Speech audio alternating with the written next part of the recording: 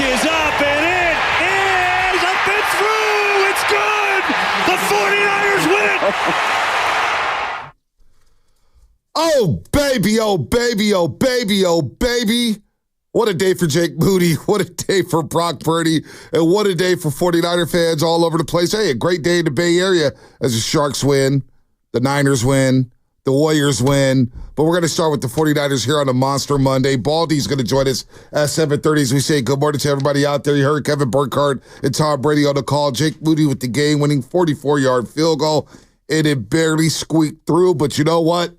It counts as 3 points as he goes 3 of 6 yesterday, and it's just up and down roller coaster type of day for the 49ers. I still don't know how I feel about him, but a win is a win, and we'll look at a glass half full here as Purdy was up and down, wasn't as crisp, but he ends up throwing for 353. Shanahan, was he on his game? Not at all times, but you know what? They get a damn win. They fly back to the Bay Area last night at 5-4, a half game out from Arizona.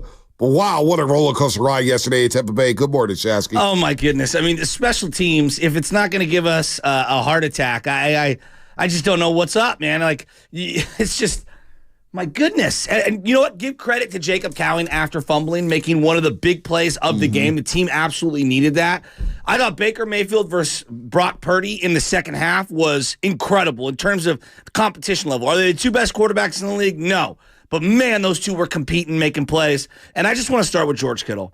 I just think George Kittle is having an unreal season again this year. And you've talked about it for about a month and a half. He's the best tight end in 49er history, and he made some plays in this one. There was one where he caught the ball over the middle, covered up, and then plowed about 4 different dudes and just gave the team life. And then that catch in the end zone, this team is stalling out in the red zone. Purdy's scrambling. He's running around trying to make plays. He points at Kittle as he's rolling to his left, and Kittle threw a perfect pass. But for Purdy made a perfect pass. But for Kittle to do the dead leg and make that catch in the end zone and get both feet down, I mean, you want to talk about just a Hall of Fame play by a Hall of Fame player who's the greatest tight end in Niner history. Like, George Kittle was just unbelievable yesterday. Well, Ricky Pearsall was great. George Kittle, but I have to start with Shanahan and Purdy because that's where the Niners go as far as Shanahan and Purdy takes them. It starts with these two guys, the head coach and the quarterback. And yes, George Kittle's having a hell of a season, a first-team All-Pro type season. The catch, the toe tap, plays street football there, 2 feet in. But Purdy made a great play of being patient and using his legs and holding the ball, waiting for something to break. But as Purdy was throwing high and a bit inaccurate early on in the game, and he wasn't as crisp, he saved his best for last. When the Niners needed a play, he made a play in the fourth quarter, a la Jacksonville. Kind of reminded me of the Jacksonville play last year where Purdy faced a blitz, cover 0 blitz, and he tosses one up to George Kittle for a long touchdown, which put that game away. Down the right sideline, just lofted it up, perfect timing. Now, they didn't score a touchdown on this play, but the play to Christian McCaffrey for 30 yards in front of a coverage bust, and you got to throw it. And you hear Shanahan after the game saying, yeah, I thought he threw it too early, but it was right on time, in the nick of time. It was an absolute dime to CMC. Purdy in the fourth quarter. I don't give a damn what happened the first 3 quarters. When you needed a play from your quarterback and you needed a throw from your quarterback, this guy, time and time again, he knows how to make them. And he made them yesterday in the fourth quarter, saving the damn season. That's what yesterday came down to. Oh, I'm totally with you. It felt like a season eliminator in the NFC West. And you know what? They survived it because the quarterback played great in the fourth quarter. Shanahan dialed it up in the fourth quarter. The defense bent, but didn't break.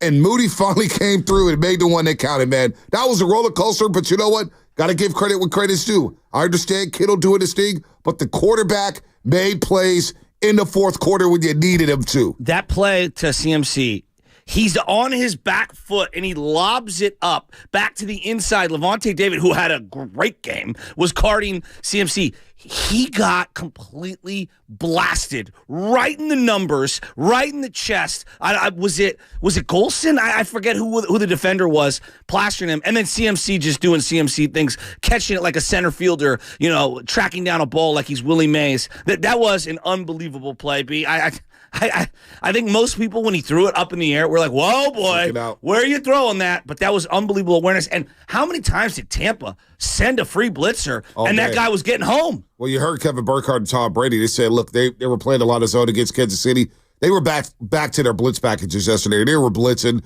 left and right, but Purdy overall, 25 and 36. And as Brady said, the quietest 353 yards passing he's ever seen. He had the 2 touchdown passes. He took 3 sacks.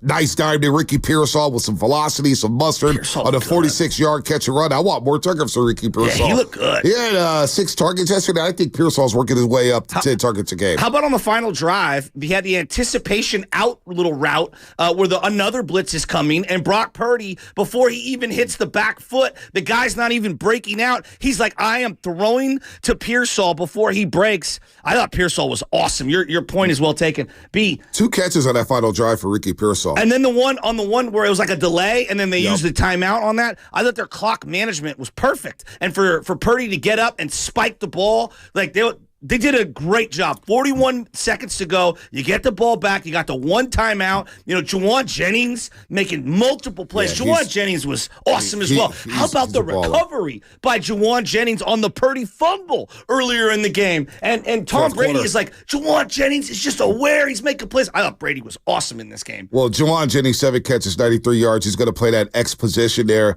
at the wide receiver spot. And look, 11 targets, 7 catches. The wherewithal of the final play to catch a pass, and everybody thought, get out of bounds, and he cuts it back inside.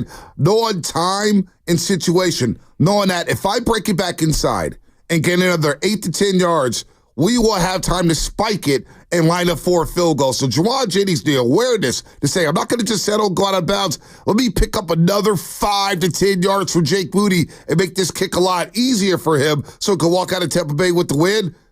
Juwan Jennings is that dude. Third Juwan. He's your top wide receiver right now alongside Ricky Pearsall. I thought Debo underneath made some nice catches in the way they used Debo yesterday. And, of course, the return of Christian McCaffrey. We've discussed this game for about 8 minutes now. Christian McCaffrey made his return. 19 touches, 107 yards. What you think about McCaffrey's return? I mean, the first play of the game was like, oh my God, he's back. Like, I couldn't believe it. To me, it was the little check downs underneath. There were about 2 or 3 of them where he broke a tackle and, it's a 3-yard gain, 7-yard gain, right? Those are the big plays. I was wincing the whole time, though. I'm not going to lie to you. Like, there was one where he was out in space where he got big chunk. I think it was a run, like a draw of some sort. And I thought he, kind of lost his footing. And I'm thinking, like, my heart stopped on multiple times when McCaffrey touched the ball. I know. I wince. I go crazy. He's a football player. He's going to play. I was more surprised, only 1 touch. And I get why, because the game kind of got out of hand in terms of running. Like, you weren't running, they were clogging the lanes. There was nothing to the outside. No cutback lanes were there. But 1 touch for Jordan Mason, 5-yard gain to the outside. He's out of the game. Garendo, 1, I believe, rush, and 1 horrible chip block where Purdy almost got destroyed. It's the CMC show. You asked me what percentage of plays he would get last Friday, and I kind of snapped back and said, look, if he's healthy, he's going to play. There's going to be no split carries. There's going to be no, hey, for every 2 McCaffrey carries, there's going to be 1 J.P. Mason. 20 minutes into the game, Debo had 2 carries and J.P. Mason only had 1. Well, what do you know? The game is over, and J.P. Mason had 1 carry for 5 yards. So when it came to Christian McCaffrey, obviously the red zone is still an issue. This season, they're 18-38 from the red zone, just 47%, bottom 5 team when it comes to converting touchdowns inside the red area. McCaffrey didn't cure that illness for the 49ers or ailment or whatever you want to say here when it comes to the red zone. But I thought running the football, 13 carries, 39 yards, you could see where the Achilles is going to be a problem. How so? I didn't see the quick, there was a couple plays in the run game where he did he had a 13-yard gain, he had a couple 8-yard gains, where I thought, the McCaffrey would have broke that for 30. Oh, yeah, I get you. It felt like the jukes was a little stiff. It felt like he was more of a workman-like running back than the quick, shifty, short area quickness. Let me get in and out of my cuts, and that's to be expected. Bilateral Achilles tendonitis. So I don't think he was as explosive in the run game. Now, you need him because of his third down blitz pickups, his pass blocking is still excellent, his hands are excellent, but we're not going to see the McCaffrey we saw from the season ago. And how could we with bilateral Achilles tendonitis? it's just not going to be the same. Well, so I guess like to your point about breaking up the touches and whatnot, like watching the game, I wasn't like, oh my God, they got to get Mason involved, because I just felt like Tampa was all over, like they were crowding the line of scrimmage. I didn't think anyone was going to be effective running the ball. I thought Levante David and the defensive line was really, really good in this one. And they did a great job mixing up their blitzes and sending free rushers.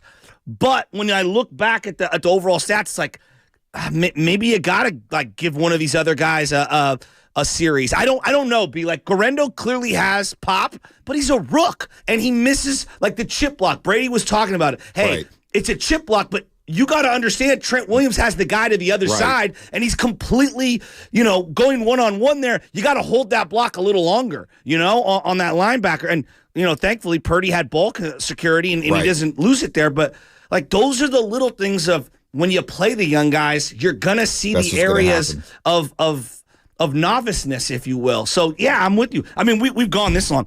B. I don't know what the hell is going on with the special teams. Ronnie Bell made a hell of a play early in the game. Ronnie Bell, I know.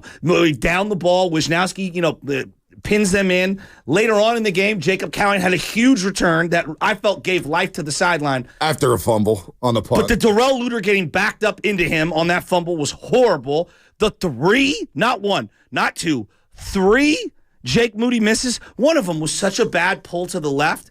And then like Debo and Tabor Pepper going at on the sideline. There was a moment in my mind, and you're talking about like coming out of that game, I was thinking, this is not good. I'm not saying fractured locker room. That's going a little too far for me. Look, if I was one of the people on offense or defense, I get being livid with special teams. You got to feel like they've cost you at least 1 or 2 games this year. Spadoni, pull up the Jerry Rice from a few weeks ago. Like, I get it. Fighting on the sidelines because we're at the very bottom. All right, Jerry Rice, after the Kansas City game, when they're down 14-12, and they throw a pick and they lose that football game going away, Jerry Rice joined us the day after the Chiefs loss. And here's what Jerry said about that loss. And he says something that reared its ugly head yesterday down at Tampa Bay. Back in the day, I'm going to be honest with you. If we played like the way we played yesterday, we would have probably been swinging on each other on the sideline. We would have been fighting each other. That was that was not 49er standard right there. I would say probably what we would do is just simplify everything, go back to route running, go back to where, Brock Purdy is feeling a little bit more comfortable back there in the backfield, where he can see the lanes where he wants to throw the football and stuff like that. And let these guys, earn their money, man. These guys are professionals. So Jerry early on in that answer was talking about just fighting and getting into each other's face, heating people up, showing that you care. And then he starts talking about the wide receivers. Well, yesterday, Debo Samuel, after Moody missed his third kick, Debo gets on the football field. And he has some words for him. And Tabor Pepper started to be a good teammate and said, hey, Jake Moody's all right, man. Leave him alone. And Debo said, to hell with you. And he basically just judo chops him to the neck. And it just walks away and shows no respect.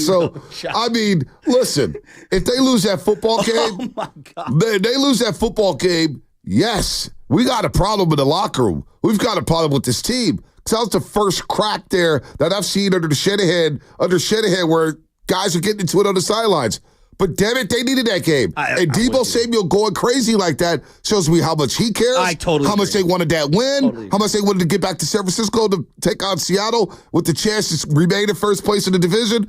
I understand where Debo was coming from, and I understand where Tabor Pepper was coming from. You need some friction. It's hot. It's 90 degrees. You're sweating bullets. It's 90 degrees in Tampa Bay. It's hot. You're on the East Coast. It's humid. You're in your red jerseys. You're desperate for a damn victory. You're coming off a bye week. Our pets' heads are falling off. Purdy's going out there going, you know what I'm saying? We needed that. And Jake Moody nails that kick, and I'm glad they shed ahead in the locker room, gave him his props after the game, saying, you know what? That was a testament to mental strength right there. He goes right down the middle, and I'm thinking, Shanahan, I thought that was a miss the whole way. Tell me you didn't think the Moody last one, and thank God he hit it, but tell me you didn't think watching it that he pushed it right. I mean, did you not think that? I was thinking, can we go one more play? Oh, my God. Well, on the 4th and 6th that he doesn't go for it, and he trots Moody out there for the 50-yard field goal, I'm thinking, Shanahan, what the hell are you doing? Well, he's not going to make the 50-yarder. Early in the game, they passed on the 57-yarder on the first drive, Right. and I'm like, well, wait a minute, like, why are we not going for this? Maybe that was his distance in pregame warm-ups. It was just 50, 52. Well, the crazy thing is this, is that we do have a kicking problem. Like, anyone who says we don't, you're full of it. Like, Carlson and whatever the other guy's name was who got hurt, and he's on IR, those guys didn't miss a kick in the absence of Jake Moody. Well, Carlson missed a point, extra point. Yeah, extra point, but not a field goal. Not a field goal. So, look, Carlson was drafted in the same draft as Moody. I'm sorry, man. Like, they got problems on special teams. This is a huge issue. Well, you're not going to cut a third-round pick. I didn't say they were going to cut. You're not going to cut a third-round pick. You're not going to do that right now. I get it. He woke up in the nick of time, and he made a kick. Thank God. On the season, he's 16-20 on field goals. All right, let's just – I know yesterday was bad. It was bad. 3 of 6. He's shaking left. He's shaking right. He's rattled. I mean, Taylor Pepper's getting choked. I mean, whatever. The fact is, he's 16-20. He's 16-20 this year. So you know what? Do you trust him? I got no choice but to trust him. All right? What else am I going to do? I've got no choice. If they lost this game, there were 3 images in my head that were going to happen, like for the remainder of the season. It's the Debo, whatever the thing was to underneath the judo face chop. mask. I don't know I what love he the did. judo chop. I didn't even think of a judo chop. I don't know what the hell it was. And then it's Bosa holding the arm of God. Baker Mayfield as he's scrambling to the sidelines and then ripping a throw for a first down. And then it's Leonard Floyd not wrapping up Baker Mayfield. Can we tackle Baker Mayfield? Nick Bosa, if I watch you crash down, Baker was never going to keep the read option play. And he did. He had a big sack in this game. And the defense did get some big stops. They got some big stops. I know. How about the end of the game? The end of the game, they could have lost the damn game. Where they're getting penalized left and right, pass interference, late hits. When Bosa is holding his hand like he's walking him across the street, every Niner fan is like, Bosa, we're giving you $120 million. Make a play. Look, listen. I know everybody's going to watch the Detroit game or say Detroit's the team to beat in the NFC, and right now they are. But it's November 11th.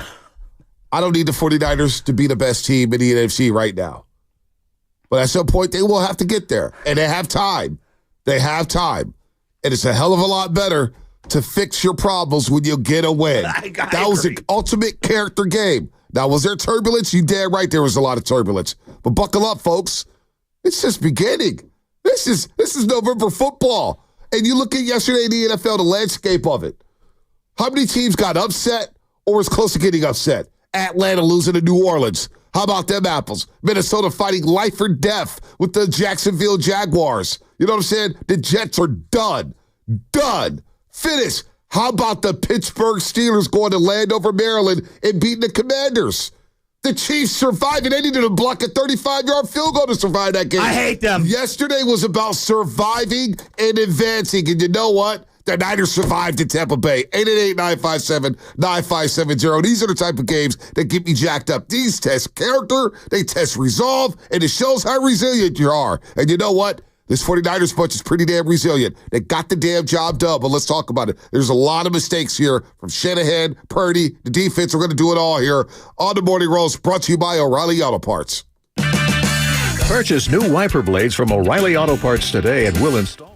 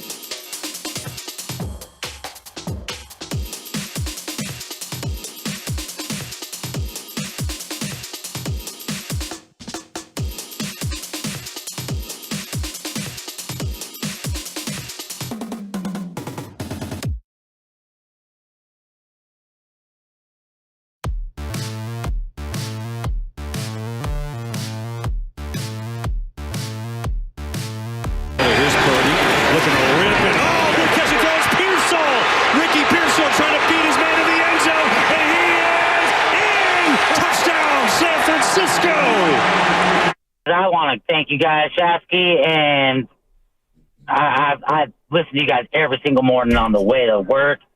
You guys make my morning drive way better. What a win yesterday for the 49ers. Shout out to our friends at Floyd Water Plumbing and Drain. If you're going to call into the roast, you better bring it, because if you don't, you will be flushed. Brought to you by Floyd Water Plumbing and Drain. You get the Warriors winning at OKC. We'll touch on that because Jason Kidd will join us at 9 o'clock, the head coach of the Dallas Mavericks, as we brace and buckle up for the return of Klay Thompson. Got the great captain hats are given out tomorrow at Chase Center. 18,000 strong will receive a Klay Thompson captain's hat. Can you put that back on your head? Yeah, what size head do you have? Well, the strap's tight right here. It's I'm aware. Both can be true. The strap is very tight. What size head? Wow, you're all the way at the end. Yeah. Are you an 8? Yeah, I am an 8. Really? Bruce Bochy. Wow. I'm Bruce Bochy. You and my Uncle Jim, just bucket heads. Just bucket heads, getting bigger and bigger. A lot of knowledge in his head. 8? You're a size 8. Wow. Well, no, I could go 7 5/8, but that's 8 feels a large comfortable. dome. 8 feels comfortable. What? 8 feels very comfortable. Especially when you grow some hair. So the Klay Thompson hat, everybody's going to receive a Klay Thompson hat. Those are so cool. And at some point, everybody's going to have them on, so you get there on time for tip-off. Everybody puts their Klay Thompson hats on. And at one point with the video tribute, everybody's going to take off their hat and salute in the direction of Klay Thompson, give him a 10, 20, 30-second ovation. And then once the ball tips off, it's showtime. It's time to go kill the Dallas Mavericks. Time to go take it to Klay Thompson, Luka Doncic, and Kyrie Irving, and rack up another win here. So it's going to be very fascinating to see what happens tomorrow. Get more details on that as Klay Thompson returns to the Bay Area. But we're on the Niners right now. Baldi's going to join us today because tomorrow Klay Thompson Day is going to basically take over the entire show. But Baldi joined us at 7:30. He was in Tampa Bay for this topsy-turvy roller coaster type of ride the 49ers went on yesterday. 888-957-9570 is the number. What's your feeling about the 49ers now? Do you feel better about them? Do you feel less about them? How you feeling, Niner fans, about this win? It wasn't pretty. It wasn't pretty from the head coach. Wasn't pretty from the quarterback. Wasn't pretty from the defense. Wasn't pretty from the offensive line. Wasn't pretty from McCaffrey. But you got a dub against a tough Tampa Bay team. Yeah, look, that team had come into that game losing 3 in a row, and Tampa Bay was on a short week. It felt like they were fighting for their season and their lives. And so to put a team like that away, with all the self-inflicted issues that the Niners had, look, I'll just take it. Like, your point about surviving in advance is exactly how I feel. Because had they lost that game, it truly did feel like one of those, season is over, like type of moments. And I know that I was like going over the top on Friday, like, hey, but this is the way I felt going into the game. That's a must-win game. And almost all of them are down the stretch because it's the NFL. But where the Niners are at, you got to keep pace with Arizona. Yeah. And right now, it's not looking good because Arizona is looking good.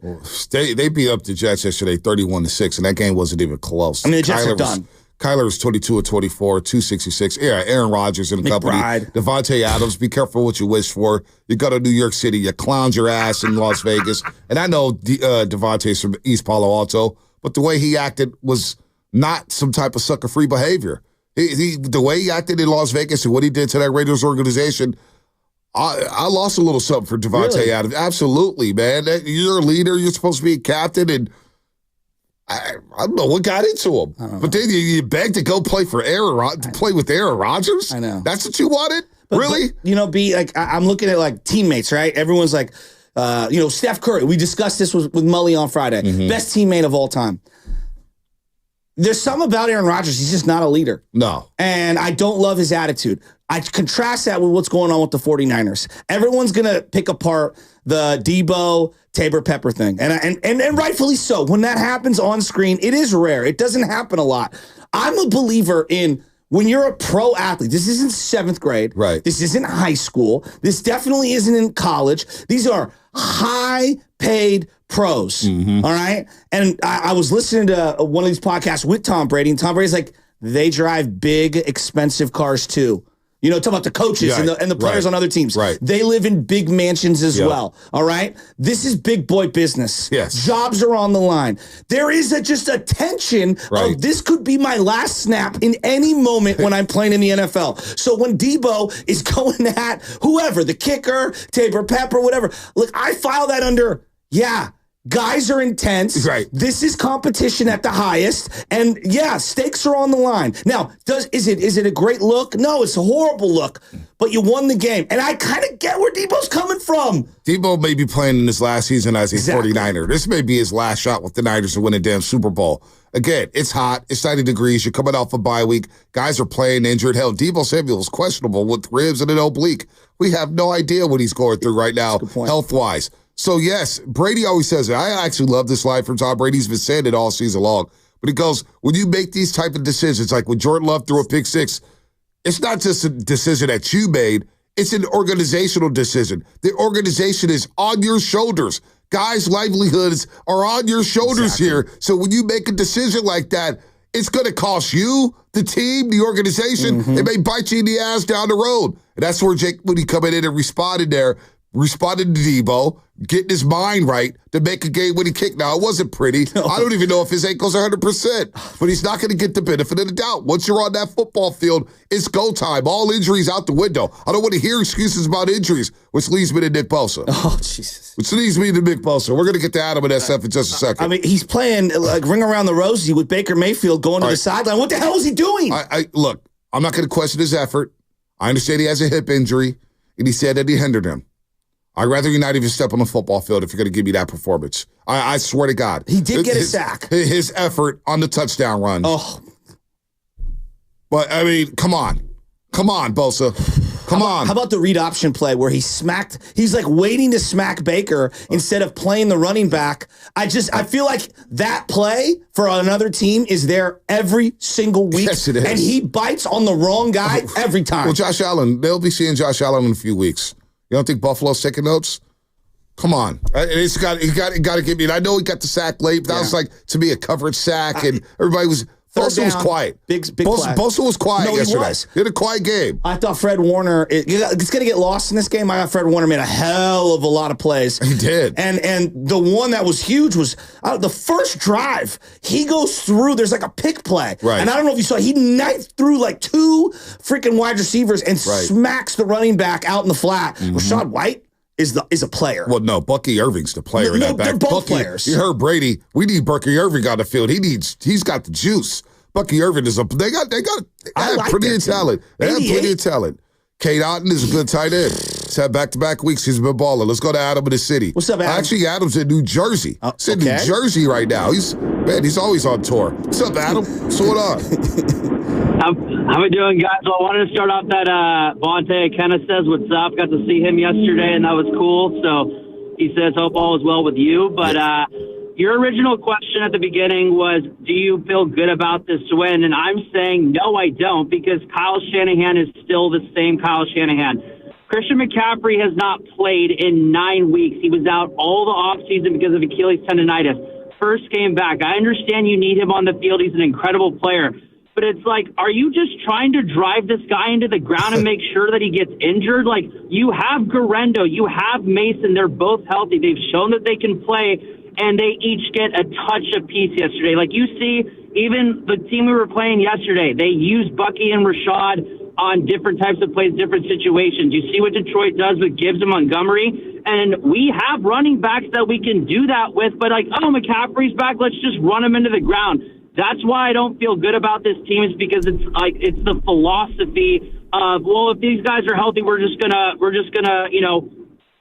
drive them into the ground. And it's like, that's not a good formula for the rest of the season. And then, special teams, it's just like, are you guys ever going to fix this issue? It's not good. And the last thing I had is just a question on a rule. When Bosa had Baker Mayfield's arm, if he drops down, is that a hip drop tackle? Because I don't understand why he didn't just fall to the ground and pop his arm out, honestly. Well, yeah, it was one of the stranger plays. I can't wait to ask Baldi about it. But to Adam's point, 888-957-9570. You like Adam? Do you feel good about the win yesterday? Can you feel good about a win yesterday with the Tampa Bay team that was shorthanded? Now, running back splits. I'm going to go Stephanie Sanchez. She does a lot with the 49ers, 49er content, 49er K-Pod, Steph Sanchez. The running back split. She just posted it. I retweeted it. Christian McCaffrey, 56 snaps. Jordan Mason, 3 snaps. Isaac Garrido, 3 snaps. McCaffrey played 56 snaps with bilateral Achilles tendonitis. And so to your point, we're kind of getting into it Friday. You're asking me, you don't think he's going to split? I said, the Shanahan, what more do we need to see with the Shanahans? The Shanahans have been part of the NFL since the late 80s, all right? Mike and the lineage down to Kyle and Bobby Turner, his longtime running back coach. This is what they do. But let me They run their running backs into the ground. That's what they do. I feel like I've covered every single inch of the full circle. I actually will defend Kyle in this one because forget the actual snaps. I'm just going touches and things like that. Like, I wasn't sitting back like need more Jordan Mason in my life in that game. I just, as the game kept progressing, I felt like they couldn't run the ball, and I didn't see a series or a spot where I was like, yeah, take CMC off the field. Right. And I'm being a hypocrite because I'm the one who says you got to carve out time for Jordan Mason. But like watching that game and it's a must win, like, no, I'm sorry, like CMC's got to play. Well, I mean, I kind of defend Shanahan. 90 degrees, and you got a guy coming back off of bilateral Achilles tendonitis, and you give him 56 snaps, and Mason and Garrido combined for 6. All right, more coming up here. Oh, unbelievable. 56 snaps is out of control by Shanahan. Whatever. I'll be here for it. By the way, Klay Thompson, as we just mentioned, is coming back to the Bay. The Mavs will be at Chase Center tomorrow night to play the Dubs, and we will be celebrating his return by wearing Captain Klay hats. You see me with it on right now, the Captain Klay hat, and by giving away 3 Klay Thompson jerseys. We're going to do one during the morning roast in the 8 o'clock hour, one during Steiny and Guru during the 12 o'clock hour.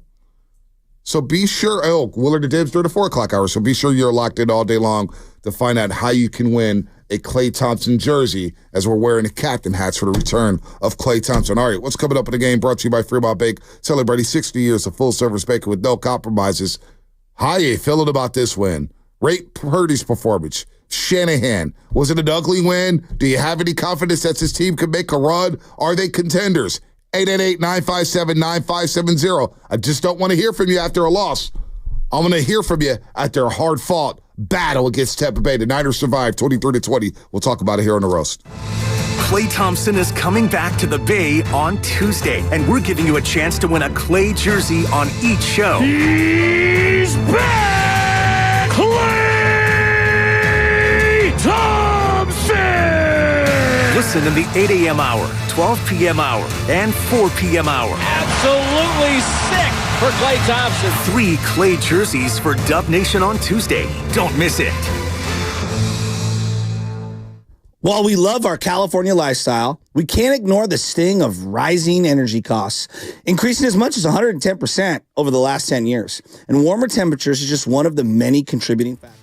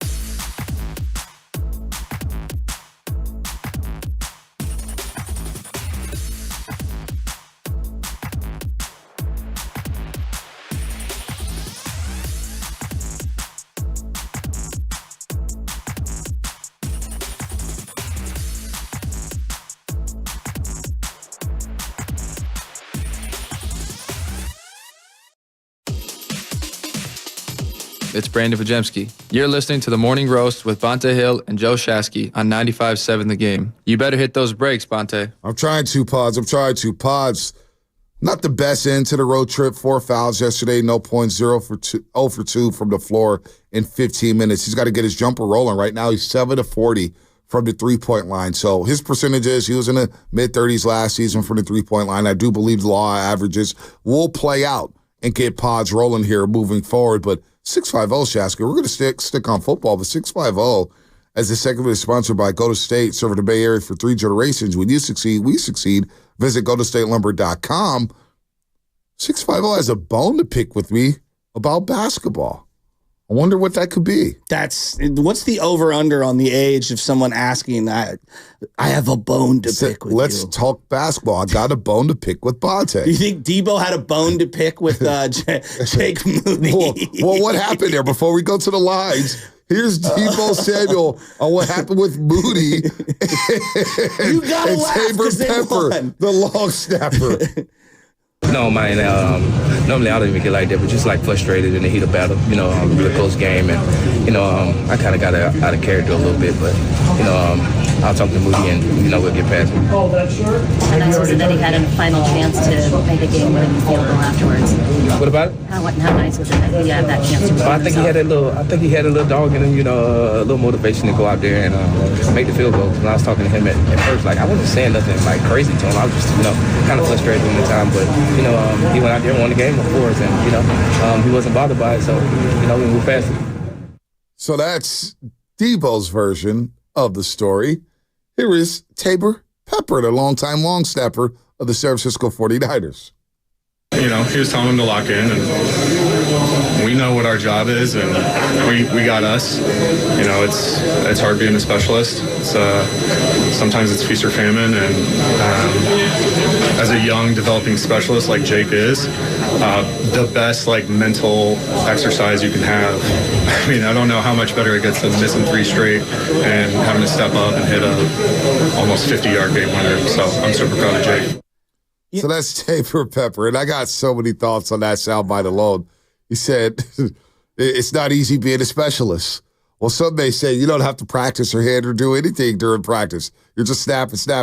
Now, it's not an easy job. I'm not going to sit here and poo-poo on kicking field goals from 50 and 55 and punting and snapping. I'm not going to sugarcoat it. I'm not going to say that. Sit here and do a sugarcoat job. I'm not going to sugarcoat. I'm not going to say it's easy, and it is feast or famine. But the casual fan sees that, hey, you don't practice much. You're basically chilling. You play about 7 snaps a game. We expect you to do your job at a high level.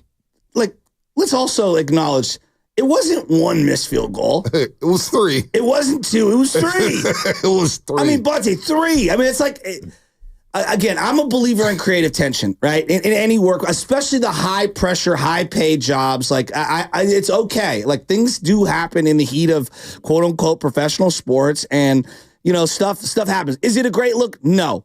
Right? Do I think Debo's the worst teammate of all time? No. But yeah, of course. Ideally, I wouldn't want my, high-paid wide receiver going after my kicker. But also, kicker, make a kick. I kind of get it. Make a play.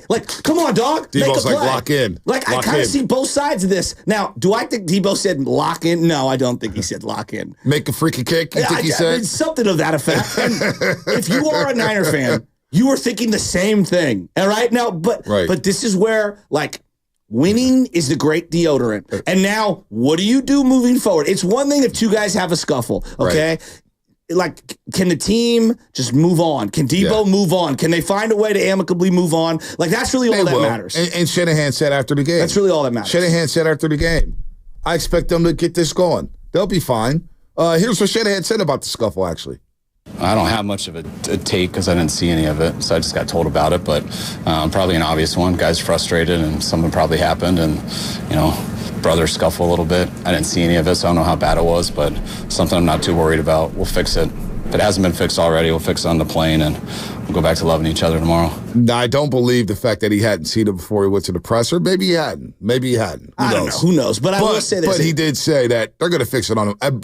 But at least the plane ride, by the time they landed in San Jose last night, It was fixed. It was bygones be bygones. We won a game. Yeah, I'm sure on that one. Now, from Jake Moody's standpoint, if you've ever played sports and like you're making mistakes, baseball, you're making errors or you're grooving pitches or whatever it is. And basketball, you're just missing shots. You can't defend someone. And someone comes over and they're like, come on, man, make a play or whatever. It's like, you don't think I'm trying to make a play? You think I'm actively trying to miss? Like, but sometimes you do need to be waking up that way. And trust me, we've all had that teammate that lets you know when you're struggling. So I just think this is what again, it's not ideal, it's not a great look, but to think that this doesn't happen in the heat of battle, that's naive. Yeah, I think it's naive. No doubt. You could be the Dallas Cowboys, where CeeDee Lamb is talking about how the Cowboys need to put up curtains in the stadium. And Jerry Jones, this is funny. Jerry Jones after the game was like, we do know where the damn sun's going to be at our old stadium. Then he goes, why not put up, somebody asked him, why not put up curtains? He goes, well, let's just tear the damn stadium down and build another one. You kidding me? But you know, it's funny though. It is funny, whether it's Levi's, whether it's Dallas Stadium. How do you spend billions of dollars to build a stadium and not think of the basics? Yeah. Like, I don't know, maybe we should cover our sidelines from getting blasted with scorching hot Santa Clara heat during the September and October months. I don't know, maybe we shouldn't have glare as our wide receiver is coming across the end zone. Ain't nothing you can do about it. A simple pass. Like, how are you spending billions on this and you don't think about these things? Well, Lamb said, they asked him, would he be in favor of curtains? He goes, yes, 1,000%. Will he bring it up to Jerry Jones? He goes, I mean, y'all are doing my job right now. So Jerry Jones, loser, bro. I love. Hey, so anyway, that's what's going on with that. Let me see. There was something else I saw. 925 Bonte, can you snap or kick it? Can you snap or kick it? Give that hat to Joe. It's too small for that big head. So that's the 925 trying to make a joke. Now, quietly, Shasky, my second year playing Pop Warner, junior mints in San Francisco Seahawks. Coach Greg Isom, Coach Paul Berger, I hope you guys are doing well out there. I was a long snapper. I snapped out punts. I snapped out field goals. It was a very tough job. A lot of ducks, a lot of quacks, a lot of wobbles. Snapping the shotgun.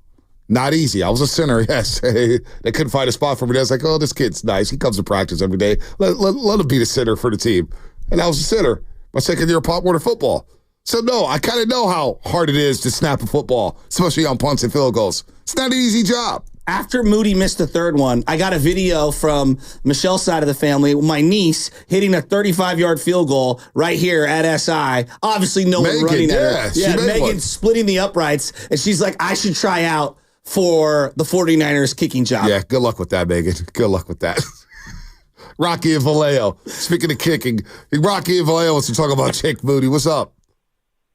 What's up, man? What's up? Okay, so here's my take on Jake Moody. When they first drafted him, they said, hey, this guy has a big leg. You guys remember last year, obviously the kickoff rules were different. This guy could hardly get touchbacks last year. Obviously the rules changed this year, so he can get it to the point where we get some touchbacks now, but now he's missing field goals. This guy is a third-round draft pick. He missed the extra point in the Super Bowl. He missed that field goal against Cleveland. Obviously, he missed the kick against the Rams. Missed 3 kicks yesterday. You know what? This guy is basically, for a third-round pick, he's a bust. He's a bum. The other 2 kickers. Wait, Rocky, real quick. I'll let you cook. Did you feel like that in the Super Bowl when he made the 250-plus yarders? Did I feel like that? Yeah, because he still missed an extra point. If he makes that extra point, it's a whole different ballgame. But he made the 50-plus yard field goals, right? He's only missed 4 field goals this year, 3 yesterday. This is actually not bad. Yeah, 50, Bonte, you know this better than me. 50 is the 40 from the 90s. You're supposed to make a 50 now in this day and age. I hear you. These kickers are. Look at the Chiefs kicker. I forget the guy's name, but man, that guy is a beast. We drafted this guy in the 3rd round, dude. Okay. Harrison Buckner. Yeah, no, I hear you. So you want to cut him, Rocky, and Rocky's got. He just wants to cut Moody. Well, anybody want to cut Moody? Because it's not going to happen. You can want what you want to. You want to try out. This guy's got a good leg. He's got a good leg. He's got a strong and powerful leg when it comes to field goals. First game back, What do you have? Swollen ankle, high ankle sprain because your coverage team can't tackle anybody. Let me defend this position.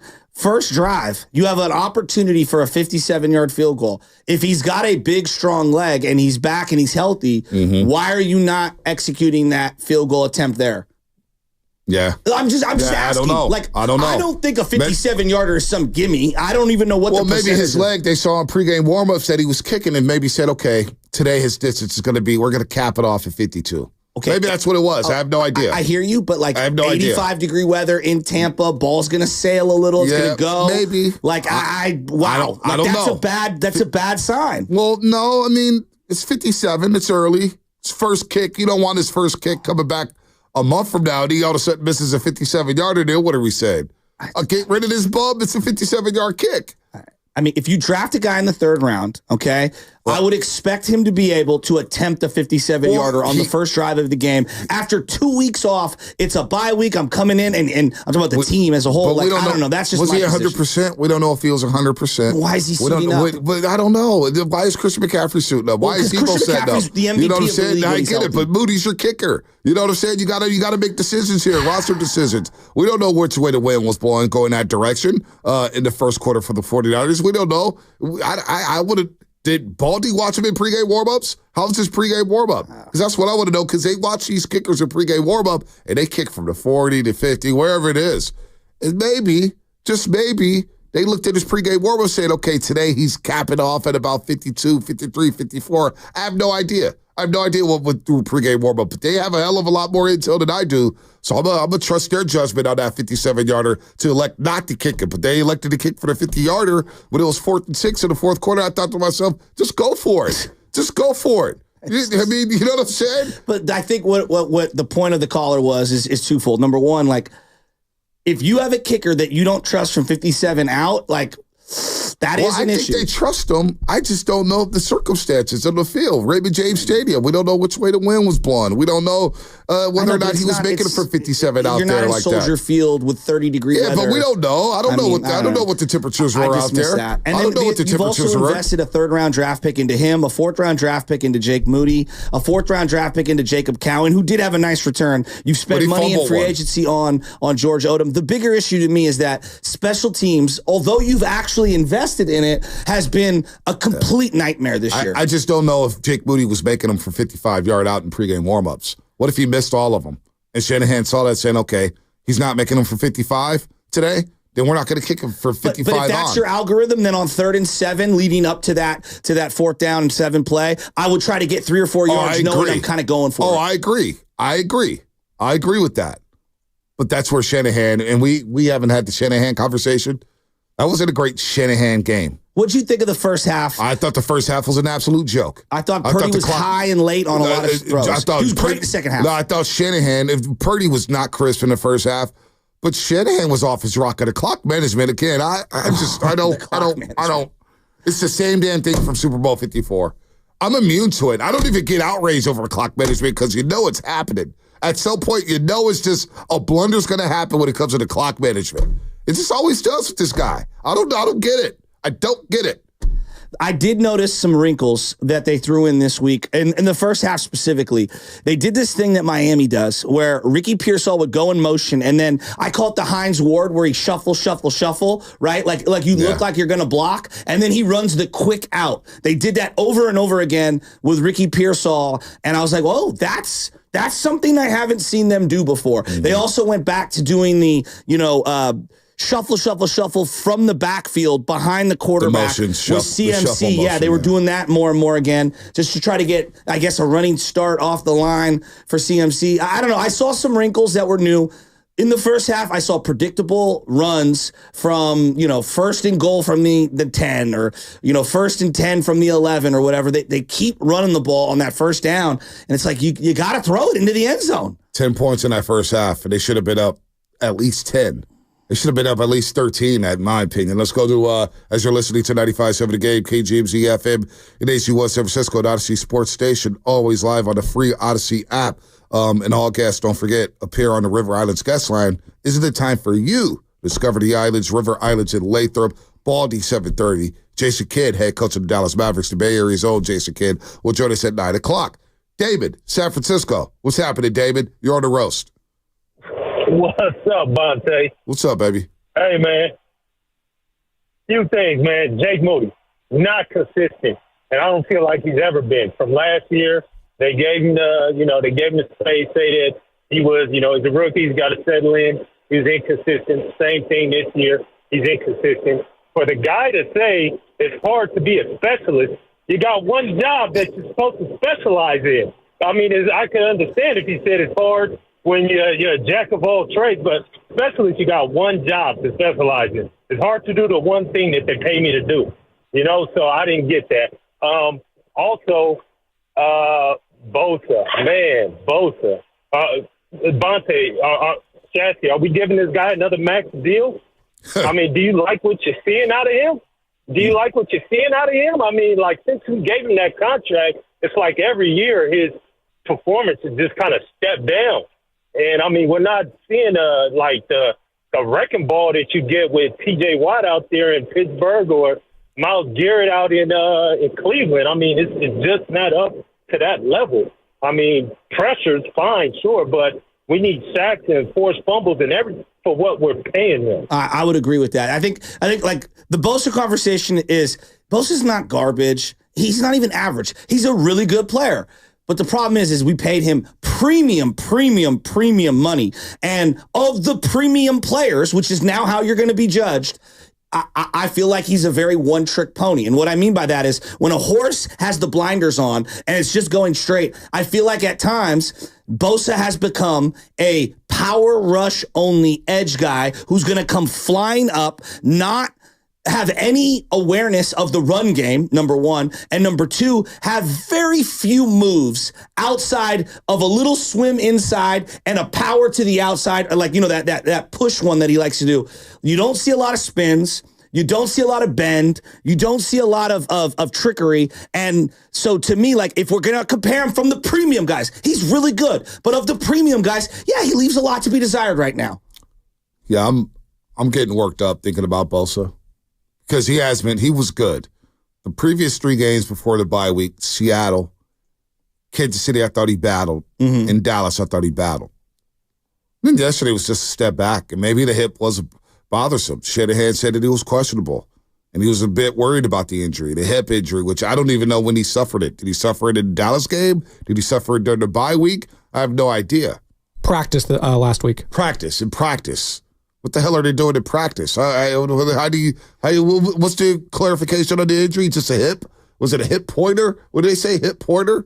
I don't know how the hell you do that in practice, but this is why you can get. That's why I tell NFL player, I'm with NFL players getting paid because you never know what can happen. The guy's hip pointer in practice, Nick Bosa, go figure. I know, hip pointer in practice, and so I'm not making an excuse for him. You know how I feel about him. When you get paid top dollar like that, you hold out, you make all the excuses in the world, you start throwing defensive coordinators under the bus, then I don't want to hear anything. All I want to do is see production. And right now, 5.5 sacks is just not productive enough.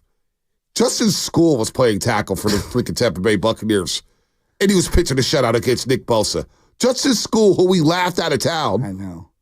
Was pitching a shutout against Nick Bosa. It's hard to not see, like, as you see big Tristan Wirfs, who's a monster, and just stymieing him on the first drive, like, seeing him hobbled walking off the field, every Niner fan was like, oh, no excuse for Leonard Floyd and Nick Bosa. And Leonard Floyd has been, I mean, he's making a fraction of what Nick Bosa did. He's been a huge disappointment. I mean, huge disappointment. Huge disappointment. But I need Bosa to step up. Number 97 has to be dominant. What happened on that play with Baker? I've never seen anything like it. His arm. I've never seen anything like it. And you know what, to Adam's point he called in earlier, I don't know if you drag him down that they'll turn that into some, like, hip tackle drag, but you got to do something. You cannot let him get that throw off. Right, just stop him in the tracks. Hold his jersey. Something. I've never seen that. It's the quarterback. I've never seen that. It's like when you play a flag, you play a 7-on-7 flag football. And then what is this? Hey, I got your flag. Hey, you're down right here. What the hell was that? Was it a first down throw too? No, it was 4th down, 4th to 7, wasn't it? Yeah, no, I'm saying he threw it for a first down. For a first down. Back to the inside of the field, and then later on in that drive, Leonard Floyd did the same thing. Yeah, I know. It was Leonard Floyd. Like what? That guy gets so upright, and he has no bend either. They need a bendy, fast fast, twitchy speedster. That is the template that they have been. They cannot find someone opposite Nick Bosa to save their life. Baker Mayfield is listed at 6'1", 209 pounds. Nick Bosa, he's 6'4", 266. That was inexcusable. Like, that's not Cam Newton. That's not Anthony Richardson. And drag that guy down. And Baker spun out of multiple sacks. Yeah, no, he did. Sacks. Baker was solid. Baker was solid yesterday. He threw for 120, and he didn't have a great game. He had a great game. Let's go to J-Dub in Union City. J-Dub, what's happening, baby? Fellas, good morning. How we doing? Oh, man. I'm doing all right. Got some wins yesterday. Yeah, y'all did. OKC, the win in OKC. I think the Sharks won on the road, too. Of course, the Niners. Congrats on the way by winning a game where your kicker misses 3 field goals. I don't know what that feels like. But anyway, I feel like this is pretty interesting, right? The whole thing about specialists. The reason why I say it is because, obviously, like, for one, I was actually a long snapper in high school. So there was that. But then also, being in certain locker rooms, that's how players feel, right? It's like, oh, specialists, you have one job, and you kind of merge all specialists together. Because my thing was, it wasn't a bad snap, or were any of the kicks that Moody missed, were they bad snaps? No. Well, then why is Pepper the one getting hit, right? Like, that's what I'm saying of, like, it just feels like that's how the life of a specialist is. Whenever you're on a team, hey, you have one job. That's all you have to worry about, focus about. Like, I'll even give you this little quick story. There was one time, I was on a team in the summer, and so we're doing conditioning, right? And so a lot of times you break down your conditioning groups based off of what your position group is. So you go like, hey, skill group, all right, hey, we got this running today. Big skill, you have this. Line guys, you have this. And then we got to the specialist, and it was, specialist, just start running. We'll tell you when to come back, right? Like, that's kind of how they get treated, but I felt like that was the epitome of that whole situation of there weren't bad snaps by Pepper. I mean, I feel like, I think Pepper, sorry, but like they weren't bad holds. I don't know if many Niners fans can even say who the holder is. And I'm not saying that as a bad thing. It's just like you don't know them until you feel like you need to know them, and that's when something bad happens. I think Tabor was defending his guy because Moody was the one, I think, being attacked verbally, whatever. Attacked is a very loose term here, by Deebo Samuel. I don't know. I just think this is heat of the battle. You didn't miss one, you didn't miss two, you missed three. And this is a team that's fighting for its life as a season. And to Bonte's point earlier, this could be Deebo's last year. Could be his last year. I mean, maybe he got indications last week that they were, a step away from trading him. We don't know. Look, Baker did get the ball out quick. Tabor, we're going to talk about everything. This was a roller coaster ride, man. It was a roller coaster ride, but you know what? They survived. And I dare Niner fans to look around the league. You look around the league this week. Baltimore had to come back for dear life against Cincinnati. Carolina beats the Giants. Kansas City needed to block a 35-yard field goal as time expired to beat the Denver Broncos. Pittsburgh goes into Washington and beats the Commanders. The Vikings win 12-7 in Jacksonville. 12-7 in Jacksonville. Three picks for Darnold? Yes. New Orleans beat Atlanta. The Saints, who have nobody playing, and they're trading everybody away, beat Atlanta. Buffalo had their time with Indianapolis. The Patriots going to Chicago and beat the Bears. Yesterday was a dog-eat-dog world, dog, in the NFL. It was. It's survival of the fittest, baby. That was nasty. It's a dog-eat-dog world in the NFL. I love that song. And for the teams to separate themselves and get it, the freaking Lions threw 5 picks and somehow won the freaking game. Win and survive. That's the name of the game. So I'm going to celebrate this win. It's a big one. 5-4 Niners, 23-20 over Tampa Bay. Duke and San Bruno will get you on the other side. We got a break. My name is Tad Al. Y'all know who I am. Hey, man, we're not hitting the break, but I don't give a damn. We're talking Niner football. Dramatics. When our team wins, our listeners win. If there is a win on Sunday, be sure to tune in around 7:30 for your chance to win in Jersey. Guess what? The Niners won. That's right, Lelman. We're late on the break. Don't smirk. It's on us. Presented by Habba's Law, because Habba's Law always puts people in the best position to win. What's coming up on the game brought to you by Safeway, Duke and San Bruno. Baldi, 7:30. We're rolling on the roast. Do you believe? Head to Safeway this week for this digital deal for members. Free Signature Farms turkey.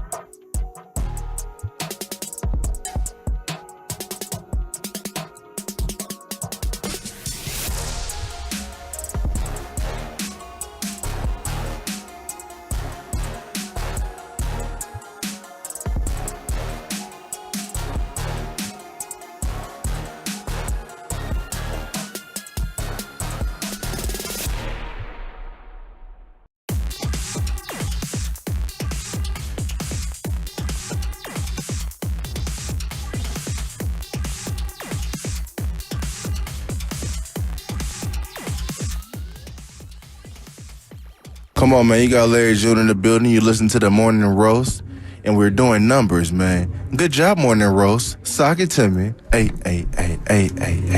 Yee! All right, Larry June, got you back in the building. Hopefully he's there tomorrow for the return of Klay Thompson as he's coming back to the Bay Area. His Mavericks will be at Chase Center tomorrow night to play the Dubs, and we'll be celebrating his return by wearing these Captain Klay hats. That's right. Let me put mine on. Ooh, fits perfectly. This is a nice little hat right here. And what's going to happen is this, folks, when you attend this game. Now, let me add that we're going to give away some jerseys tomorrow in the 8 o'clock hour, 12 p.m. hour, and the 4 p.m. hour. So make sure you're locked in all day to win a Klay Thompson jersey. And Golden State Warriors Klay Thompson jersey, of course. But what's going to happen tomorrow at tip-off, basically, or right before tip-off, is everybody in the crowd who receives this hat, all 18,000 plus, will receive a Klay Thompson hat. And what's going to happen is, right before, or there's going to be a video tribute or whatnot, but what is going to happen is everybody's going to take off their Captain Klay hat, take it off, and we're going to salute it. We're going to salute in the direction of Klay Thompson.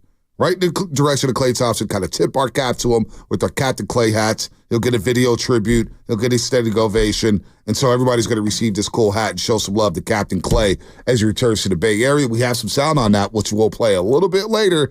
As Klay Thompson, I'll preface it by saying he just thinks it's another day at the office. We'll get to that a little bit later, but it'll be a lot of love for Klay Thompson, and then the ball will tip off, and guys like Draymond Green will look to run through his chest and get a win over the Dallas Mavericks in the Emirates NBA Cup. The Emirates NBA Cup, which begins Tuesday night. And all the NBA referees have Emirates now on their uniforms on the back and whatnot. A lot of money. Today is also, I know we're going to have Baldi here in a couple of minutes, but today is Veterans Day. It's a veteran holiday. Yeah. I forgot. Wait. You know it's a holiday? Why are we working? Because everybody else is off. Because this isn't work when you're, How do you like that, Mr. coming in on a Monday for a Niner game. Oh, waking up at 4:30? Honoring all of the military individuals that have volunteered and put their life on the line. So thank you to all the veterans out there. Thanks, vets. Originally started because of World War I, excuse me. Thank you to all the veterans out there. Like, salute to you guys. Yeah, you make doubt. this country what it is. Man, I love that. I love that. Happy Veterans Day. Do we get to bank home a holiday, though, for later on? Like, for working this day? I don't know. We get to bank in They call it rolling holidays? Rolling holiday. Maybe I just take a random Wednesday off one day. Maybe take some random holiday off next week, and they bring Carlson back. You need Jake Moody. He's missed 4 kicks on the year, 3 yesterday. You need Jake Moody. Well, Sebastian Janikowski was a guy. No, I'm asking. He was out loud. inconsistent as hell. No, but he had a huge leg because Moody does have a quote unquote booming leg. Like, that was the whole sell job on Jake Moody. The Seabass era, because I wasn't a Raider fan, but I just from afar I was always fascinated by him. Obviously lefty. Was he just he was good from 60 plus, but anything inside he was all over the place? 50 plus, he was damn near money every time, but it was those intermediate ones where you felt like it's kind of similar to Jake Moody, actually. Those intermediate ones where it's just 46, 47. I was like, I don't know. I'd like in the Super Bowl, I felt more comfortable hitting him the 55 plus ones. Too. I was like, yeah, he's got these. But it's those chip shots that are you're even seeing with Justin Tucker a little bit lately, where it's just and a caller made the point, the 50-yarder plus this season, I think, is the most ever, most makes ever in a season so far for kickers kicking 50 yards or more. But below that, I feel like it's not where it usually is. I need to look into that. I'll get you guys the numbers. Yeah, Janikowski is very inconsistent. He'd drive you crazy. Great leg. Remember, what was he? A 3rd-round pick too, right? He was a first-round pick out of Florida State. First-round pick. Him and Brady. First-round pick. He was in the same draft for Joey Porter, right? Yeah. Not Joey Porter, Jerry Porter from West Virginia, the wide receiver. Same draft as Brady. Sorry. Right. Yes. Yeah. So Janikowski was this. So I'm not here to say cut Jake Moody right now. Let's see how this plays out over the next month. Let's see how it plays out over the next month before we start cutting kickers and cutting players around here. Tony Santa Rosa. Tony, what's happening? Hey, good morning, guys. Good morning. Ask you, are you wearing a sweater from Homage? Oh, yeah. Okay, I got that same one. That looks nice on you. Thank you. I just wanted to say, as far as Debo. I don't care about the whole Peppers thing. I understand it. Peppers flaring, but just because you guys are, you guys see everything. Does Debo just not look as explosive as he used to be? Just even the little plays out of the backfield and the little packages and special plays and stuff like that. I thought he had a big play in the second half. You guys? No, I thought he had first off, they did the end around early in the game.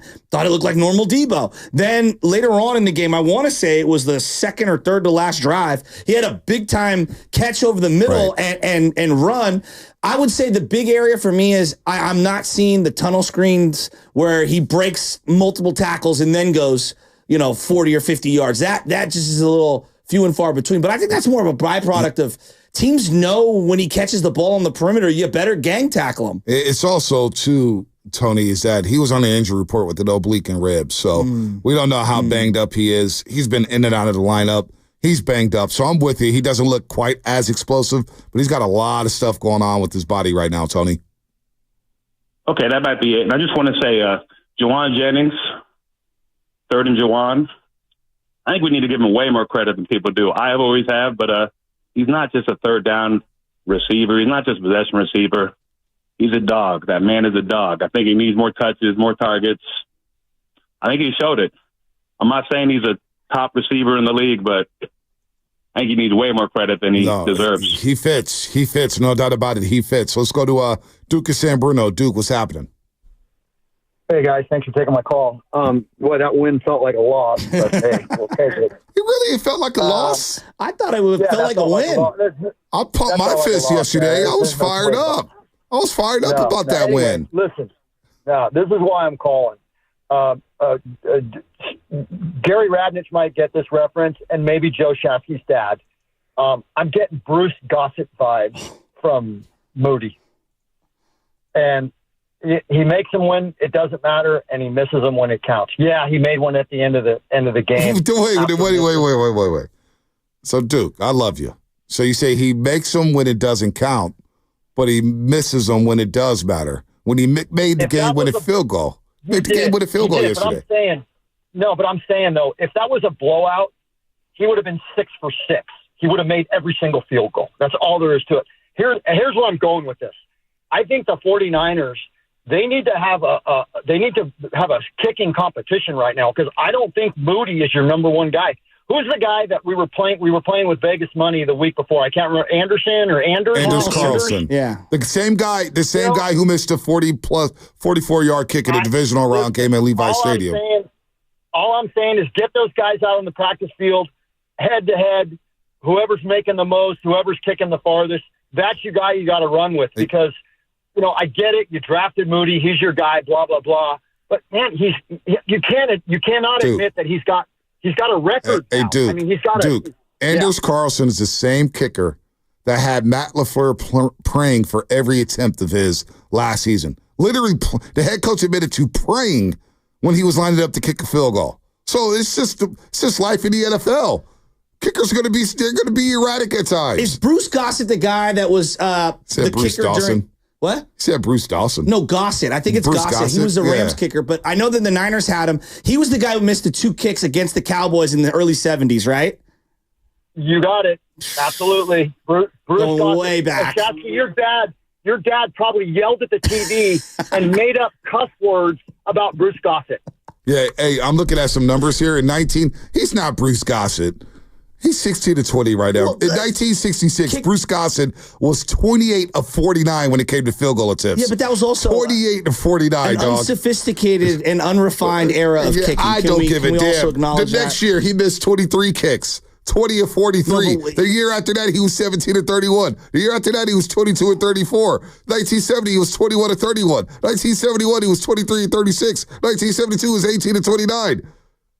But his point was, I think, for the 70s Niners. I hear you. I know that they had a game where they missed multiple kicks. It wasn't the onside game. It was another one. They missed multiple kicks, and I believe he was the kicker at the time. No, he was a kicker, no doubt. But let's go by Kofor. Let's go by Kofor before we go to Bruce Gossett. Bruce Gossett I'm looking at the numbers now. He looks like one of the worst kickers in NFL history. But again, you got to go back to the era. No, I hear you. Kick well in that era. I hear you. Now it's a lot more refined. No, I hear you. I mean, Chase McLaughlin, who had the worst kick I've ever seen in my life on a Monday night game against Seattle, was the kicker for Tampa Bay yesterday. No, I know. I understand. He made the game-winning field goal. Does he get some love for that? Jake Moody, by the way, now, if we're just going by percentage, he's now 30th in the NFL among qualifying kickers with 80%. Yeah. We 16-20? Yeah. Him and Jake Elliott tied at 80%. So he missed 4 kicks and he's 30th? Yeah. Wow. Damn. Kickers have been good this year. I guess. I don't know the numbers on kicking anymore. Look. I do think I scoff at people who think that 55 yards is just automatic. Like, no. I'm a Niner fan. None of these kicks are automatic. None of these punt returns are automatic. None of these punt return coverages are automatic. We are the worst special teams. Like, we are a bottom 5 special teams. I can't get over the fact that Duke said he felt like they lost the game yesterday. No, trust me. If they lost the game yesterday, you would feel a loss. You would feel it on this show. On this show, we'd have all the heavy hitters calling in. Shanahan on Jake Moody. I had great confidence all week in him. Confidence is built off of how guys look during the week, and he looked great in the week. And he made some field goals today, but the one he missed was just a little bit left. Looked like the next one he missed was the exact same kick, a little bit left. Then it looked like he overcompensated for those misses and missed the exact same way a little bit to the right, and fixed that a little bit, and it just went into the right on the last one. So you're only as good as your last kick, so he did a hell of a job winning that game for us at the end. There it is. And now's your chance to win a mystery jersey. Mystery jersey. When the red and gold win, you win. That's right. Be the 10th caller right now and call our contest line at 415-523-4652. Again, that number is 415-523-4652, presented by Habas Law, because Habas Law always puts people in the best position to win. That's right. 415-523-4652. Caller number 10. In the meantime, before we get to Baldi, let's get to, do we have Baldi yet? All right, let's go to Richie Rich in Livermore. Richie Rich, what's happening? What's up, my guys, this morning, man? What's going on, Richie Rich? I got a couple takes, y'all. Hear me out. So, a win's a win. You got to grind it out and take it how you get it. Because I feel like if we don't win that game, that's our season right there, right? Agreed. Now, with that being said, I'm not happy with the win, and I'm concerned because I feel like what we're boiling down to, the Niners are not a well-oiled machine, right? We had all the BS with Ayuk in the offseason, which is like a black cloud over our head. You got Bosa with his tactics, with the hat coming on the field and just ruining the moment for the guys, right? Bro, go sack somebody. Like, don't bring your political BS out on the field. Now you're dividing people, right? We see it's a problem in the world. And every week in, week out, we got the same exact problems. Whether someone's running a punt return on us, whether someone's muffing the damn punt, special teams are a damn issue. We ain't making the field goals. I feel like we're just not together like we were last year. All right, Richie Rich, I feel your pain. I feel your pain as we get ready for Shark Week here on the Morning Roast.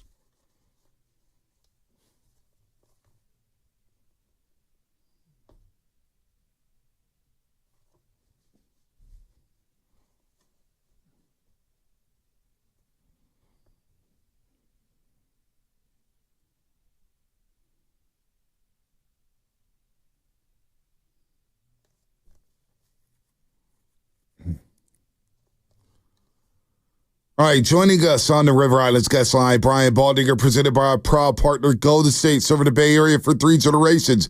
Building better starts with Golden State. When you succeed, we succeed. Visit GoldenStateLumber.com. Let's bring in our main man, Brian Baldinger, who joins us every single Tuesday, or usually every single Tuesday, 7:30. We put some up to Monday today because of Klay Thompson's return to the Bay tomorrow night with the Dallas Mavericks. Baldi, good morning to you. You are live and direct in Tampa Bay.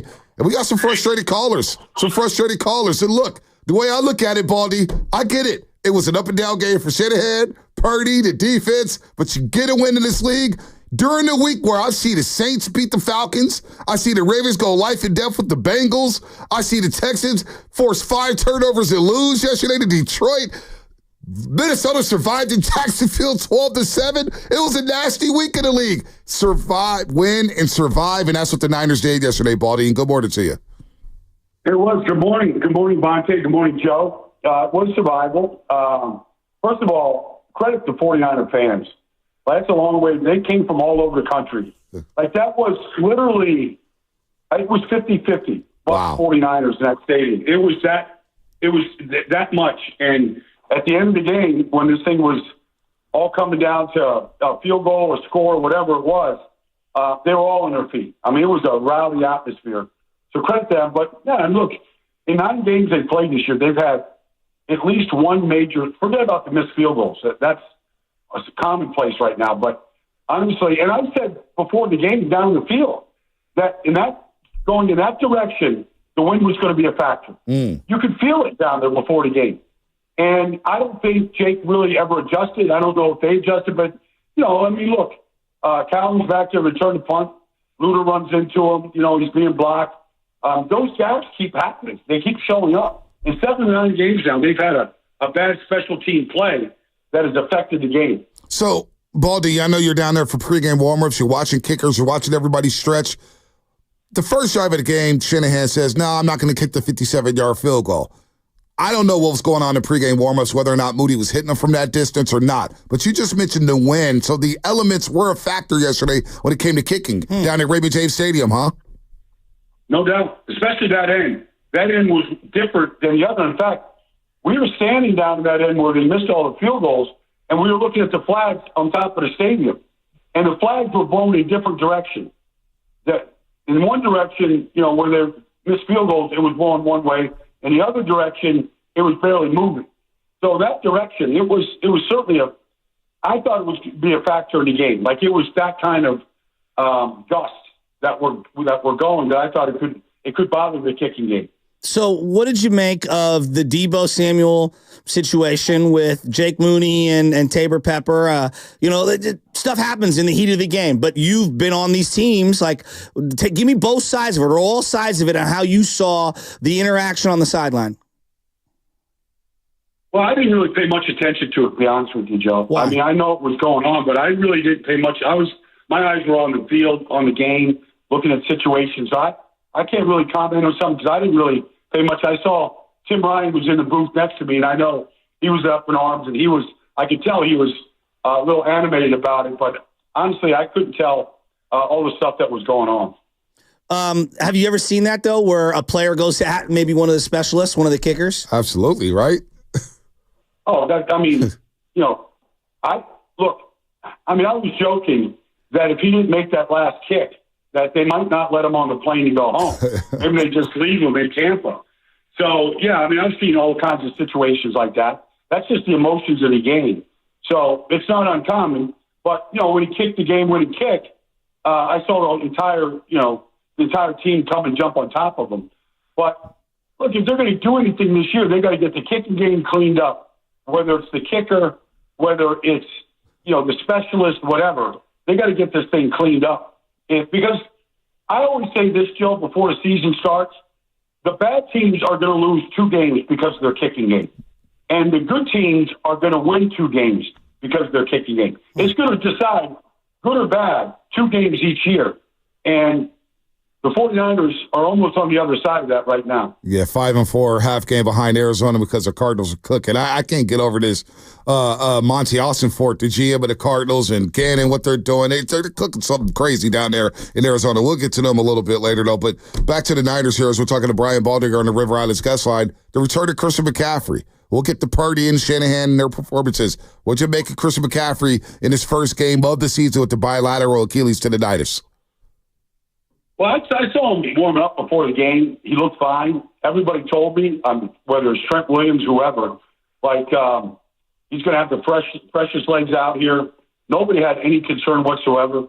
He had 19 touches, 107 total yards. He was better in the passing game than he was at running. I just think that anybody who thinks that if you've gone 9 months without playing a football game, there's not going to be some kind of rust. You might have fresh legs. You might feel really good. You may feel better than everybody else because you're not banged up. But it doesn't mean you're going to be super sharp. I think there's still a part of Christian, and only he can really answer this. And he might not even be able to answer it. Is there rust on his ability just to make a blinding cut, in traffic? I would think you're just going to be a tick off. He had some good runs. You saw him in the past game. He had the explosive, run after the catch. Those were promising type things. But, he had a lot of 1-yard runs, in there too, which, is kind of unlike him. And so I just think it was a good debut. They went with him almost exclusively, Lil Debo and one of Jordan Mason. But it looks like he's going to be the guy going forward. So give him the touches, get him some hits on the body, get his body armor up and built up that you can only get in game day action. And let's see if he can start to look a little bit more like McCaffrey. B and I kind of kick this around all the time, but I think in yesterday's game, I was telling him, game flow wise, I wasn't sitting here clamoring for Jordan Mason. But at the end of the game, you look at the stats to your point, and it's like, hey, he only gets the one carry and only a couple of snaps here. What was your thoughts on his workload in terms of snap count, CMC? I didn't think they were going to be that Christian McCaffrey heavy. I thought we were going to see more Mason. Now, we did see a little bit of Debo. Obviously, had his share of runs, reverses, whatever they were doing with them. But I thought we were going to see a little bit more split. I didn't think it was going to be so McCaffrey heavy, Joe. That was my thinking going in. And then once you saw him come out, just a normal kind of rotation, honestly, where he just comes out, give himself a blow, and then right back in. I didn't see him out for an entire series throughout the game. I'm watching this game as it's unfolding. I'm saying, where is Kittle? Why can't they get Kittle involved here? And he makes to me, one of the big plays of the game. Huge momentum play. They're down 17-13. Tampa Bay had just scored. They throw a ball to the flat. He tucks the ball and just starts trucking guys and going. And it felt like the whole thing started rolling downhill. And then obviously the play of the game with the lob pass to CMC. And then later on, the Purdy scramble and touchdown throw to George Kittle. Before we get to Purdy and the CMC there, Kittle and just throwing to him just in general. I think he's a Hall of Famer. I think he's the greatest tight end in 49er history. I can't speak enough about George Kittle coming out of this game. I love watching him yesterday. Well, he's just, he just brings a whole different energy to the entire team and to the organization. And the play you're talking about, they had 5 plays of 30 yards or more in the game. One was, and they spread them around. Everybody had one, but that's just a drag slide concept. Get the ball in the flat, pretty easy throw, off fake toss to McCaffrey, and he get it out to Kittle. George told me early on when his tight end coach said, you should never get tackled by one guy. George took that little piece of coaching, and he was so determined to this day. He doesn't go out of bounds without drawing a little bit of blood after any catch. And on that play, he turned it up and he plowed through, 4 or 5 defenders before they got him to the ground. And that gave that whole team an entire jolt right there. No, there's no doubt. Baldi here on the River Islands guest line on 95.7 The Game. All right, we've gone too long without talking about Purdy and Shanahan. We'll get to Shanahan in just a second. Brock Purdy, look, I thought he wasn't as crisp in the first half, some wobblers, some high throws over the middle or whatnot. But you look up and you see 353 yards passing. And I saw a flawless fourth quarter. Now, it was almost fatal with the fumble, and Juwan Jennings getting out the football there. But I thought overall in the fourth quarter, when he needed to make a play, when he needed to make a throw, damn it, Brock Purdy made a throw, Baldi. That fourth quarter was exceptional. It was. And, I was surprised because I named him the player of the game on national radio, but I didn't know what his final stats were until I saw 353. You could count the number of quarterbacks in this league that's thrown for 350 plus. Probably on one hand right now, so far through 10 weeks. So he puts up 353, a lot of explosive plays. But when they needed him, when he needed the first downs, when they needed to melt the clock, it was one throw after another on timing. And so he delivered when he had to. The fumble, Kalijah Kancey punched that ball out. That ball was dribbling in the middle of the field there. Anybody could have gotten that ball. Juwan Jennings, he beat Levante David to that ball. It was – and there's Purdy crawling and grabbing on all fours trying to get to that ball. That ball was a bar of gold. And who knows what happens if Juwan doesn't get on that ball and beat Levante David to it. How about Purdy just knowing the timing in the field to throw it to Christian McCaffrey on the right sideline? That play kind of reminded me of one last year against Jacksonville with George Kittle. Cover 0 blitz Jacksonville. They come out the bye week, go to Jacksonville. He hits Kittle for a long touchdown. Now, they didn't score well to Christian McCaffrey, but that play reminded me of that. coverage bust. Purdy just throws it up. You're like, what is he doing there? And he hits McCaffrey in stride. That was magical, Baldi. That is that kind of touch and that sort of belief or trust of where McCaffrey's going to be and be able to adjust to that ball, because that's all he did, was he just threw it out. He was either going to take a sack, take a massive hit, have a fumble, or throw it up and let my star running back go get it. I actually should break that play down and start to finish, because when I saw him throw it, I'm like, where is he going with this ball? Like, is this just a helium balloon that's just going to get picked off here? Like, I don't know how you know instinctively to put that ball in a place, let your guy go get it, but he put it where only really McCaffrey could go get it. Under extreme pressure. It's just an amazing play. Yeah, he made a really nice play in between the Kittle touchdown and that pass that you're referencing, where he scrambled and then stayed in bounds and threw it, away, and gets the Mahomes call, as I call it, where you're tight roping. He did a lot of really nice things in this game. His anticipation throw to Ricky Pearsall late in the game, I thought was just unbelievable, before he's even setting the break and just to lay it out toward the sideline. And then the touchdown pass to Pearsall for the kid who played at Florida to get his first touchdown there on that zone play. He waited for the window and ripped it over the middle. That was a gorgeous play by Purdy and a great run after the catch by Ricky Pearsall. Jennings and Pearsall, I thought, were awesome in this game. Well, they're going to need both of them, and so, look, those are big shoes to fill with Brandon Ayuk done for the year. And if they want this, if this offense, and the schedule gets really tough here. You're going on the road to Buffalo, Green Bay, you got Seattle. I mean, it gets really tough. You're going to need those type of plays. You're going to need those running catches, that we saw from a group of guys yesterday, Juwan Jennings. And really, Juwan Jennings, his blocking it's outstanding. Like, he's an every down, all-around player. But, yeah, I mean, Ricky, to catch that ball over the middle, catch a run, stiff-arm Antoine Winfield Jr. into the end zone, I was happy for him. I mean, he breaks that ice. I think this was his third game back. He's in the end zone. That's over. So, Fox showed a lot of good sideline shots of him just kind of sitting there. I don't know if it's a look of contentment, but, I feel like he's sitting there on the bench and I'm a part of this thing. It was really because, honestly, 8 weeks ago, it was completely in doubt whether you're going to see anything from him. And to see, them performing like this, and the production keeps picking up and up right now, it's a credit to all the medical group in that facility to get him back to where he's at. No doubt. And to catch a run on a 46-yarder was special. And I said, damn, I want more Ricky Pearsall. I want 10 targets from Ricky Pearsall. And he may get it moving forward, Baldi. All right, Shanahan, look, we've seen this before, and I can go back to Super Bowl 54 because it drives me crazy. The clock management at the end of the first half. I want to know what Baldi was thinking while he was live on Westwood One Radio when the Buccaneers, at the 2-minute warning, run it with Bucky Irvin -3 yards, and the Niners don't use one of their timeouts, and they let 40 seconds elapse. It's like, wait a minute. You don't receive the second half kickoff. What are we doing here with the clock management, Baldi? It's driving me insane. So honestly, that happens, right? And they're going opportunity for a possession.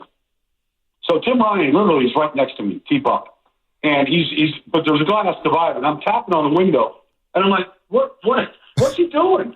Like, he's looking at me going, like, he doesn't know. Like, every fan is going, how in the world do you let this opportunity go by? It made no sense. You got 3 timeouts for a reason.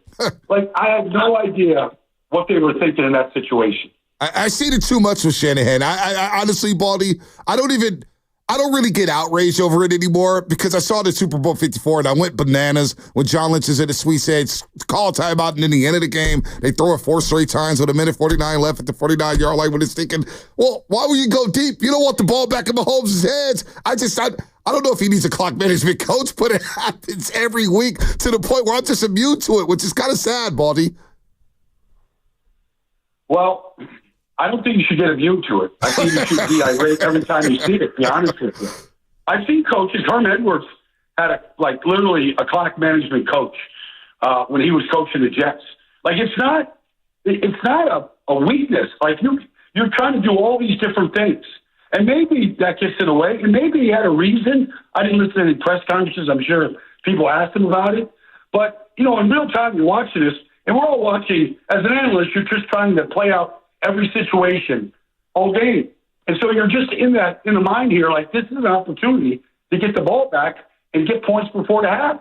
And to see them just not take advantage of that with 3 timeouts, I didn't understand. It just is befuddling. We've talked a lot about defense all year. The coordinator, I thought they got some key stops at times late in the game. Obviously, they gave up some field goals and whatnot. But the play for me, and I know he made plays in this game. I've never seen Baker's rolling out to his right, and Bosa's got him by the arm, and it's like they're walking across the crosswalk together. And I'm thinking to myself, Bosa, take him down. I've never, and to be fair, even though he only threw for 120, I thought Baker competed his heart out in this one. I was very impressed with Baker Mayfield. The numbers do not tell the whole story. I have never seen that. He spun out of a sack later. Play Riga Ronda-Rousey? What was like? Is Bosa's afraid of the hip tackle? What were you thinking when that play was going down? I mean, Baker was holding him off like he was, Bolero in a bull ring, like just holding him off right there. Like I thought there was a period in the game where Nick didn't look healthy to me. Like he just looked like he was dragging a leg. And I'm not making excuses, but I felt like there was something going on during the game. Now, when he had the sack and he took the guy down, he looked great. But there was a period when you're watching him pursue the play, you could tell like something wasn't right during that game with him. And I don't know if that was during that part of the game right there when Baker kept the play alive and, the 49ers just, were committing penalty after penalty. But, I thought that was Baker at his best. Like, the guy is just a bull. Like, he's hard to get to the ground. He's run for a lot of first downs. He's extended a lot of plays. I mean, that was not a great offensive performance by the team yesterday. But even during this 4-game losing streak, he's been the star. And without Mike Evans and Godwin, like, he's kept so many plays alive this year where you think there's no way he's getting out of this. And it's just this great Houdini act. How did Bosa look in the pregame warm-up when you watch him? Because I saw you always hit the field before the game. We see your slideshow on Instagram or whatnot, and I see you talking to Bosa. How do you look at his pregame warm-up? Because he was questionable. Shanahan was worried about him missing the game. How do you look to you before the game started, Baldi? He wasn't doing his normal warm-ups. His normal warm-ups is he's just doing these takeoffs from right side, from left side, really exploding and working on his moves, whether it's a swipe or – and he was a very limited warm-up, I thought, from what I'm used to seeing from him. And I didn't know that a lot of guys, it was 88 degrees. A lot of guys, they go out there in that kind of weather. They just want to save it for the game, and they kind of temper things a little bit. In fact, I didn't even see Baker warm up yesterday.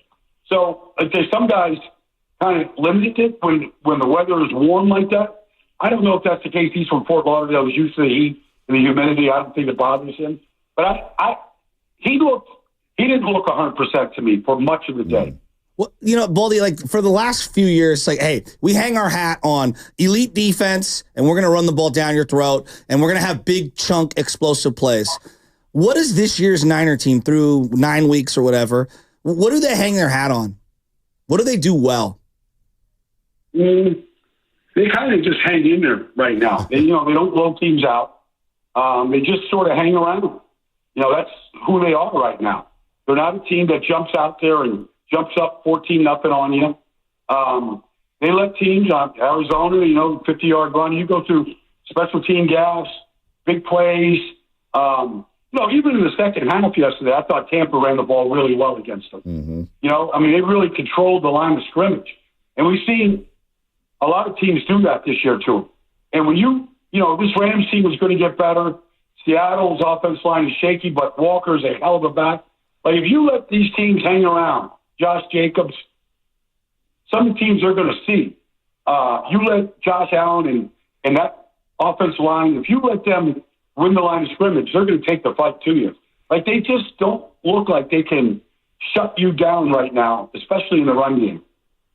Boy, I'm glad they got a win because things could have got ugly. It could have been an ugly day in the Bay Area, but they do improve to 5-4. They'll take on Seattle next week. And look, they're not playing great football, Baldi. They've yet to put together 4 quarters. That's the most frustrating part about the season so far. Through 9 games, they've yet to put together a complete game. So to still have time to turn this thing around, where will you be next week, Baldi? Where are you calling games at next week? Oh, well, the game I'm calling is played at a completely different level than any other games in the entire league. I'm in Pittsburgh, and Baltimore's coming to Pittsburgh. Oh, man. It's play like a Raven. You know, I mean, it's just all this stuff that they all believe in. It's going to be, when those two teams play, playoff, regular season, the hitting, I wish every fan, true fan, could actually just literally put a blindfold on and just stand on the sideline and listen to the hitting. It's a hitting party. It's just played at a different. It's just played differently and more violently than the end of the game all year. It's the Steelers, real quick, Seth.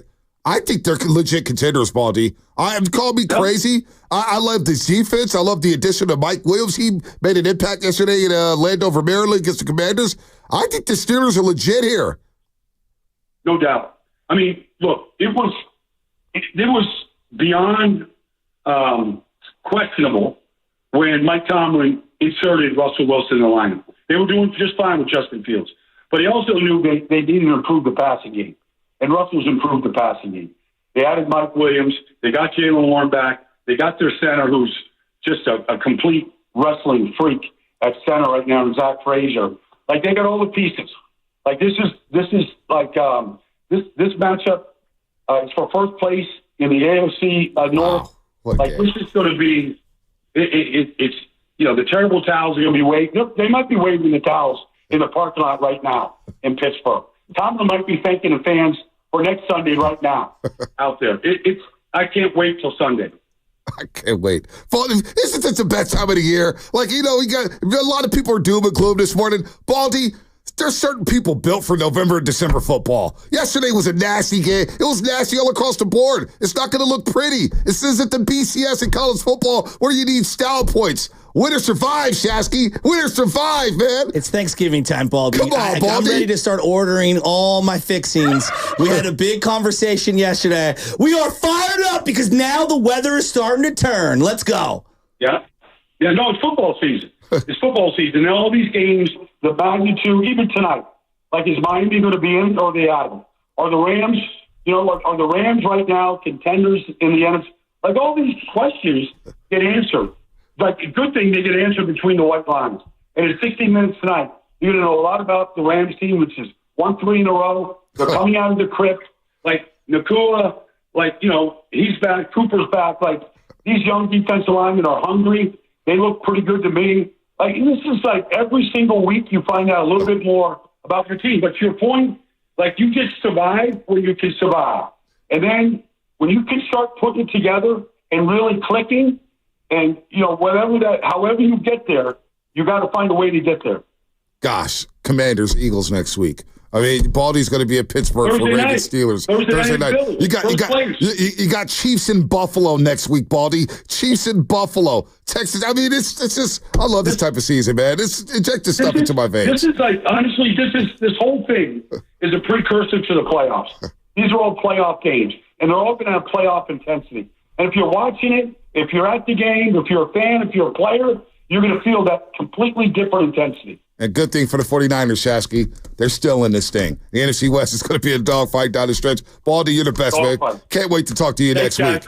All right, Baldi. See you, buddy. All right, Baldi. Wow, I'm a little jacked up right now. Well, I'm a little jacked up right now. There's a couple of things. Number one, not one other person referenced the amount of wind going in the one direction like he did. Yeah, that's why I was. That's why when we're having a conversation, I don't know what the wind was like. And Baldi, he goes into pregame warmups. Obviously, was a factor yesterday. How's that make people feel now about Jake Moody before we want to cut him and just sit him out on the street and sit him on the Greyhound back to Michigan? The hell with that. It's November, December football, folks, and I'm getting a little.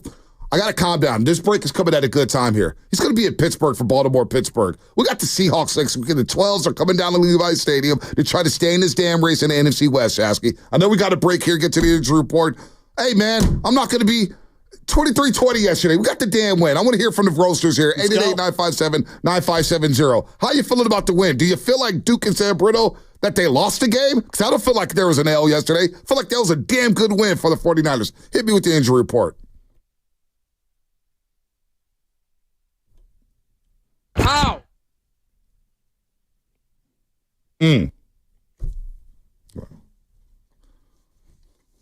All right, he got me rolling right now. Baldi got me going here, man. It is hitting weather. It is hitting season. And it gets tougher and tougher and tougher. This is where the big boys come out and play. So if you can't handle a little adversity in November and December, then you just ain't built for this. You just ain't. All right, Spadoni.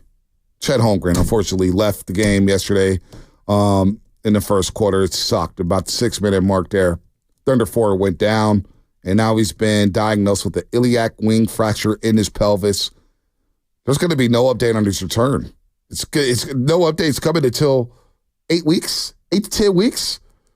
So we're going to miss Chet for the next couple months, man. That's very, very unfortunate for Chet Holmgren and the Oklahoma City Thunder, who won 57 games a season ago. That is the injury report brought to you by Boxer Gerzer, Northern California's premier workers' compensation law firm, helping injured workers get their lives back for over 40 years. All right, we've wrecked the clocks. We've wrecked the brakes, but we don't give a damn. Jason Kidd's coming up at 9 o'clock. Your phone calls are coming up on the other side. Let's get into it, man. Niners, Warriors, they all win. We got 60 seconds of celebrating. The Sharks win yesterday in Jersey, 1-0. A lot going on in the Bay Area. We're talking about it here on The Roast, brought to you by Freeball Bake, celebrating 60 years of full-service baking with no compromises. I'm David. I'm John. And I'm Chris. We're the three brothers that own Jack's Restaurant and Bar with 5 locations in the Bay Area.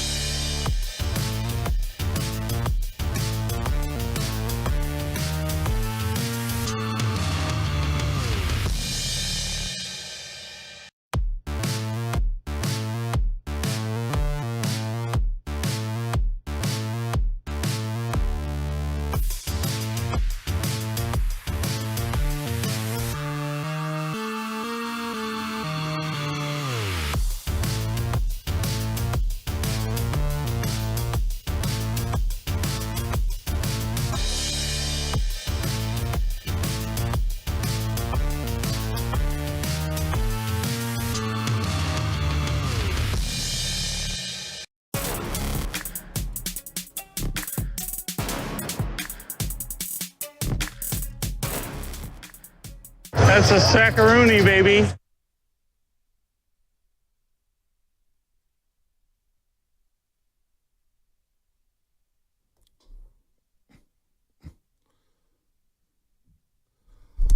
Oh,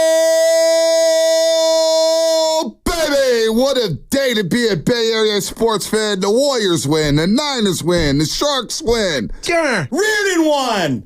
There we go. Liverpool won Saturday. Yeah. Congratulations to St. Francis and SI tying for the WCAL football championship. St. Francis gets the tiebreaker, but, well.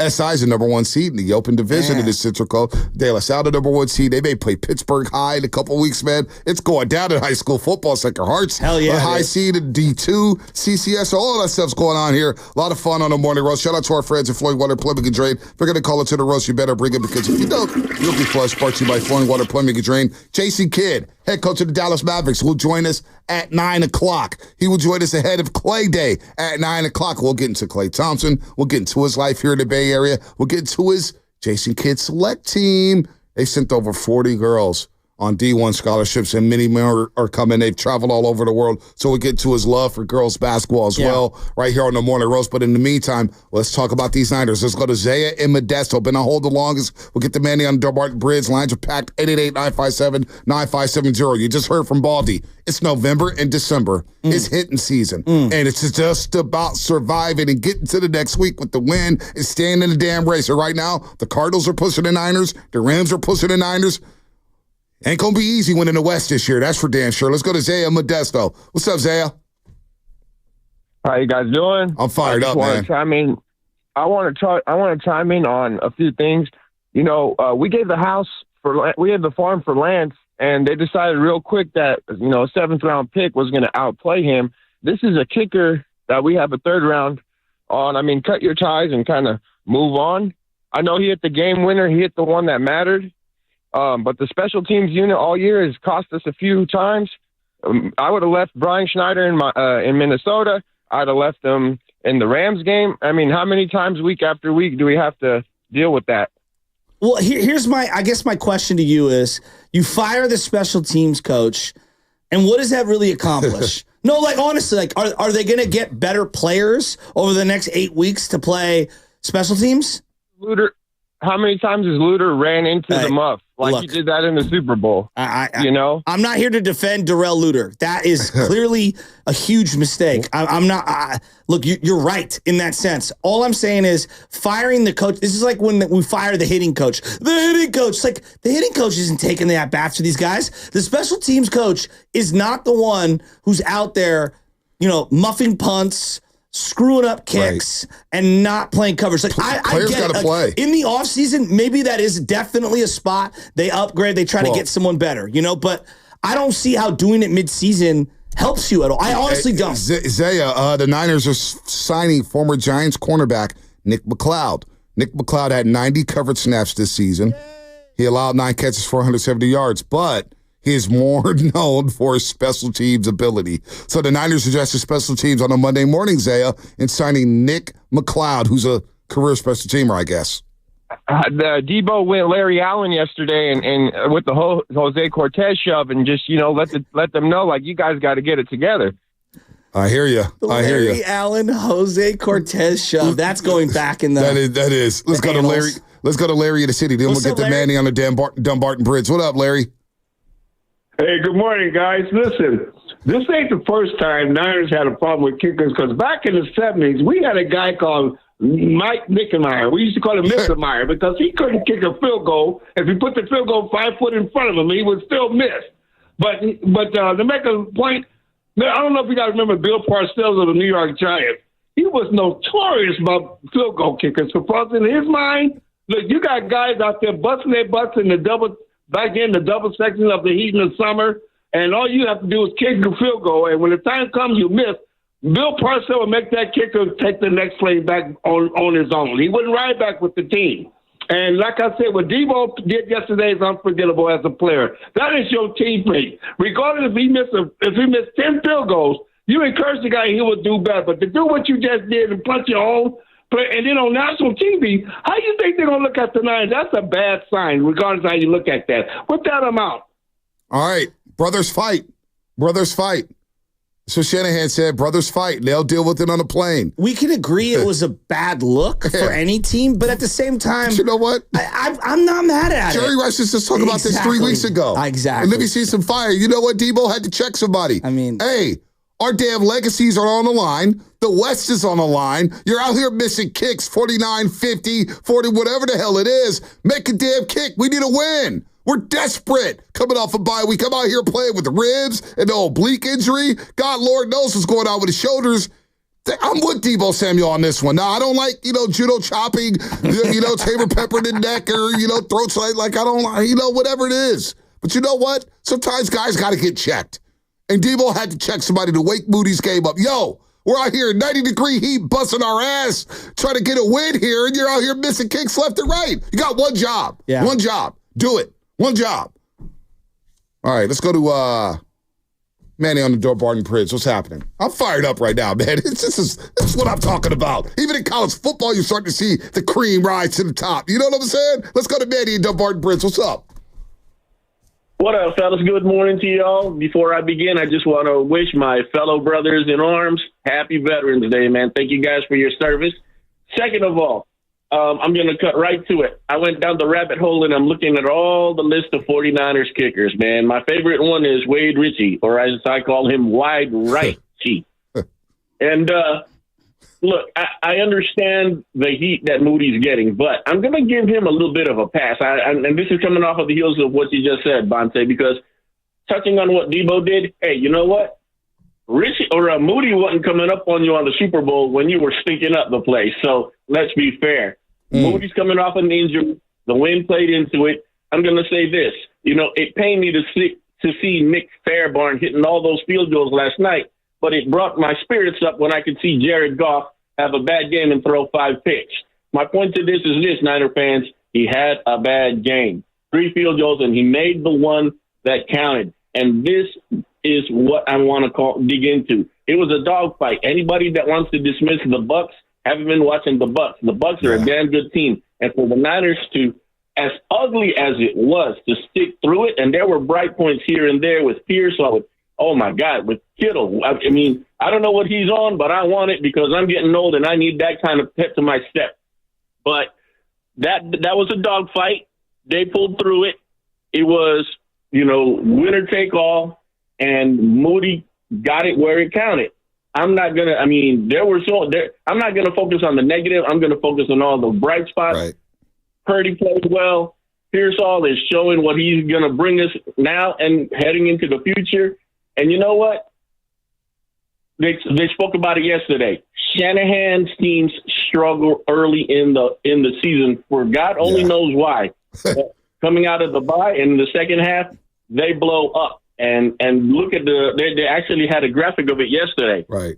He is damn near invincible when it comes to the second half of the season. And if this team has the fight in them throughout the rest of the year that they showed yesterday, then damn, I'm back on saying that we headed back to the show. Hey, well, I'm going to relax on that one on the show. Just win a damn division. They win a damn game next week against Seattle. But you know what? This is a game they don't win before the bye week. Before the bye week, they don't win that game. They lose that football game yesterday. They found a way to win a damn game. Down 17-13, kickers missing kicks left and right. You hold the Tampa Bay Buccaneers. You force a punt. You get a great return from Calvin. You get great throws from Brock Purdy. The excellence in the fourth quarter. That's in money time. It wasn't pretty for Brock, but damn it, when I needed him to make a throw in the fourth quarter with our season on the line, Brock Purdy made throws. This quarterback that the Niners have right now, Brock Purdy, deserves a ton of credit. This guy's balling, man, and I feel like we got somebody here. Again, fourth quarter, it's hot, it's humid. Kickers missing kicks left and right. Special teams is blooded. Defense is missing tackles. Bicker's got all the time in the world. Bucky Irvin is cooking in the run game. And the quarterback found a way to make the throws when you needed him to make throws in the fourth quarter. I feel good about it. I don't know why I feel so good about this win. One timeout, less than 50 seconds to go in the game. They marched the distance that they needed to go. And not only did they use the timeout in the middle of the field, which was smart, They spiked the ball. So it was kind of like a chaotic play. And I've been telling you, like, I kind of want these chaos situations at the end because you learn more about a quarterback during those chaotic moments when things aren't going well. And I believe they blitzed him on 3 of those passes, those pass attempts. The only incompletion was the spike on that drive. I think also one of the big, like, if the headliner is CMC returns or whatever, the biggest development on offense, it's not that Purdy was awesome because we know he's really good. It's not that Kittle was awesome. We know he's really good. It's that I think Ricky Pearsall's a player. Oh, well, so you know like, what? I think that's the big takeaway. When you lose Brandon Ayuk, most Niner fans are like, even if you think Ayuk is overpaid, you're like, damn, dude, we're out one of the dynamic playmakers in the NFC. And then Ricky Pearsall steps in, and I'm not saying he looked a lot like Ayuk. That's not fair because it's early. But you could see what Kyle saw in him to say, we're taking you in the first round. Getting open on zone coverages, tougher than you think, catch radius, tough to bring down, yards after catch. That catch he made, not on the out route, the one on the delay on that final drive. That's a tough catch up in the air, slightly behind. I think Ricky Pearsall's a player. He caught 2 passes on the final drive. And midway through the third quarter, I was begging for more targets for Kittle and Pearsall. Really? You were that? Yeah. Really? This is a massive development with Ricky Pearsall. This guy's got a chance to be a big-time factor.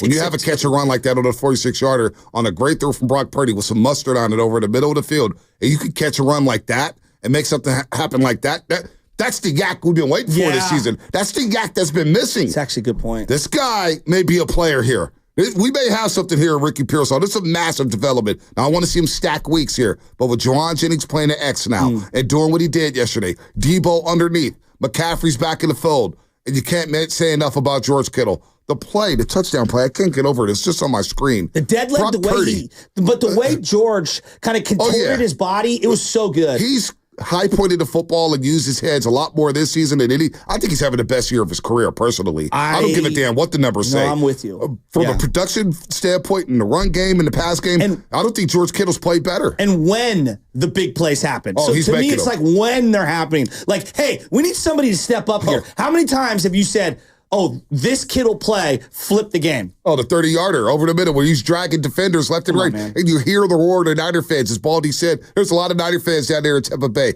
Niners knew they couldn't let those fans who took the cross-country flight all the way to Tampa Bay, they knew they couldn't let them down. So this was a gritty damn win. I like gritty wins like this. When did we get spoiled around here thinking that we're just going to blow everybody out? The last 5 years. This is the NFL. The Niners have been a class of the NFC. So when the Niners come to town, teams know they got to bring their hard hats on. And they got to play, it's pause, hashtag pause. They got to play their asses off. And that's what Tampa Bay did yesterday. Listen, Tampa Bay is a tough team. They beat Philadelphia even though they were short-handed. They took Kansas City to overtime. That's a tough team over there to Todd Bowles coaches. So I'm happy with this win. But again, Kittle and Purdy in the fourth quarter. Oh, my gosh. And Pearsall, there's a development here happening. But to your point, okay, I get your point about since when did we start grading on a curve? Since the 90s? Yeah, well, this ain't the 90s. I know, but that's this ain't what the 90s. You guys can't. No, because a lot of people told me it can't be Super Bowl or bust when I mentioned the 90s. And I say, well, that's my mentality. Listen, I get it. Style points weren't great yesterday. They wasn't. But you know what the standings say to this morning? 5-4 49ers. 2 wins in a row. That's what the standings say. Yeah, there's no ugly win column. No. Did you watch the NFL yesterday? I know. Anybody? You think Minnesota Viking fans? They're going crazy right now. They got to win 12-7, and it was ugly as hell. I know. What it was about the Lions? You think Lion fans right now are complaining? I still can't believe that guy hit that kick. Twice. I couldn't believe that. Twice. Big kicks twice. And he's wearing an odd number. I think he's 35. Is Bates 35? Yeah, 35 or something like that. Yeah. I'm actually here for the odd-numbered kickers. You think Baltimore's going to complain about that win against Cincinnati? No. 35-34? No. With Joe Burrow's throwing for over 400 yards? No. And shredding you left and right with Jamar Chase? Here's the big thing for me on the Purdy, because you've been talking Purdy, but I'm so glad you are. There was the fumble, obviously, but no turnover-worthy throws. Yeah. That is the big one. There was one where he missed Jennings early in the game over the middle. The ball bounced in the air off the receiver's hand. That was a poor throw. He had a couple other high and late throws. I thought one of them was deliberate on the Pearsall out because I thought that the cornerback was all over it. Mm-hmm. But for the most part, once he settled in the second half, I thought he was brilliant. Mm-hmm. No doubt. He was brilliant. I was fourth quarter. When you needed a bit of fourth quarter, he stepped up in the fourth quarter. All right, let's get to BP and SF, and then we got some other heavy hitters on the line that we'll get to. BP in the city. What's happening, BP? How you doing? Can you Okay. Yeah, we got you, BP. Can you hear me? Okay? All right. Love you guys. I listen to you guys every morning. I'm just like when you brought up clock management, I agree with you totally. And I was wondering if you guys can ask Shanahan what it is with clock management at the end of the half. Why don't they throw it deep? Draw penalty. They had three timeouts. They did the same thing the first Super Bowl he coached. The second Super Bowl, the same thing. He has this thing about running the clock out. If it was Mahomes, he'd run 80 yards in 20 seconds. He'd throw it up. So the clock management at the end of the half is killing me. Look, I've been on this. I've been on this all year because I was more like making excuses for Shanahan for a while. He's a brilliant play caller. The clock management isn't just bad. What it's else? downright atrocious. BP, the clock management first half, this goes back to Super Bowl 54. It's downright atrocious. It's just, I try not to even get upset about it anymore, it's indefensible. BP, you still there? Yeah, I'm here. Yeah. Oh, yeah. Yeah, we got you, man. We got you. No, you're right about the clock management. You got anything else? Oh, yeah, no, I love the way, first of all, I love you, Bonte. You the man. And Shasky, you too.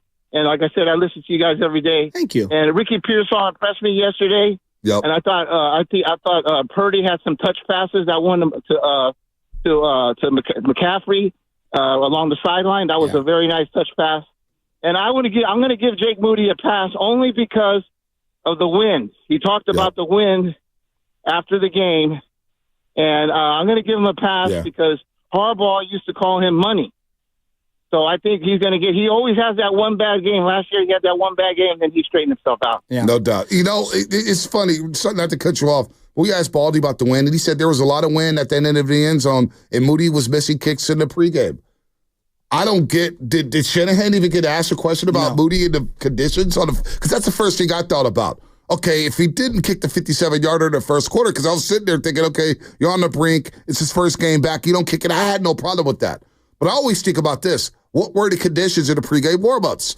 When I'm watching kickers in pregame warm-ups, I'm seeing, are they kicking from the left half? Are they kicking from the right hash? Are they kicking from the 35, the 40? Are they making them? Are they hitting the uprights? Are they wide left, wide right?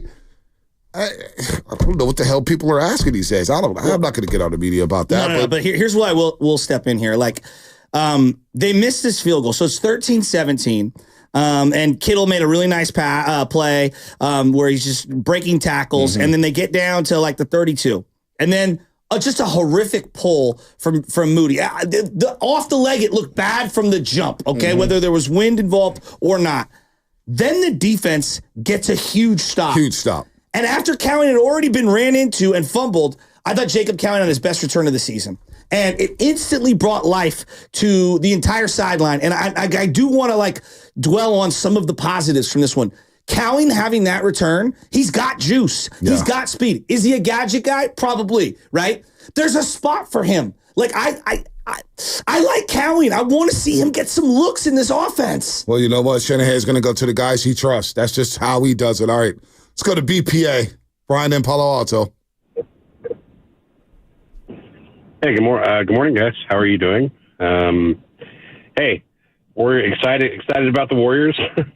I think that, everything I said last week, this is no evidence this is a good team. I think that was backed up yesterday. There's no evidence it's a good team 9 weeks in, and that's okay, right? They're not going to win the Super Bowl every year. But, I just think, to me, the guy that picked Brock Purdy over Trey Lance would not have Jake Moody as his kicker today, and probably would do something about Brian Schneider at special team spot. And that, to me, is my biggest criticism of Kyle, is he's just not calling balls and strikes the way he used to.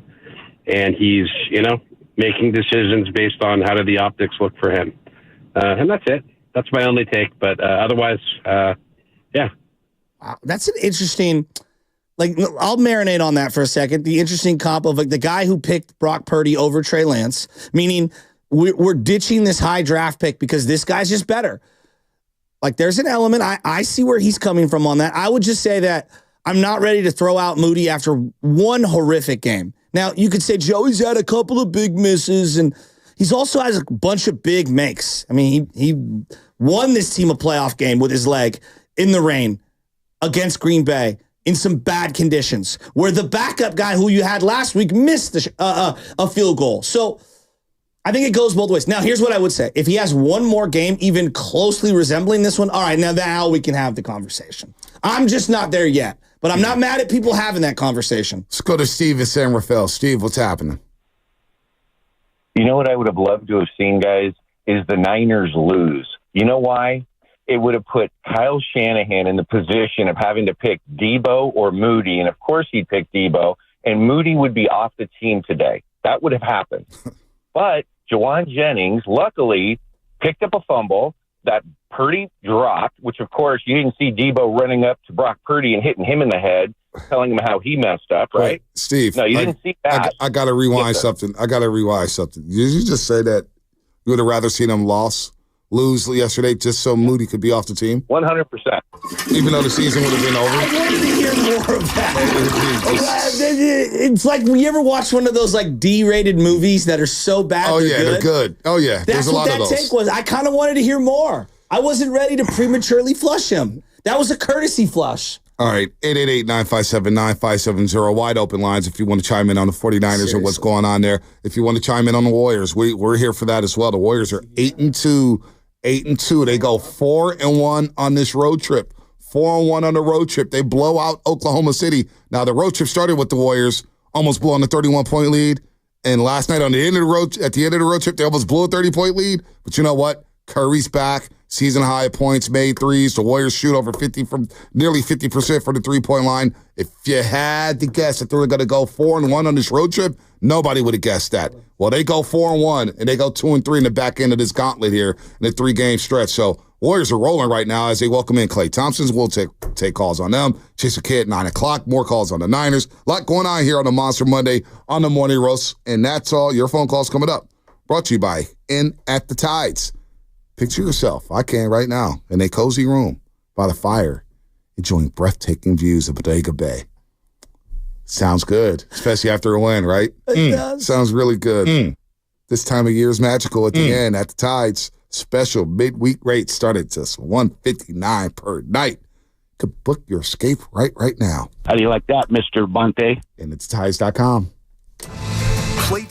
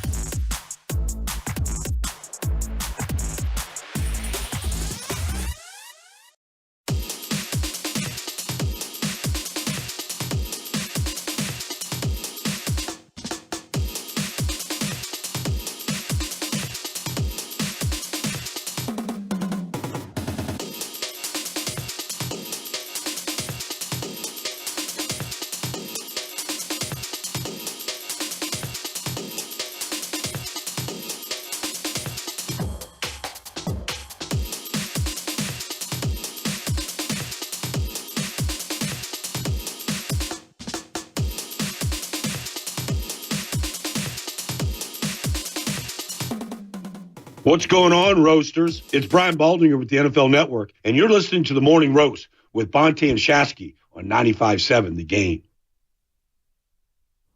Klay Thompson coming back to the Bay. We'll get to Kuminga, Shasky. Coming back to the Bay tomorrow. Mavericks at Chase Center tomorrow. It's the beginning of the Emirates NBA Cup, the first game in group play. So the court's going to look a little different tomorrow night at Chase Center, but they're going to be celebrating. We're all going to be celebrating his return by wearing these Captain Klay hats. It's going to be a video tribute to Klay Thompson. Steph Curry's going to grab the microphone. He's going to go to midcourt. He's going to welcome Klay back. And obviously last night Festus asked Steph about Klay Thompson, and he goes, I'm not ready for that yet. I'm not ready to even discuss that. It's too emotional. So it's going to be a very emotional night. The video tribute will happen. And then Steph Curry's going to say what he has to say after the video tribute. And the 18,000 plus at Chase Center tomorrow are all going to be wearing captain hats.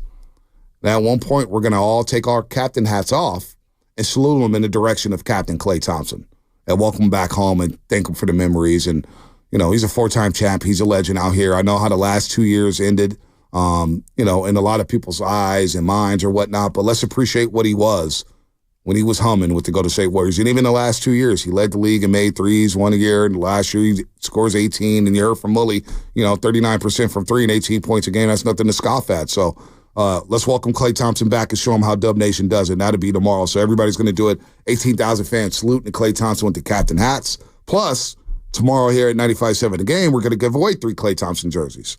One in the 8 o'clock hour, one in the 12 o'clock hour, one in the 4 o'clock hour. So make sure you're locked in all day tomorrow on 95.7 The Game to find out how you can win a jersey, Shasky. You know, I've been thinking long and hard about this. I don't think Frank Gore played a road game at Levi Stadium for another team. No. Right? No. You know, Willis retired as a Niner. Dwight Clark retired as a Niner. Now, Jerry ended up playing, I believe, a game at Oakland against the Niners, but never at Candlestick. This is like Michael Jordan with the Wizards going back to Chicago to play the That's what I'm Bulls. saying. Like Tom Brady, New England, going back when that first year with Tampa Bay, going back in the rain to take on the Patriots. Lincecum, Bonds. Like, I'm just going through guys that, like, you know, Montana was at Kansas City. Yeah, it was at Arrowhead It was Stadium. not here. So, like, this is rare. This is really, really, really rare to be that big of a legend, to still be playing and to play on an opponent and come into the place that you helped build. No doubt. I think this is going to be a special seminary moment. This is like LeBron. Seminal. Yeah, no, it's a very similar moment. Not to cut you off, Shasky, but it's like LeBron going back to Cleveland for the first time. They had like the ATFs out there and national security because people were clearly was ready to go crazy at LeBron James. But Klay coming back to Chase Center as a member of the Dallas Mavericks, and it happened. And I think these teams are in a collision course to maybe meet in the playoffs. Maybe. Now, it's very early to be talking playoffs, but we're 10 games in. It wouldn't surprise me if these two teams met up in the Western Conference playoffs. But yes, no doubt. Michael Jordan going back to Chicago. Maybe Barry Bonds going back to Pittsburgh. But just in terms of the Bay Area. Yeah, that's what I meant. In terms of the Bay Area. Like, Ricky Anderson was on the Yankees and back and forth. Like, he played on so many teams. Dave Stewart being a Toronto Blue Jay, I don't know. Did it hit the same way for A's fans? Well, he was a Dodger before the A's. You know what I mean? You see what I'm saying? Yeah. But he made his bones as maybe Reggie Jackson coming back that's a good one. to Oakland as a Yankee. 45 years ago? I don't know. Anybody remember that? I don't know what the...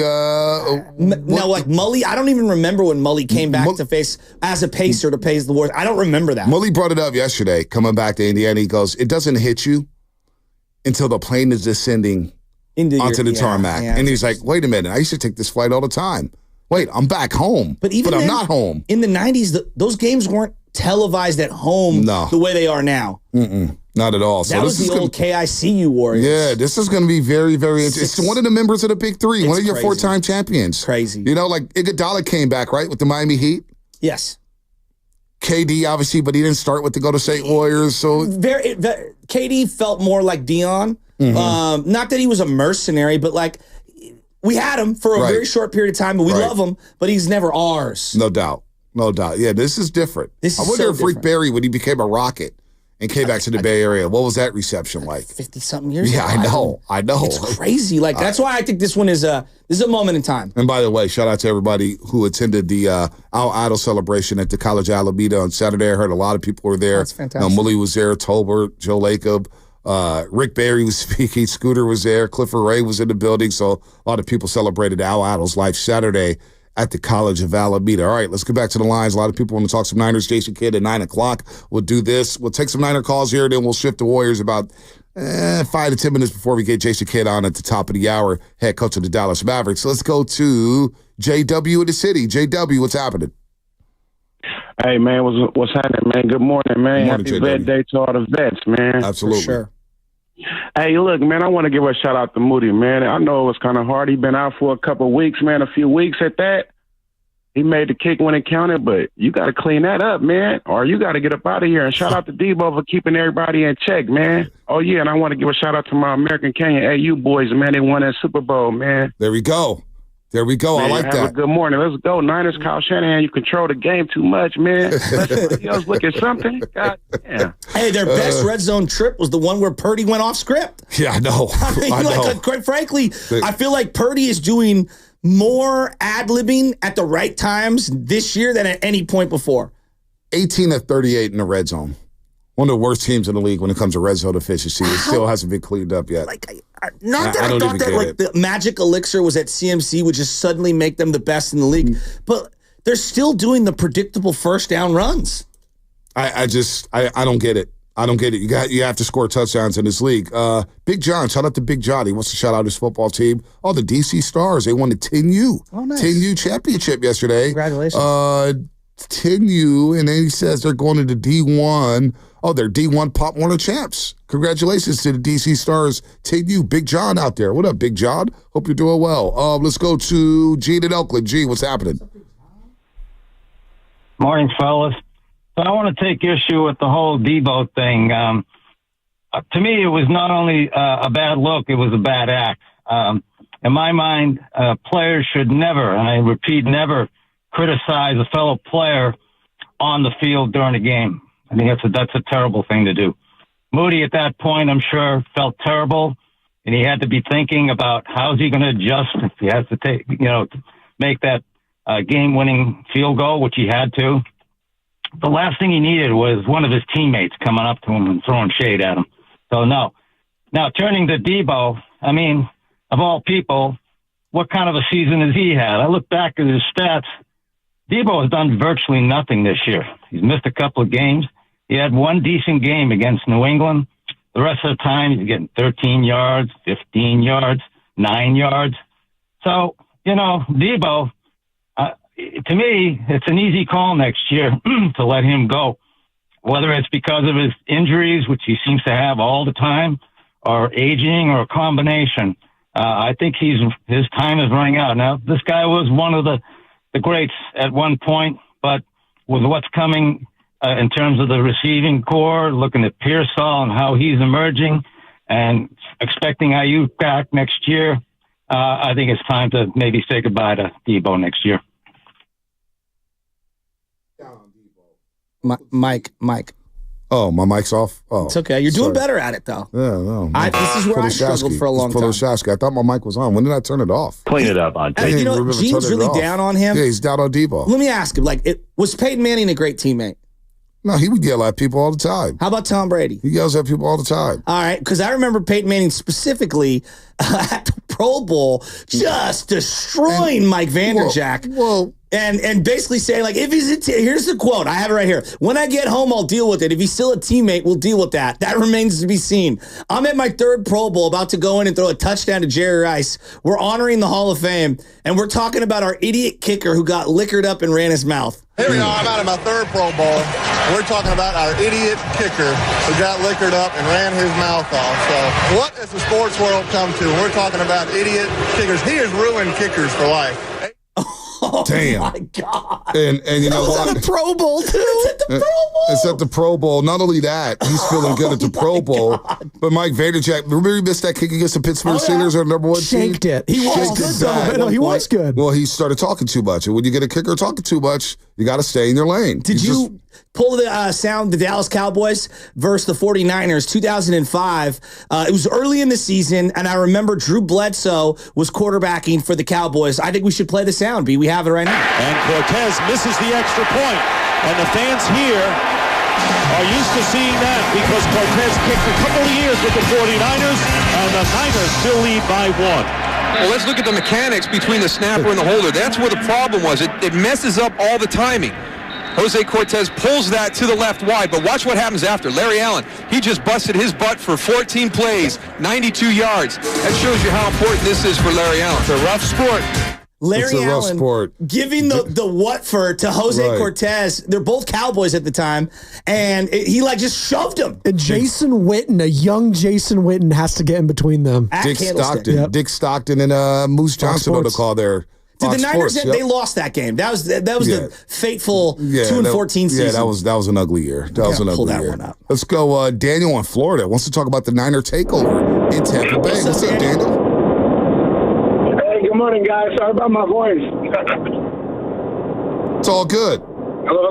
Yeah, we got you. Man, I'm driving from Tampa back to Fort Myers back home, but I was at the game yesterday, and the crowd ratio that Baldi said it might be a little off. It had to be 70-30 Niner fans. Wow. How's that stadium? How's Raymond James? Did you feel the wind? It was beautiful, man. Oh, no, not at all. I didn't feel I was way at the top. We were lucky to get a little breeze because it was hot. All right, I'm glad you had fun. Let's go to Alfred in Frisno. Alfred, what's happening? Alfred! Hey, what's going on, you guys? Am I on? Yes, you're on. Thank you. You're on. Okay, thank you. Thank you for taking my call. Listen to you guys every morning. Thank you. I just wanted to talk about the Debo, about the Debo thing. I can't believe all the hate I've been hearing from so many people about Debo. I mean, somebody needed to step up. We needed that kind of voice, especially right now. That he's done so much. He has so much equity in this league. If anything, Pepper should have just kept his mouth shut. The Kyle going for it on that fourth down instead of just, going for the kick instead of just going for it. That's like a pattern, you guys. I'm kind of worried about that. Especially he knows that kick is coming off a bad ankle injury. There's so many things. Throwing the ball late when we're up in the game, that seems like a pattern too with Kyle. When you're up late, I think everybody knows you run the ball. We got all these running backs. Mason not getting, I think he only had one carry, right? Yeah, one carry. Only had one carry? Yep. That's criminal. What are we doing? I know we won, but come on, man, that shouldn't have been that close. I'm a little stressed out about the future because Kyle just seems like it's a pattern. It's a pattern with him. I don't know. What do you guys think about that? Well, he's been happening for 8 years, but he's a damn good coach. And Kyle can irritate us. But I love Kyle. I really do think he's the right coach for this team. And for the first time, we've seen some friction on the sidelines here that we all were made aware of with Deebo Samuel and Tabor Pepper. And you know what? I'm with Shanahan when he said it, when he discussed the situation on Deebo and Pepper. I don't have much of a take because I didn't see any of it, so I just got told about it. But probably an obvious one. Guys frustrated, and something probably happened, and brothers scuffle a little bit. I didn't see any of it, so I don't know how bad it was, but something I'm not too worried about. We'll fix it. If it hasn't been fixed already, we'll fix it on the plane, and we'll go back to loving each other tomorrow. There we go. Not to be flippant about it. I'm really not. I'm not trying to be, just like overlook all this. I just watched Travis Kelce chest bump Andy Reid in the Super Bowl. And it's like, that is why Kelce's a winner. Like, What are we doing? Right. What are we... Niner fans, I get it. It's not the greatest look. I will admit that. We're acting like this doesn't have... Travis Kelce chest bumped the head coach in the Super Bowl. Against us. Well, the guy on the call, Tom Brady, is notorious. Literally the guy to rip into every single one of his teammates. Doesn't matter who you're. The coaching staff, Bill O'Brien and him would get into it. I was just going to say that. And I'm interested because you guys were watching the game. Like, did he talk about it at all? Like his perspective? No. Of course he didn't because he's learning. But I was like, I would have liked to hear his perspective on something like that. Yeah, no doubt. Listen, man. Listen. Livelihoods are on the line. Legacies are on the line. It's the NFL, man. One loss to set you back. You go to 4-5 in the NFC West right now. You don't have the tiebreaker right now over Arizona or the Rams. You got to win a football game. So, it was fiery. It's 90 degrees. In hot weather, I get irritable. Don't put me in 90-degree heat with 100% humidity or whatever it is, and I'm probably going to get annoyed about something, and we may come to blows about something. That's what happens. It happens no matter what. So I'm not mad at Deebo Samuel, judo chop. Now, you don't want to touch another man. You touch another grown man, you're liable to get socked back. I'm lucky, Deebo should be fortunate that Tabor didn't throw a punch at him. They could have got really ugly on the sideline. I'm glad Deebo walked away. But I don't have a problem with him getting in the face of Jake Moody and said, hey, lock the F in. We need to win. Make the damn kick. Do what you're paid to do. You're a third-round draft pick out of Michigan. I watched you make a 59-yard field goal in the Fiesta Bowl. I watched you make kicks over and over in Ann Arbor. Lock the hell in. We got to get a dub. But when you start touching another grown man, that's out of bounds. He owes Tabor Pepper an apology for that. You don't put your hands on another grown man. What? As far as getting in his face, I got no problem with it. I think your point about, you got to get over it and you got to find a way to, coexist, that's the most important. Forget what happened on the sidelines. Yeah. You're in the game, right? Now how do you deal with it? How does the team deal with it? How does Deebo deal with it with these guys? And how can they just kind of squash it and move on? Because we saw, we've seen this over and over. Sometimes things happen and guys can get over it. Mm-hmm. Sometimes things happen and it ruins the chemistry in the locker room, or maybe just makes things very, very tense when it doesn't need to be. So I think that part is well taken. The other part is Emmanuel Acho's losing his mind online about you can't do this to a teammate, and then Shady McCoy comes flying over the top and quote tweets him. He's like, nah, man. These specialists can't be ruining it for the real players. Wow. And he was basically saying, this is not the first time. This is not the last time. And when you're giving your all and you're a guy like LaShawn McCoy or Deebo Samuel, nah, man, this wasn't one missed kick. This is special teams has let us down 7 of 9 games. It's been a problem. This is a game where they missed 3 kicks, and they muffed a punt. I know, exactly. After losing the Super Bowl because of a muff punt and an extra point. So I can understand where Deebo's a little pissed off. Absolutely. I get it. Just don't put your hands on Pepper. That I agree with. You don't need to put your hands on him, but I got no problem with him getting in the face of Moody and Pepper telling him to lock the hell in, because I was thinking the same damn thing. Lock the hell in. We got to get a damn win. You cannot afford it. And so I was actually very calm. I jetted into NBC right after the game. During that whole rocky road, topsy-turvy, tipsy-turvy, whatever, fourth quarter, I was actually very calm. Because I said, let's see what these dudes, let's see what type of character they have. Are you going to really blow this game? Because then if you blow this game, then I know I'm locking all the way in on the Golden State Warriors. I'm 95% on the Golden State Warriors, but that 5% is leaving it open because of the Niners or whatnot. I will lock all the way in on the 40. You lose this game, and I already know it's basketball season. The last kick. I'm sitting there and I'm going, this guy's got to make this. He has to make this. You might leave him in Tampa Bay if he doesn't make it. It's going to the right. And I think, maybe I speak for all Niner fans. I was like, oh my God, he pushed it right again. And it just went in by the hair. And I go, the crowd reaction, did that go in? Did that not go in? Well, you see all those fans here. You see the creamsicle jerseys and everything. They were like, it's nothing like when a kicker misses a kick on the road and the fans are just losing their minds and they're thinking, oh, they're going to lose this football game. I go, we're going overtime. We're losing this. They're losing. Well, luckily, the defense. I want to get to Fred Warner real quick before we take some lines to get to Justin Kidd. Walk us through the last defensive drive, because I thought Temple scored a touchdown. Yeah, it was unfortunate, the amount of mistakes, and mine included. Of course, everybody's out there trying their hardest to play hard to win and make the play to win the game. But we had multiple opportunities out there, to finish the game on our end. That fourth down, Baker makes a heck of a play to keep the drive going. And my mindset through it all was, hey, even with the penalties, next play mentality. I talked to the group about winning on defense, and in that moment, we knew we had to hold them to a field goal, and obviously we want to get them off the field. We want to take the ball away in that moment, win the game. But to hold them to a field goal, man, it speaks to, the resilience and the character of the group. We're that lazy on a Sunday afternoon where we can't cut out the dam. Fred Warner's clearing his throat. We had to just keep that in there. We were that lazy. We couldn't take 1 second to clean that up. Good Lord. He's like a roaster caller. They call him. What the hell is going around here on the weekends, man? Damn. There's nothing that bugs me more than the clearing of a throat before a call. Hey, let's go to Bill and Benicia. Bill, how you doing? We control this. We control this. The audio. We control the audio. Okay, just click that out. Let's hear Fred Warner. All right, let's go to Miley and Walnut Creek. It's good Lord. It's just a small thing, but I've been in that position. I've cut audio for many, many years in my career. Can't just, let me get that 2-second thing out. Like, what?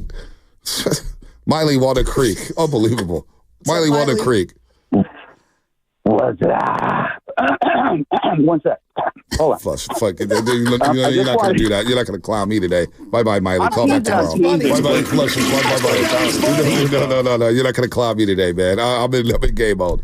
You're not going to clown me today. No, it's not going to do that. Was that the best commercial of all time? Was that? Was that Bud Light? It was so good. That was not a funny joke. All right, maybe I'm a little sensitive to that, but not right frogs. away. Contact Floyd Water Plumbing and Drain at floydwater.net. Let's go to Ryan in Oakland. Wise. I like the better when Scary Movie did the spoof off of it. Yeah, that was good. Let's go to Ryan in Oakland. Ryan, what's happening? You're not going to clown me like that, man. What's up? What's up? I was just I just called, but I just got on the radio not too long ago. But I just remember the time that y'all was talking to Jerry Rice, and he was talking about holding each other accountable, fighting on the sidelines and all that, and even putting hands on each other. But I was just going off of that. I don't know if y'all got into that earlier, but I mean, I'm not against what Debo did at all. I feel like there's higher standards now. It's second half of the season. I think we're just headed down the right path, and I think, like Shanahan said, they're brothers and they're going to scuff it out and everything's going to get handled.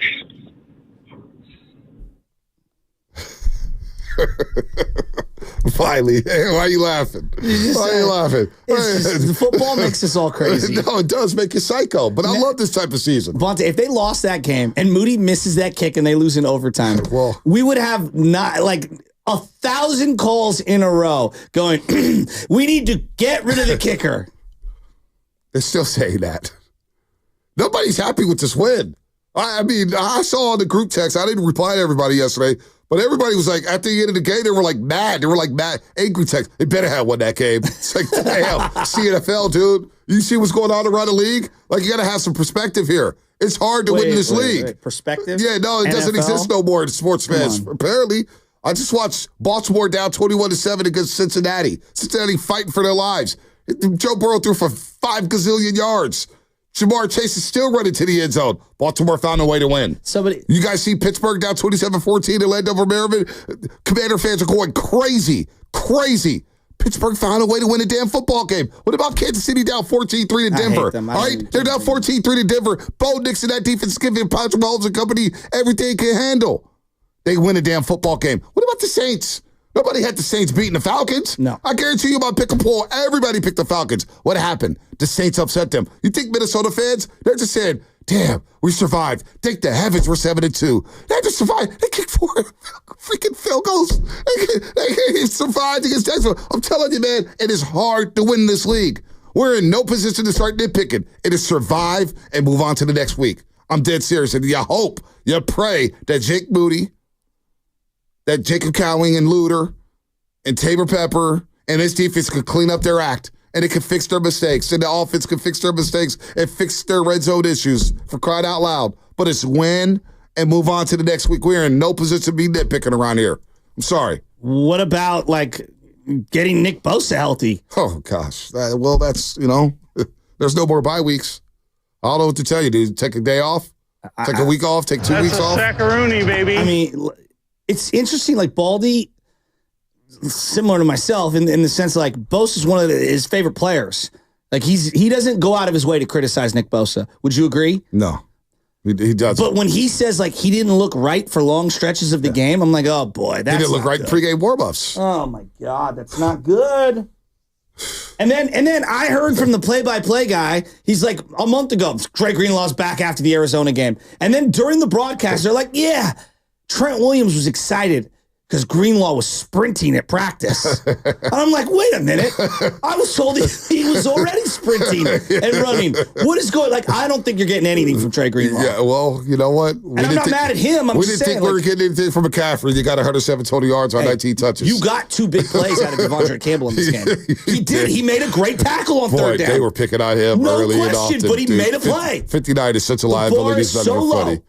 Oh, man. Let's go to Ray at Saratoga. We got Jason Kidd coming up in 4 minutes. Jason Kidd. Ray at Saratoga, what's happening? What's up, Ray? Hey, I just want to say something about the guy who was talking about Shanahan. There's a lot of Monday morning quarterbacks. This guy got to realize everybody knows when you're ahead, you run the ball. So does the other side. The coaches know. And when the coach calls the ball in, you cannot, when the quarterback sees stack up line, you cannot keep running the ball. So people need to stop analyzing on Monday. That's all I want to say. Ray, real quick. You're right about that. He threw for 353. The run game was getting stuffed. You got to do something to move the football there. You're right, Ray. You're all right on point. What's going on in Saratoga, though, man? It sounds like you're running from the cops or something. No, man. I was just running upstairs trying to get to work. Hey, be safe. It's wet out there. Be safe. It's wet out there. Niners giving me chest pains with these games. You know, I can't do this anymore. I'm an old man. Hey, man, you know what? Ray, you'll get through it. Ray, how old are you? He's up there. He can't go through it. You know, my mom, she doesn't watch the 5 minutes of games. Oh, my mom, she can't watch crunch time. She FaceTimed me at the end of that game. Okay, I had a house full of kids running around. Everything was going crazy. LJ with a big poop in his diaper, and she's like, "What a win!" And I'm like, "Mom, now is not the time. I'm coming down from the high of that game." I don't know how you can watch that game with a room full of kids. See, I know myself. I admit that I'm cool, calm, and collected during the game, but that's only because I watch it by myself. Well, and I have to watch it by myself. It was a 10 a.m. start, so I knew I could decompress after and rewatch the entire game. And then, what did I do this morning, B, when you came in? What am I doing? Watching it for a third time, like a sicko. Well, I'm watching games back no matter what. No matter what the time is, you always watch it back a couple times. But live, I don't want nobody around me when I'm watching the 49ers. I honestly, I don't watch, even when I'm on my phone. I know. I got to take a walk and go to the store. I'll watch it on my phone. I can't be around people watching the 49ers. I just can't. I don't know why. I just can't. I can't.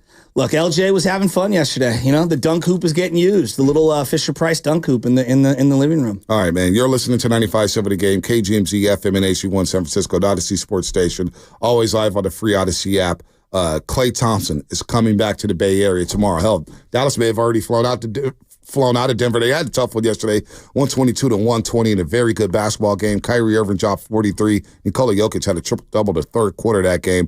But we're going to talk to the head coach in just a second here, Jason Kidd, on the Morning Roast here. And Jason Kidd, the head coach of the Dallas Mavericks, is here, and he joins us on the River Islands guest line. All guests on 95.7 The Game appear on the River Islands guest line. Is it a time for you to discover the islands, River Islands, and Lathrop? And look, this is a big day. It's a big 2-day stretch. Klay Thompson's returning. We love the 4-time chap. I'm wearing the Captain Klay hat right now. We have Laughing Monk, Shasky. Laughing Monk. They're in the building. Laughing Monk is serving breakfast right now. They got the prime rib and the mashed potatoes out in the hallway right now. Oh, they got prime rib out there. Don't eat it all, Spadoni. Straight from Sunnyvale up to the city. Serving us breakfast here. Then we get a Bay Area legend on the line here on the River Islands guest line, Jason Kidd, the head coach of the Dallas Mavericks. And he's one of our own. We always forget he's from the Bay, from Oakland, California, the NBA champ back in 2011. Multiple All-Stars, 10 of them to be exact. An All-NBA first team 5 times, second team, Cal Berkeley legend.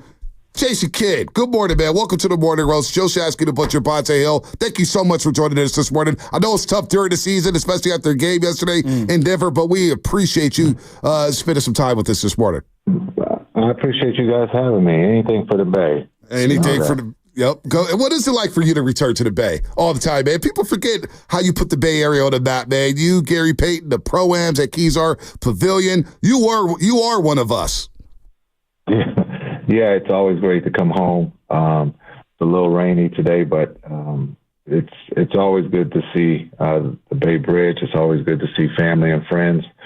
And then also, whenever I do come back, we're always playing the Warriors. If they're not winning a championship, they always are a team that's fighting for a championship. So it'll be fun. As you brought up, Klay's first time back, so we're excited to be here and have practice today, and then we'll play the game tomorrow. Yeah. B, you didn't reference his time at St. Joe's, where he was just an absolute legend. Two-time California Mr. Basketball, of course. Just an absolute legend. You were pretty much everybody's favorite non-Warrior outside of the Warriors. Like, everybody loved watching you play. And you've done some great things for girls basketball in this area. Obviously, you and Armando and what used to be Golden City, now it's Jason Kidd and Jason Kidd Select, the team. My niece was playing for you guys for the longest time, Megan. And I love that you are like at that grassroots level for basketball, for, you know, the girls game and specifically. And you've done some great work out here. And I just, from, I guess, the perspective of all the parents and the kids that have been in that program, thank you, Jason. No, I appreciate that, but I want to say thank you for trusting us with your family member and understanding that we love women's sports. I love women's sports. It's grown. It's got the attention that it needs, and it's continuing to grow. But when you talk about what Armando is doing to help run that program, and then also our biggest sponsor, Laughing Monk,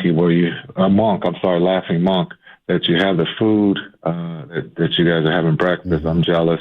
But it's exciting because I think the young ladies in the Bay Area last year, the teams went over to Croatia to play this next summer. They'll be going to Greece. And so we're just trying to give them the light of the world, of being able to see different parts of the world and play the game of basketball that we all love. And Jason, you mentioned your select program. Over 40 Division I players came from your program. It's really, truly remarkable. You're sending them not only to the next level, they're getting the education. And as you just mentioned, they get to travel the world. And now we have the Jason Kidd Invitational at Haas Pavilion, December 14th, and Laughing Monk will be a sponsor for that Invitational. So I want to know from the grassroots, what made you involved or what got you going when it came to girls basketball, especially high school girls basketball? Yeah, I think when you think about Kobe and what he was doing for the women's game, and unfortunately the passing of Kobe, I just felt that I wanted to help and continue his legacy and help women's sports. And so that really ignited the idea of the select team here in the Bay, and doing it back at home. And so that's where it all started. And again, it's been 5 years, as you brought up the invitation at Cal. And so we're just trying to do as much as we can to give the women the opportunity to go to school and fulfill their dream.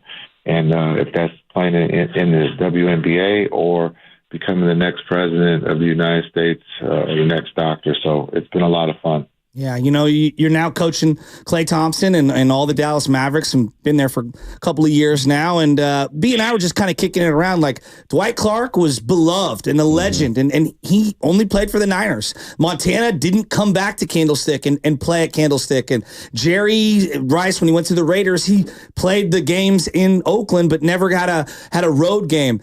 This is so unique, having a legend like Klay Thompson that is beloved by Warrior fans come back while he's playing in another uniform and playing one of the homes that he built, which is Chase Center.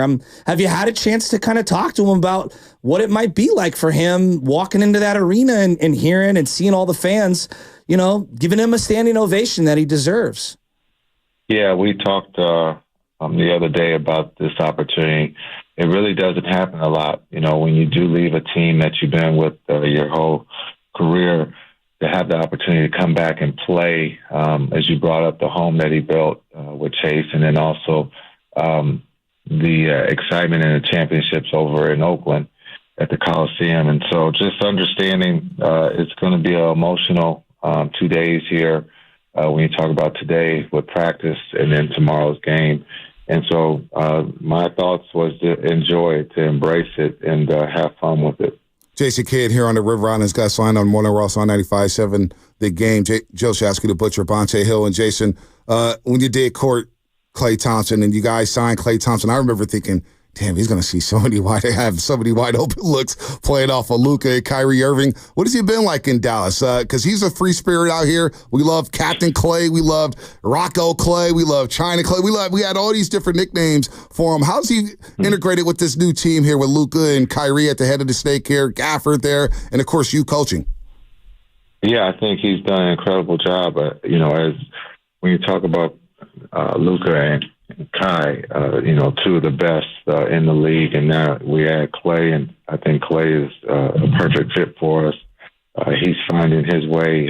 Those two are making sure that he's getting touches and making sure that he's comfortable, and it just takes time. And I think as we go through here, we've had 2 games that have come down to the last shot. And so we're going through, some battles, and we're learning each other. But I think Klay is a champion. He's been there before. He understands it's a marathon. It's not just 1 game or 2 games, but it's 82. And we're very lucky to have his leadership and his ability to shoot it, but also to be able to defend and help take some of the pressure off of Klay and Kai. This generation of basketball players is so different from when you played, Jason, and, a lot of people do it for the clicks or whatnot. How refreshing is it to have a player like Luka, Kyrie, and then you add in Klay Thompson, who's all about ball. Klay's all about getting buckets and playing ball at the highest level. How refreshing is that for you as a coach? Because it seems like you don't have to – he's not a high-maintenance type of guy, right? No, they're pros. All 3 of those guys you just mentioned are pros. They're about winning. They have one goal in mind, that's to win a championship. And so – understanding that they're not high maintenance, they're about doing their work and finding a way to win. As a lover of sports in general, there's so many great combos, Gronk and Brady, or, Joe and Jerry, Pippen and Jordan. Let's just stick with basketball. Steph and Klay, like when they were together, it's as good of a combo. Clearly as a backcourt combo, but like Jordan Pippen, Kobe and Shaq, LeBron and Dwayne Wade, like are they up there with those combinations when they were together? Yeah, they're definitely up there with those combinations.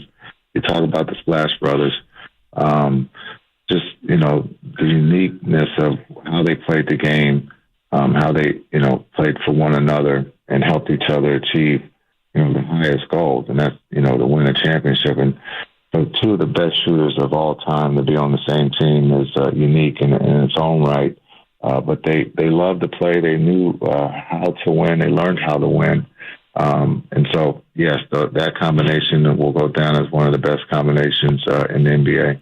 What was more impressive to you? And there's no wrong answer here, Coach, but 37 points in a quarter or 60 points on 11 dribbles, Klay Thompson? I take both of them any day. Have you ever scored 37 and a half, Jason? That's what I know. This guy scored 37 and a quarter. Wilt, in his 100-point game, Chris Mullen on the pregame show always says, Wilt he didn't even score 37 and a quarter when he had 100. Have you ever scored 37 and a half, Jay? No, that's impressive, right? The 37, but I think the dribble, being able to not have to dribble to score is kind of special in its own right. And so, but both of them are incredible feats. And as I said, as a coach, I'll take both of those. Draymond's he's got his podcast and he says a lot of stuff about how, obviously everyone's going to get emotional and they're going to honor Klay. Then when the ball gets tipped up, we got to play, we got to play. And everybody brings up Kobe running through Paul Gasol at the USA Dream Team or Redeem Team a few years back. Did you ever have a teammate that you went to another team and you and him had maybe an altercation on the floor?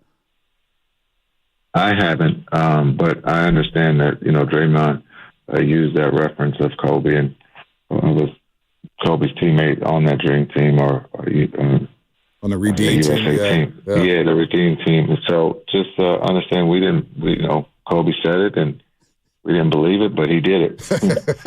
and he knew exactly what play they were going to run, and he did it. But, Kobe was, he was on a mission. He wanted to win the gold medal, and Spain was in our way, and so he wanted to make sure he sent the message that we're friends, but right now you're the enemy, and I'm here to try to find a way to win, and I'll do whatever it takes.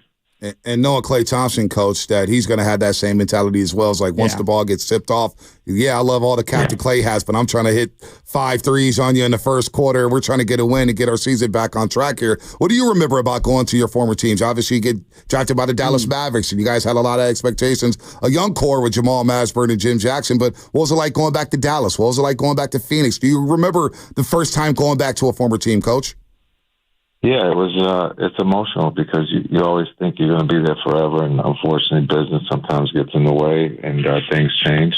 But, I think you guys brought up a good point. There are emotions, but once the ball goes up, you're trying to figure out how to get the W, how to play your best game, and then have fun doing it. And then be able to talk to some of the people that you spent a lot of time with after the game.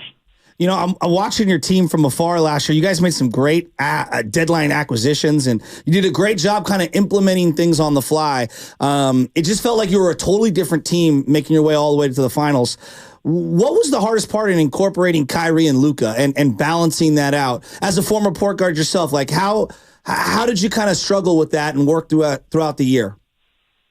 Yeah, I don't know if it was a struggle. I think it was more of just patience and giving these two time. They're artists with the ball. They understand how to play the game at a high level. And it was just a matter of being able to have time under their belt to get used to each other. And sometimes we want instant, day one for it to look good or be perfect. But I think when you talk about the sport or human element, it just takes time. And once they figured each other out, they took off. And that was a big reason what helped us, get to the finals last year. And we believe, that's kind of the space we are right now with Klay. Just give us a little time and we're going to get these three on the same page and we're going to roll. Jason, now you jog my memory here because I do want to get back to the Jason Kidd Select program and what you have going on with that. And we have some thank yous that I want to read off for you. Yeah, but you brought us up last year. It was so funny, the clip. We played it on our pregame show where you asked the reporter, you go, do you guys ever write anything good about us? Like, do we celebrate? And we always talk about this on this show. When the Niners lose, our phone lines are packed. Everybody wants to rip everybody. Everybody wants to fire everybody. There's all this instant gratification, and there's no perspective here. But yet when they win, they won. Great. What is it about the way the game is covered out? Because we see the ratings, and I love the NBA. Shasky loves the NBA. But it is the way it's covered where everybody wants to pick apart everything and saying, hey, if this guy doesn't win the championship, he's a bum. Or if this team doesn't win here, they're done. What happened to perspective in the sports world, Coach? Can you figure that one out? No, I don't even want to touch that. I think when you just, everyone has a right to their opinion, but again, the league is so talented, and there are some really good teams, and we ran into one last year in Boston. But Golden State, Oklahoma City, Minnesota. There's stars on every team, and understanding if you're playing your best basketball at the right time, you have a chance. But there's no guarantee to anyone to win a championship. You got to go earn it. You got to go take it.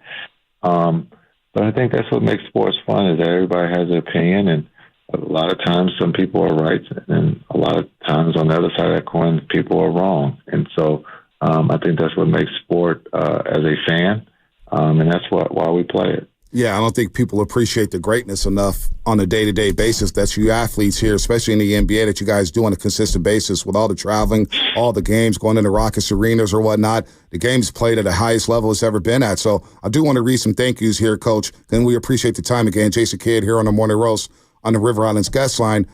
Guy from Sonoma, Liam Fairfield, says he won a contest several years ago on another radio station that allowed his son to attend the Jason Kidd basketball camp in Sonoma. He said he never got the chance to thank him for saving my son from going in the wrong direction. Jason is the best, and he can't thank him enough.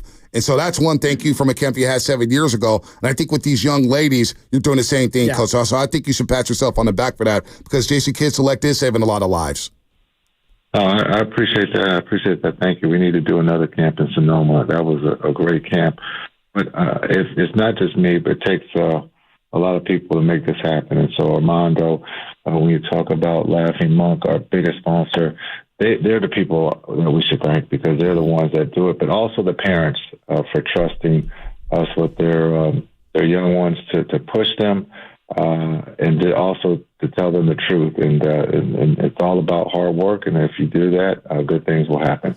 Coach, I'm going to go way back in the yesteryear. Obviously, everyone's going to talk about the behind-the-back plays against Duke and you guys knocking them off. I'm going to go even more local. I remember when it was rumored you were coming out to the Pro-Am out at Kezar, and my boy Reggie Milligan was working the board, and all of us kids, you were our favorite player, and you came out. There was like Brian Shaw, Bennett Davidson. I believe a young Eddie House might have been out there. Antonio Davis was out there. There were so many guys. Like the Pro-Am and playing at Kezar. Did you realize how big of a thing it was for an NBA superstar and co-rookie of the year like yourself to like show up and dominate the Pro-Am? Because that was like some of the coolest stuff I've ever seen as a young man. It formulated my love of the game of basketball. Well, I used to love playing at Kezar. I thought that was incredible because the fans that would come out. Trail Hill was another favorite one of mine, to be able to go on the hill and play. And so I love to play basketball. I love the competition. But the fans came out for sure for the Pro-Am. And it was nothing like playing in the Pro-Am in the summer in San Francisco. No doubt. What about the boat? Have you had a chance to get on Klay's boat? Well, Klay doesn't have a boat in Dallas, right? Because you guys only have lakes out there. Tell us about the Texas life with Klay Thompson. Yeah, we only have lakes, so I have not been on the Klay boat yet, but at some point. We got to get Klay to get on the boat for tomorrow's game. Or you allow that, Coach? He's like, no, we're all on the team bus. I'm making sure you get to safe and sound. Navigate the Bay Area waters here, Coach. Come on now. I'm going to stay on land and I'll wait for Klay's boat as it goes by. Last one before we get you out again. We thank you for the time with the Jason Kidd Select program. Don't forget about the Jason Kidd Invitational at Haas Pavilion, December 14th. Laughing Monk will be sponsoring that. They have breakfast for us today, and we love them for coming up from Sunnyvale this morning. But the women's game, the girls' game, it feels like it's at an all-time high, and it's only getting better, Coach. I was going to ask you whether or not you had plans on maybe after your NBA career, maybe you're coaching women's basketball or whatnot, but where the game is going and where it can go. Can you talk about the growth of the women's game? Yeah, I think when you talk about the women's game, the growth is incredible. The platforms that they are on, the viewership. When you talk about the highest level of the WNBA, they've added a team here in San Francisco that will be online. And then I think you have Toronto and I think Portland. Yeah, Portland, yep. Yes, coming online here in the next couple of years. And so it just shows the growth, not just in women's basketball, but also in soccer. And it's great for our country, but for our young ladies to have an opportunity to play the game at the highest level without having to go abroad. And so I think it's great. Coach, this was great. It's always fun talking to you. We love you here in the Bay Area. Yep. This will always be your home. You know that. Just good luck for the rest of the season, except for tomorrow. You know, we're still Dub fans, but we want Klay to do well, and we do like watching Mavericks basketball. Man. You guys are much watched on NBA League Pass. So, Coach, thanks for the time today. Good luck the rest of the season. I appreciate it, guys. Thanks for having me. We'll see you guys tomorrow. Absolutely. Jason Kidd here on the Morning Roast, the head coach of the Dallas Mavericks. Jason Kidd Select. Check out their program. They're going to Greece this year. They were in Croatia last year. Your niece played for Jason Kidd Select. 7-8 years. Yep, 7-8 years when they were Golden City. And Jason Kidd has come in, and he's taken this program to the next level, along with the help of Mondo, along with the help of Laughing Monk, of course. So women's basketball, man, it's growing and growing and growing. Absolutely. And, giving a lot of young women opportunities to go to places they've never been, play and get exposure at places that, they would never get that kind of exposure. It's about those experiences, right? Obviously, playing basketball is just one element of it. And, he's at the forefront of it. I just remember being a young kid going to Kezar for Pro-Am games. And I know it's kind of been lost the last couple of years because they're remodeling Kezar. I don't know what the exact status is currently, but seeing Jason Kidd show up, a local guy to Kezar, he was a rock star. No, he was. Well, his games were on Cron 4 back in the day when he was at St. Joe's. Yep. And they were playing for state championships. Yep. And so he's two-time California Mr. Basketball. And you're wondering, like, man, he's a McDonald's All-American. He can go to any school in the country. He's a man among boys. And he picks Cal Berkeley. And he goes to Cal Berkeley with Todd Bozeman and Lamar Murray and Monty Buckley and Randy Duck.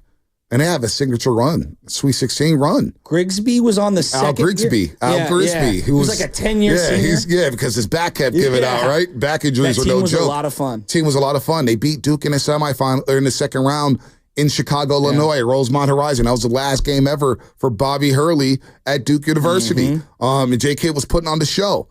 And then they were a 5 seed the next season. So hitting the jumper over Bobby Hurley on the cover of Sports Illustrated when it was the number one thing. I was going to ask Jason about this, but he'll never answer it. And I'm not going to put him on the spot like that. But I always thought his first year in New Jersey, He took the Nets to the finals, getting traded from Phoenix. He totally rejuvenates his basketball career. And I thought he should have won the MVP. He had MVP-like numbers. Remember, there were the rumors swirling that he's going to be a San Antonio Spur. He took the Nets to back-to-back. He took them to 2 NBA finals. Kerry Kittles, Richard Jefferson, then they made the trade for Vince Carter. What? Keith Van Horn. Keith Van Horn, absolutely. They also had another big white boy whose name is evading me, and he wasn't from Utah. God, where did it wasn't Doliak. It wasn't. No, it was Austin not Crozier. Doliak. It was, Doliak played for the Heat. No, it was. Gosh, it was. I know who you're talking about. Light-skinned cat. Yes. Light-skinned cat. And then Williams, who got in trouble for shooting a limo driver. I gotta look it up. But that team was elite. Now I got to cheat. I know. Go cheat. Give was me it Aaron Williams? No, it wasn't Aaron Williams. It was. It might have been Aaron Williams. He was a lefty. 2001-02 New Jersey Nets. Read off the names. Keon Dooling, not on that team. Hold on one second. He was a Clipper at that point. 1 second here. New Jersey Nets, 01-02, lost the finals. Jim McIlvain? So what R.C. Davis is texting me. Jim McIlvain? That might not have been the name I would have came to. Aaron Williams, 6'9". Yes. Xavier guy. Yeah, Aaron Williams. Yeah, the power forward, number 34. Exactly. It was him, Reggie Slater, Brian Scalabrine was on that team. Kenyon Martin, of course. Kenyon Martin. Donnie Marshall. Todd McCullough, another center for Washington, the big man from Canada. Absolutely. Anthony Johnson, backup point guard. Lucius Harris. God, I was rooting for them so hard. They played the Spurs and the Lakers? They played the Lakers, got swept. No, but I'm saying the next year they played the Spurs. Yeah. And they lost in 6. Yeah. I mean, they had no business even getting to the finals. It didn't.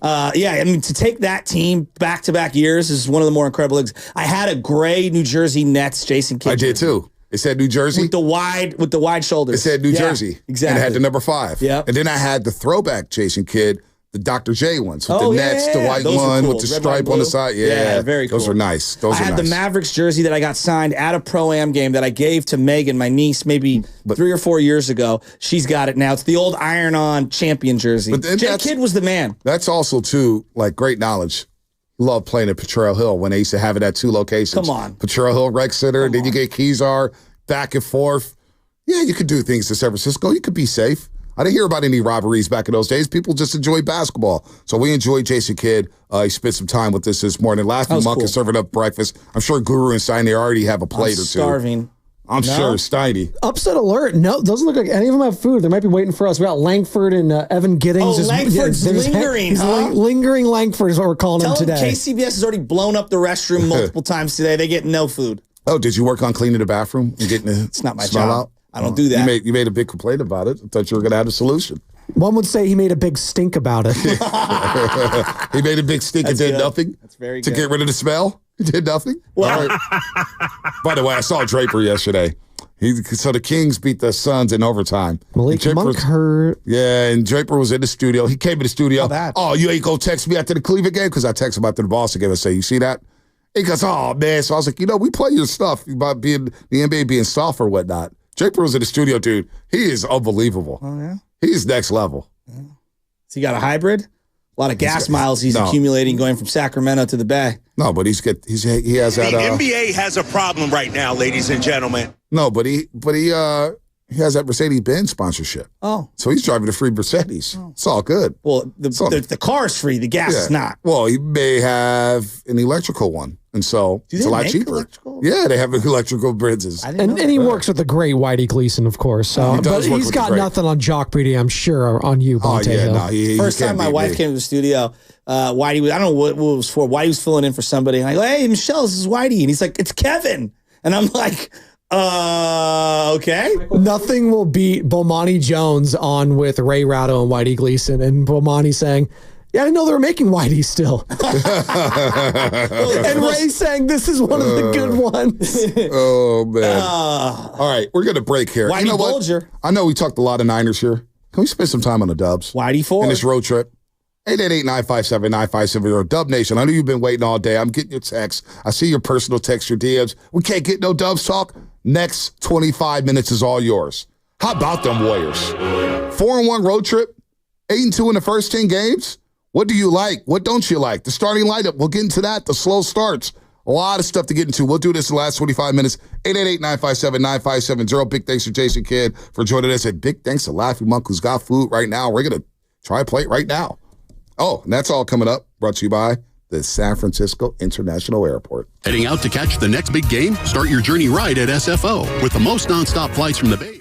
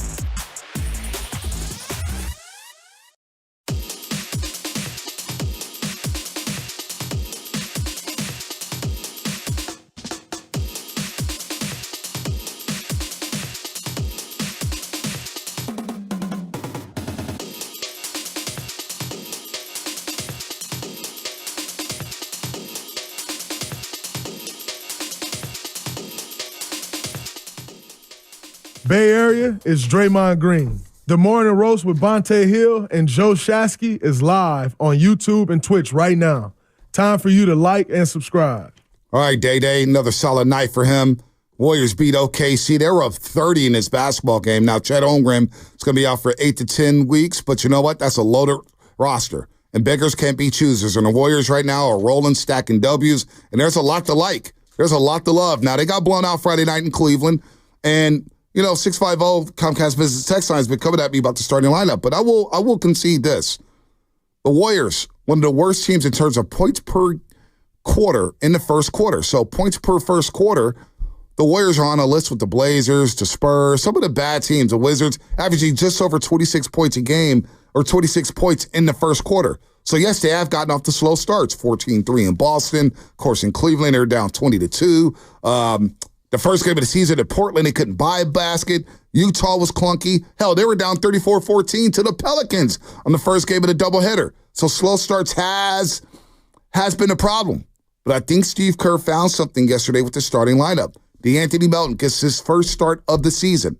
And this is what we kind of anticipated in training camp. Can he be that two guard next to Stephen Curry? Because I like Buddy Hield's role off the bench. I want him coming off the bench. I love that role for him with the second unit alongside J.K. And I think we have a development there with J.K. and Buddy Hield coming in with the second unit. That could be a problem for opposing teams.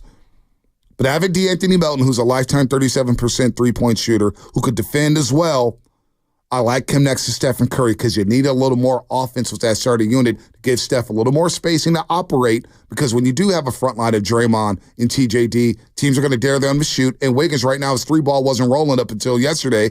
So I like this unit moving forward here with DeAnthony Melton. Steve Kerr mentioned yesterday that they're going to roll with this five for the foreseeable future. So I'm sure a lot of people tuned in to portions of Friday night's game and was like, oh, this one's over.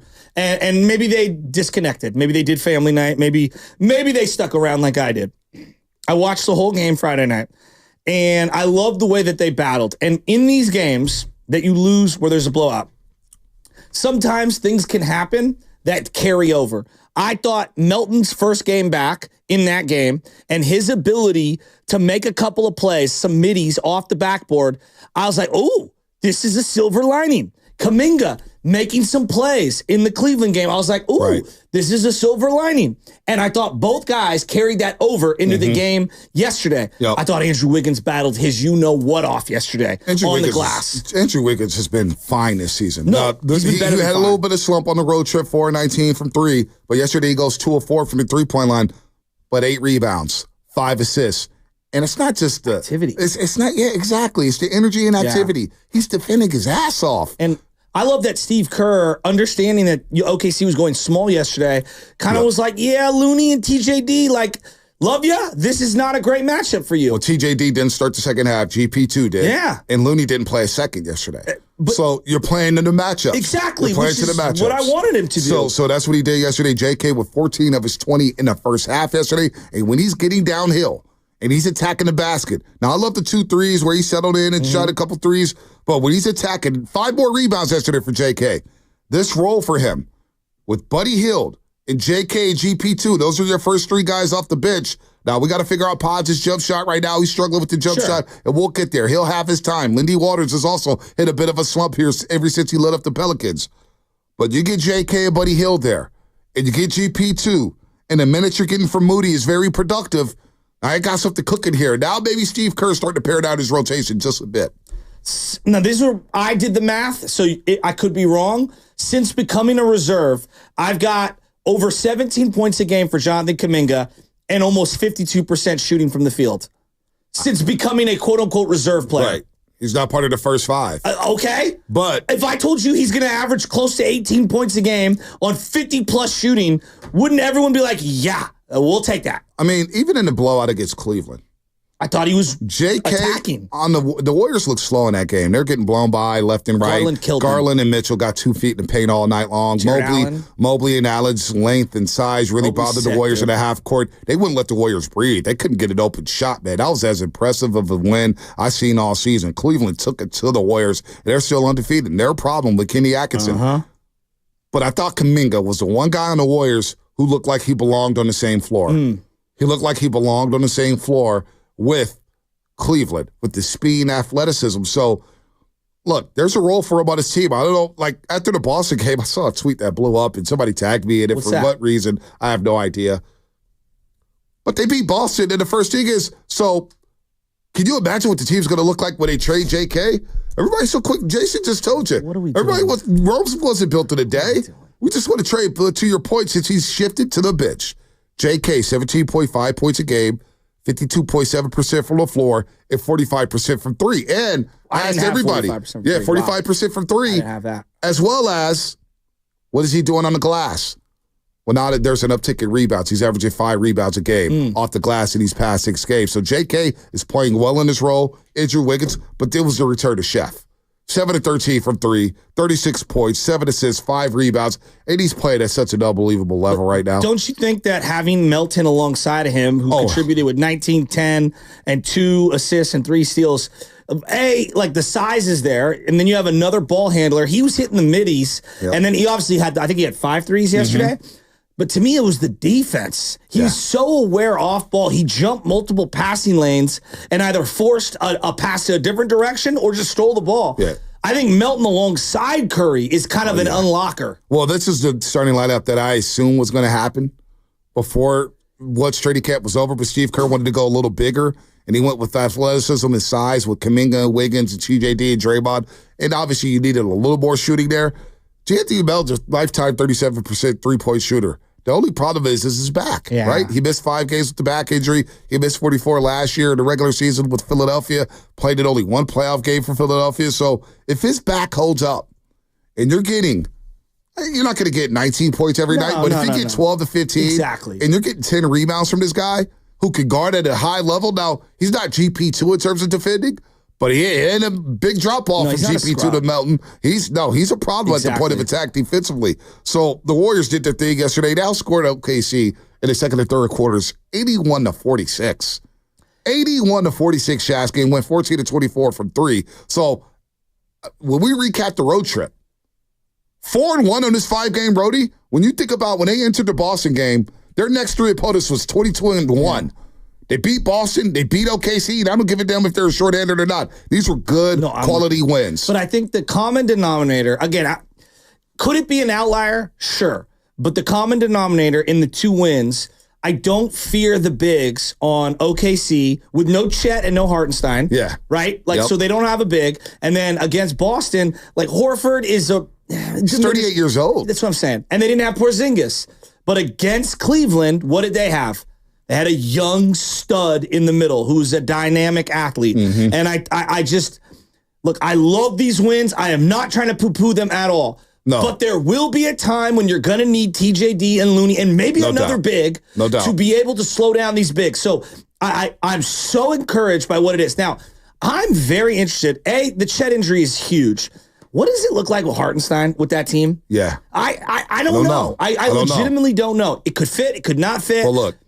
He was a rugged player for the Knicks. The Warriors are going to have a stretch from December 6th to December 21st where they played the Minnesota Timberwolves 3 times. Oof. All right? Nas Reed and Gobert. Yeah. Ugh. But I bring that up because let me list these next 10 games off. Give them to me. I believe they're 10. If I'm doing my math correctly, that's 11 games. The next 11. Dallas tomorrow night. We know that's a big one. Memphis Friday without Ja Morant, possibly. He's week to week with, he's got hip, pelvic. Dude's banged up. Then they play the Clippers in L.A. Then they come back home for Grant Liftman's Hawks. Then you have a double dip, a back-to-back against the Pelicans and the Spurs. Then you play Brooklyn at home. Then you play OKC without Chet. Then you go to Phoenix, and who knows if Kevin Durant will be back by November 30th. He has a calf strain. Yeah, I'm going to say no. Even though they're saying 2 weeks, I'm going to say no. Then you get a nice little 2-day break before you play Denver in the Mile High City. And then you play the Houston Rockets back at home. So these next 11 games. It's pretty favorable. These next 11 games. They're 8-2 now.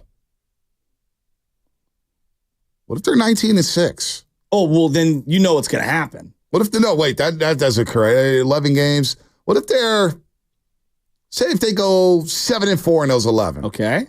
So all of a sudden they're 15-6? Well, if they get to 16-6, then we're saying out loud, exactly. Shasky and I, that we both believe this team could make a deep run in the playoffs. Absolutely. Then I'll believe. Now, I already think that there's something in the air, Phil Collins.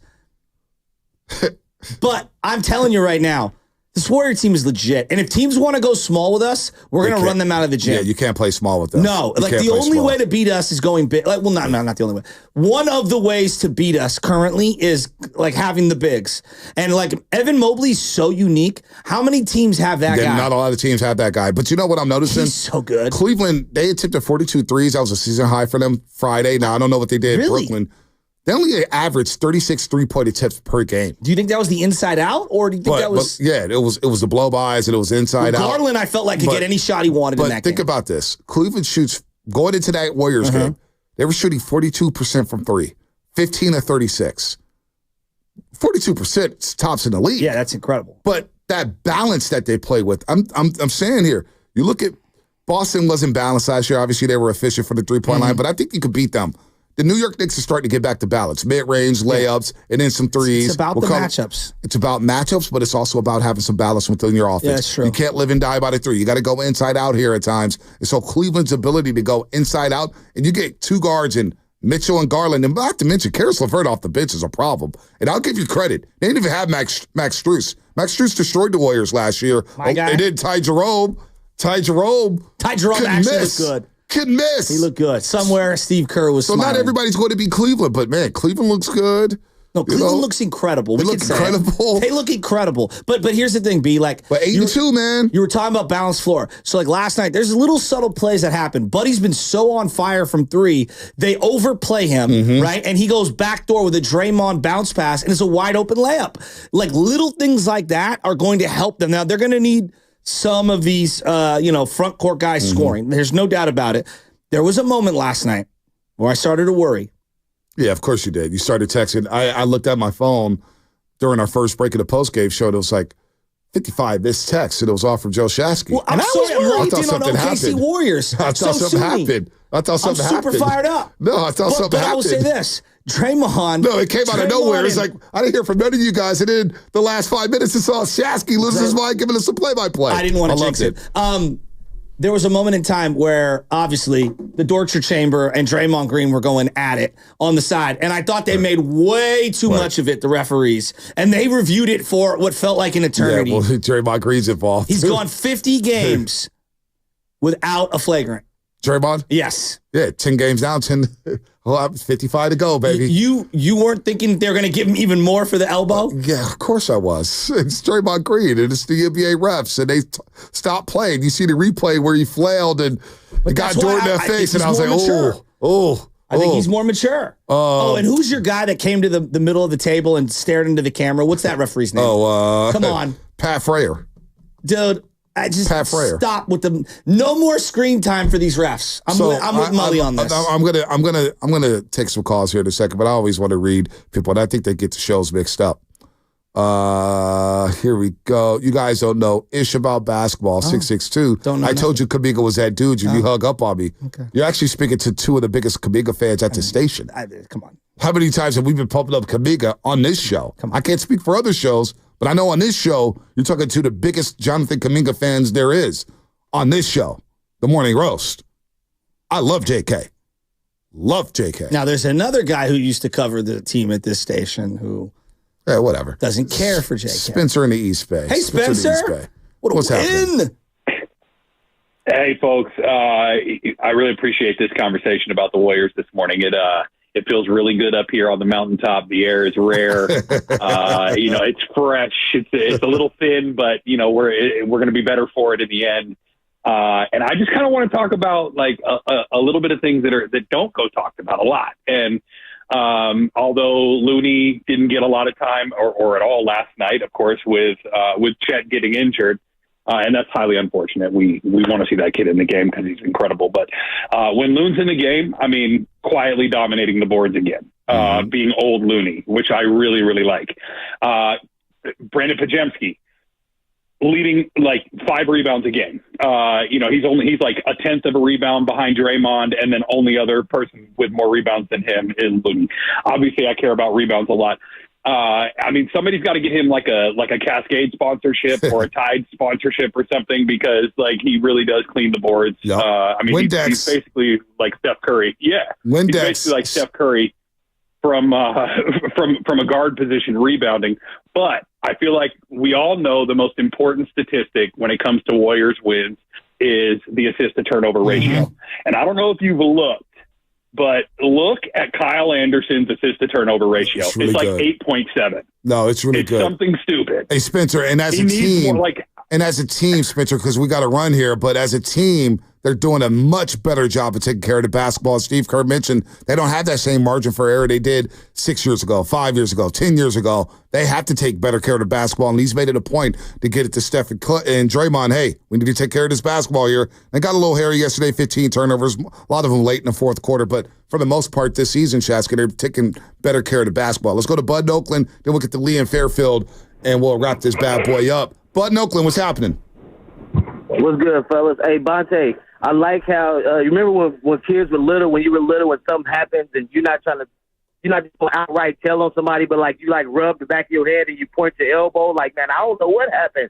That's kind of like what you just did right there about the Jonathan Kuminga. He said, well, we always pumping up Jonathan Kuminga. I don't know about other shows. I kind of feel like your elbow was pointing at Steiny and Guru. No, I don't know. I listen to the shows, but I'm doing my thing with my baby girl. I don't know what other people are saying about JK. I just know what I'm saying and what Shasky's saying about JK. We went into the California Classic day one of JK's career, and we've never wavered. But this kid is special. Now, does he fit with the Warriors? Time will tell, but this kid's got a lot of talent. Real quick, right? So right now, after the 10 games, my expectation of the Warriors, I'm going to take the slogan of the men's warehouse. I kind of like the way we look. You know what I mean? Coming out, starting the season, like that. Nobody knew what we were going to look like. 10 games, we're 8-2, and somewhere down the line, you kind of feel like there should have been a throwaway tape game after 10 games. We didn't know what we had. I'll take the throwaway tape game against the Cleveland Cavaliers because that coach was just an assistant coach of the Warriors. Last year or the year before, when we had a meltdown against who? The Sacramento Kings. And who's the coach?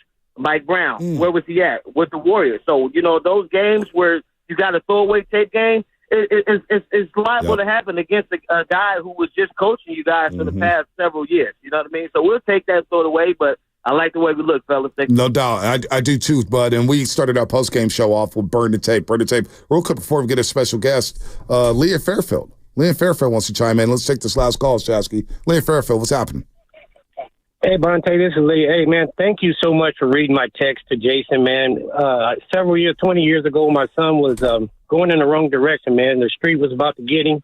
I was doing everything I could. He respected me as his dad, but obviously the streets were pulling me. Man, I won a contest on another radio station and to Jason's kid camp. Man, when my son got there, he didn't want to go. But when he got to the camp, man, Jason, Magic, he brought all kinds of former basketball players there to teach him not only basketball, but be a man too, man. So to this day, I never got a chance to thank Jason because I didn't get a chance to see him at the end of the camp. It was so busy. So, man, just thank you so much for doing that, man. You made my day. Anytime, Lee. That's what we do here on the Roast, man. We're there for the people, and we love stories like that, no doubt about it. And we love stories like Laughing Monk, who is sponsoring, helped sponsor Jason Kidd Select, and they're going to sponsor the tournament December 14th at Haas Pavilion. And Shasky, you already scarfed the plate. We got a special guest here. Oh, you're not done. Prime rib.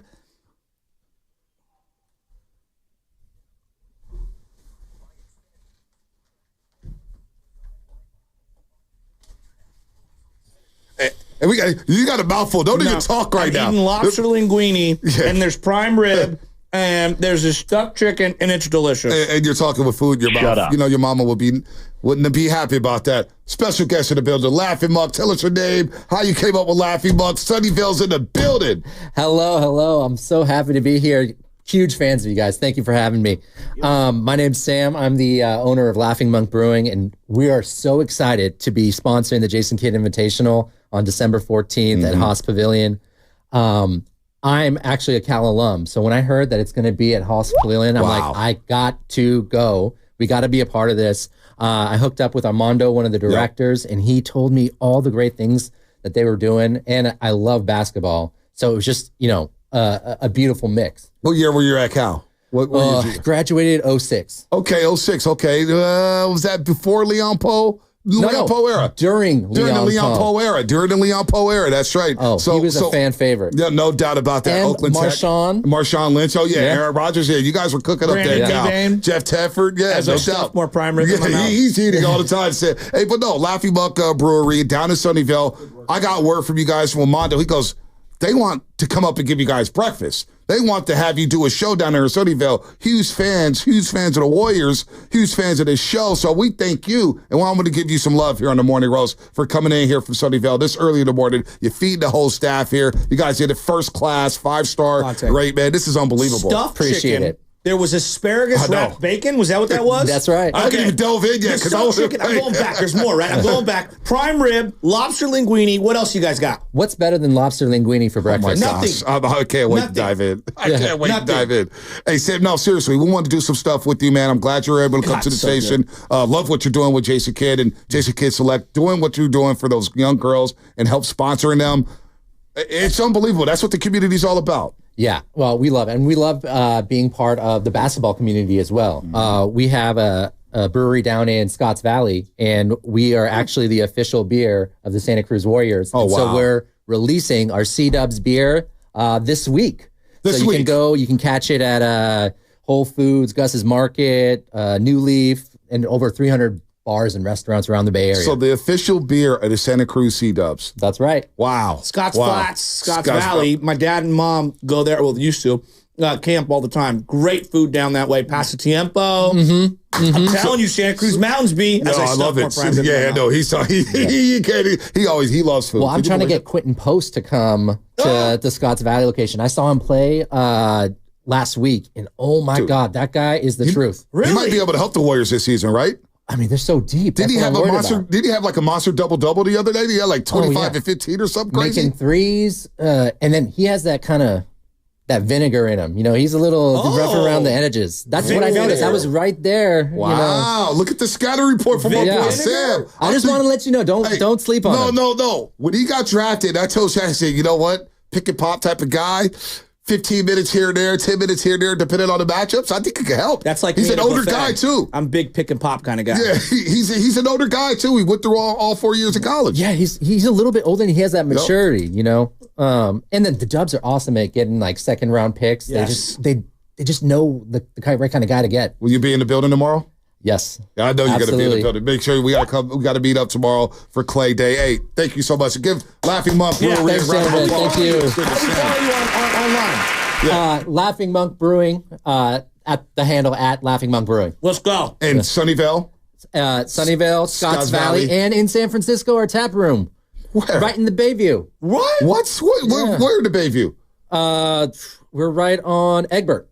Oh, yeah. Right in the Bayview. There it is. 3 locations. Laughing Monk Brewery. We love it. Hey, you know what? We got a text right here. There. We have a text right here from our boy Burke of the Creek, 619. Laughing Monk Brewery is high quality. Oh, so you got the stamp of approval from the roaster. Sam, good stuff, man. Right. Thank you so much, man. That was Fast Five, brought to you by Xfinity. At home or on the go, you get the fastest internet to all of your devices. Have a good day, everybody. Sidey Guru next here on 95.7 The Game. Klay Thompson is coming.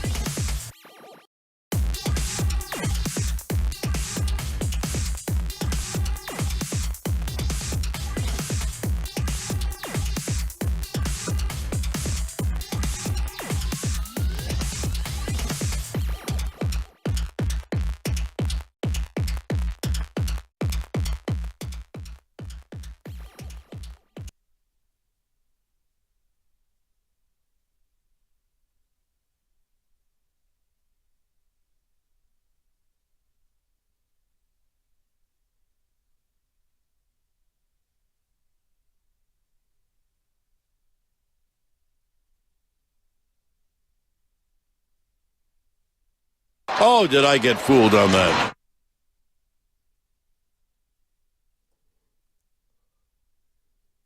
Kick is up, and it is up and through. It's good.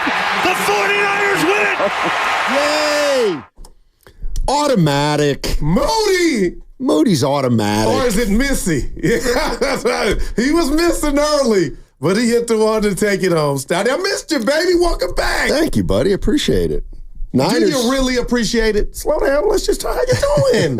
We got it. It's all good. Yeah, you know. Spadoni, Evan, and I held it down for you. Yeah, it was. I know this is weird because we had somebody broke a mic other than me in here. It wasn't me. Yeah, I wasn't in here. Do we know any story about what happened? Must have been. You know what? I bet it was Devone. Look at you. Was it Italian? Was it Devone? Spadoni? Look at you. What happened? Snitching.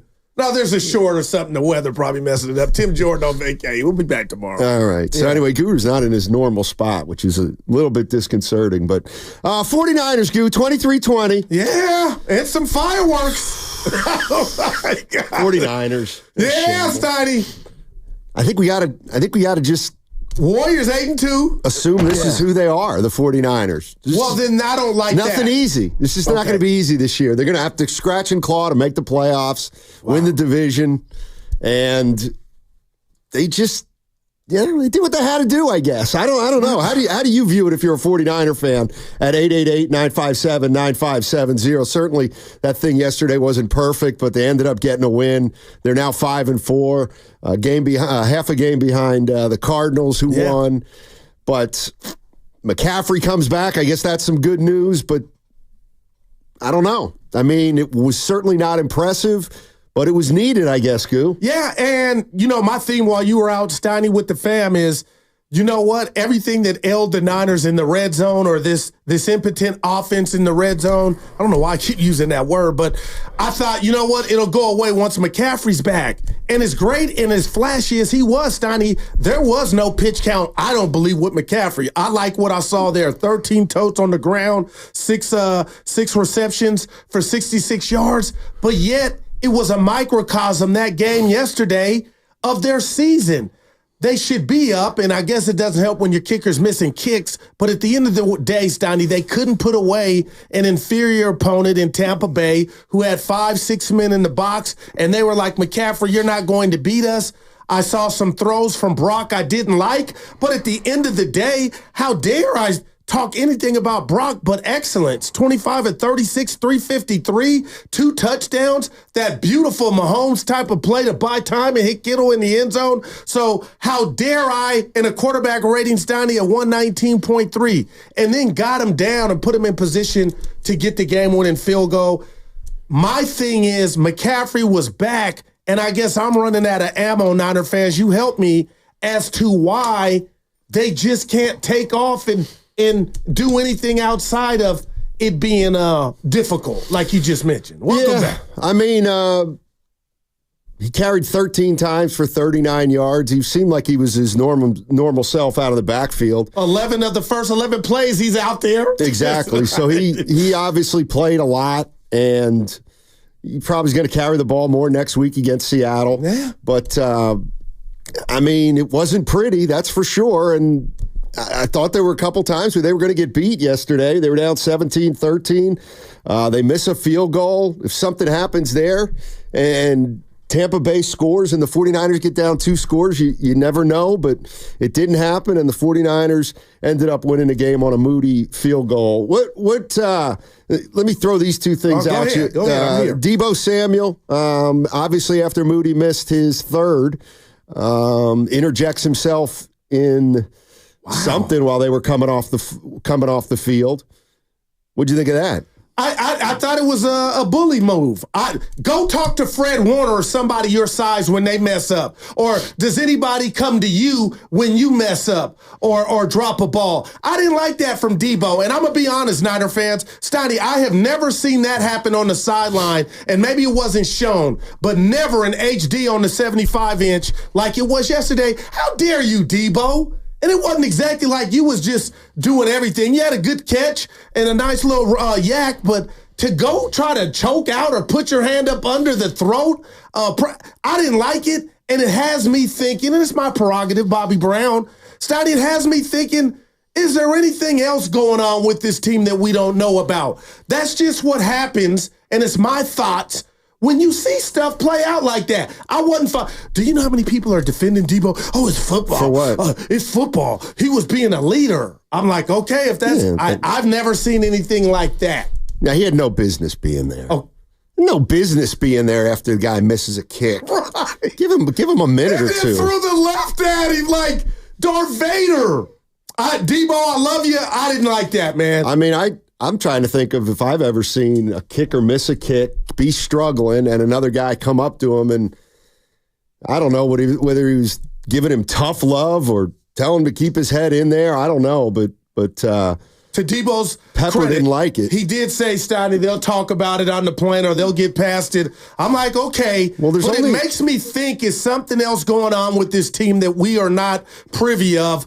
Because at times their play is not what we're used to when you could put your foot on the opponent's neck, and for whatever reason, the Niners' foes, or even Dallas' weak ass that came in here a couple Sundays ago, they rise up like Frankenstein and have an opportunity to put you away, and luckily they didn't yesterday, and I believe Steiny kept the Niners season alive. Yeah, 888-957-9570 is the number. 49ers get to 5-4 with a 23-20 win yesterday at Tampa Bay.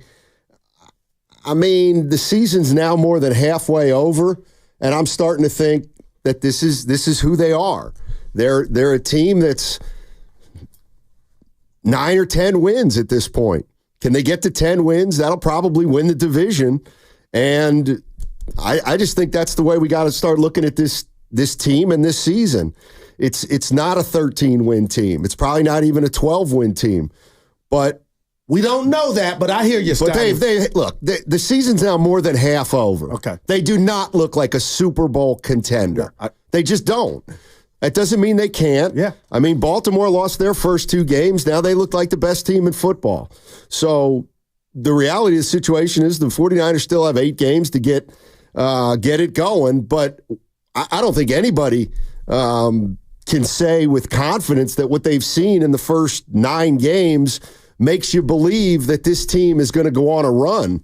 The games have just been too unimpressive. They just have not clicked this year on all cylinders, and hence they're 5-4. No, yeah, and again, the positive is they won, Steiny, and you're right about where this thing is going because they control it, and you got 8 games left. They can win all 8 and have 13. My thing is when Brandon Ayuk went down, I thought, you know what? There goes the explosiveness in the passing game. But the one thing I saw yesterday, along with the Dallas game before the bye, was Ricky Pearsall, Steiny. He caught one on an in route and took it to the house. And I'm just sitting here like, okay, now I can look at Pearsall, 4 for 73, that 46-yarder as a weapon. And he's got some synergy and rapport with Brock Purdy. And then that on top of McCaffrey coming back. And Steiny, you're still 1 of 3 in the red zone. And I think, is Kyle becoming too predictable in the red zone? Or is that a cop-out and it's just on the players? I mean, it's everybody. I mean, if you want to blame Kyle Shanahan for the red zone, you can blame Kyle Shanahan. If you want to blame Purdy, you can blame Purdy. But the reality of the situation is they're not great in the red zone. Again, that's another reason. The special teams have been terrible. The red zone has been below average. And so you have half a year to get better at those 2 things. And if you get better at those 2 things, then maybe you win 6 or 7 games in the second half. But, this looks like a 5-4 team to me. The quarterback's been solid all year. They get their running back yesterday. Maybe it's going to take him a couple weeks. And they almost lost. Yeah, they've almost lost a few games this year. And I think, obviously, a better team probably beats the 49ers. Debo, yesterday. I know we're up against it. Yeah. Debo being the leader, though, Steiny, and they brought back the boombox yesterday. I guess that's why I'm a bit irritated, or I have questions as to how connected this team is, because he was the one that did that. And you're right. You don't get in that right after the dude's missed. That's just me, man. 888-957-9570 is the number. 49er fans, how you feeling after that game yesterday? A lot to talk about. You got Deebo Samuel getting in Moody's face. You got Moody missing a bunch of kicks, but then eventually nailing the game winner. Kyle Shanahan looked just he looks annoyed. whiter every day. Annoyed the hair most of the game. Yeah, he did. What's coming up on the game is presented by Fremont Bank, celebrating 60 years of full-service banking with no compromises.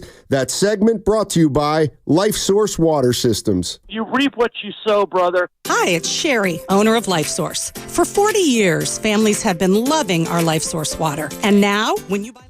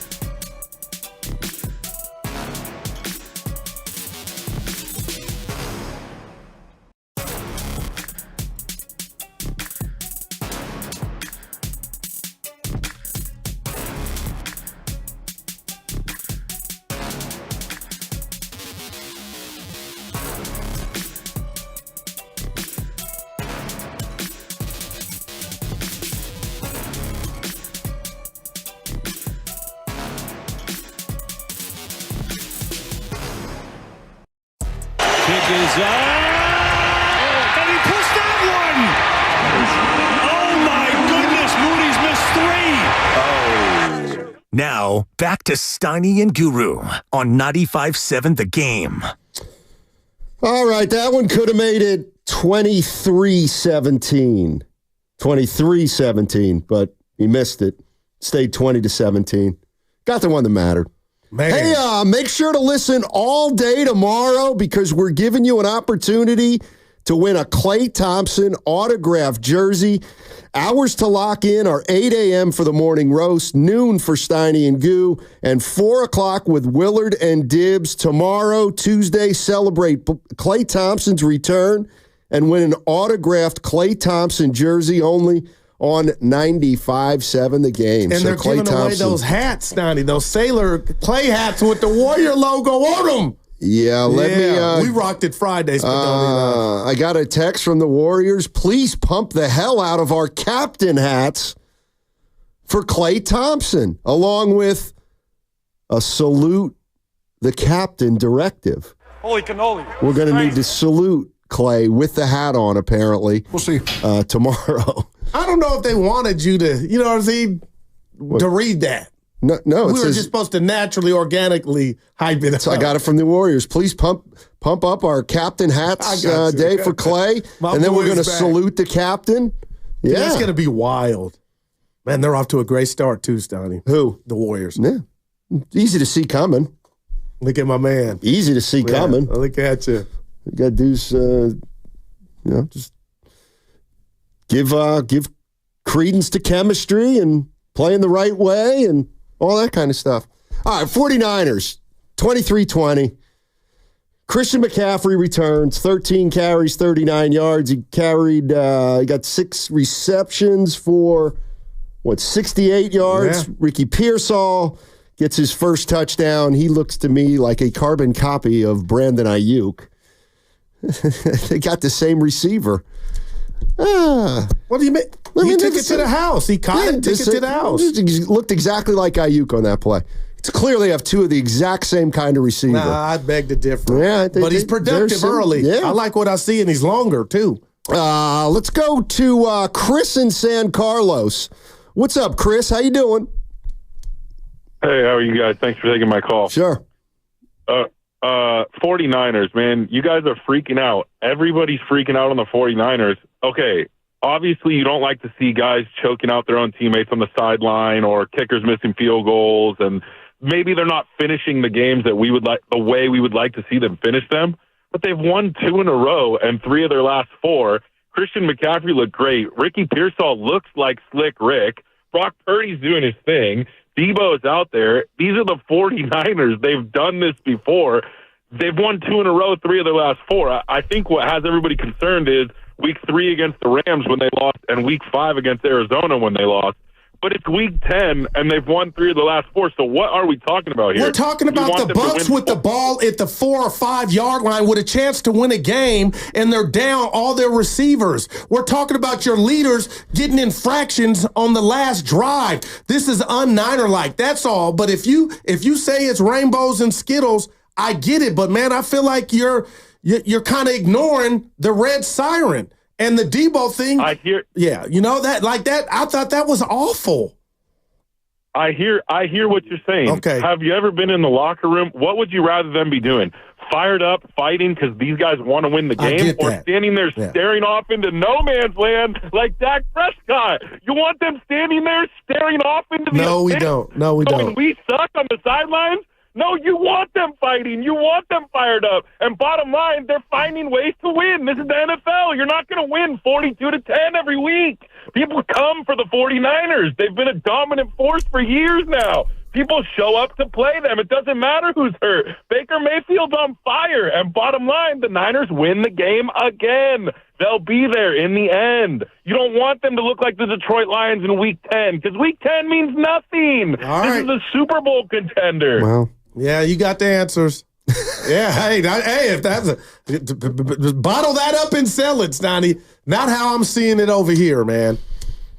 Again, an inferior opponent in the Bucs. Baker's having a great season, and we'll get into the play where both. Yeah, he's having such a great season. They're 4-6. Okay, but Steiny, some things are out of his control. But what about the Bosa play where he staved him off? I've never seen anything like that. That's a great play. It was a great play, and I thought it was about to lead to a loss, and unfortunately, it didn't. I mean, to me, there's two ways to look at it, and if you're Chris in San Carlos. The one thing I won't say is, we're going to be there at the end. Right. I mean, I wouldn't say that. You haven't played well enough to be there at the end. Now, if you want to go the other way and say, look, we just got McCaffrey back. We've had some injuries. We're 5-4. Yeah, that I get. But I'm not looking at this season anymore like it's a team that should win 12 or 13 games. This is going to be a grind. I think they're going to win. Maybe 10 games might get the division. But I don't think, I think it's fair to say if you're looking at this team like a Super Bowl contender, well, they got a lot of work to do.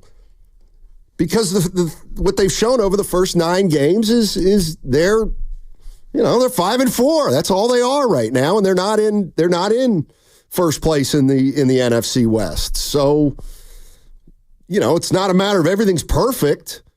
That's for sure. Yeah, but again, I'll just be redundant here, Steiny. Again, while you were off, my theme last week was just in regard to the red zone woes for the Niners. I thought McCaffrey coming back would cure it. And yesterday, again, we saw another scenario where they were 1-3. Some could say short sample size, but you got to fix that if you want to go on a run. And to the caller's point, he's loving hard. I get it. I'm not sitting here saying it's all bad, and how can I do that when they win the game? But the fact of the matter is, we've seen it with Seattle where you're up 20, the Niners were. We've seen where you dominated a weak Dallas Cowboy team, but yet they had the ball with a chance to drive down. They didn't. And then yesterday, Steiny, I thought they outplayed Tampa. And then that final drive where you got Fred Warner, your captain, and things happen and everybody makes mistakes, illegal use of the hands, that happened twice. And you're sitting there like, I've never seen a Niner team almost just give a game away like that. That's how Tampa Bay got down there, Steiny, with flags, 3 of them. Yeah. J-Dog in Boston. J-Dog in back. Boston. What's up, Jay? Hey, what's up, fellas? Boston in the house, man. Thank you for taking my call, guys. I just want to say, man, let's start off. The last caller is the classic, toxic, Kyle Shanahan, Stevie Wonder glasses wearer. Just doesn't care about the situational football. We'll be there in the end. You don't care about improvements. But I had a game ball for Deebo Samuel, but now I had to take it back because I thought he had a little bit of that Ric Flair chop for Kyle Shanahan. I was looking for him to give Kyle Shanahan a little taste of that. Taste out of his mouth a little bit and wake him up. And I also wanted to ask you guys, man, what's going on with the first half, man? Well, we could have went up a little bit more, and the situational football still the same. And then I thought there was plenty of times in that game where we could have still seen. I got you, J-Dog. Your connection's terrible. It's bad. Yeah. So J-Dog's not happy with the 3-point win. Yeah. Well, he's never happy. They needed to do more. But he's right. Kyle Shanahan, didn't use timeouts, I thought, in the first half, Steiny, to where they could have got a chance to get the ball back. So we kind of seen that before. But the bottom line is it's not style points, right? It's not college. That was a humongous game. The first game back of your best player, and you got the dub. This is Kyle Shanahan on what happened with Debo and Pepper and Moody. I don't have much of a take because I didn't see any of it, so I just got told about it. But probably an obvious one. Guy's frustrated, and something probably happened, and brothers scuffle a little bit. I didn't see any of it, so I don't know how bad it was, but something I'm not too worried about. We'll fix it. If it hasn't been fixed already, we'll fix it on the plane, and we'll go back to loving each other tomorrow. All right, Kyle Shanahan on the Debo Samuel. But you never forget, right? And Debo was like the parent waiting on the kid that's broke curfew. Like, it was the right thing. Like, let it, like, nobody's doing that to you, Debo, when you mess up. And you do mess up. It's a double standard. Yeah. What'd you think of that, 49er fans, at 888-957-9570? Luckily, the 49er won the game. Otherwise, it'd be more than just a footnote. It was just a footnote yesterday. But if you get beat yesterday, then it becomes something more important. Where are we with Moody? I mean, to me, about a couple months ago, Steiny, you were like, it was a good pick for Moody. Not speaking for you, but what do you mean? Like they got it right. Because Jake was, I don't want to say automatic, but he was doing his thing. I mean, what do you want to do? Cut him? You want to cut a guy that you drafted? Come on. I mean, kickers don't get drafted. No excuses. He just came back from injury. Mo's in San Francisco. What's up, Mo? How you doing? Hey, Mo. Mo. Yeah, Mo. What's up, buddy? So, we're talking a lot about the offense. We're talking about Moody. We're talking about McCaffrey coming back. I'm disappointed in the defense. And I love the Niners. They're my team. They have been for decades. I listen to you guys all the time. It's my first time calling in. That defense is disappointing. We've got Bosa making all that money. He can't manage to stave off a Baker Mayfield straight arm. We've got, one sack in the game. We're last in the league when we have opponents in 3rd and long, and our defense can't get them off the field. This is ridiculous. I don't know if it's Sorensen as a coordinator. I don't know if it's the players not gelling. Yes, I know we lost Hargrave for the season, but come on. We can't stop a run to save our lives. We're getting gashed. When is our defense going to turn around and step up? Or I agree, we're not going to be there at the end of the season if the defense can't get it done. Well, I'll say this to that. They held the Tampa Bay to 3 points at halftime, Steiny. And again, the moments where the Niners defense gives the ball. I'm not saying the defense is perfect. It's not. It's far from that.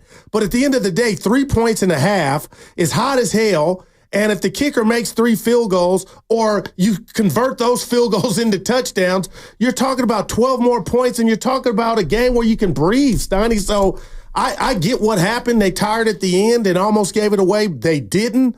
But I'm more concerned with the offense not putting away when the defense stops the other team. 888-957-9570 is the number. 49ers go to 5-4, 23-20 win.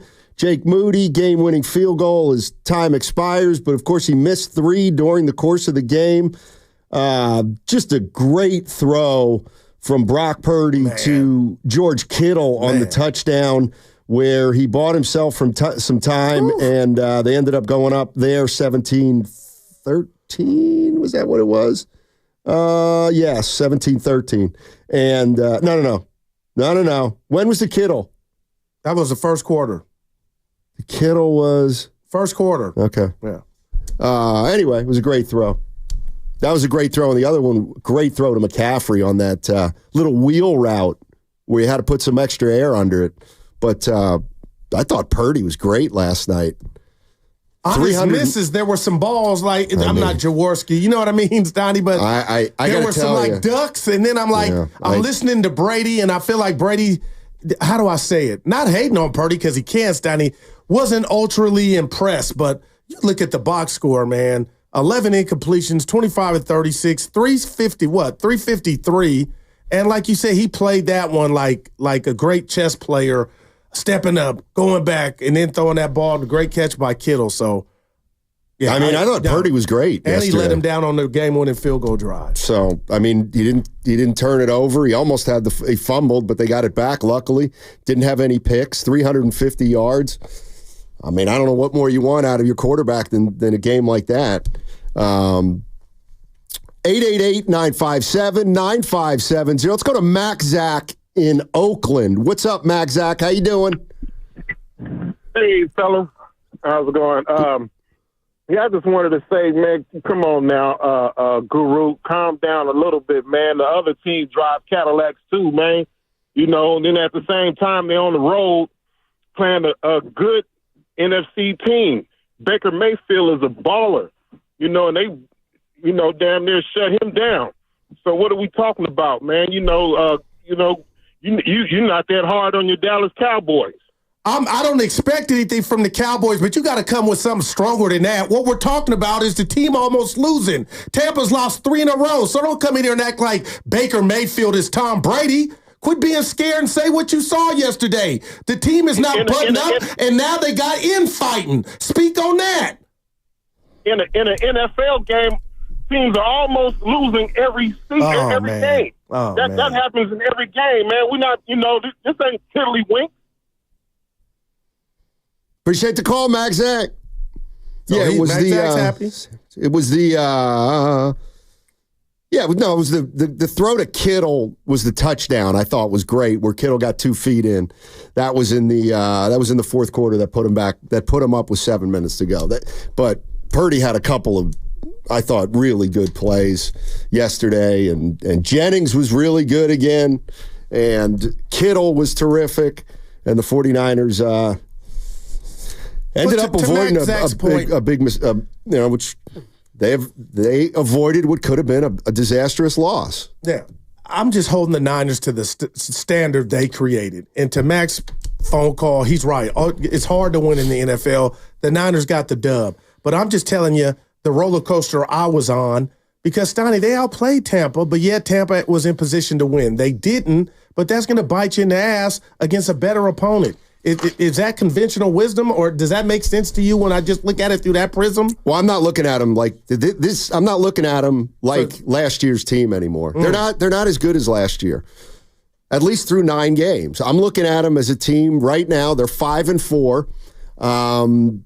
They've struggled. They just haven't looked great. They've had injuries, and let's see how many of the remaining 8 games they can win in the second half. But I don't think they're going into the playoffs as a 1 or 2 seed. I just don't. I think this year's going to be different. And when I look at this team right now, I see a team that's 5-4 and still has a great chance of winning the division. But I'm not looking at them as a team that can win a Super Bowl. Not right now. Maybe if they rip 4 out of their next 5 off and they look good doing it. But right now, I'm looking at this team like a 4-4 team that went into the game yesterday. They got a couple breaks late. They're now 5-4, and you got to beat Seattle at home next week to get to 6-4. But I don't view this team right now as a 13-4 team, because they're 5-4 right now. Well, I'll tell you. That's it. I get you, but I'll tell you what. If I'm a Niner fan, the fact that McCaffrey came back, and Stoney, while you were gone, we talked a lot about would there be a workload or decreased workload for McCaffrey? Would they ease him back in? That's the one thing I saw from him yesterday. And Kyle, they went out guns blazing in regard to that. Looked like the old McCaffrey, just the workload. So from that vantage point, his first game back, they get that dub. Moving forward, that nothing supersedes the win, but you got to feel good that McCaffrey was back and was able to do what he did, Stoney, and hold up. 888-957-9570 is the number. Let's go to Lori. Lori's in Phoenix. Hey, Lori, how you doing? Hey, guys. Hey. So, let's just kind of revisit kind of this season so far. You've had your holdouts, you've had your injuries, you got your rookie wide receiver getting shot. You've now had a death of a child from one of your team players. It's been a very emotional season, okay? And you can obviously see a lot of that weighing on them. What I'm happy about at this point, while yesterday did not go as well as we had hoped, the fact is they did hold on and they did win that game. Special teams is a mess. They're going to have to figure something out on that. But I thought the defense played really well. I really liked what I saw from Brock. Kittle is having a season, and I tell you what, his reaction to Jake missing those 3 kicks, that's what you need a leader to have. That's what you need him to be. Kittle and Fred Warner have been godsends to this team this year, and if they're going to go anywhere, that's the message they need to have going forward. I still believe in this team. I still think that they can get it together, and even if they win ugly, just win. Stack wins, figure out the rest later, keep going. That's all you can do. This is not last year's team. This is not 2019's team. This is the 2024 49ers, and now we need to see what they're going to end up as. But, it may not be the Super Bowl, but keep fighting, and that's all we can ask them to do. Thanks, Lori. Appreciate the call. 925 on the Comcast Business Text line. Callers that think locker room issues aren't big deals haven't played pro sports on any level. That's probably true. I haven't played pro sports on any level. It's tough to play pro sports on that level. It's tough to make it to pro sports. Yeah. It just depends, to my way of thinking, on where you think this team is right now. Was that a sign of the team cracking, Debo doing that to his teammate? If one said that to me, I could understand it. I don't know, but it wasn't a good look at all, Stoney. I don't know. I don't know if it's a team. Is the pressure getting to him so much so that you want to check your kicker because he's missed? You think he's trying to miss, Debo? Yeah. Let's go to Joe's in the 818. Hey, Joe. How you doing, man? Hey, I'm doing well. How's it going, guys? Hey, going well. Thanks for taking my call. Sure. There's just too many injuries to the defense to criticize them. But when your defense is really banged up, you're hoping your offense can make the difference. And to me, right now the red zone is a major problem. I think you need a good offensive line when you get into the red zone.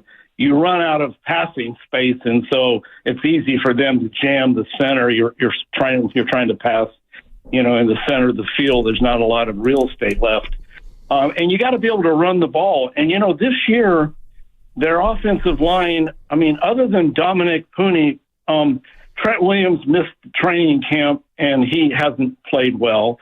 The rest of their offensive line hasn't played well. So I would say they have a mediocre offensive line would be maybe stretching it.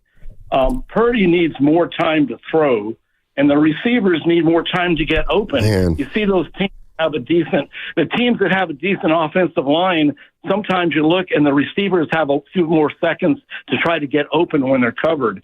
We just don't have protection for Purdy, and he doesn't have time to throw. So I just think the offensive line is a problem, and that's one of the keys. Appreciate it, Joe. They threw for 350. They threw for 350, so they must have been doing something right through the air. And how many? Purdy got sacked? Once or twice? But the bottom line, Stoney, the bottom line to me was, what cost you to win the Super Bowl last year in special teams? One can make an argument that cost you, and that changed the game. And we see Darrell Luter yesterday do the same thing, and Tampa Bay got their first touchdown in the third quarter off of it. Stoney, you can't have that happen. And I know if I had $1 for every time somebody calls in here and says the Niners special teams, but that was a blunder, and it gave Tampa life, and it almost cost you. It didn't, but damn, that was reminiscent of the Super Bowl and how it changed everything. I mean, maybe their special teams aren't good. They're just not going to be good. I don't know. Maybe they're special, that play yesterday. How do you view it? I mean, I kind of view it as like a fluke. But it doesn't matter. They recover the ball down in your end of the field, and then they push it in for a touchdown to tie the game. But I'm more interested in 49er fans when you win a game like that yesterday, 23-20, and it's not pretty. Is that good enough right now? And to my way of thinking is, and I think Lori put it out there well. I mean, from the start of training camp to now, they've had some adversity. They just have. It has not been a smooth year, and they're now 5-4. And I'm viewing this team as completely separate and independent from that team last year. They probably came into this year as the favorite, right, to win the NFC. And I don't think they're the favorite right now because they haven't played well enough to be the favorite. But there's still 8 weeks to go, and you got to go beat Seattle and then see if you can just start playing better and better and better by the time the playoffs come around. But, the first step is the first step, and that is you got to make the playoffs. And right now, they're not a playoff team because they're not winning the division.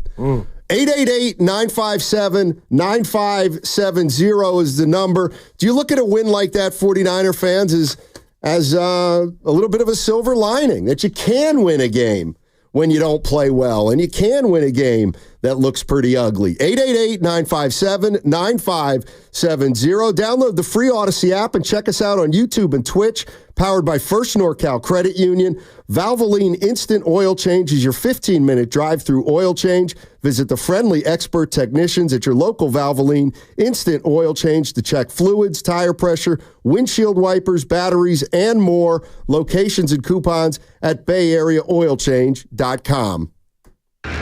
He's back.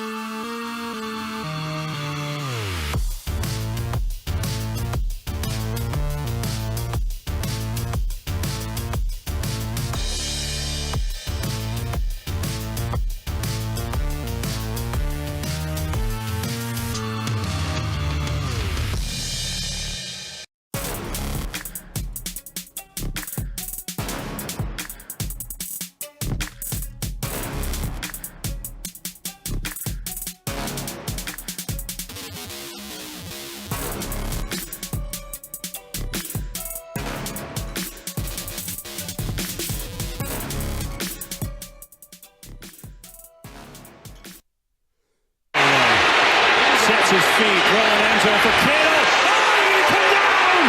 He did! Touchdown! Now, back to Steiny and Guru on 95.7 The Game. Great throw. Great catch. Gave the 49ers a lead in the fourth quarter. And a great game, if you want to be honest. I'm sure Niner fans are like, Steiny had everything. Tampa had the ball with a chance to win. To me, that was not a great game. There were too many, especially that last drive. It was an exciting game. How about that? I was on the edge. I needed a shower. I don't even play. Great game? The game was hideous. It wasn't a great game. It went down to the wire. It was ugly. Somebody help me. He's Spadone. They went down ugly. to the wire. It was ugly. You said something last block. Real quick, welcome back. Steiny, we've watched, missed kicks count as special teams. And I know yesterday was missed kick galore. But the Ram game, we saw the return late in the game that set the Rams up in great field position. We've seen block punts in the Minnesota game. This has been a reoccurring theme for the Niners all season long. You're not saying it don't matter. That can get you beat, and they got you beat in the Super Bowl. Special teams. Yeah, I chalk missed field goals. To me, a missed field goal is a missed field goal. But what happened on the punt return with Cowing and the fumble, you got to know where you're at. To me, that's different. Yeah. But you can't miss 3 field goals either. No doubt. Gloria's in San Francisco. Hey, Gloria, how you doing? I'm doing great, guys. Thank you for taking my call. Sure. Hey. Listen, Steiny, Guru, listen, I agree with Lurie and Stymie's take on this. This is a whole independent team separate from last year's team for all the reasons that have been self-evident and spoken about. But I think it's these grinding games that they win. They're ugly, no style points that they just grind out and win.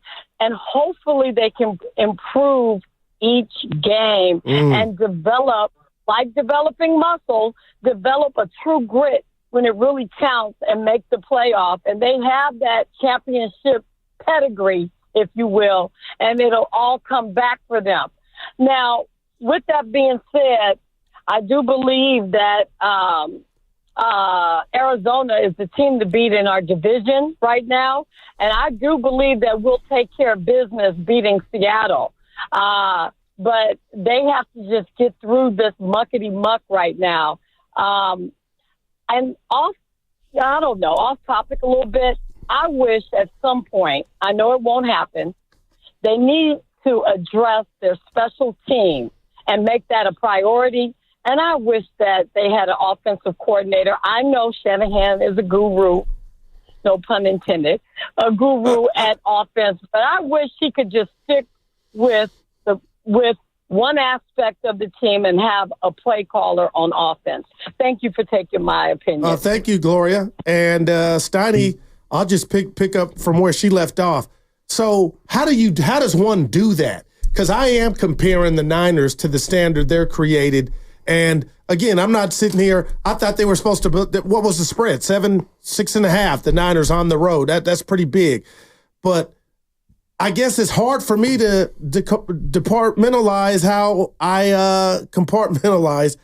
I don't judge this team or compare it to last year's.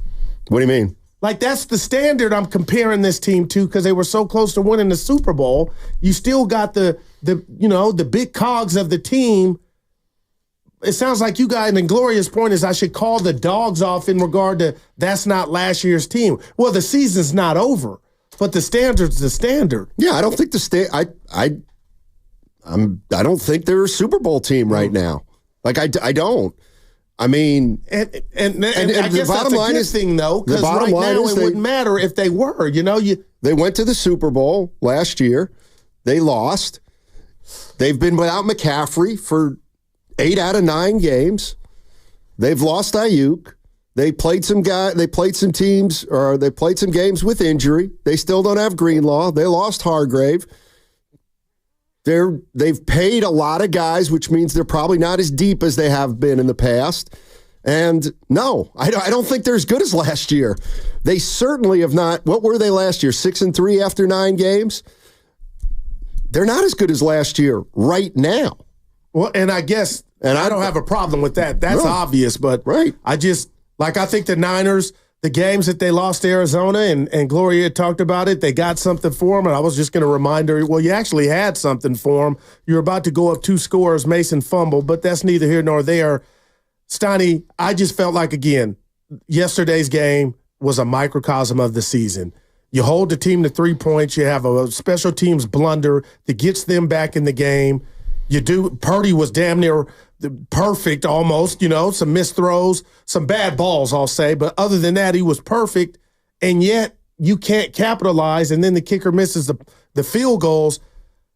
Like Kyle, what's going on to where this team this year, Steiny, can't put other teams away? That's my big question. Well, I think a lot of it has to do with McCaffrey, who's missed the whole year up until last game. Now they lost Ayuk. He's out for a couple games. Their rookie wide receiver, Pearsall, didn't play in the first 5 or 6 games, whatever it was. Now he's starting to get, it looks like he's starting to get comfortable.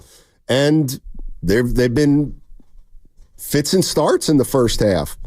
And they're not as they're not playing it. I don't think, I think Purdy's been really good, but outside of Purdy and Warner and Kittle, who's having a great year?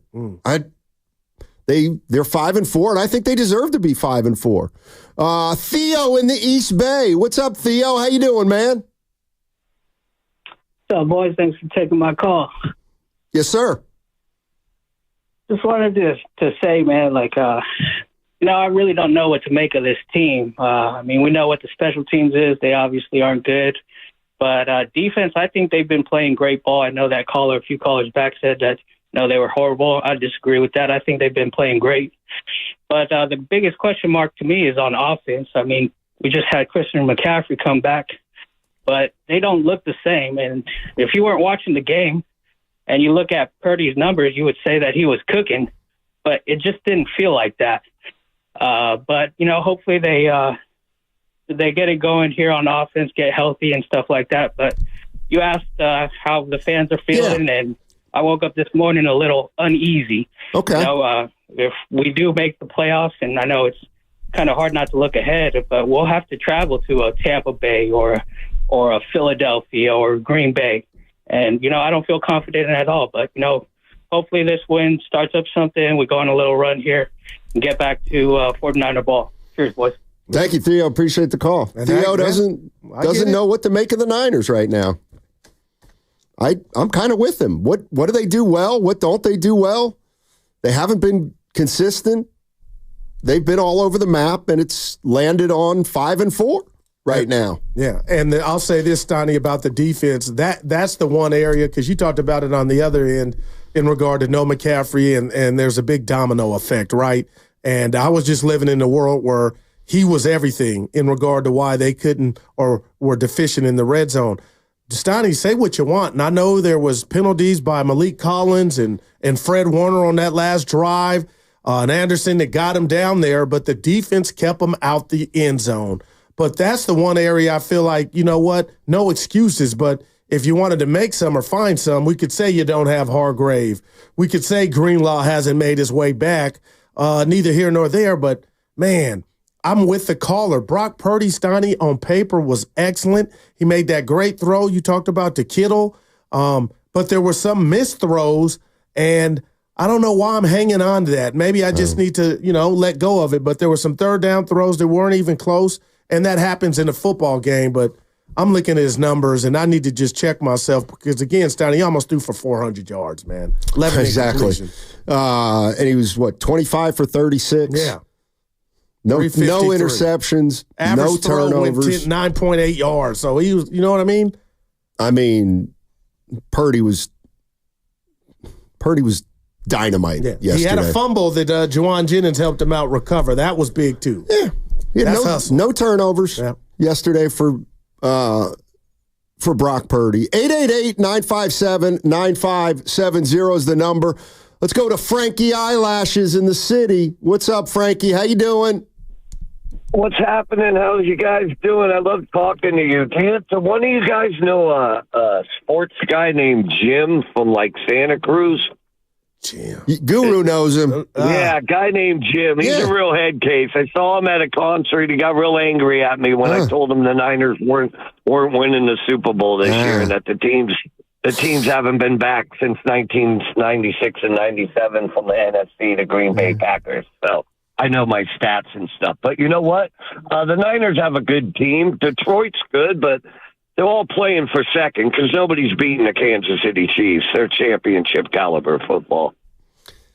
Thanks, Frank. You appreciate the call. And, of course, Chiefs might get their luck might run out when there is no tomorrow, Stoney. I'll just say that about what they're doing. And then message to Jim, the head case in Santa Cruz. Frankie Eyelashes knows his stats. Who was he talking about? It had to be Dallas.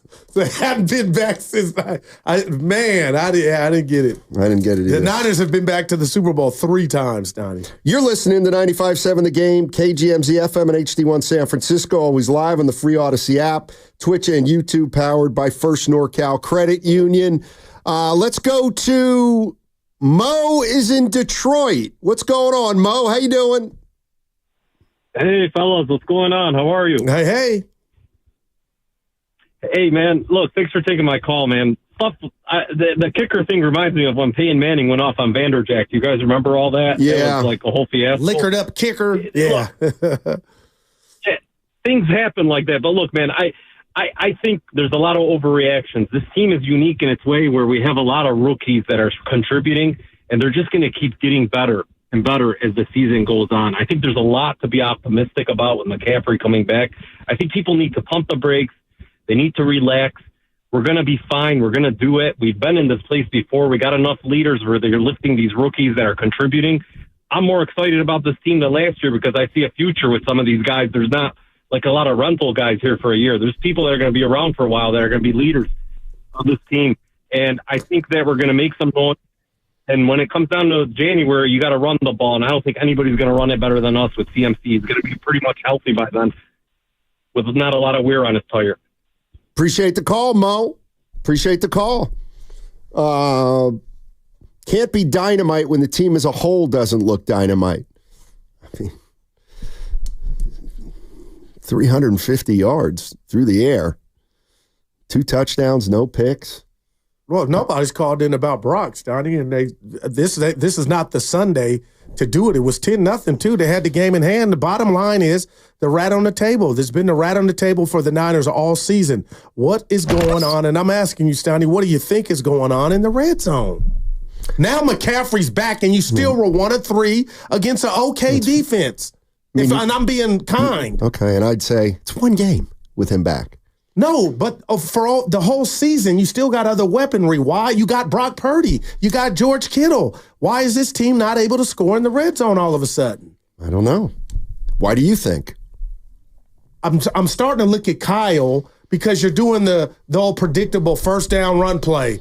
And you know, you're not fooling teams, but I don't think it's a talent issue at all. Even when McCaffrey wasn't here, that's how highly I think of the weaponry. Yeah, I thought it's got to be. You're too predictable. I mean, there was a play where I think it was a third down where they got a third and goal, and he threw it between. It looked like Jennings. And that wasn't a good throw. No, that was one of the 11 misses, but that was one play. You're right. That was a bad throw, Stoney. But more so than not, it's like, when you have the, what word am I looking for? The reputation of one Kyle Shanahan, I guess it comes down to creativity. Because, Donnie, we're not, you pointed out that throw. It's not like we're seeing Kittle or Jennings or Ayuk before he went down or Pearsall drop passes in the end zone. It's like, I don't get it. Like, that's the one thing of this team that's got to improve if they're going to go on a run. Hell, even win the division. You know what's funny is, again, I don't view like red zone issues. Yeah. Okay. They weren't good in the red zone yesterday. They won. They won yesterday. That's right. And so they've been terrible in the red zone all year, and they're 5-4. So all they need to do is be good in the red zone, specific games that they really need to be good in the red zone. Let me give you one. The Super Bowl. Well, you know what I mean? I'm talking about moving forward. Yeah, right. I mean, well, then they had a Super Bowl. Then they had a red zone problem last year. So why would it? Well, no. Why would it be better? They were great. They were beating teams last year. They didn't have the one antidote to where they couldn't put teams away. They're not putting teams away, Stoney, because they're not taking advantage of their opportunities, I believe, in the red zone. Let's go to Jacob in Castro Valley. What's up, Jacob? How you doing, man? Hey, I'm doing all right, trying to stay dry. All right. I have a couple points I want to touch on today, so stay with me. I have first the defense. We got a lot of rookies out there. Fred Warner's a dog. Bosa, I don't know what he was doing yesterday. He had one good play. He was missing tackles. Those dudes got to step up if the defense is going to do anything. I mean, you can't just rely on a bunch of rookies. But more importantly, you guys are talking about the red zone defense, why it looks so different. CMC is the red zone defense. I mean, that dude scored like 24 touchdowns in 18 games last year, and that's a huge missing piece. Kyle tailors the offense around him. So once he gets going, which he will, it's one game, and he still looks good out there. You'll have more touchdowns from him. It'll look like it did before. We're still getting touchdowns. I love to see Pearsall get a touchdown. But I wanted to touch on Shanny. He's just going to run CMC into the ground. He needs to split carries with Mason. He needs to give Mason more looks, have him drive the ball down the field, and put CMC in for the red zone. Because we have no problem driving the ball down the field, but the red zone is where we need CMC. So he needs to split carries with Mason a little more. And he also needs to care a little more about special teams. Moody has been missing kicks his entire career that he's been there with the Niners. So this was just like he gets injured, he comes back, he misses more kicks. And when you're talking about Super Bowl, a team that's been in the Super Bowl last year, and they're coming in, they need to win. Off of this bye week, they need to win. And Debo comes off of a big play, 33 yards, gets them into field goal range, and it's like, okay, you already missed 2 field goals, boom, misses a third. We know who Debo is. This is the Draymond of the Niners. He's going to be upset. He's going to get in your face and be like, bro, do your job. You got one job. Make the kick. It is what it is. He's a captain. You need that. And then what happens? He comes in, he makes the kick. Don't put too much on it. I doubt there's a locker room issue. I'm sure Debo cooled off and he probably approached Moody with respect and told him, look, dog, I was just passionate. We want to win. I'm sorry I got in your face, but look, we need to step it up.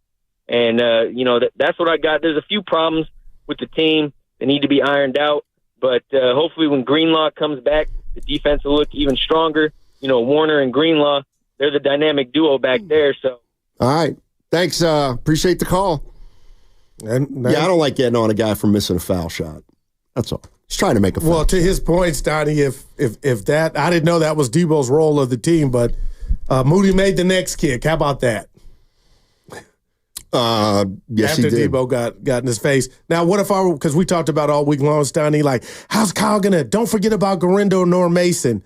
And again, a lot of times Tampa Bay had 5-6 man front, Stoney. They were not letting the Niners run. But if I asked you how many carries, you probably already know Jordan Mason had yesterday. He had 1 carry. Wow. What about Garindo? I don't think he carried. Yeah, he had 1, no yards. But I guess that gives me confidence if I'm a Niner fan moving forward that McCaffrey came back and the tank was full, Stoney. He was ready to go. That was a full workload is all. Yeah, I mean, well, that consumed me all week. I mean, he only had 13 carries. Well, 20 touches combined, 19. Yeah. Yeah. 6 catches, 13 totes. Let's go to Phil Mo Mike. Hey, Mike. Phil Mo. How you doing, man? Let's see how he feeling. Hey, man. Well, we got it. Man, this is funny. Let me, what do you say? John Sally is thus far. We're looking like John this. Sally. John Sally. We're looking like this thus far. This is how we looking right now. Like, we have to understand, football is a game of attrition. Debo should have stocked him. He got a 2-for-1. I love Debo for that. I'd rather Debo stocking somebody in the face for missing some field goals than Dak Prescott up there saying what he said under his breath. Bro, make the field goals, bro. For real. Steiny, what did I tell you about Kuminga? Tell me. Remind me. Message. Kuminga is a Corey Maggette that likes to pass a little bit more. That's Kuminga. For real. Steiny, think about that. But anyway, back to the Niners. I don't like where we're at, but I kind of do like where we're at because we've had teams that's been looking great through 8, 9, 10 games and they did nothing when it mattered. Maybe they're building up some grit. They showed some fight, and they won that game. That's improvement to me. The defense looking better. Sorensen, his first year, it reminded me of Robert Saleh's first year. You got to get it together, but he's coming along. Remember when Robert Saleh first came in, they was like, he's trash, get him out of here. But then somebody, I think it was Cam Newton, was like, nah, I think we should, or Matt Barrows, I think we should keep him. He has a good ear. I think Sorensen is getting it. We're getting better. We're getting people back. Shanahan, Garendel just went for a 95-yard touchdown. You don't use him one time? What's going on, bro? Come on, bro. Use J.P. Mason. Don't just run him into the ground. Thanks, Mike. I thought I was going to comment on Debo's outfit. You didn't see his fits, Donnie. He was dripping yesterday. What does that mean, dripping? So it was raining yesterday? No, the drip was, he was wet. The outfit, I didn't like it, but it got a lot of play on the social media. But, hey, I won't second-guess Kyle. Christian came back, and I was all week, Donnie, while you're gone. And, I mean, he carried the load. But I'll say this. The offense or the game offensively didn't play out any differently than when they didn't have McCaffrey. That's what worries me. This is where's the Kyle Shanahan on? Nobody asked. I thought I saw something with McCaffrey. Debo scuffle, Jake Moody, Pearsall timeout. All right, let's just listen to Kyle Shanahan talking about. Bear with me. Christian McCaffrey. I'm not sure. I have to just go back and watch the tape and kind of see. I think, I'm just happy I'm here, man. I mean, that was a long journey and a lot of long days. So it feels good to win and feels good to just play in a football game again. All right, so that was Christian McCaffrey coming off a 13-carry day. There were some long days. I felt that. Yeah, 925 on the Comcast Business text line. Shanahan never runs multiple backs. It's always one workhorse. That from the 925. All right, I see Jeremy, Antonio, David, Moose, Bud. We'll get to you on the other side. 888-957-9570 is the number. Download the free Odyssey app and check us out on YouTube and Twitch, powered by First NorCal Credit Union. That segment was brought to you by Robert Half. 9 out of 10 hiring managers are having difficulty hiring. Robert Half is here to help. Our recruiting professionals utilize an award-winning AI to connect businesses with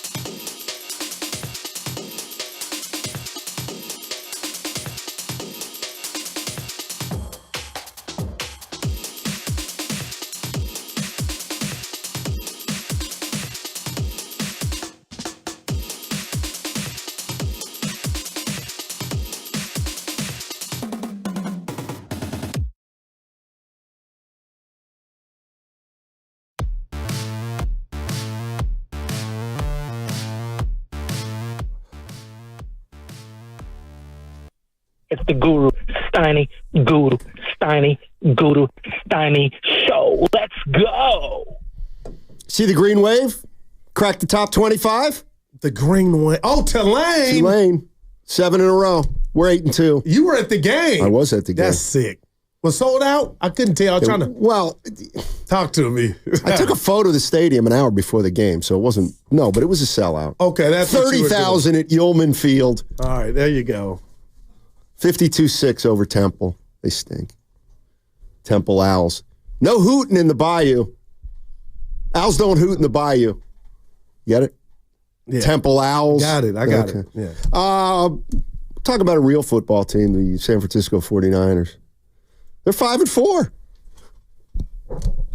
But Goo is Goo, what? You said I thought their offense would get back to normal, and it looked the same. Right. Exactly. So, and that might be too soon, too soon, Steiny. So that's all. That looked like the games they had played previously without McCaffrey. You could meet me halfway, right? I don't feel like it today. Yeah, it's all good. Yeah. All right. Here's some good news. Antonio in Oakland. Hey. He'll put a nice bow on this one. What's up, A? Hey, yeah, Brock Purdy played like the elite quarterback he is. Christian McCaffrey was doing it good on catching and running. He's a Caucasian Marshall Faulk. Ricky Pierce, I'm so happy that he, had that big play, man. He really needed it after what he'd been through and all that. And, George Kittle, that toe tap, no wonder why he's the best tight end in football. That was a great receiving tight end play. Oh, hey, Sonny. And then Juwan Jennings, it seemed like every time he's in there, he always makes, great plays, man, whether it's drawing penalties. He drew, 3 penalties yesterday. Yeah. All the catches. And he's kind of like the GP2 of the Niners, man. When GP2's in there, always gets deflections, always gets hit passes, dunks, blocks, 7'4", Victor Wembanyama. But anyway, man, Juwan Jennings, that's a dog right there, man. But anyway, we got the mother bleeping victory, and I'm happy. We're going to beat Seattle, and don't worry, y'all. We're going to be back to Niner football. I don't care what nobody say. I'm always going to have faith in this team, man, as long as they got that core right there. So, hey, man, go Niners all the way. Thanks, Antonio. Appreciate the call. Yeah, there's no doubt Jennings – Kittle's having a great year, Steiny, but he didn't have anything to prove to me. But Jennings is obviously, his rapport with Brock Purdy is second to none right now. 888-957-9570 is the number. Let's go to Bud in Oakland. Again, trying to figure out where 49er fans are at today after a 23-20 win over the Tampa Bay Buccaneers. We're 5-4. How we feeling, Bud? Man, what's good? Hey, the last caller, he said Kittle was the best. I mean, he might want to just pump his brakes. I know Kittle is very good, but I don't think he's the best tight end. Maybe a couple years ago he might have been the best, but he's slowed down a bit. And I know injuries in the game always happens. But listen, I just have a question for Niner fans. And my question is if the Niners do not make the playoffs, how are the Niner fans going to feel about the team? How are they going to view the team? I mean, we've already heard people calling and clamoring, saying, next year, let Ayuk walk, and they're mad about the Debo thing. And, some people saying let him walk as well. But, how are Niner fans going to look at this team if they don't make the playoffs? Are you guys clamoring for them to move off of guys? Are you guys looking at this as a lost season or disappointment? How are Niner fans feeling if they don't make the playoffs? Thanks for taking the call. I think it'd be disappointing after the last 5 years to not make the playoffs. They went into this season thinking they were the best team in the division, and they've not played great early in the year, and they're 5-4 right now. So, I think it would be disappointing. And the question is, why did you not make it, right? I know we got 8 games left, but I'm with you, Steiny. Like, I've talked about it, and we've talked about it with the Warriors and just runs and dynasties. And I know the Niners haven't won a Super Bowl, but damn it, they've 4 straight NFC championship games, 2 Super Bowls. There is a, what word am I looking for? Collateral damage with that run. So if they don't make the Super Bowl or the playoffs, not the Super Bowl, Steiny, is that just because of all the wear and tear of what they've been through the last 5 years? I would say no, that's not good enough. I would say that if they don't make the playoffs, it'll be because their last 8 games resembled their first 9 games, and it'll if they don't make the playoffs, it'll be because their special teams weren't very good. It'll be because their offense in the red zone wasn't as good as it was in the past. It'll be because McCaffrey missed half the year. It'll be because Greenlaw missed half. I said that was the first thing I said. My bad. Special teams. And the other thing, maybe there's some attrition going on from the years past, taking their toll or adding up on this team. Well, maybe you have 4 losses because of that attrition to where McCaffrey wasn't available. Well, I mean, to me, it's a lot of different things. If you're going to say the red zone stinks, well, that's a reason you're losing. If you're going to say special team stinks, well, that's a reason you're losing. If you want to say injuries, well, that's another reason you're getting beat. So, like, if the 49ers don't make the playoffs, it'll probably be because the whole year will end up going like the first 9 games. 888-957-9570. Let's go to Jeremy in Alameda. What's up, Jeremy? How you doing, man? Hey, I'm good, y'all. Just chilling on this Veterans Day. Happy Veterans Day to all the vets out there. Appreciate y'all. I'm not going to come down on Moody too much for yesterday, and the reason why is because I think it falls on Kyle Shanahan and the offense, especially after he missed the first kick, to just get him a little bit closer. And I'll give you a great example. The second to last play of the game, Jawan Jennings catches that 3-yard out. And we all expected him, 99% of people watching the game expected him to run out of bounds and stop the clock. But he made a move and picked up 15 yards on that play, which got Moody closer to make the game-winning kick. That's the kind of stuff I'm talking about, you know? And that may solve our red zone problem, so maybe we don't have to kick field goals in the future. My second point is that I think we as fans are going to have to get more comfortable going forward, wherever we go this season, whether it's playoffs or whatever. We as fans need to get more comfortable with the idea of winning ugly. The players don't care about it. They go out there, they put their bodies on the line, and whatever happens, happens. If they come out with a win and it doesn't look pretty, then they're okay with that. But we as fans need to get more comfortable, and that's all I got. I'm out. Appreciate the call. Steiny, you know, I missed you, man. I'm not, because you're back giving out passes, but I look at Moody's day and sum it up as, and he didn't even go to it, you've been hurt. You are gone. You are out since that Minnesota game or whenever you got hurt. And you come back, and that's one of your worst games, but yet the one you make or the second one you make on the day is the one for the game. Like, that to me, I feel like I have an answer as to, why he missed. But this offense in the red zone, I don't have the answer, and that's my biggest concern. Let's go to Moose in San Jose. What's up, Moose? How you doing? Hey, good morning, fellas. Yeah. Doing well, just coming off a good weekend of sports. I wanted to make a quick comment on the Warriors real quick. Don't sleep on a team that gets shellacked like they did on Friday against the Cavs, and then come out a little slow against OKC, but still are able to put up 30 and then get the gritty win at the end. I thought that was impressive to come out and win that game after getting handed it to them on Friday night. But want to go back on the Niners. Sorry, I'm a little surprised at you, Steiny. This is a little soft coming from both of you. So now we can't call out our kicker. We can't call out teammates for underperforming in a game, which, number one, what the hell are we doing kicking 6 field goals in a game? On that 4th and 3, we should have went for it before the hat. He should never had an opportunity to kick that ball.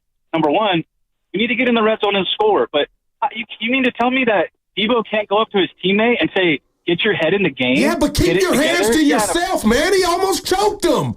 Keep your damn hands to yourself. And then get the ball in the end zone. How about not kick a field goal? Go up to Brock Purdy and put your hands on him, Debo. Don't call us with that mess like people are being soft. That was weak from Debo, and you know it. You're going to pick on the kicker. Go up to Brock and ask him, or go up to Kyle, why can't we score? You're going to pick on the kicker and then call us talking about we're being soft. That take is soft. I'm not here for that, man. He put his hands on his teammate. Don't say he went up there and had a conversation. He almost choked him. Everybody just go on the sideline and keep just stay quiet. Keep your hands to yourself, bro. Keep your hands to you. I get that. But don't try to act like yesterday that was cool, man. He put his hands on him, embarrassed him. I'm not saying I'm not saying it was cool. I'm saying emotion out of these guys, getting something out of their teammates. It's completely. So needed on a Draymond team Green like this. was High okay expectations. hitting Jordan Poole, right? So you're one of those. It was okay, right?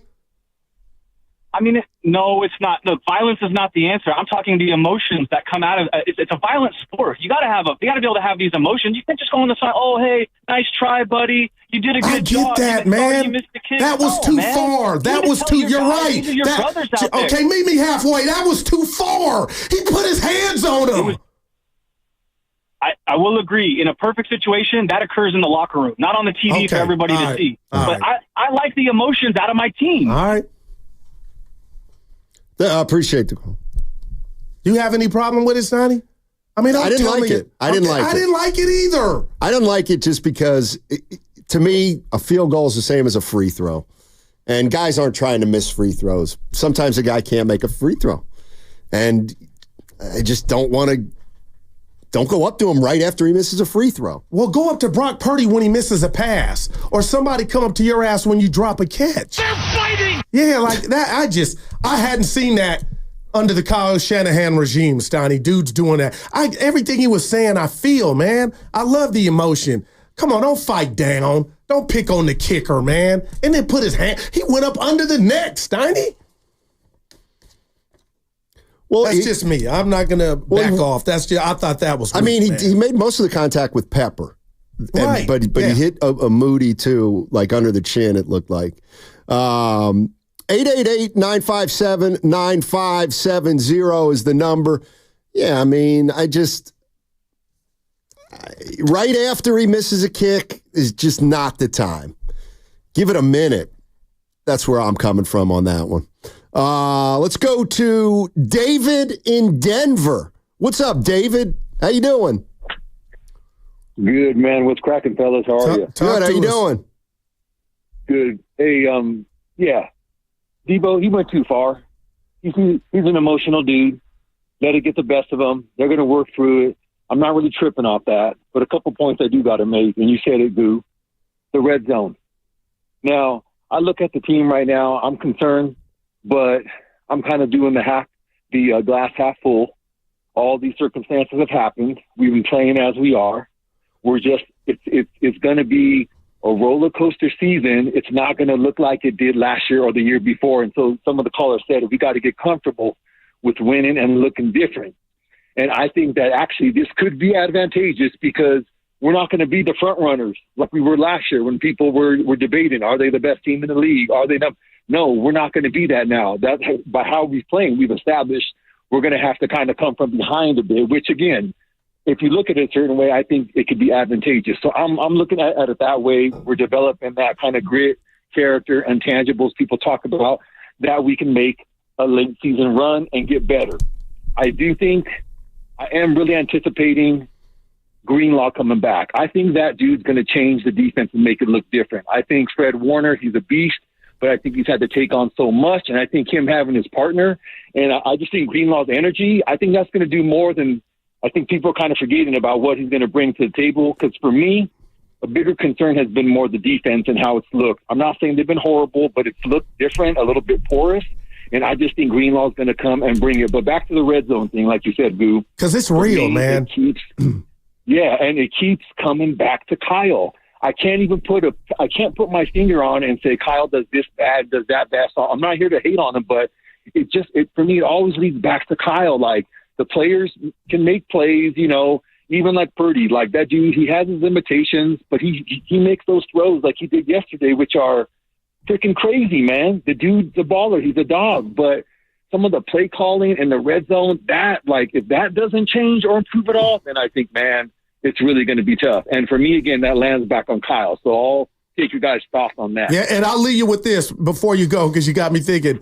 I know it's easy to pick on the defense. Tampa Bay had 3 points in the first half. If you cash in on those red zone attempts early, maybe you put yourself so far ahead the game's done.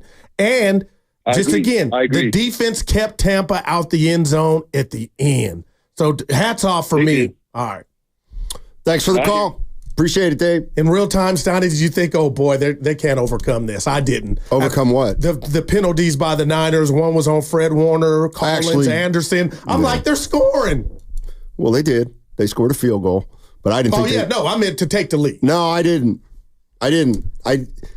Because Tampa had nothing except Irvin and White running on the ground. The quick game was working, the passing, but they didn't get in. I mean, I feel like they were just happy to be down there. Wow, man. For some reason, I did not think that the Tampa Bay... Evan.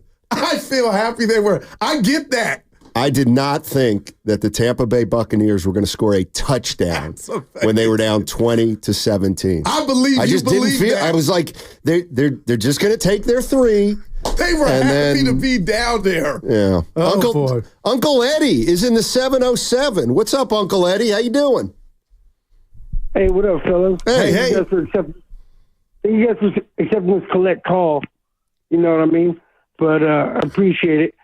And I kind of lost my train of thought after you're on the right show. Lightweight about to strangle homeboy off on the phone line talking about putting hands on cats. But hey, but truthfully, hey, thank y'all. It's a special teams issue. Okay, the defense has been getting better. All right, Shanahan, he's doing his thing, but you guys got to understand that special team is costing this team games over and over for 5 or 6 weeks. So until they get that blend up, they're not going to have a chance. All right, they got plenty of talent. They got the coaching is there, the talent is there. They just got to make it happen and button up the special teams. Thank you guys for the call.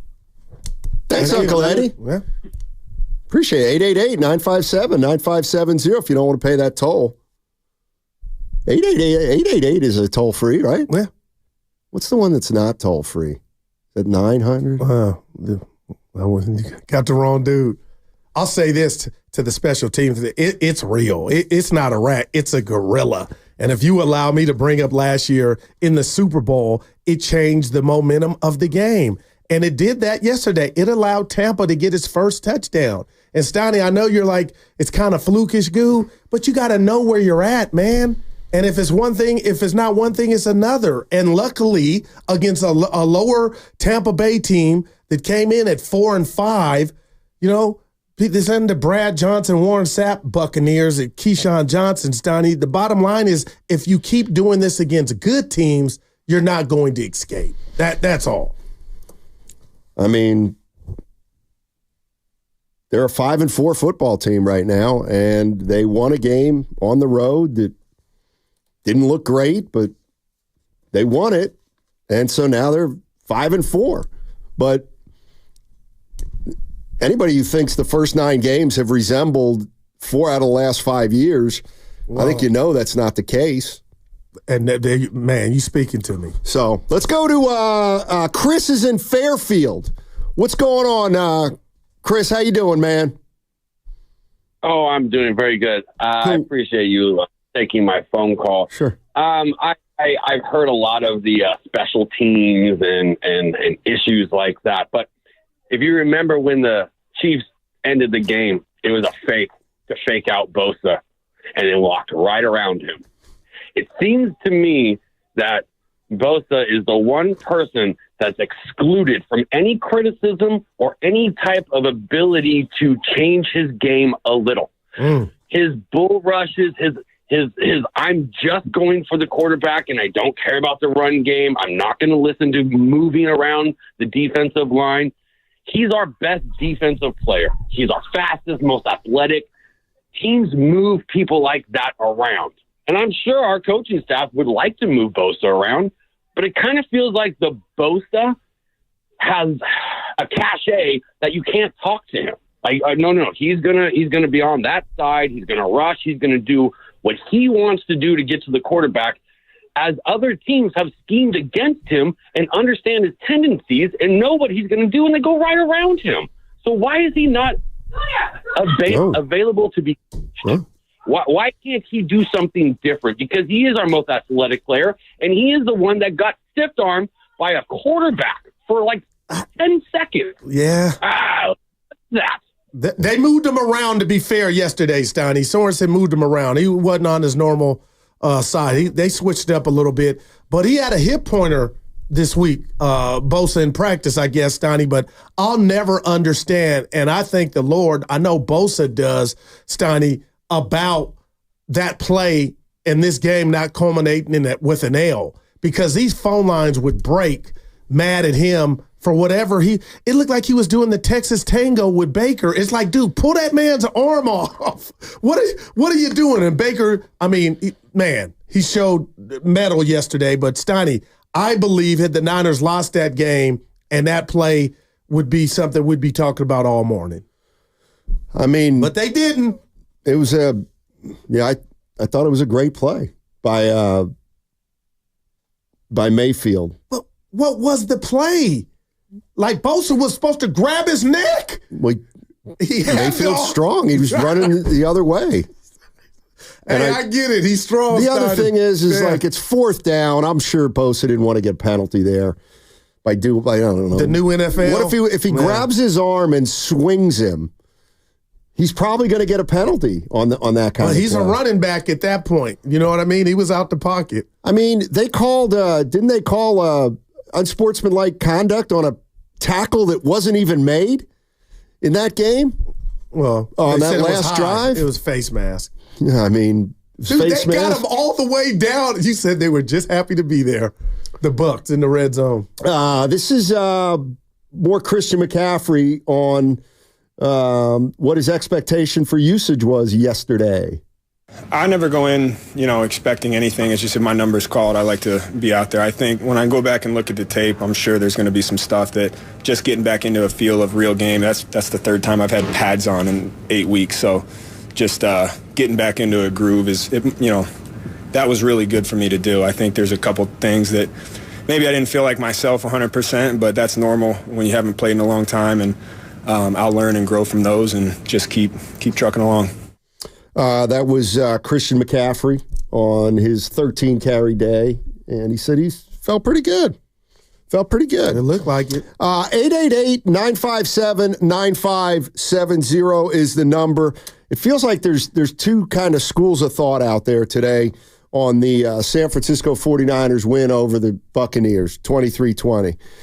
It feels like some fans are looking at this team and they know that they haven't clicked and guys have been hurt and they know that there's been some adversity, and they look at that game yesterday and they're okay with it.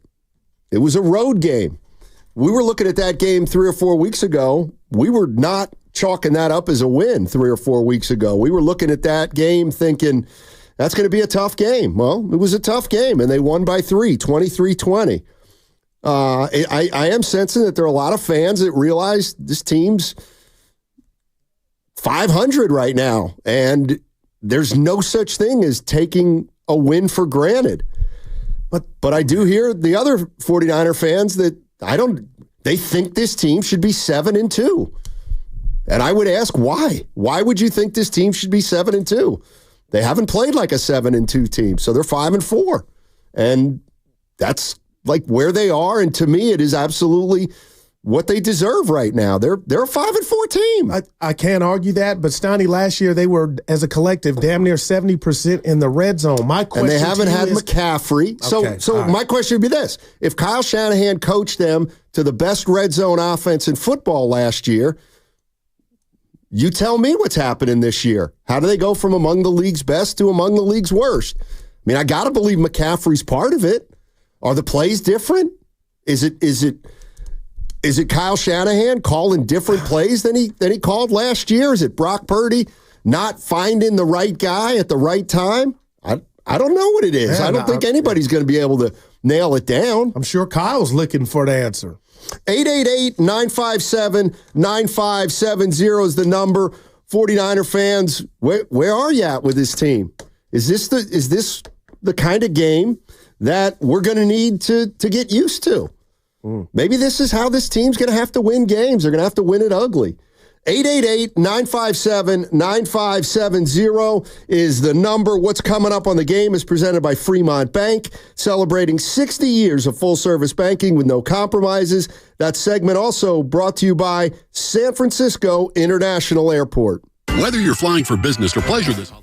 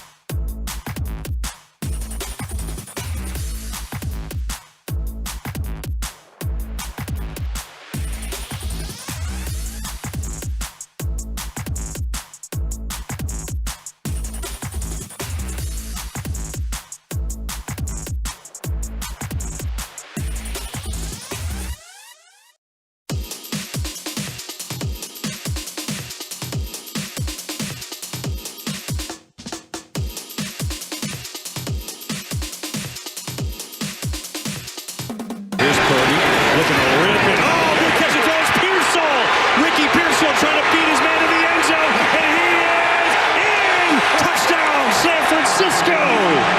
Now, back to Steiny and Guru on 95.7 The Game. It was Kevin Burkhardt, Fox Sports. Ricky Pearsall getting his first touchdown. Put the 49ers up 7-0. Man. They don't need Ayuk. He's a factor, Pearsall. Why did they draft him? I like him, Steiny. That's why they drafted him, because he's pretty good. Pretty good. 888-957-9570 is the number. By the way, big day tomorrow here at the station. Make sure to listen all day because we're going to give you an opportunity to win a Klay Thompson autographed jersey. The hours to lock in tomorrow, 8 a.m. for the morning roast, 12 for Steiny and Goo, and 4 o'clock with Willard and Dibbs tomorrow. That's Tuesday. We're celebrating the return of Klay Thompson, and you can win an autographed Klay Thompson jersey right here on 95.7 The Game. Also,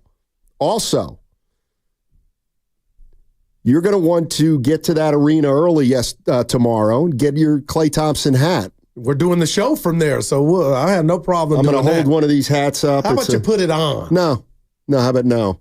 There's a Klay Thompson hat, and everybody's going to be in a hat tomorrow when he comes back. And, and I think that we're going to try to organize a salute to the Captain Klay. They interviewed Curry after last night's win in OKC, and he had, I believe it was Fetz is asking him Curry about tomorrow, and he was like, "I need to get my mentals right. Like it's gonna be emotional."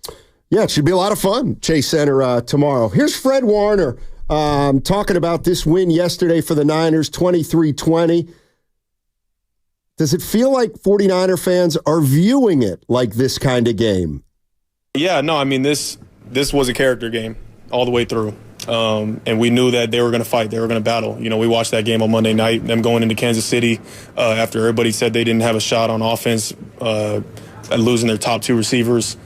And they have a heck of an offense. They have a heck of a scheme, players to run the scheme, and the same was true today. I think the first half we stood up and played great defense. In the second half, we came up short in some of those areas. But like I said, to hold them at the very end to a field goal to give our offense a chance to go down and win the game was about as grimy as it's going to get. Yeah, that they did. Why do people think that it wasn't a big win if Fred Warner, the leader of your team, saying it was a great character win? Sometimes I think that those wins like yesterday are probably bigger for the team than the fans because the team knows that game could have slipped away. They did what they had to do.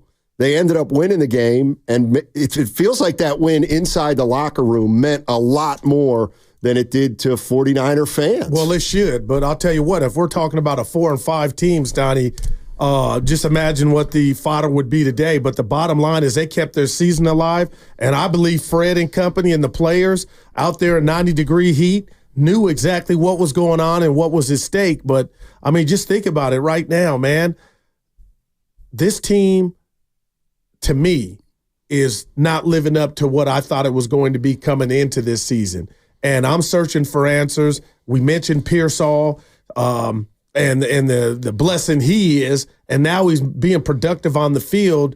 Again, I'm going back to the red zone. You now have somebody to, be in there for Ayuk, and nothing changed to me yesterday in the red zone. And you got me thinking, Steiny, okay, as early as one game. They got Seattle coming up, so maybe that will take care of itself, and it will improve moving forward. And if it does, then the Niners are the Niners, and I would give them a chance against any team.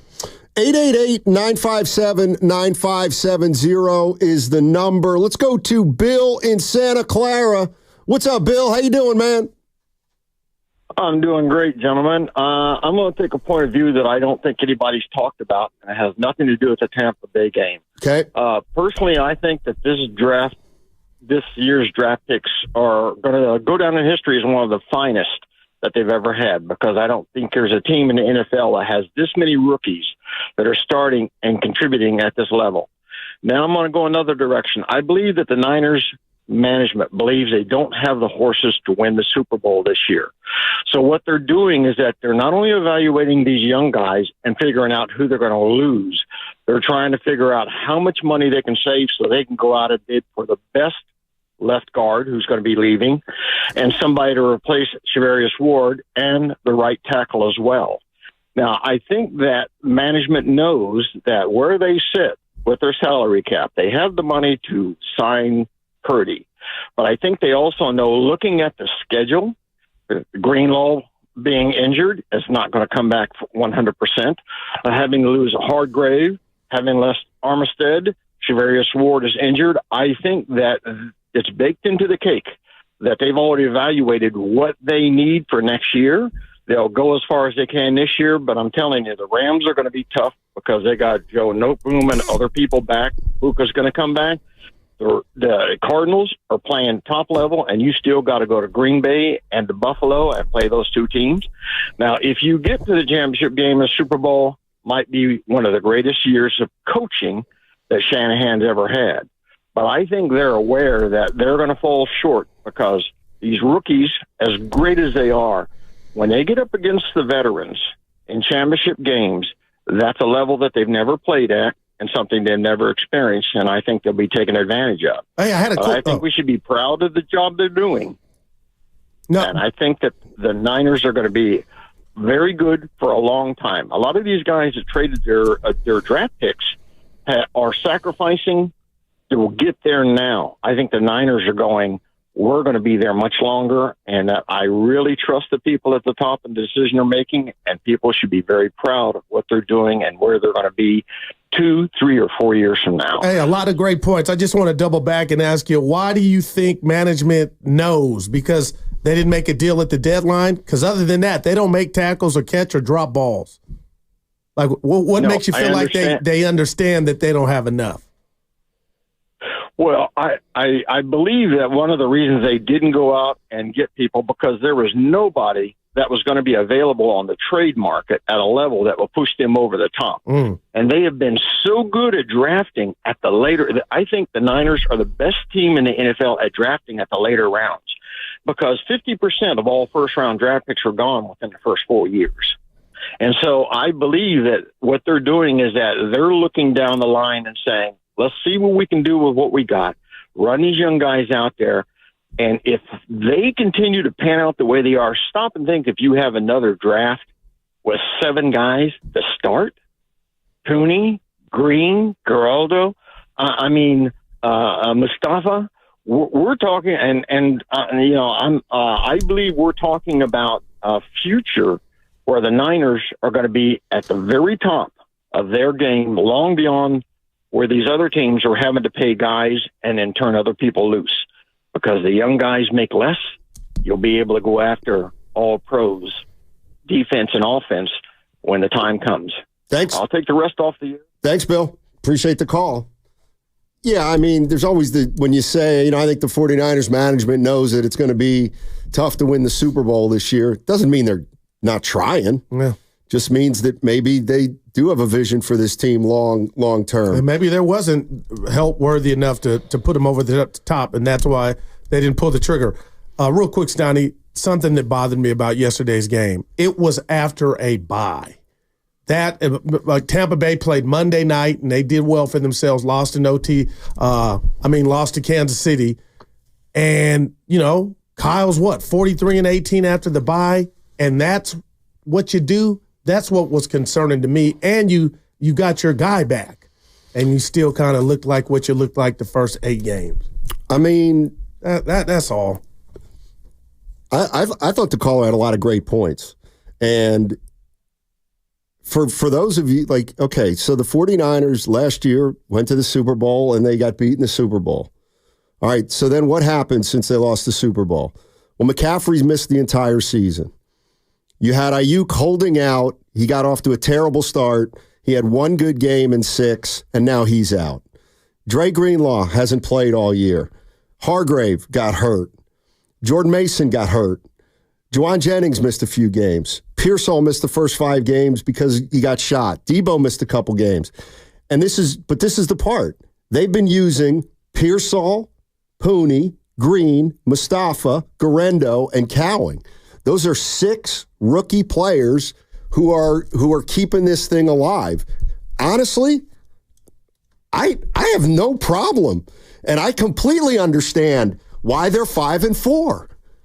They have not played well this year. They have not put a full team together. They've had to rely on young guys more than they ever have in the past. And if you want to say that Christian McCaffrey's the best back in football, then you have to say we didn't have the best back in football for the first 9 games, or 8 games rather. And you're 4-4, now you're 5-4. To me, it makes a lot of sense. You're not the team that lost to the Chiefs last year in the Super Bowl. Well, what team wouldn't want an influx of rookies they drafted, keeping it afloat? But the bottom line is, in money time, you got to score when you got a lot of talent like the Niners do, and you got a coach with the reputation who's offensive coordinator. I don't think it's too far-fetched to want more production from the Niners as a whole in the red zone. That's why they're 5-4. To me, that's why they're 5. They are leaving teams in the game. What about special teams? Well, that too. Okay. Yeah. Well, and what about the injuries? That too. Yeah, so it's a combination of a ton of different things, I think. And I mean, I think there's a way to look at this team where you could be like, we've been terrible for, like, this team hasn't even resembled itself for 9 games, and our young guys are keeping us in it. But what's itself? What is this team? See, an hour ago I said, okay, this is the team last year. They're 5-4. They're not. Last year they lost 3 games in a row. They were 5-0. Then they went 5-3. Then they ran the table. This team. Do you think this team can run the table? I don't. Like, I don't think they have it in them to run the table. I think the goals are more modest to win the division. 10 games. Can we win 10 games? Maybe I'm selling them short, but I just, to me. I can't tell you what they're going to be now. Why should they be 7-2 when they've been without McCaffrey all year? Because we saw them have Arizona up and J.P. Mason fumbled. We saw them have the Rams up and they gave that game away. They basically collapsed. So that's why. And then they won yesterday, but, there's nothing wrong with looking at a team, even when it wins, to critique it. That's how you get better. And even in wins, going back to Dallas, going back to the Seattle game where you're up 20 points, what's happening to where these teams are almost coming back on you? You're not as good as you were in the past. You're not as deep as you were in the past. For the reasons you just mentioned. You're relying on 6 rookies to help you win games. You've been without a couple guys who are important. I mean, maybe I think you could almost ask John Lay, what do you think? And he'd be like, you know what? We'll take 5-4 in a heartbeat after the way things have gone. You're listening to 95.7 The Game, KGMZ FM and HD1 San Francisco. Always live on the free Odyssey app, Twitch and YouTube, powered by First NorCal Credit Union. This is more Fred Warner on, 1 or 2 plays and some games have different outcomes. I think it comes down to just 1 or 2 plays, as silly as it sounds. 1 or 2 plays, like, man, really, that's all it is? But that's truly what it is, because 1 or 2 plays can mean the difference in, a touchdown versus a field goal versus a takeaway versus, there's all these little things that go into it. And, I'm not going into the game hoping that, man, I hope it's an easy game, because if you go with that mindset, then you're not going to be ready for those moments that we were in today. I came into it saying, if it comes down to the final play and the defense got to stand up and win it, then I'm going to be ready, and that was my message to our defense. And that's going to be the message going forward. You prepare like you're going to dominate the team that you're playing, but you're prepared for whatever, you know what I'm saying? You prepare for that fight. And so when you are in that battle, then you're ready for it. Was that before or after the 15-yarder, the penalty? I mean, Steiny, I could not believe what I was watching. I thought, along with the Debo dust-up, I was like, I'm watching a team melt down. The Niners don't do this to themselves. Well, they have this year. Yeah. Like, they have. But not in that fashion defensively. Well, hold on. They've lost 2 games that we now say are the big – they lost to the Rams. Gotcha. They were up. They lost to the Cardinals. They were up. Gotcha. So they have done this. But this was different. Well, I mean, it came down to the last drive. I mean by the infractions. 3 15-yard penalties. I mean, what's the difference between a penalty and letting the Rams punt returner run it 50 yards? Well, that's execution. This is illegal hands to the face. Like, how often does that? I mean, it happens, but you know what I mean? On a drive to where it's 3rd and 4th down and you're keeping them alive, you gave them 45 yards of penalties. Like, they were right there to win it. Yeah, and you gave up a 50. I mean, like, that's the thing. Stopped them. They have made, to the Rams, to the Cardinals, and yesterday, they've made all kinds of mistakes, and 2 times it got them beat, and yesterday it didn't. Right. It didn't get them beat. But, you know, I'm kind of with this guy right here in the 650 on the Comcast Business Text line. How come the Chiefs, Vikings, Ravens, etc., they seem to get credit for grinding out wins, and the Niners get criticized? It wasn't a cheap win, and the one, in fact, I think it makes them better having a close game. I kind of agree with that sometimes. Well, I mean, it feels like I wouldn't put Minnesota in the Chiefs category at all. I don't know where that's coming from. Well, they're 7-2, aren't they, or 6-3? But they don't have any hardware. The Chiefs have 3 Super Bowls, so that's why to me they get that benefit of the doubt. But why do the Ravens get the benefit of the doubt? Like, what he's saying is when the Ravens win and when the Vikings won, 12-7 yesterday? Yeah. That's a grind-out win. Everybody thought they'd win by more. They handled an opponent that they should, but it was a tough game. It was ugly. What the caller's saying, or what the texter's saying is, it seems like the Vikings get credit for an ugly win, 12-7, whereas we've been on the radio for 2 hours ripping apart the 49ers who won a road game because it wasn't pretty. Like, why does it feel like we're not giving them the benefit of the doubt that other teams are getting? No, to me, it goes down in the win column. But hearing you say that kind of struck me. No, Stoney, the Vikings are not the Niners. Outside of the Chiefs, they're better than the Niners. But the last 5 years are the last 5 years. But that's what we're talking about. You can't go on that. This isn't that team anymore. Like, but you don't know that. They're starting 6. They're playing 6 rookies. Right. They just got McCaffrey back. I mean, that they're not the Super Bowl. Like, I just don't understand why. Well, they don't have Greenlaw and they don't have McCaffrey. What's wrong? That may be part of the problem. That's why they're maybe 5-4 instead of 6-3. You got Deebo Samuel. Debo's got hurt a couple times. Has Deebo had a great year? Great enough to put hands on his teammates. Well, that's my point. He hasn't had a great year. He's been good, but he kind of has been lost the last 3 or 4 games. To me, Stoney, and you kind of hit me with that, the 2 hours on the radio. I got it. You told me, and I understand it. I'm not even mad. I'm just holding this team to the standard they created. Yeah. And maybe that's a mistake. But I can look you in the face and tell you all listening, we don't know if this team is going to finally achieve its goals. Just because it's starting, what'd you say, 6 rookies in certain spots right now, you don't know if Greenlaw's coming back. So if they're going to hoist up that trophy, they got to get out of their own way and figure out why, when we have basically all of our studs on offense outside of Ayuk, why are we not being able to punch it in to let lesser teams hang around? And I guess what I'm saying is through 9 games, I'm not talking about hoisting the Lombardi right now. I'm just not. Who have you beaten? Like, who's this team beaten?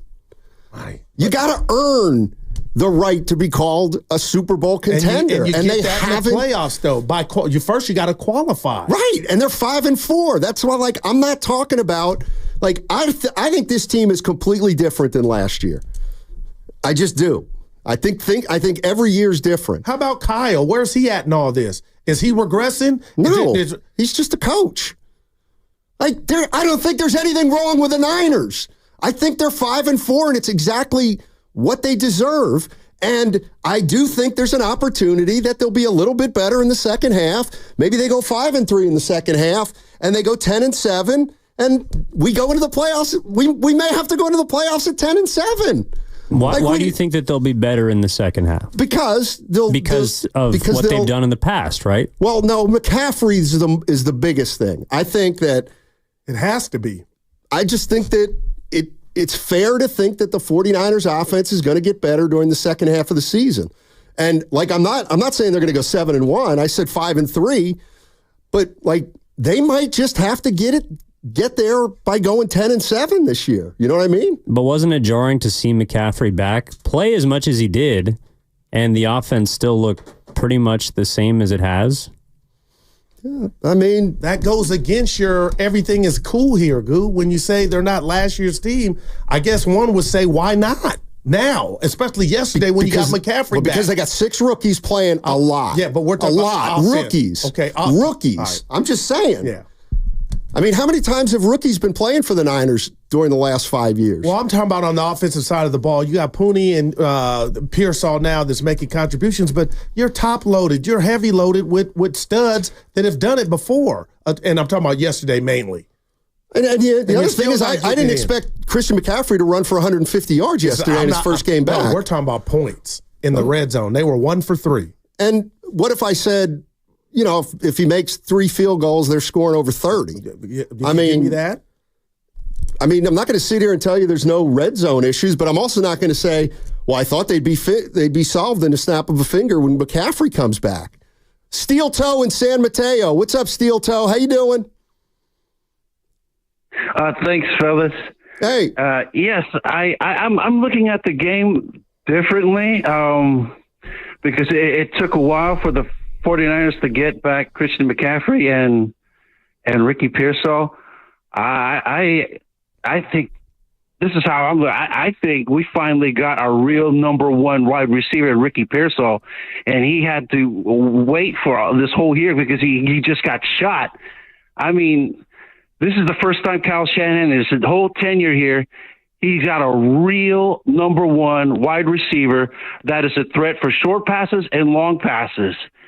And I actually think, you know, I consider this week 1 because this is the first time Christian McCaffrey and Ricky Pearsall played together. And they're just going to get better as they work together. I think this is the best the 49ers are going to look because Kyle Shanahan finally got a real number 1 wide receiver that's getting better. That's how I look at it. All right. Yeah. Thank you. I appreciate the call. That's his opinion. Yeah, I don't know if he's a number 1 receiver. We'll see. He's been pretty good since he's started to play. And the 49ers win yesterday, 23-20. They're now 5-4, and they've got the Seattle Seahawks here tomorrow, or not tomorrow, next Sunday. 8-3-1 offensive line still an issue.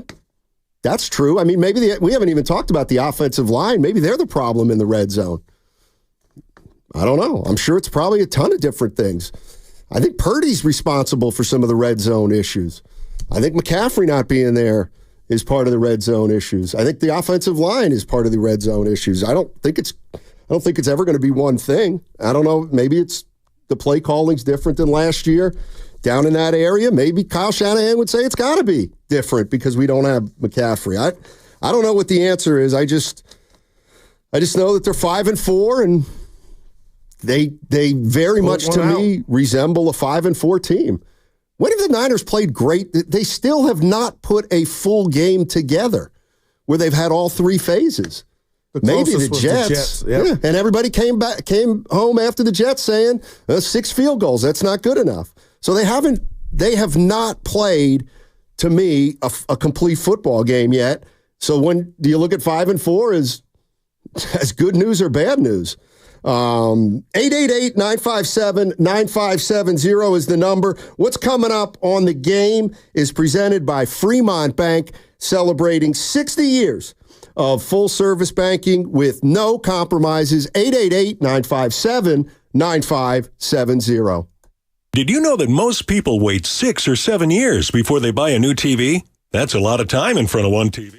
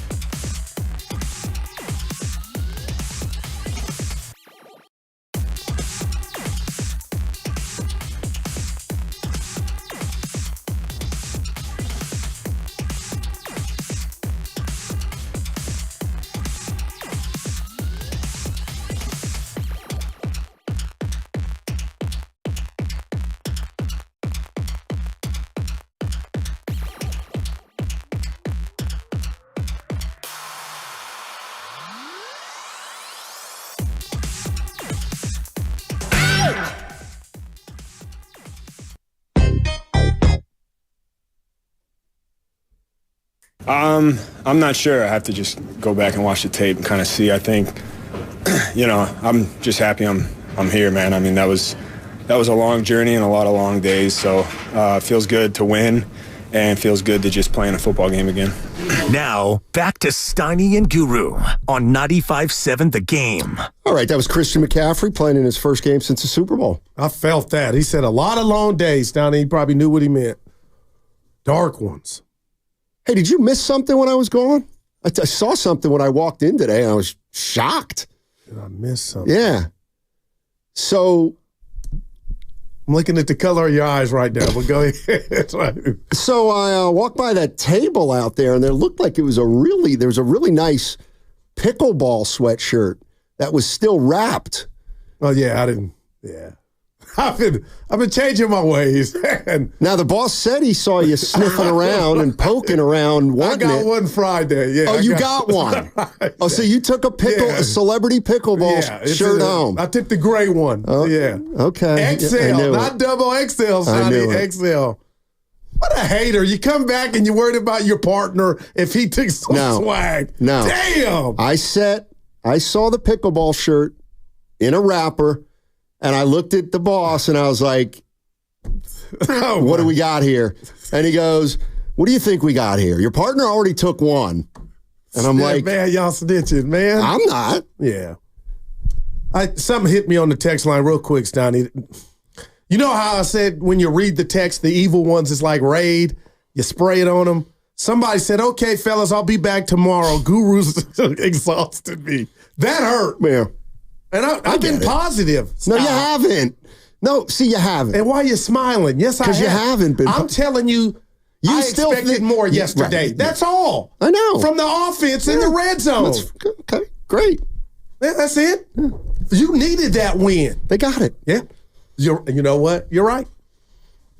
But you know what I mean, Stoney. No, I don't. They're better than they got to. They're 5-4.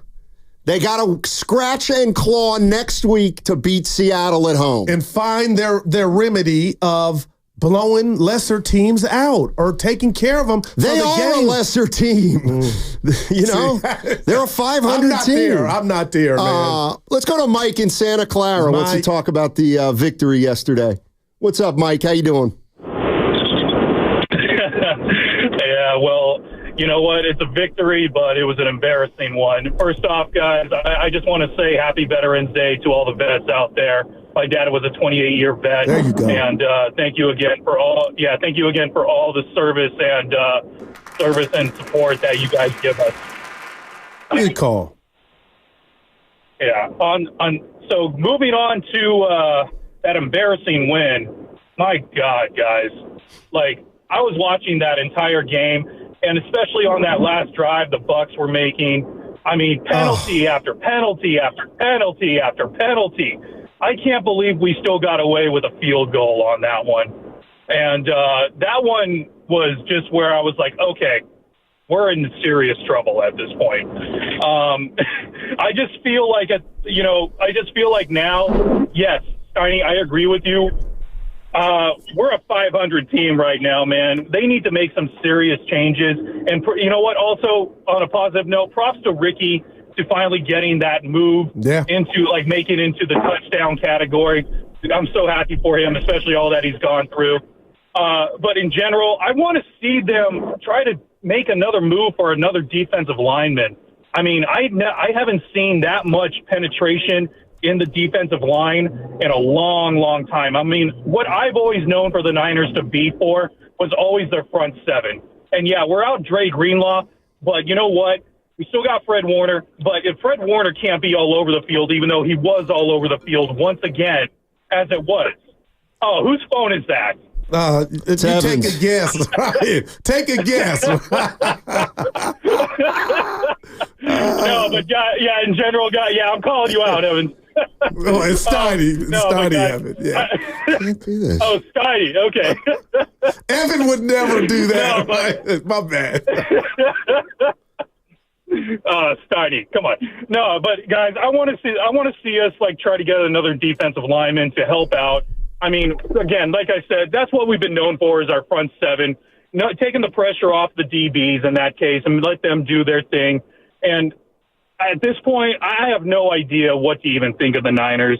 I mean, Moody, especially with like the 3 missed field goals. Look, I know they were longer distance and everything, but he did pull it out in the end. But still, it's a train wreck right now. I feel with the Niners right now. We have nothing.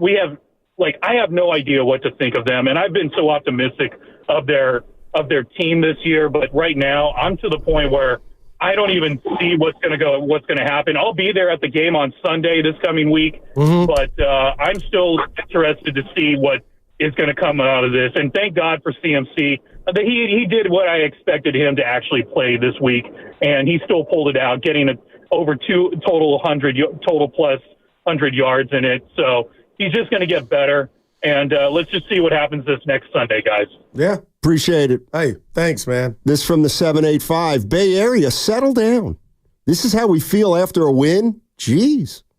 That's a quote from the Comcast Business Text line. Like, in a crazy way, Steiny, I don't fault the defense yesterday. Again, the ability to keep Tampa without Baker Mayfield's top weapons, I mean, that went a long way in the game. But to damn near pitch a shutout in the first half, that's what the Niners did, almost holding Tampa Bay to 3. You just felt like, okay, bunch of 3-and-outs, couple more scores here, not 3s that you don't get, couple 7s that put the kids to sleep. And Bucky Irvin averaged 5.6 yards a pop running. I mean, Rachaad White, they were running the ball, Steiny, and I kind of just give the defense a pass in the sense that they prevented Tampa Bay from scoring, and Brock Purdy did his thing along with the offense and went down there and won the game. It's just moving forward. This recipe, Steiny, is not going to get you far. I guess that's what hit me, just like the last caller. I'm sitting there like penalty. You would have thought the ref had Tampa Bay. He was throwing the game. But these were actual defensive penalties that put Tampa Bay down there. Like, I'll tell you what. Had Tampa won that game, this would have been one of the biggest robberies of all, to where a team wins and has no business winning. It would have been the exact same as the Rams and the Cardinals. But the Rams Stafford hit Tutu Atwell for a bomb. They got a big return. This was almost just given. I don't make a differentiation hands to the face. Hey, like, we don't see that from the Niners. Then Debo, you're doing what he's doing. You just don't see that from the red and gold, or I hadn't. So I don't know where this thing is going, but I know the one area that needs improvement. The red zone, Steiny. Here we go. Yep. I don't know why it's you're 5-4, okay? You have not played well all year. It doesn't mean the season's over, but the idea of talking about hoisting the Lombardi, to me, is a joke, and the idea of talking about this season like it's over is a joke. I agree. They're 5-4. They play the Seattle Seahawks next week. If they beat the Seahawks, they're 6-4, and then they go on the road against the Packers and the Bills. Then at that point, we can take another measure of this team. Maybe they beat the Packers and they're 7-4, and then we're thinking, you know what? Last couple games, they're rounding into form. Maybe they can make a run, but they're 5-4 now. They got to beat Seattle. I don't think that's a lock, because they've proven that there is no such thing as a lock. When you're 5-4, there are no locks. So that's just the way I look at it. Okay. I'm not watching a team from last year. I'm watching this team from this year, and they've got to play better than they have up to this point. So Friday, I don't know if you're aware, Stoney, Mike Tyson, former champ, is taking on Jake Paul on Netflix. Mike Tyson is known for knocking his opponents out, right? If all of a sudden you're watching Mike in his prime and all the fights are coming down to the decision, yeah, Mike's winning, but wouldn't you say, man, Mike, you used to knock the dudes out? That's how I look at the Niners. Like, how are you letting these teams stay around and not just stay around, have an opportunity to win? Like Seattle, when you were up 20 in Seattle. Like a Dallas Cowboys that you just knocked all around the yard. I guess you're losing at halftime technically, but how are a team that is talented as I think the Niners are? Maybe they're not as talented as you think they are. Maybe they are, but they're not. They're playing below expectations, and they're going to get hot. But, I mean, because we're running out of stuff now. It was, McCaffrey's back. It'll be easy. I know it's just one game, partner. But now what's next if Seattle goes to overtime and somehow they lose? Do you win or lose? You win. Okay. Then they're 6-4, and they're probably in first place. Like, I think people think this is just going to be easy. Like, just a total cakewalk. And I'm not sure why we would think that way with the way the first 9 games have gone. And the other thing is, like, just remember talking to Ross Tucker and and Warren Moon. It takes a toll. They've been to the NFC Championship the last 2 years. And maybe it's taken a physical and emotional toll. Dave's in Fresno. What's up, Dave? How you doing, man? What's going on? Hey, Dave. Hey, guys. Doing good, man. Good. Hey, thanks for getting me in. Sure. Yeah, just want to ask you guys, I've been getting some interesting feedback on this take, and I honestly, I feel like Kittle's being underutilized this season. And what I mean by that is I feel like he's been the unsung hero of this team. I feel every week he has brought energy, that passion that you need for a team that's been to so many conference championships. And it's hard to get up every week when you've been that, far in the tooth. And I feel like every time we go to him, something good happens. And I just feel like we don't use him enough. Like, I want to force feed Kittle. And I hear, well, he has to stay and block. Well, that's not his problem. He shouldn't have to. Because as a pass catcher, I know he's a terrific blocker, but I just feel like we use him. He should have at least 10 targets a game, in my opinion. Wow. And I feel like he makes the most of his opportunities. But, again, I just feel like I wish he would use him more. I wish he'd be a feature. I know McCaffrey's back, and you got to get in his looks, but I think Kittle, for this season, he has been money every time his number is called. That is, and I just want to hear what you guys think about that. Hey, for me, buddy, that's call of the day. Stoney, I know we have a little ongoing joke with Kittle, but he's been arguably their MVP. Yesterday, only 4 targets. He caught 3 of them.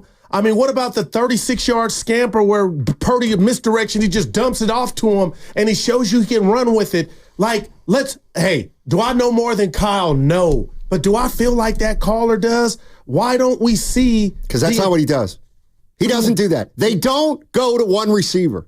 Like, that's not who he is. Every time, Stoney, but you know what? They don't even. I can go through these They do not feature anybody. And maybe that could be a problem. Well, why? This got him to the Super Bowl 2 times. Because you're not maximizing your possessions in the red zone. You don't give any merit to that. That maybe they should, if he's not, try to give it. If you have that thought, take it up with Kyle. Right, he spreads the ball around. This is his 8th year as a head coach. He's always spread the ball around. He's never had one guy that he goes to. I'm looking this year. Kittle, 560 yards receiving. Touchdowns. Samuel, 470 yards receiving. Jennings, 500 yards receiving. Ayuk, 375. Those are 4 receivers that are all bunched up. But we're talking about money time. But how do you differentiate who's the best in money time and who's not? No, I differentiate with it's not working right now. So Kyle, forget you got to do the community thing. Maybe feature this guy. Why Kittle? Why not feature Debo? Because Kittle's scoring touchdowns, Donnie. And to the caller's point, let me see if you're going to be real with me. Do you feel like when they throw to Kittle, good things happen? I feel like I do. I don't feel that way with Debo. And I just ain't about to punch or whatever to choke. I feel good things happen when they throw it to Kittle. I'm asking you. And I feel like they have, we're talking about something that Kyle has proven is his DNA. And I'm not saying you can't have that thought. Of course you can have that thought. But it's like, I hate to do it, but why? First of all, we say this all the time. McCaffrey needs more touches. Ayuk needs more touches. Ayuk. We talked all season about Ayuk needs more touches. Now Kittle needs more touches. Like, don't you get it? Like, nobody gets the touches they want because Kyle wants to spread it out. Well, it's not, to me, Stoney's now it's about the team needs points. Okay. And so spreading it out has been a problem for the Niners over the last 5 years. I'm talking about looking at George Kittle or coming up with some type of package to where you feature him in the red zone. And you did talk about that one touchdown yesterday. Yeah, and the one throw that went between him and I forget, it might have been Jennings. It was a bad throw, but it's like, and you and I have been fighting. I've been riding for Kittle a couple years, but now it's like he's doing it, Steiny. He's doing it with his legs. He had that beautiful you ride catch. for anybody who like is low on the pecking order. Like whoever didn't have a good game, like they don't have a Justin Jefferson they go to 12 times. I don't know why. But I think they got a mismatch with Kittle, and I've thought this way for 2 years, and the conventional wisdom, and I hated it, he has to block. But dude is talented. So he's got 7 touchdowns this year. Yeah. Like, that's a lot. Yeah, no doubt. So they're going to him, aren't they? But the team is not maximizing their opportunities in the red zone, so something's got to give. He would just be my one. So he would come to mind of like, maybe I can do some other things. How many great tight ends have we seen get utilized in the red zone? It's unstoppable. Gronk. Just to name a few. That's one of the greatest, maybe the greatest of all time. Jason Witten. I'm not saying Kittle is that, but Steiny, I think he can do a lot more. Right, and I'm sure that they all do. They all do, and that's not how Kyle skins the cat. It's just not. What's the most receiving yards a 49er receiver's ever had under Kyle? Was it Ayuk last year? Or was it Debo the year... Probably Debo a few years back. But that might have been because they didn't have a lot of receivers. But now, Steiny, see, you think so now you got a ton of receivers, and now you want to... I'm talking about in the red zone now. I mean, again, they were the best team in the red zone last year. So is it Kyle? That's a fact.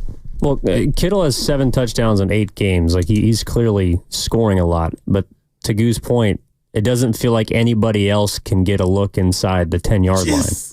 Like, and I think you were the author of Steiny. I think you said it. Correct me if I'm wrong.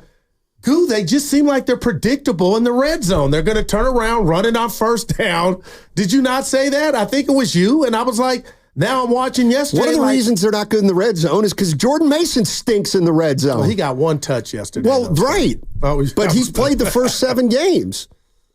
But he wasn't a factor yesterday, and you went 1-3 with McCaffrey back there. 1-3. I hear you. Like, are we really going to do that? Like, it could easily went 3 for 3. I mean, oh man, Austin in San Jose. Oh, guy, what's up, Austin? How you doing, man?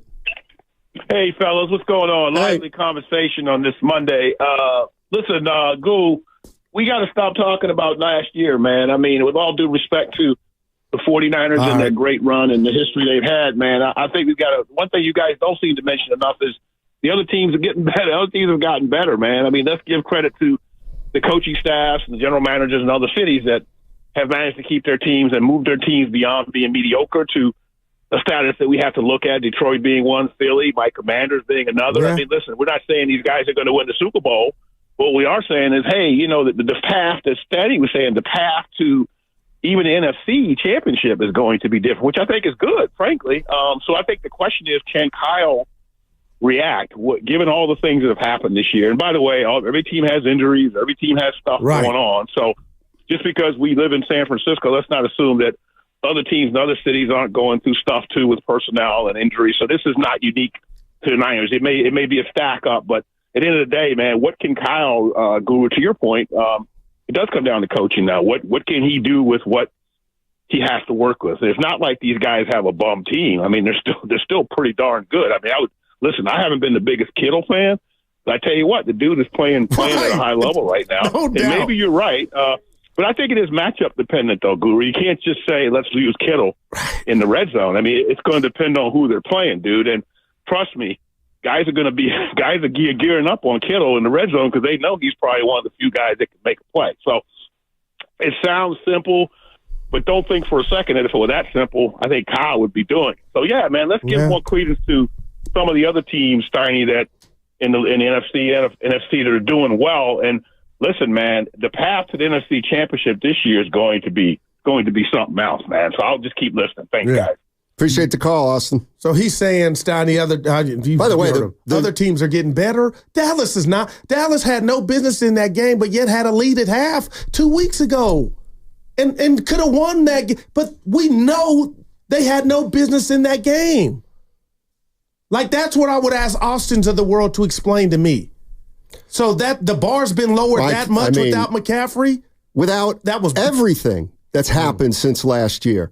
You know what's funny is we were going through the offseason talking about no Trent Williams and no Ayuk. Boy, this team's probably not going to get off to a great start. Then they don't get off to a great start. And we're like, how come they haven't gotten off to a great start? It's like, well, didn't we talk about how their training camp was terrible and Ayuk wasn't ready when he came and Trent Williams wasn't in great shape when he came and they started out whatever they did, 1-2 or 2-2?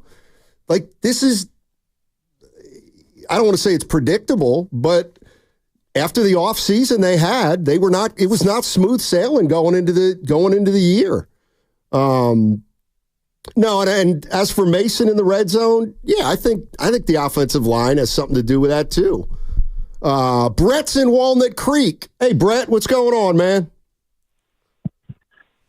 Hey, guys, thanks so much for taking my call. Great listening to your show. Happy Monday. Back at you.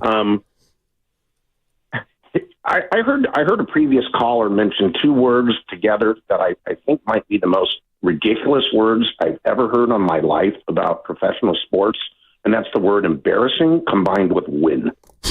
I don't know what planet you're on, but I don't care how I freaking win. I don't care if I triple bogey the last hole of the golf tournament and win by one. I'm not embarrassed.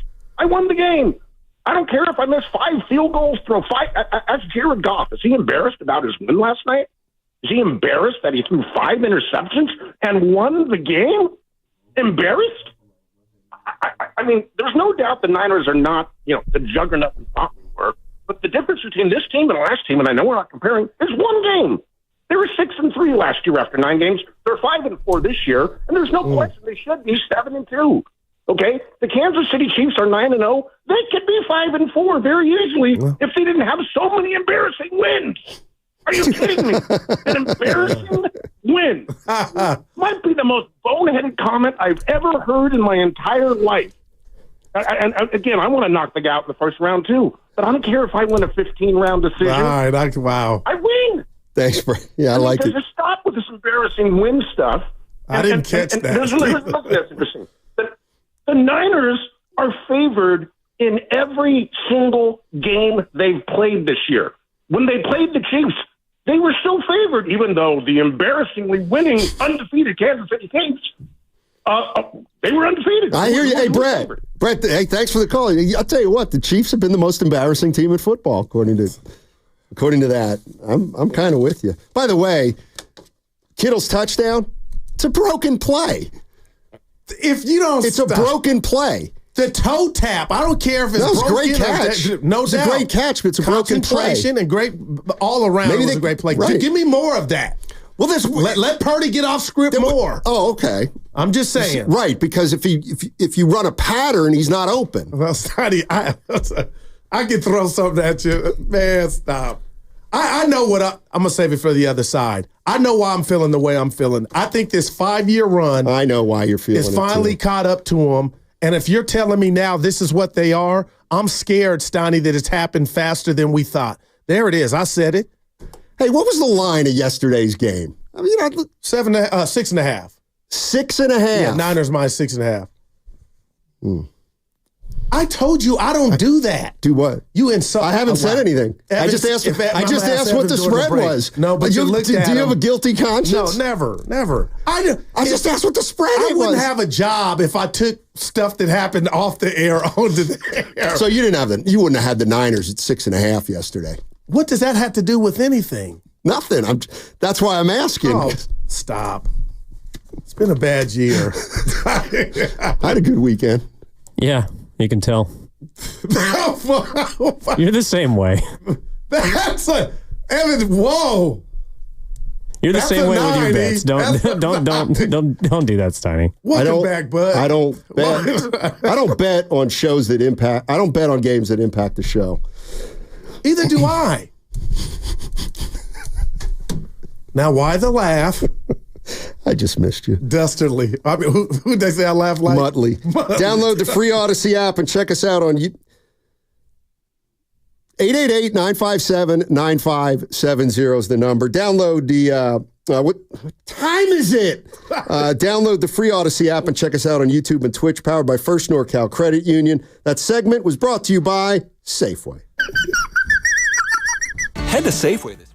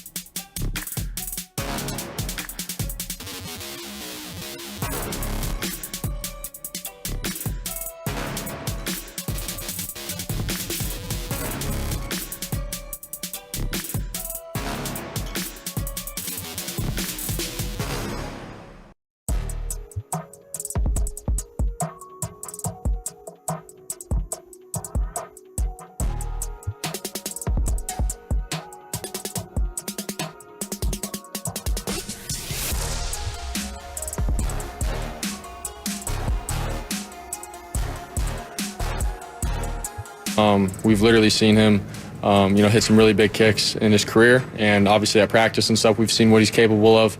And so for him to be in that moment, obviously I knew that he's the kind of guy that would learn from his kind of mistakes and then when it mattered most, finish. And that's what he did. So. Now, back to Steiny and Guru on 95.7 The Game. He didn't want to get beat up. That's why he made that kick. That was Brock Purdy talking about Jake Moody. Game winner, 23-20. I am ready to go. Go ahead. Getting some secondhand information here. You got something to say to me? What are you dude?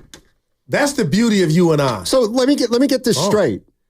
I get it. When you're not here, you have to listen to the show because you couldn't live your life missing out on somebody maybe saying something about you. I don't listen to the show when I'm gone. But apparently, I'm a fan of yours. Okay. I don't know if you know this, but I'm a fan of yours. Oh, really? Yeah. But apparently you weren't on...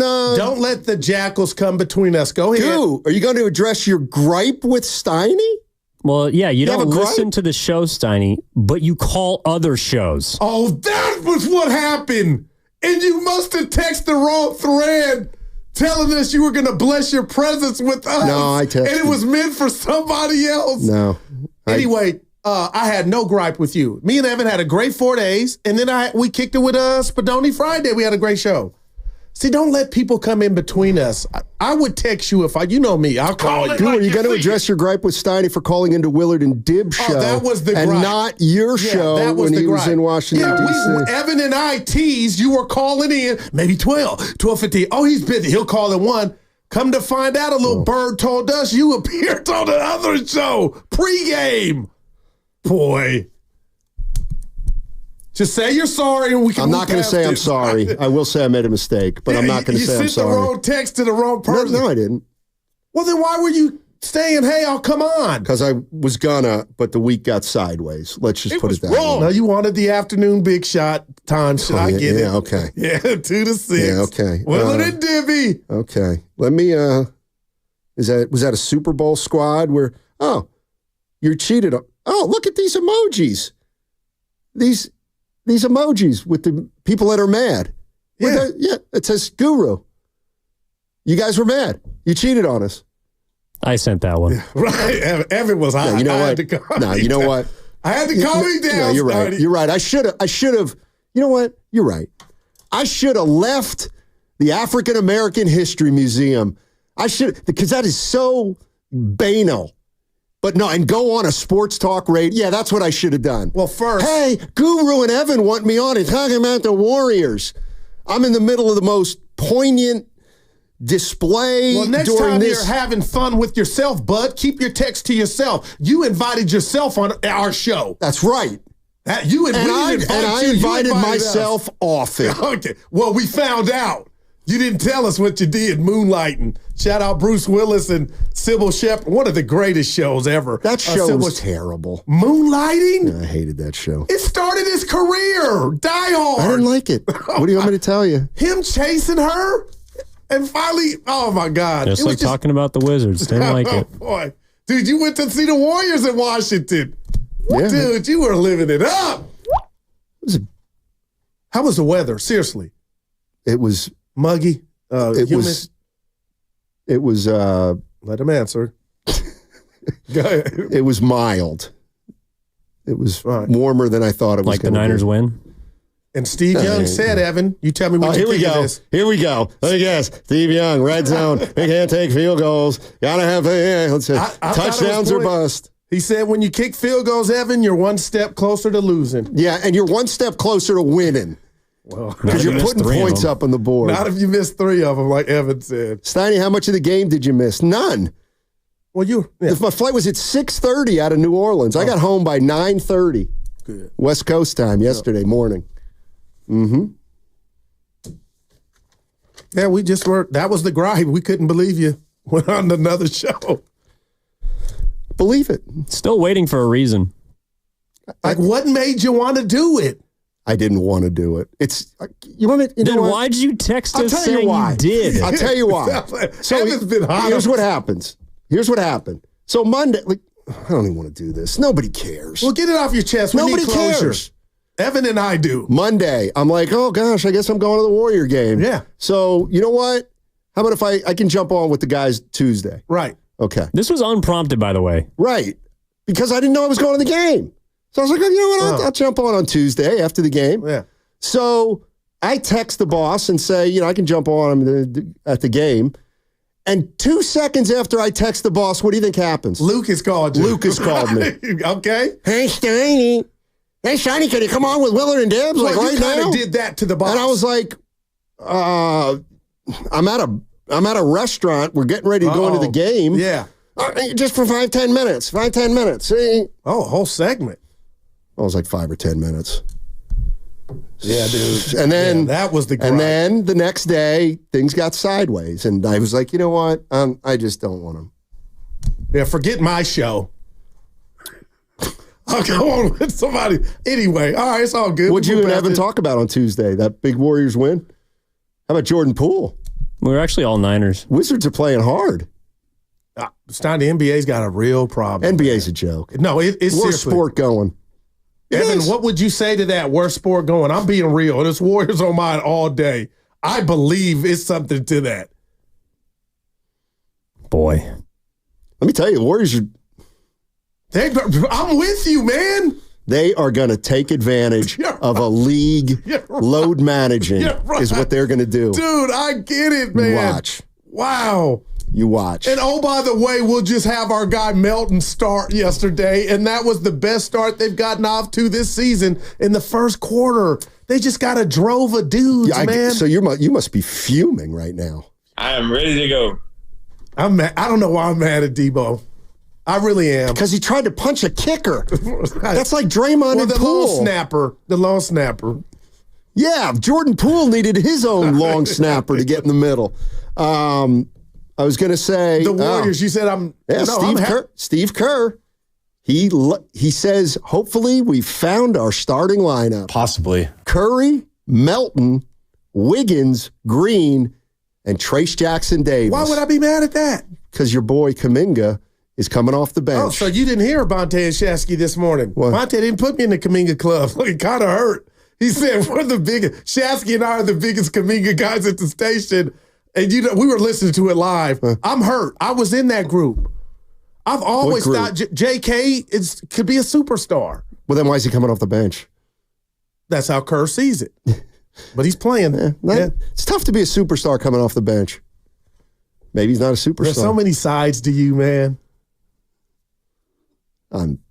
So, how can you not be enjoying the Golden State Warriors? I'm wearing a suit tomorrow. That's how fired up I am for tomorrow. It's going to rain. Don't wear. By the way, what happened this morning? There was a monsoon. I know, but did you leave your... Why was the whole front of your shirt wet, but nothing else? No, everything was wet. The face... Dude, I didn't like coming in this. I couldn't make it on the East Coast. This morning proved it. Anyway. All right. Hey, tomorrow is going to be a big day here at 95.7 The Game. Make sure you listen all day because we're going to give you an opportunity to win a Klay Thompson autographed jersey. Hours to lock in tomorrow, 8 a.m. for the morning roast, 12 for Steiny and Goo, and 4 with Willard and Dibs. That's tomorrow, Tuesday. Come celebrate Klay Thompson's return with an opportunity to win an autographed Klay Thompson jersey on 95.7 The Game. And get a hat, the captain hat that they're giving away with the Warrior logo, the Merle Steuben hat, I call it. Love boat. Yep. Now, during the break, Evan reminded me of a text I sent yesterday on a thread, and I want to just introduce it to you because you don't remember, but it's something this simple. So McCaffrey was on the field the first 11 plays of the game. So that message was already sent, like Goo, Evans, Spadoni, Steiny, Willard, Diaz, Bonte, Shasky. I don't care what you guys are talking about. I'm treating McCaffrey like he has missed no time. Steiny, Garindo comes in, gets one carry. It was in the red zone. Can I question why was McCaffrey not out there when you were in the red zone? Why wouldn't that have been McCaffrey instead of Garindo? Little stuff like that maybe is why. I'm not saying it's the whole enchilada, But that was a head scratcher. Like, we've been waiting for your boy to come back, and this is the time you got him on the sideline? And Garendo got no yards on the carry. But it didn't add up. Maybe he was tired because he hadn't played all year long. And I knew you were going to use that one. Well, I mean, there's always a reason. We may not agree with the reason, but But if McCaffrey is the sole reason, allegedly, that your red zone issues persist, then using him the first 11 plays of the game to get to the red zone, that's awesome. You don't have an issue with managing McCaffrey snaps? Not really. I mean, if he's the difference between 3 and 7, man, allegedly. Well, the reality is maybe are we talking about the first drive of the game? I mean, are we talking about what could have been a scripted series is what I'm asking. It was first down. So you would script Isaac Garendo to be in the first play you're in the red zone? No, but that's what I've always wondered about the scripted plays. Whoa. If the scripted play happens to come up in the red zone, do you just go with the scripted play? Like, for example, if they... It was the second drive of the game. But. Okay. So, but didn't they go like 3 and out? Anyway. No, they went 6 plays. Okay. So, maybe... I don't know. I mean, did he come back in the following play? Did he miss one play in the red zone? Or more than one play in the red zone? He just wouldn't have been off the field for me, especially when Evan's right. Allegedly, what he symbolizes. Your ailments in the red zone.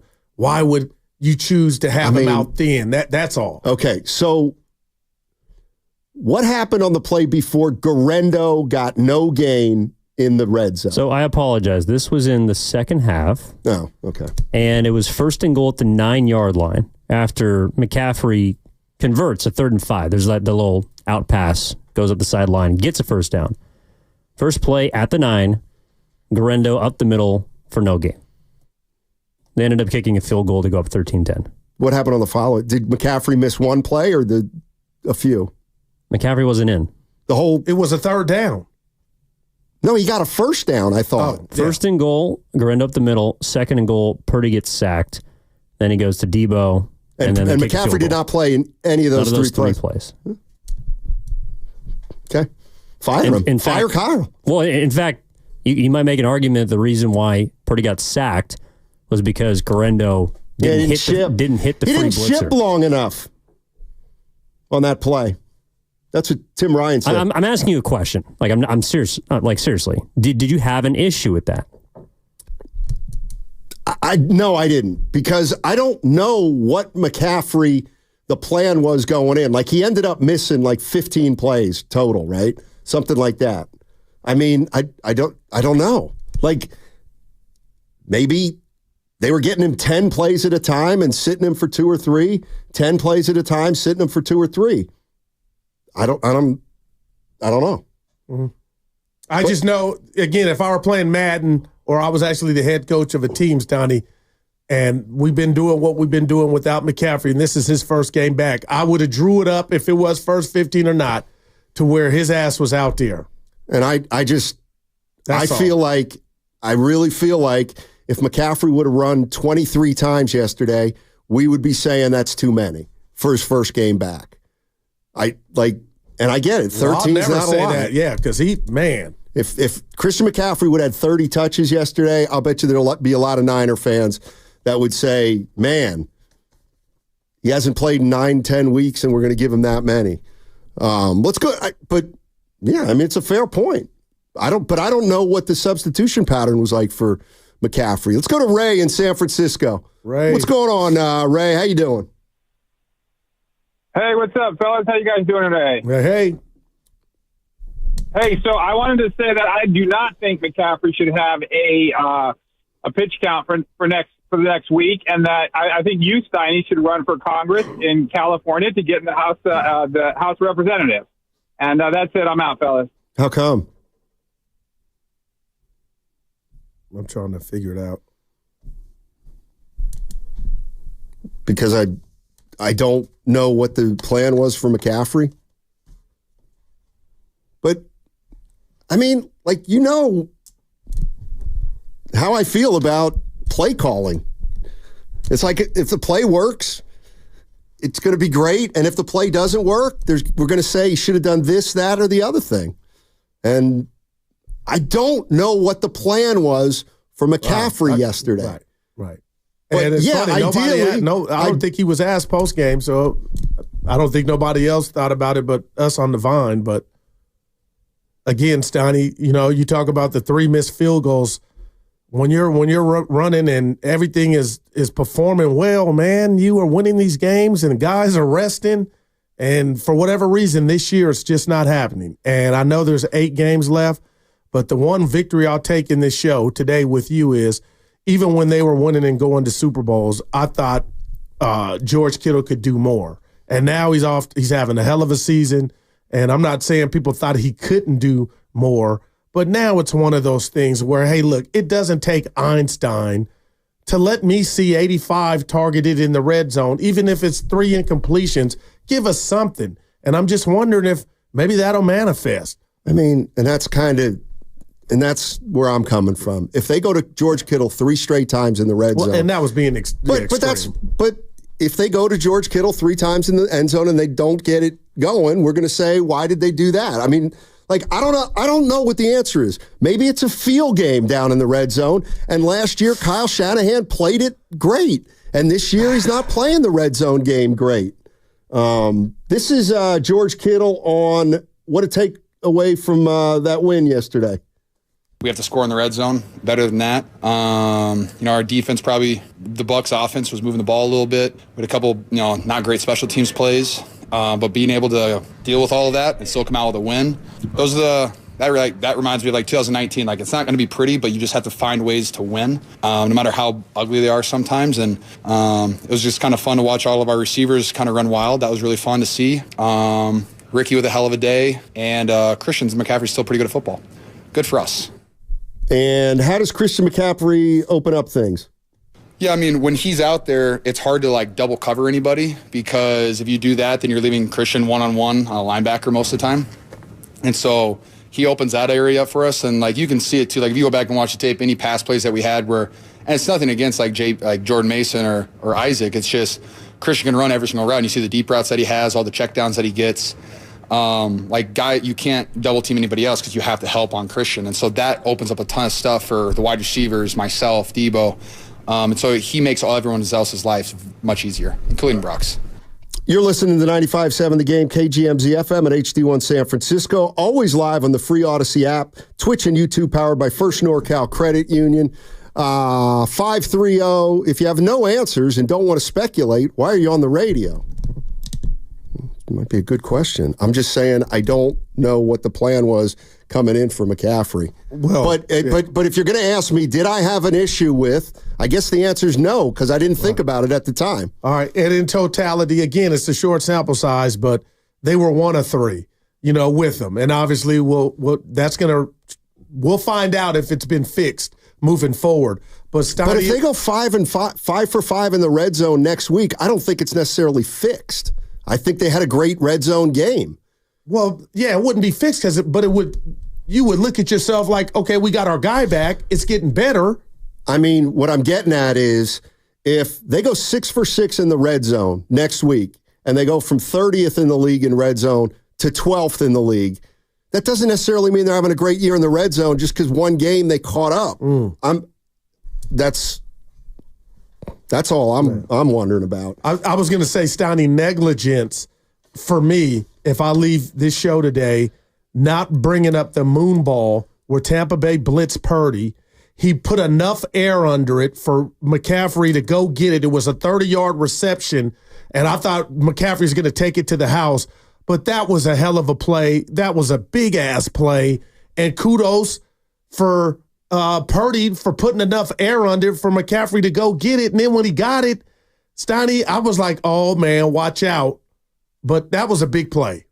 You know which one I'm talking about? They blitzed. Yeah, it was a great throw. He had pressure in his face, I guess, and, it was a perfectly thrown ball. That's not easy to put touch on it, to understand, where I'm at on the field and to be able to put that there, and it was a big play.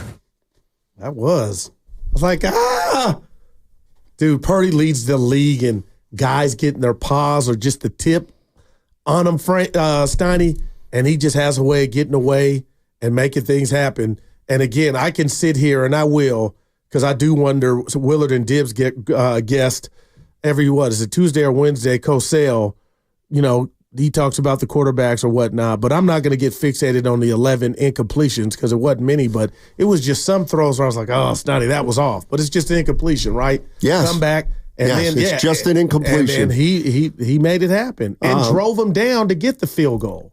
So this from the 408, I don't remember it, but the live broadcast caught it on camera. Christian McCaffrey has to be taken out, likely because he was gassed after catching a long ball.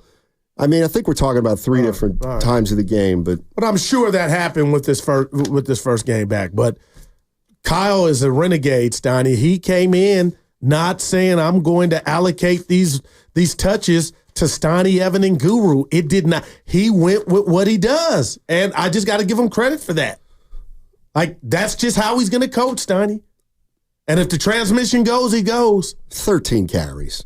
I don't consider that a lot. Well, I think 13 carries is about what I expected Christian McCaffrey's first game back.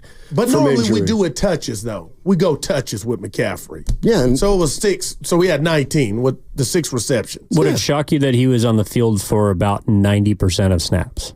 Like he had more snaps than Debo or Pearsall. And he was the first 11. He was out there, Steiny. Did it shock me? How many plays? He missed 10 plays in the game? Something like that? Maybe a few. He played 56 of the 64. Okay, so he missed 8 plays. Yeah. I didn't have a strong opinion about it. No, I'm not trying to make you have one. I'm just all week while you were gone, I was telling Evan, and I was nervous. Not even nervous. I was curious. But for Garindo to get 1 touch and Mason to get 1 touch, and I'm not saying they lost because of the running game at all, but damn, Steiny, it was C-Mac or bust. I mean, let's put the rat on the table. They didn't run the ball. They had 13 rushes for McCaffrey, and Purdy had, 4? Those are all scrambles. Those aren't designed. Tampa was so they didn't run the ball. They had 5-man, 6-man fronts at times. Hey, and McCaffrey had some good runs too, though, Steiny. 888-957-9570 is the number. We're talking about the 49ers. They beat the Tampa Bay Buccaneers 23-20 yesterday. And was it good enough? Was it good enough? I look at this team as they went into the game 4-4. They're playing a road game against a team that's 4-5. You got to win the game, and that's what they did. But it sure feels like it might not be enough for a lot. It's for a lot of fans, and the fans expect more from this team. And my question would be, what this year has led you to believe that you should expect more? I get the last couple years, but this year's team, I mean, you can make a case that they've actually been very consistent, which is they've been pretty inconsistent, and their record is very indicative of their play, and they've been good on offense, but not good on defense at certain times. They just haven't put a full game together. 888-957-9570 is the number. What's coming up on the game is presented by Fremont Bank, celebrating 60 years of full-service banking with no compromises. 888-957-9570 is the number. Was that win last night or yesterday afternoon? Was that good enough for you, 49er fans? Is it something to build off of? 888-957-9570. What's up? It's your boy Guru, and Prize Picks.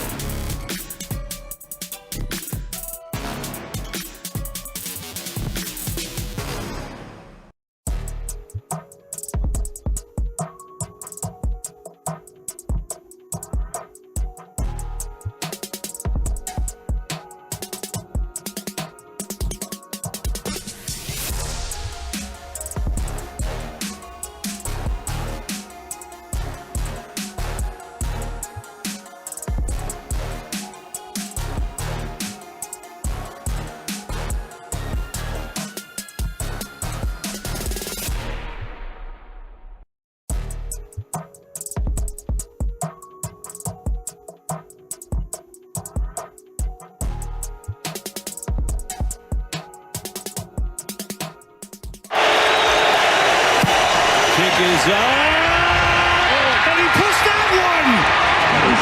Oh my goodness, Moody's missed 3. Now back to Steiny and Guru on 95.7 The Game. Kevin Burkhardt, Fox Sports, on the call with Tom Brady. Niners 23, Buccaneers 20. They go to 5-4 with a victory. Next week, Seattle comes to Levi Stadium. Malcolm X game for the Niners, study by any means necessary. Malcolm X game. By any means necessary. So everyone should be happy. We got to get to this Klay quote about tomorrow. Give it to me. All right, he told our guy Mark Spears from Anscape, the chapter is over. Thompson told Anscape after the Mavericks 122-120 loss to the Denver Nuggets on Sunday night, I'm in the midst of trying to win here. There is no point in missing anything when we have such a great opportunity here to be great. There's no point in looking back. I got to look forward. I got to try to give myself a chance here. And again, I'm no doctor, Stein, no clinical doctor, but I feel like Klay ain't feeling it like we're feeling it for him to be back tomorrow. Just my little psychoanalyst of Klay Thompson. Yeah, I don't like. He ain't never been that one though, right? The emotional dude. I mean, he just shared when it were dark days when he's trying to come back. I mean, the thing, this happens so much in the NBA. It happens like 50 times a year, and I get it. It's Klay, so that makes it bigger. But like guys go back and play against their teams all the time. But not like this. The only one I could come up with was Bron when he went back to Cleveland. What do you mean? Like when LeBron left and then went back to Cleveland, and they were burning his jerseys. Well, what about like when Kawhi went back to San Antonio in Toronto? Or, I mean, I would expect Klay to downplay it. Okay. That's for sure. Because I expect tears or emotion, and not from whom? Curry. He kind of told Festus that last night or alluded to it. I'm not saying I need it, but Klay with that quote, Steiny, has me thinking, oh, brother, I'm going back. You know what I mean? But maybe it'll hit him tomorrow. Yeah. Bonte told the story this morning. I don't know if you heard him to Shasky about Mully going back to Indiana, going back to Golden State when he went to Indiana.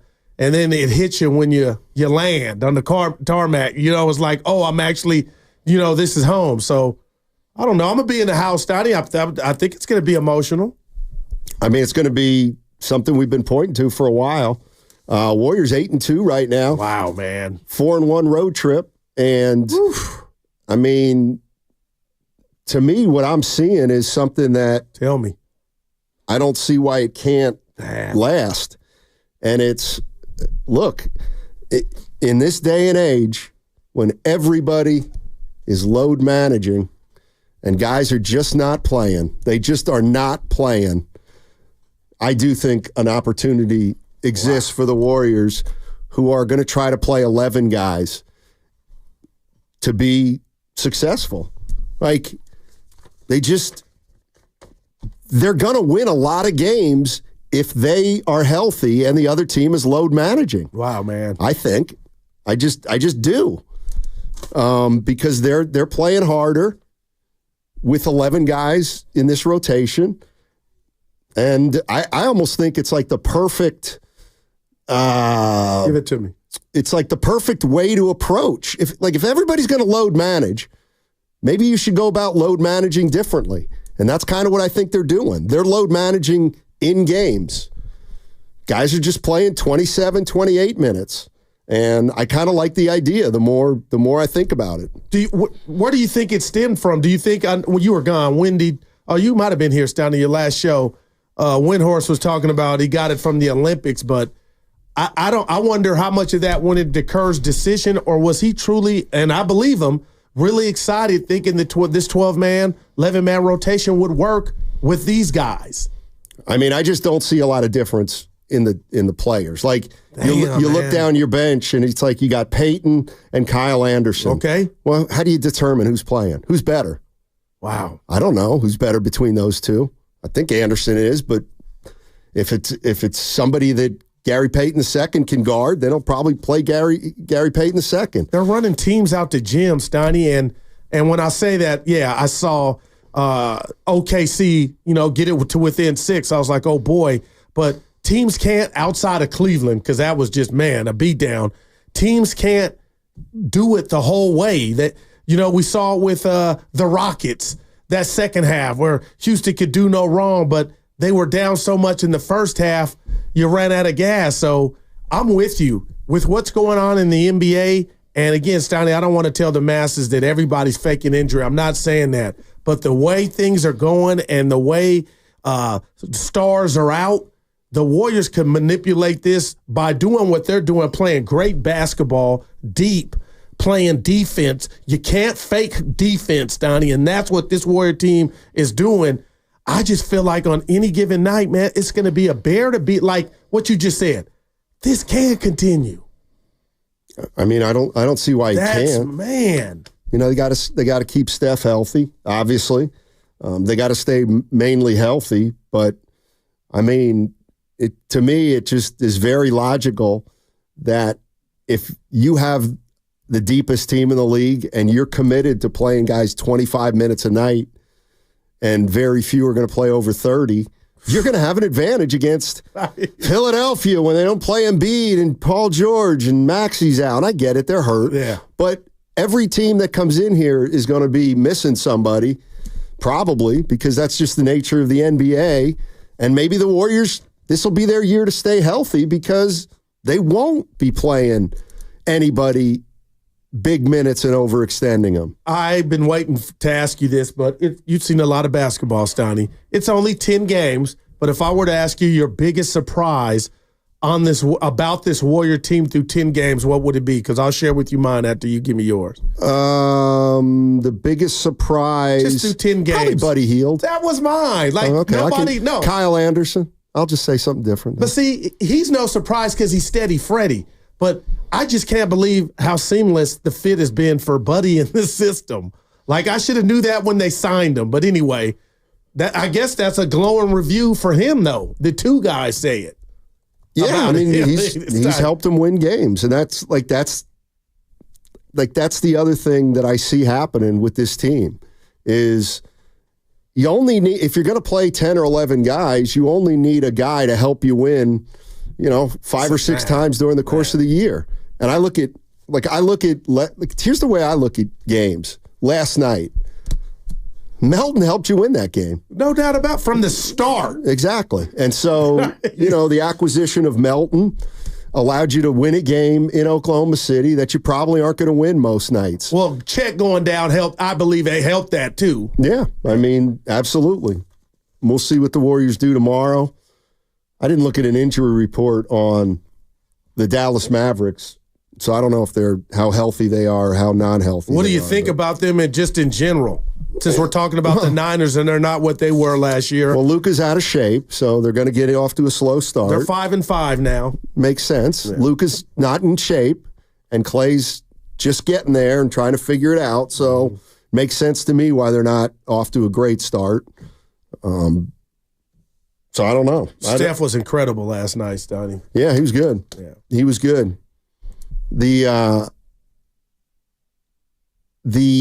really wanted to Shea Gilgeous-Alexander push off. Like Steve Kerr was harping on that yesterday. Man, he was tiny. He was harping. Yeah, you're not going to. I mean, I don't know if you're going to get that call against a player like that. Yeah. But, no, I'm excited for tomorrow. Warriors are up 30, and they handled business against a real good team. I guess Holmgren's going to miss what 8 to 10 weeks for that. Yeah, that was man with a pelvic injury. Yikes. Man. And Wiggins did nothing. It was a straight basketball play, Steiny. Straight basketball play. I got to read this to you. 530, Steiny. Okay. Question for Goo. How many field goals would Moody have to miss before you would go all Debo on his butt? 5, 6, 7? It's not about that. It's about how you keep your hands to yourself. You could have gotten his face. You could have did. My whole thing was you brought eyes onto the 49er team, and if some people from afar that are not in the know or don't listen to 95.7 The Game, not many do, we know a lot, everybody's locked in, but Steiny, now you got people thinking, is there something going on in the locker room? I'm not saying I believe that, but it's fair when I see another dude hit another dude. It's a million ways you could have got that message across. Yeah, I didn't like it. Yeah, all right. But I don't know if it's. It didn't sound like it was no big deal. I get it. I've never been in the NFL locker room, but I've been watching the Niners since Kyle's been here and before. Steiny, I haven't seen that on the Niner player going at a guy. Yeah. It's because they, yeah. Okay. On SGA? Yeah. He's good, man. Yes, he is. He's very good. Curry with 36 last night, 13 for 23, 7 for 13 from three-point range. And, Warriors almost shot 50% from three. They shot 50% overall. They didn't turn it over more than 14 times, which I think you'll take if you're the Golden State Warriors. Melton was pretty good. Draymond Green was pretty good. And the Warriors are 8-2. And let's be honest. Kuminga with 20, Stoney. Nobody out there had him 8-2. No. I got my hand down. You might be the closest. No, I didn't have him this good.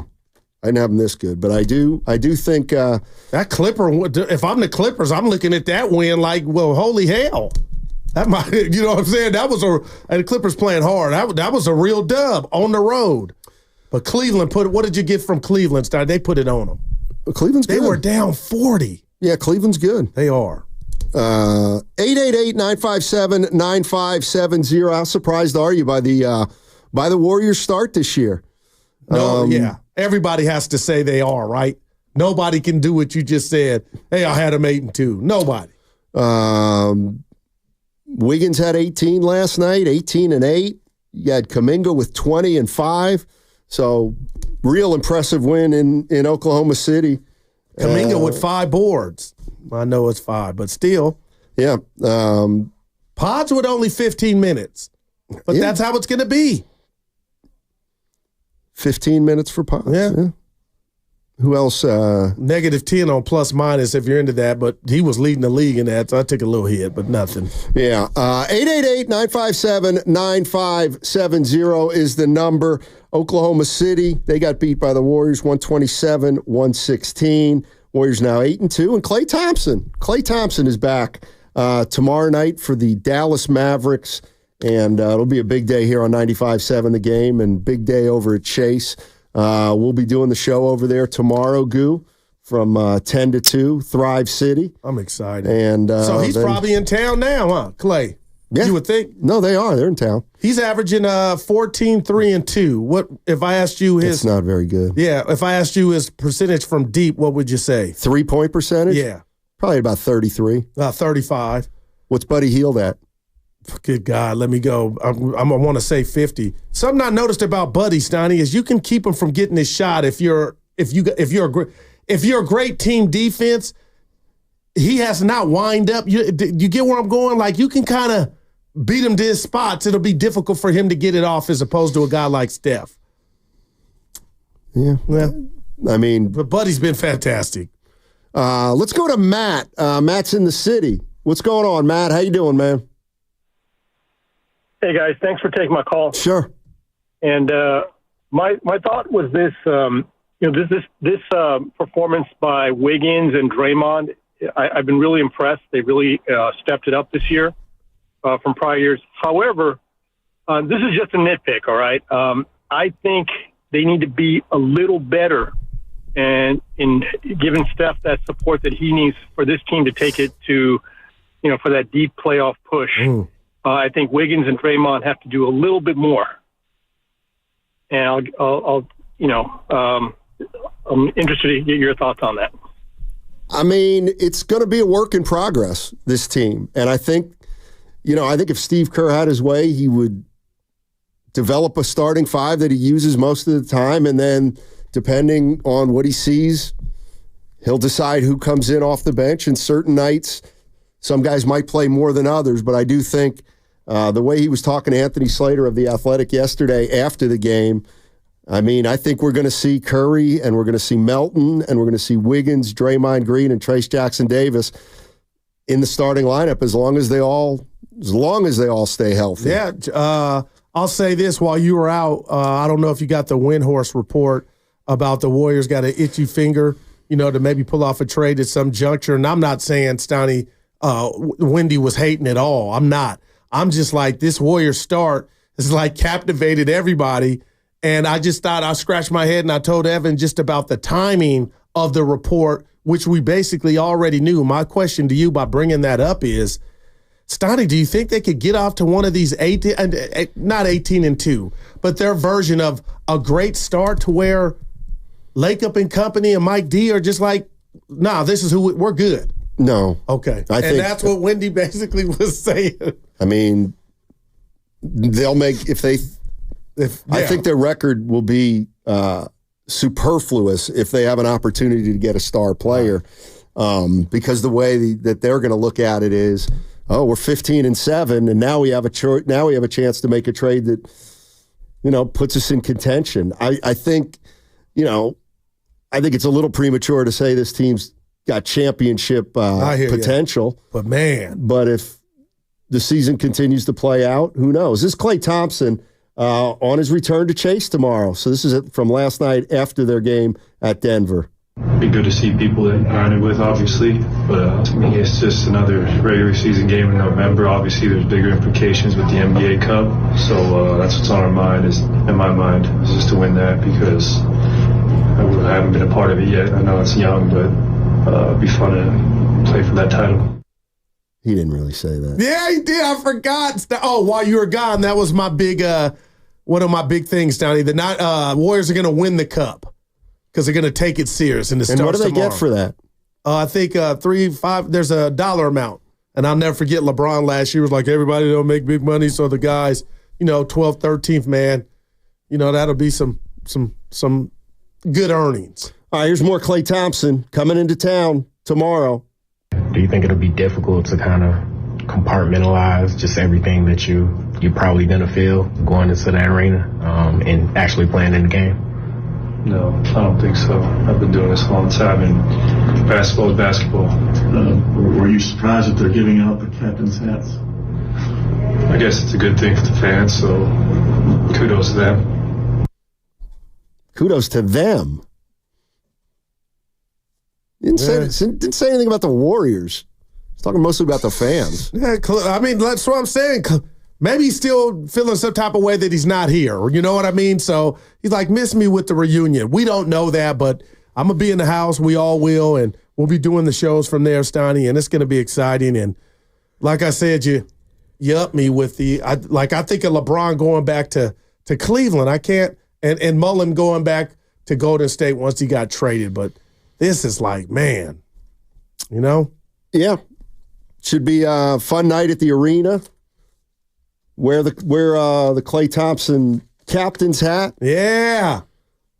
Give a salute when the directive is ordered. Sounds like it's going to be a lot of fun. What kind of game you think he has? He's got to be. Will he force it? Let it come to him? That's. I can't wait, man. I mean, Dallas isn't off to a great start. The Warriors are playing better basketball than Dallas right now. It's early. Yeah. Dallas is like, we went to the finals. Let's go to Omar in Oakland. 0-0. What's up, Omar? How you doing, man? Man, I'm doing great. It's always great to talk to Steiny and Guru. Y'all know I'm a Celtics fan. I've been calling y'all for years. I want to say the Warriors are a good team right now. But to your point, Steiny, you know, this is not a championship team because they really haven't played nobody so far other than OKC. That's a legit win. And the Celtics win, it wasn't without Jaylen Brown was in there. Even though I give them kudos, they played as a good team. But if they have an opportunity to flip those pieces off the bench, a Kuminga, a Wiggins, a Pod, to get a Giannis, or to even get a player, probably like a Jimmy Butler, you will have to do that because Steph needs that second star in the playoffs. As you guys know, you need two guys to win championship. You need two guys in the playoffs because you're going to go up against teams like Denver, OKC, Dallas, Phoenix. They got three guys. This is sustainable for the regular season, but I don't think you could play 11 or 12 guys in a playoff series. That's not even possible. No, I don't disagree with that, and I should have been more specific about that. But I do think they can win a lot of games in the regular season playing like this. The playoffs are going to be a lot more difficult because look how we're assuming it. That's already a win. Well, if you go into the playoffs and you're playing the Dallas Mavericks, well, you know that Doncic and Kyrie are going to play 40 minutes. Klay's going to play 35.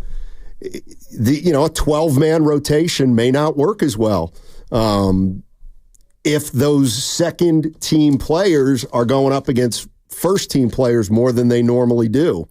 So I basically agreed with everything Omar said.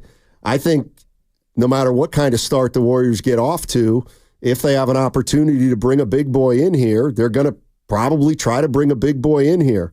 I think they can win a lot of regular season games like this. Off to a great start. And once the playoffs start, I tend to agree with Omar that it's going to be tough in the playoffs if this is your team and this is kind of how you're playing. That I do need to see how long they can go with this, and if they really are going to be able to play like this in the postseason if they make the postseason. Buddy, 49% from three. Gotcha. From the 925, Klay sounds bitter for sure. Well, yeah, he might be. 510 Jimmy Butler's hurt right now. Who's not hurt besides the Golden State Warriors? Who's not hurt? I mean, dude, Jokic is playing his ass off. By the way, he's the best player in the league. Steiny is I know you. Hey, people could disagree with me. You know what? I know what I'm getting with Jokic, man. People are taking him for granted already. He's a bad dude.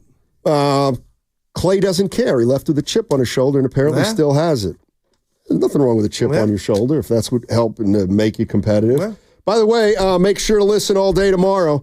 You have an opportunity to win a Klay Thompson autographed jersey. Here are the hours to lock in: 8 a.m. for the morning roast, 12 noon for Steiny and Goo, and 4 with Willard and Dibbs. Tomorrow, Tuesday, celebrate Klay Thompson's return and win an autographed Klay Thompson jersey. That's only on 95.7 The Game. Mavericks in town tomorrow. You can hear it all right here on 95.7 The Game. Klay Thompson makes his return, and this has been a date we've been pointing to since the schedule came out this summer. Coming up on the other side, it is crossover time with Willard and Dibbs. We'll bring those guys in. That segment was brought to you by O'Reilly Auto Parts.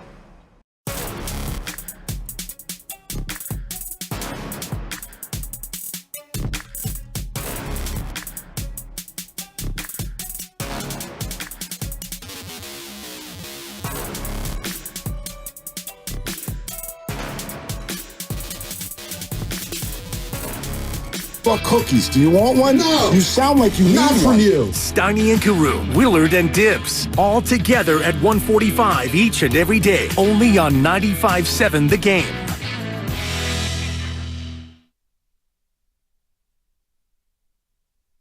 Kick is up and it is up and through. It's good. The 49ers win it. Yay! Now, back to Steiny and Guru on 95.7 The Game. All right, Niners win 23-20. Jake Moody at the buzzer.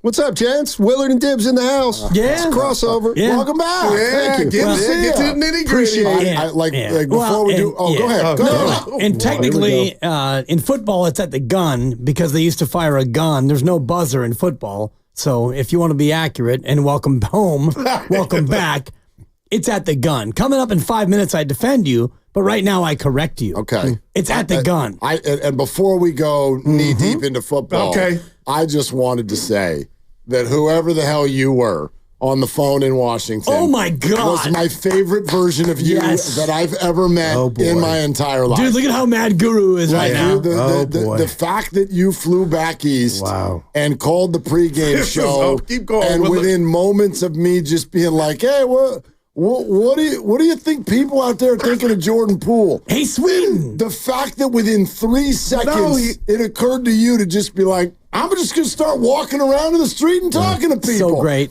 And you Not on air, though. On air. On air. Live on air. Yeah. He's like, "Hey, you, what do you think of Jordan Poole?" You didn't tell us that part early. Oh, yeah, I gave him everything I had. The Odyssey app. All you have to do is tune in. I'm addicted to that version of Steiny. This man. I'm on the search. This man was waiting for his daughter and her fiance to come back from their apartment. And so he had time to kill. And we had questions about Jordan Poole. And Steiny said, you know what? Let me be man on the street. And so he went out. He's like, these people look Swedish. Hey, what do you think about Jordan Poole? Whoa, and he's like, well. And they went, yeah. He asked about 5 different groups. And then he became self-aware and he shut it down. But for 4 minutes, he was the best possible version of Matt Steinmetz. Unprompted. No, we didn't ask him to do that. Dude, he just amazing. Our show thread got a text saying, "Hey, I'll pop on." Evan and I doing the show, and that was the next day, we right? promoted, Yeah, that was the next day. And we're like, he's coming on, not knowing he went Dan Rather with you guys on assignment. Well, no, he look how ashamed he looked, and then he stood us More up. like Charles Osgood. Yeah. He gave us everything he had, and then he had nothing left. Yep. Wow. So pretty accurate. Yeah. You know what I mean? It's like there's no load management with this guy. Man, that's incredible. He gave it I gotta find the audio. Going to talk to people on the street. Just like nobody had usually anything that's to say. beneath you, but oh my, he was a social butterfly. And you had a piece of pepperoni pizza in your hand while this was happening? No, it hadn't. It was waiting for me inside. Oh, it was waiting? Yeah. Oh. He put his pizza on hold for us. That's wow. And the listeners. Yeah. Yeah. All right, now we can get to it. It was pretty great. Have you was ever done a amazing, show where you feel like what you've meant to say gets misconstrued for what you said? I've never done a show where that's not the case. Listen, I had to fight Evan and Steiny. Yesterday's game was exciting as hell. That's not what I heard from 10 to 2. I needed a shot. Oh, that's the cheers. It's a water. It's a sparkling water. He tries to pass it off like he's some sort of tough guy. Why? It's annoying. I'm not passing anything off as anything. I'm simply opening a beverage. Why do you do it in the mic? Because it's a sound that people enjoy. It's a sound that people enjoy when it's an alcoholic beverage. It's just a sound, and then they can interpret it to mean whatever Steiny, they want to them. missed you, baby. It's a sound that brings about a certain level of joy to people, which is all we're trying to do here. Only that's it. The joy is not when it's a Waterloo sparkling water. Is joy in a can. There's no joy for me when you do that. Well, that's you. Exactly. And I think you're in the minority, and I'm here for the majority. I just want people to know that you're cracking open a fizzy water that is blueberry flavored. If this was actually like a Pacifico or something like that, I'd be a lot more excited. You'd also be solo because I'd get fired. Yeah. So like, why? Like, yes, you could tough through one beer. You could gut it out through one beer. I had multiple drinks over the weekend. We had ourselves a night. Yeah. Waterloo. It was 2 drinks. Waterloo blackberry lemonade. Yeah. That's what I'm not trying to pull the wool over Tell anyone's Dibs eyes. relax. I'm keeping it real. ELAX. He's got bigger problems than spelling, so we can get to that. By the way, I actually bought they need some to of win that. 7 in a row for you to win that bet. I got you. It's like my fantasy team. Yeah. Boy. Not in this league. I'm ready to bring back the Jolo and Dibs bit of the funeral take because dearly beloved, your take is, dude, it's about to rest in. And I don't like the guy. Like his personality just turned me off, man. Rodgers is just. But yet you rode with him. Yeah. Yeah. And the bet was over 9.5 wins. Right. Stop, Dibs. He's Move on. I'm trying to let the audience know what we're talking He about. said they were going to be in the AFC title game, too. Well, he's the problem. Like, we've all arrived at that. Like, when somebody... I've had this conversation with people before. You got people in your life where they go to 8 jobs, and it's the boss's fault every time. You're like... Been married 6 times. Well, that hurt. That was a little too close to home. Thank you very much. But anyway, you get what I'm saying. Like... I know I'm the problem. Okay. Anyway. I'm not mad at the Niners defense. I'm mad, and tell me if I'm being too sometimey. Streven, I thought with McCaffrey back, and it's a short sample size, the 1 for 3 in the red zone would be better, Dibs. Am I wrong? Like, now I'm starting to hone in. Is that a Kyle problem? It's a small sample size. Totally, but that looked like the Niners in 8 games offensively. Well, it's not a McCaffrey problem exclusively. It's a team problem. And I get to these days, and I heard you guys a bunch today, and I was like, man, Goo, they won the game. They did. So let's start with they won the game. No doubt about it. And let's follow that up with they're 5-4, and then follow that up with they won the game, and then we get to they won the game. And then we can get down to, I don't know, all of the other little things. And for me, the red zone issue, it's an issue, but I've got bigger problems, and it's the special teams, which don't seem to get fixed. The defense was good. Brock Purdy in the last 3 quarters was great. Ricky Pearsall is real. He's real. McCaffrey's healthy. So all the things that we can, nitpick for me feels more like a Tuesday or a Wednesday, but I get it. You're mad. But Willard could have lost that game. But they didn't. Right. But that's how I guess I live life is Norm taught me, go enjoy it. Euphoria. But if we really want to put this under the microscope, you were 3-4 yards away from letting a team that had no business in the game because you don't put them away. Okay, Guru. So first, Dibs and I are not going to just blue sky this all day. But since we're here in this conversation... and I unfortunately got to hear very little of your show today, which I hate when that happens. But the very little that I did hear, I think it might have been my favorite caller I've ever heard call this radio station. Oh, I'm trying to Priest. You know exactly. They're too old. The guy who went off on the idea of an embarrassing win. Yes. He hated that embarrassing win. Whoever you are, bless you. I would like to send you, I don't know, a free hat or something. My God. And this caller, I forget his name, but he was great, though. He's like, these 2 words should never go next to each other. For instance, the Chiefs are 9-0, except for their 5 embarrassing losses that they have, including the most embarrassing of them all, which was yesterday. And when Patrick Mahomes is running around the field, looking like you at your son's basketball game, he's running. He did not look embarrassed. They only scored 16 points. At home, and they're the Chiefs with their fancy new wide receiver DeAndre Hopkins. Were they embarrassed? No. So there's plenty. And that caller was responding to an earlier caller who talked about the embarrassing nature. There's no such thing as an embarrassing win. Agreed. There are embarrassing things that happened within the win, and we will get to that. From Debo to Tabor to Nick Bosa or whatever.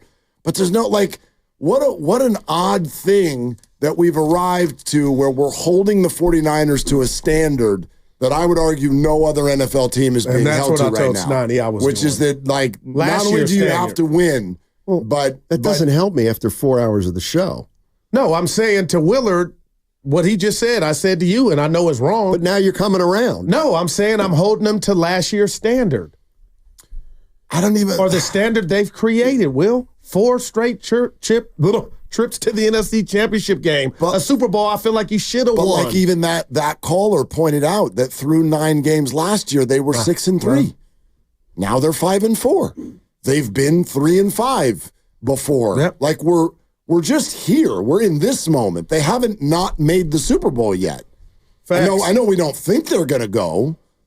But you don't know. Yeah. They won.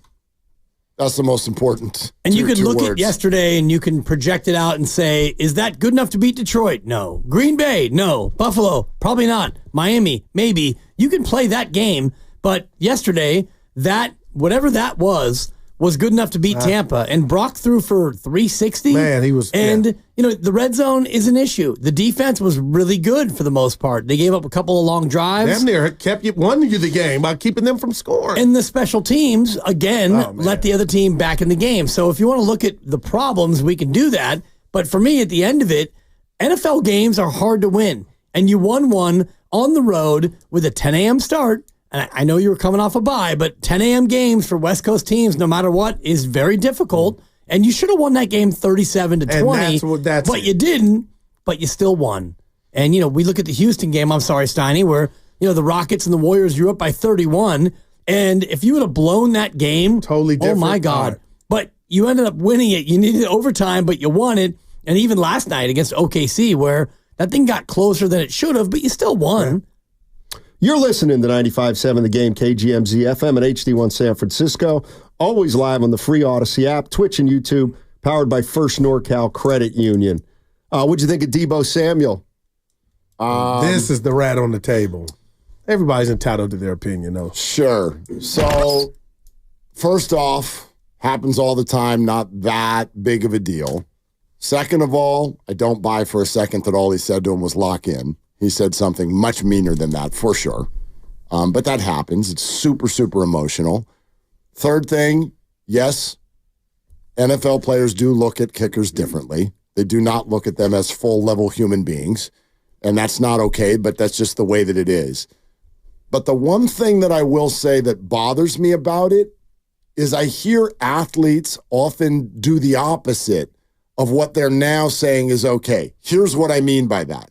How many times, and I bet everyone in this room has experienced it, as a media member, how many times have you had an athlete say to you, you can't do what we do, so why do you get to have an opinion here? Why do you have these microphones? You don't know what we go through. Well, Deebo, you have no idea how to kick a 49-yard field goal. You can't kick a 49-yard field goal. You haven't the slightest idea what that is. So, again, not the end of the world. Emotions, it happens, all of that stuff.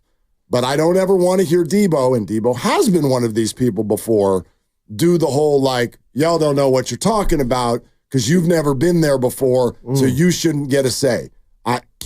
Jake Moody gets to do you have no clue what it's like to be the kicker. And it's obviously not easy, or everybody would just make all the kicks. Well, and the other part of it for me is if you're a teammate and you know that your teammate is struggling and it probably is mental, the best way to bring him around is not to go over there and confront him with words that make him feel, defensive, and have his long snapper have to step in and say, whoa, and then you throw, not a punch, but you throw an open hand at your long snapper trying to get to the kicker. Under the helmet. Right. And I get you're frustrated, but, take out your frustration in a different way. And if you're a leader, and Deebo's a leader, he's the boombox guy, the best way to lead in that moment would be to throw an arm around him and say, you know what, Jake, we might need you a little bit later. George Kittle. Even though you've missed 3 and you've made 2, you know what, Moody, we might need you here in about 12 minutes, so hang in there, big guy. There'll be brighter days ahead. The only argument there, I guess, would be some people will say, well, it did work. I mean... Yeah, because that's why he made the kick. I don't know why he made the kick, but he made the kick because he's a good kicker. I would say this. I have no idea what makes Jake Moody respond in terms of mental coaching, because you could argue that your way would be better or Deebo's way would be better. I don't know. Clearly, Tabor Pepper didn't think so, and he knows Jake Moody probably better than Deebo Samuel does. I'm not I'm not disagreeing with anything you just said. I know different people respond to different forms of coaching. Some like Loudon in the face. Some want to be left alone. All of that stuff. I'm just sort of pointing out, I don't really like this idea that I hear from a lot of football players, which is, you're not really a football player. And therefore, which may be true, but that you don't get to act like what they do is easy or just inconsequential or whatever. It's not. It's not just easy. different. And those three guys, the punter, the long snapper, the holder, who is the punter, and the kicker, they are an island. And when they practice, they practice alone. And when they do their thing, they do it just those three. The long snapper does nothing but long snap. And the punter punts, and the punter holds, and the kicker kicks. And that's it. You're a three-man unit. So it's a little bit like a bullpen, although the bullpen is still kind of a part of the overall like pitching staff. But it used to be where, your bullpen, your 4 or 5 guys, your setup guys, your long man, your closer, they were just their own little group. And you had your 5 starters, and you had your 5 or 6 bullpen guys, and it was just different. But in a football team, those 3 guys, they're isolated. They don't do anything else other than snap, hold, and kick. So I just didn't like the timing of it right after a miss. That's the only thing that I didn't get, because you got to give him a minute after he just missed a big kick, and it was the 3rd one he missed. But I don't know how big of a deal it is in the grand scheme of things. But hey, they won 23-20, and clearly you guys felt as though Guru was being too hard on the 49ers. That's what it sounded like. When you get to a Monday, it's either a victory Monday or it's a defeat Monday. Yeah. So I think we can look at other things in a broader standpoint, a broader perspective, and say, okay, what are we doing here? The offense, the red zone, still a problem. The defense, the pass rush, not great. Nick Bosa, I don't know, what was tackle a quarterback? Thank God they won for that, Willard, because he was awful yesterday. Well, let's just say it. He was awful. He got 1 sack, and I thought on just about every other play he was terrible. I think awful's pretty hard, but I don't. I don't. You're basing that on what he makes. So, what else should it be? No, really not. Was Okawanu awful? Well, hold on a second. He's not the highest paid defensive player in the game. Saying. But that's not he's basing it on his payroll. No, but I'm also basing it on who he is and what he's achieved in the past. He's Nick Bosa. So it's not just about the money. It's about the fact that you are and have proven to be one of the best pass rushers in the game. You weren't yesterday. Man. Like, if we're going to, to me, it's no different than Jake Moody. Dude, you're better than that. Don't miss 3 kicks in one game. You're better than that. And Nick Bosa, you had almost 0 pressures in the game. You had 1 sack. That was great. Bucky Irving shredded you. And a man. Shedded you like you were a feather in really important points. And then, the poetry of Baker Mayfield. Baker. Oh, who's laughing now? Oh, you Ohio State. Quarterback. That was a great quarterback. Play. What was stiff-armed you and took you for ring around the rosy to keep a game alive. I called it square dancing. You're supposed to be one of the fiercest pass rushers in the game. Dibs. Like, that was was embarrassing. At some point, you have to tip the cap to another player, another highly regarded player who made a play. You can do both. Yeah, you can do both. And in that moment, his arm or snatch him back. I can give Baker credit and still say what I said. Nick Bosa you can was say whatever terrible. you want to say. He was terrible in that game. In that moment, Baker Mayfield made a play that was Mahomesian. He was allowed to make a play because of the passiveness from the he grabbed him. He grabbed him, and he didn't. But hey, let's go for a walk. What are we doing? Grab him. It was funny. Yeah, pull him down. Thank God they won that game, because that play would something I don't think we all like. I think we can split the difference here. Baker. I'm with you. There's no such thing as an embarrassing win, but we can talk about, of course, how frustrating. That was your tweet. That's the one I was going to break out on you. Like, the tension in watching that football game could not have been turned up higher. It was absurd. And do you all have the same thing happen to you when they go up 10-0? Every time. Every time. Don't like hearing about it. They go up 10-0, and I'm like, here we go. Yep. Watch this. Yep. Air out of the balloon every time. Why? Because they're underachieving. Constantly underachieving. Well, and your guy, Kyle Shanahan. Yeah. Again, at the end of a half, he refuses to manage the clock in an aggressive fashion. Can you explain this one to me? Because I heard him talking about we had it on the morning. vine. Well, they got the ball back with 8 seconds or something. Not in the first half. Yes. Look at the drive chart. You can make a face. There was a drive this morning. There was a drive. There was a drive. Then they gave it back. They gave it back. And then they got the it Bucks back. had a drive, and then go ahead, show your clipboard. I looked at They had all their timeouts. It's the second. Allowed Tampa Bay to drain the clock. It was the previous drive. That's what I'm asking you. Yes, and they got it back with 1:08 to go. So what was wrong with that? They missed Pass a to field goal. Juwan Jennings, 30 yards, no timeout. And you had timeouts to burn. So Juwan gets 30, and now you're at the 38-yard line, and you just go up there, and the clock runs. But the clock didn't become an issue. They got to fourth down. But had you used the timeout, Marcus, you might have got a touchdown instead of settling for the field goal attempt. But you could have run the ball. If you use your timeout, now you've got, a minute left, and now you have the option to run it. You don't use your timeout, and so now, 1st and 10 at the 38, notes, you've got 38 seconds. Now you have to pass, and they know you have to pass. Who the hell? If you use your timeout, you then have a threat to run the football. I agree. Okay. And you don't do that. I'm not going to disagree. I also don't, people don't run the ball when you're in the 2-minute drill. You do when you have timeouts. No, it wasn't even working, by the way. They averaged 3 yards a carry yesterday. Let's call it what it was. Christian McCaffrey's biggest plays yesterday were the passing game. They had 5-6 men on that line. They were like, you ain't beating us with the run. I honestly think that the 49ers right now, for everybody who wants Kyle to run the ball when he doesn't run the ball, that's kind of their problem, actually, is their red zone issue is that they're predictable.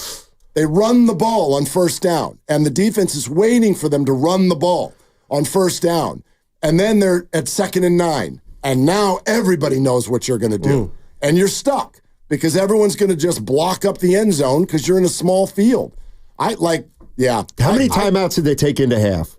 At least one. I'd have to check. But I do think, in general, I'm with Dick. I just don't understand why they wait. They have 3, not the 49ers, teams in general. 3 timeouts left, a minute to go. You have a 20-yard chunk play. Get it to midfield. It's call timeout. No doubt. Call timeout right there. Yeah. You still have 2, but I do get frustrated when it's they're trying to just be perfect. Let's get up and quick spike it. And then let's try to, you don't get extra. It's not aggressive, You don't get extra points for scoring without using a timeout. You know what his answer would be. I'm not Kyle's. I'm not disagreeing with you. It would be, I want to run the clock out with 0. He doesn't want to leave time. What if you do hot knife through butter? And you go down and you score, and then there's 1:12 left on the clock, and then Tampa Bay goes down and they score. But they got the ball with 1:08, and Grandy was just telling me that they had all 3 timeouts at that point. So you go 30 yards into their territory, use a timeout. It's okay. It's okay at that point to use a timeout. But the drive stalled is part of that conversation. It stalled because they had to throw it because they let the clock run. And you're rushing. You and I can debate this until the cows come home, but you have all 3 timeouts. If you throw it and you get 30 yards, you use a timeout. Now you have options. I'm not disagreeing with that. And this to me is a pattern of Kyle Shanahan going into the half where he doesn't do that. Because he doesn't want to let I'm not disagreeing with you. I'm just telling you what he has said in the past. Right. He doesn't want to leave any time on the clock. Yes. He doesn't want to leave any time on the clock. We go back to the 19 Super Bowl where Lynch is in the sweet timeout. But he left the game. And he left time on the clock because the Buccaneers got the ball back. And they got no points. You're right. So, and I'm sure he wasn't banking on the fact that his kicker would miss the first of his 3 misses. But he just came out from You settled being for injured, a 49-yard field goal. You didn't even get into a spot where it was an easier field goal. Something was going on with his body, so maybe that led to him missing the kicks. If you're back, you're back. Right, exactly. You're back, you're back. He doesn't have a high ankle for me sprain before anymore. we go. Our guy's back. Yeah. One thing about Debo I didn't like is you're punching down. You wouldn't have done that to Trent or Warner, and nobody would have got up in your face when you drop or these jet runs don't go for nothing. Yeah. That's why it was a bad look. I just felt like you were doing it because you could. So you're saying if Fred Warner misses a tackle. You ain't saying nothing. Interesting. And that outfit he wore to the game was just hideous. Yeah. Good Lord. Whatever everyone's fashion statement is, that's fine. I was going to compare Debo to another Bay Area athlete, but I'm not going to. Draymond. I'm not going to. It's a clean slate. I gotcha. It's a clean slate. On 95.7. There you go. The game. Can still do that. Are they the smartest show in the Bay Area? You guys are an intellectual feast for the smart sports fan in the Bay Area. Wow. You're pretty much the smartest guys on the radio. I agree. Good Lord, how big is your ego? Are they the funniest show in the Bay Area? Give it a laugh. Come on. You're a funny guy. Come on. Give me a laugh. You are funny, dude. Hit that S again. Are they the coolest show in the Bay Area? And no white boys. They cool. That's what people are saying. You guys are phenomenal. This is one of the most perfect ways that I could end my day, getting a chance to talk to Mr. Mark and Dan, you know? We'll let you be the judge. Oh. All I know is it's a couple of Bay Area boys talking sports. I know nothing. Thanks. It's Willard and Dibs on 95.7 The Game. And let's go. Yeah, it is a Victory Monday, and we'll remind everyone of that for literally about 3 seconds. And then we're going to release the hounds because I think both of these things are totally true. We got to remember what you just said, Dibley. They won. They won. Yeah. They won. They won. Chiefs fans aren't upset today that they looked silly for most of the day, but they won. So they had to win, and they won. Everybody hug it out, especially Debo and Tabor. They won. But why does it feel so frustrating? Like, when I ask that, what's the first thing that pops to your mind? They should be better. That's why. They should be better. They should be better than having to get a last-minute drive to beat Tampa Bay on the road in a game where you left at least 9 points on the field, probably more. The red zone still sucks.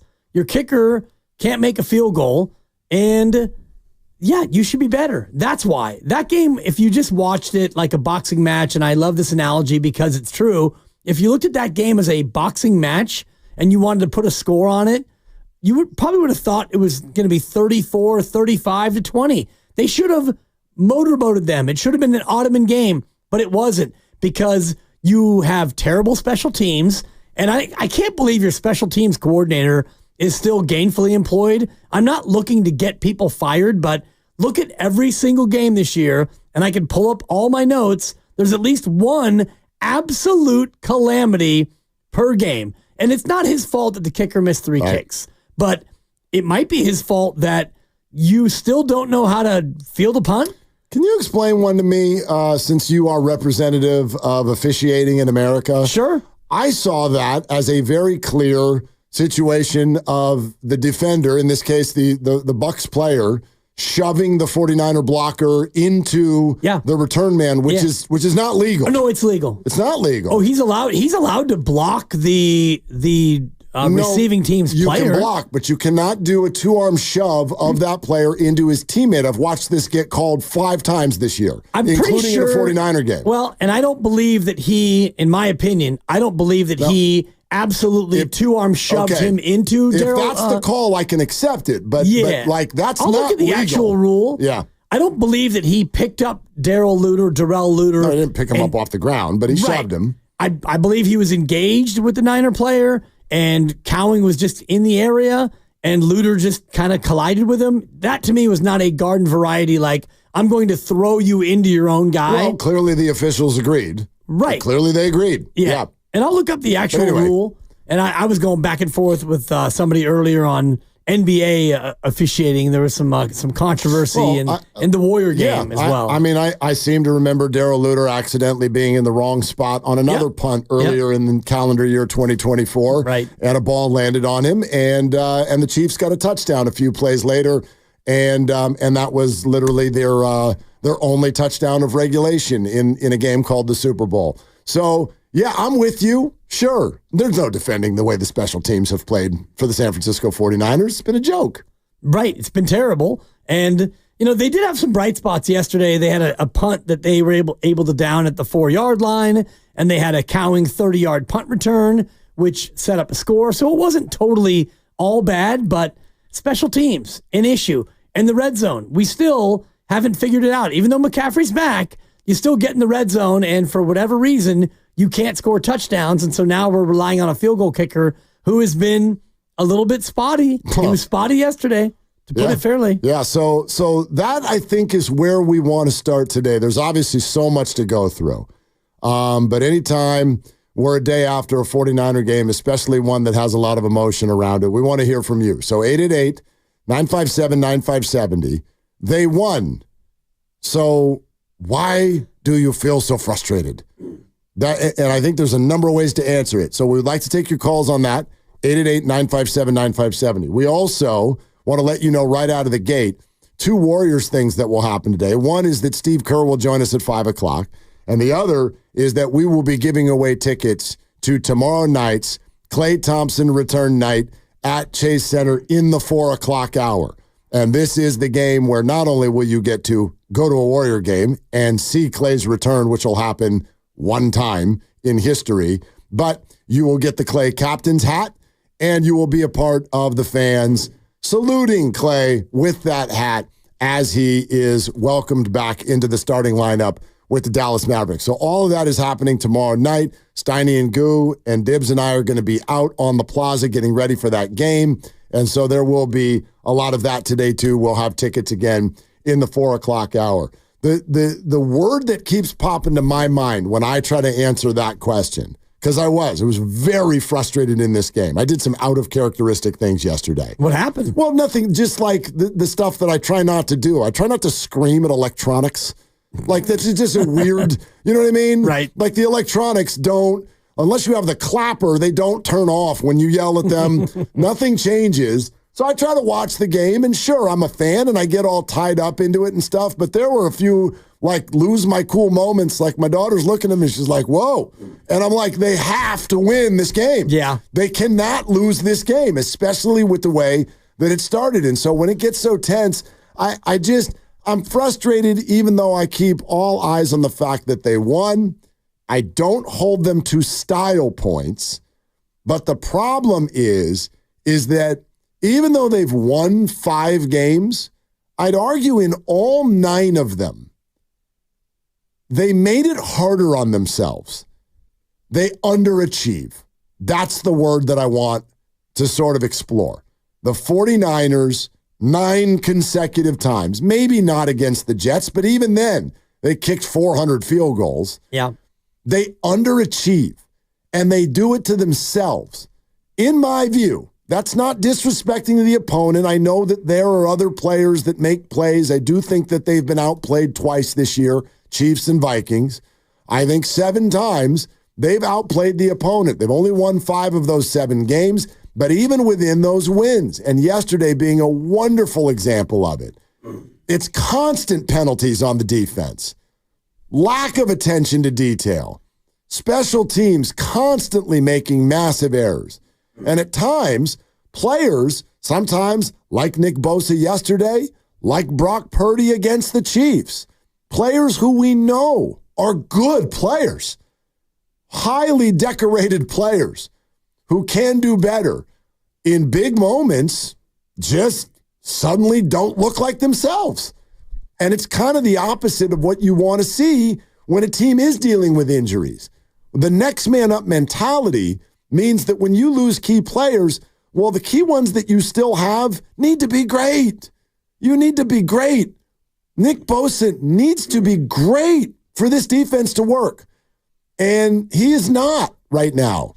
And some would argue he has not been since the second he signed his contract. Like, he's been very good. He had a good year last year, not a great one. And this year, same thing, good year. Looked like he really woke up in the Seattle game on a Thursday night. But yesterday, he was objectively awful. He was completely stuffed in that game, and the superstar tackle that the Bucs have left halfway through the game, and former 49er Justin School walked out, and guess what he did? He schooled him. He stonewalled him for the majority of the second half. Late in the game, he had a sack. He had one sack-a-rooney, yes. And the defense ultimately gave up 13 points. If you want to take away the 7 points that they got on a short field after the muff punt. So for me, I don't come in today worrying about Nick Bosa or the defense in any real way. Bucky Irving had some runs, yeah, and he had some screen passes, and yeah, Baker had a great play on 4th down where he stiff-armed Nick Bosa, and that's unfortunate for Nick, especially as much trash as he's talked to Baker Mayfield, but you essentially gave up 13 points to Tampa on the road. I have no problem with the defense for me. For me, it's not going to be about kind of like, and it can be for you. For me, it's not about number diving because I can look at the 49ers and we can play the analytics game, and you're right, you will find them basically in the top 10 in the NFL, right next to all the really good teams. Yeah. My point is that actually furthers my point. You are analytically good. Why are you not regular good? Because you find little ways to mess yourselves up seemingly every single week, whether it's ridiculous missed tackles, whether it's just the most untimely penalties, whether it's constant special teams mistakes. The defense is fine-ish, but they're not when it really, really matters. I mean, that last drive, thank God it only ended up being a field goal, but that last drive was absurd. And it's not penalties, just penalty after penalty after penalty, and then Nick Bosa getting stiff-armed, and then Bucky Irving, who, by the way, I really like. He's a good young back, so I give him credit. But you're Nick Bosa. You're Nick Bosa. You're not to just have your arms around running backs and then have them shed you. Well, that drive was all Rachaad White. Irving wasn't even a part of that last drive where they came in and you finally held him to a field goal. That was all White, if I'm not mistaken. I think there was a healthy mix of both of them, but I could be mistaken. Yeah, it was a lot of White, and he wound up with 10 carries in the game. And you look at the fourth down play where Mayfield fights off Bosa on 4th and 7, and he finds White for 17 yards. That was great play, tip of the cap. And Bosa should have brought him down. But at some point, I think you have to give a little bit of a nod to the offense. And for me, at the end of that whole drive, 4 penalties and a 4th down conversion where you should have sacked him, but you didn't. They held him to 3. So for me, I'm not focused on the defense at all because at the end of it, even though you had 3 straight penalties, Fred with a face mask, personal foul on Collins, which was dubious at best, and then hands to the face on Anderson, and now it's 1st and goal at the 9 with under a minute left, and you held him out. Yeah, I see this one very differently than you on that front. This is a Tampa Bay Bucs team that has lost its star tackle. This is a Tampa Bay team that's lost its top 3 wide receivers. Yes, it's a good stable of young backs, but this is not a team that's throwing elite athleticism at you at the skill positions. And again, even if you are holding them down, but they're marching down the field because you keep committing penalties on 2nd and 3rd down. Like, I don't know, man. That's frustrating. That's underachievement. So we can do tail of the tape, and they only gave up 13 or they only gave up 20 or whatever it may be in the end. To me, that's a football game that the Niners should have won by double digits. And I walk out of there feeling that way most of the time. The fourth quarters of games this year have been, quite frankly, they've been kind of ridiculous. I mean, go back to the last time we saw them. Do you know how bad the Dallas Cowboys are? I don't know if they're going to win another football game this year. Pretty bad. And in your home building with a big lead, first of all, you couldn't even get a lead at halftime. And then once you get a huge lead, that team made a run at you? Like, come on, we got to look at something on this defense because it is underachieving. We'll take your calls next. They won, but you're frustrated. We're frustrated. Why? 888-957-9570. Valvoline Instant Oil Change is your 15-minute drive-through oil change. Visit the friendly expert technicians at your local Valvoline Instant Oil Change and check fluids, tire pressure, windshield wipers, batteries, and more. Locations and coupons at BayAreaOilChange.com. We'll tell you more about the Klay Thompson situation as well. And again, tickets to tomorrow night in the 4 o'clock hour on Willard and Dibbs. How's your home handling hot and chilly weather these days? For a comfortable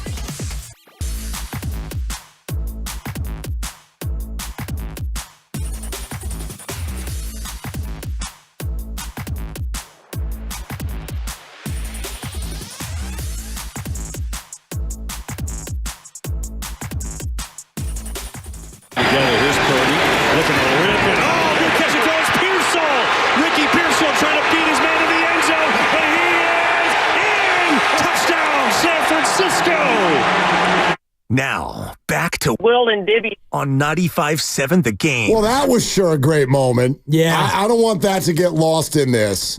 A guy who got shot in Union Square in August scored a touchdown in that game yesterday. Phenomenal. And a sweet touchdown at Oh, that. my God. It was beautiful. Yeah. Little catch and run. The new Yak brother in the building. Ricky looks good. Yeah, he does. Ricky looks good. And I'd like to do an I was wrong on something related to the 49er wide receiver core because, and I think it was you who told me before the year when we were talking about Ayuk, and I think it was based on a different sort of a set of circumstances. Yep. Because we were kind of like, well, what if Ayuk just never shows up? And you were like, Juwan Jennings. And I couldn't tell sometimes if you were doing it tongue-in-cheek or not, because Juwan is like 8 feet tall, and that's why he's like third in Juwan. And my concept was Juwan's like really good, like within 10 yards of the line of scrimmage. And that's still where he does the majority of his work. But Juwan has really impressed me this year in terms of being a more traditional wide receiver than I thought he could be. And Kyle Shanahan said yesterday he played the X position, which is Brandon's position, for the first time ever, and then added, and he will be doing that for the rest of the year. Yeah, exactly. And he did it really well.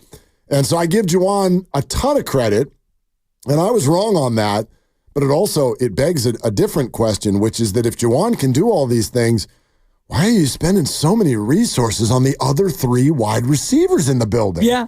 2 guys making a bundle of money, and another guy who you gave first-round draft capital to, and yet you have Juwan making, relatively peanuts. Whatever he's making, yeah. Right. Maybe that will be the new way they go, but it makes me think about the whole Brandon Ayuk saga and put aside the injury because that is just terrible for Brandon to be out for basically 12 months with the 2 ligaments torn in the knee. But why'd you go through all that if you have somebody in the building who can kind of do what Brandon does? Maybe they didn't think he could either. Maybe. I don't know. Yeah. He's been forced into duty, and he looks fantastic. So that was definitely one of the bright spots. All right, before we go to the phones, and again, the question is, the Niners won.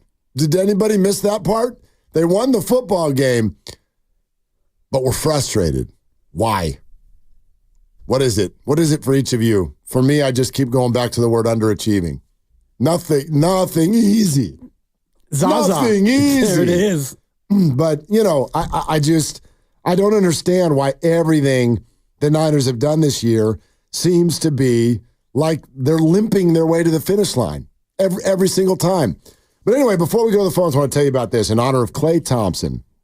Coming back to Chase Center tomorrow, we're giving away tickets to the game. And we'll do that today, and then a Klay Warriors jersey tomorrow. And so you need to listen at 8 a.m., 12 p.m., and 4 p.m. Now, only one of those is left, 4 p.m. So be listening at 4 p.m. And we're also putting on the Klay Carnival at Thrive City tomorrow. We're going to be broadcasting there, Steiny and Goose, so no matter whenever you get off work, if you got tickets, come see us in the plaza tomorrow before the game against the Mavericks. So stay locked in for all the details. Find out how you can win starting at 4 o'clock today for your chance to win your way in to tomorrow's game. All right, let's go to the phones. How about Jonathan in the city? First up here on Willard and Dibs. Hi, Jonathan. What are you doing? Hey, what's up, guys? Just, making some rice. Hey, speaking of rice, hey, Nick, maybe you should start eating some carbs, bro, because all that Wagyu beef has done you no good. Man, I've been watching the game for like maybe 3 decades plus. This Sunday, I've seen probably the most embarrassing thing I've ever seen, man.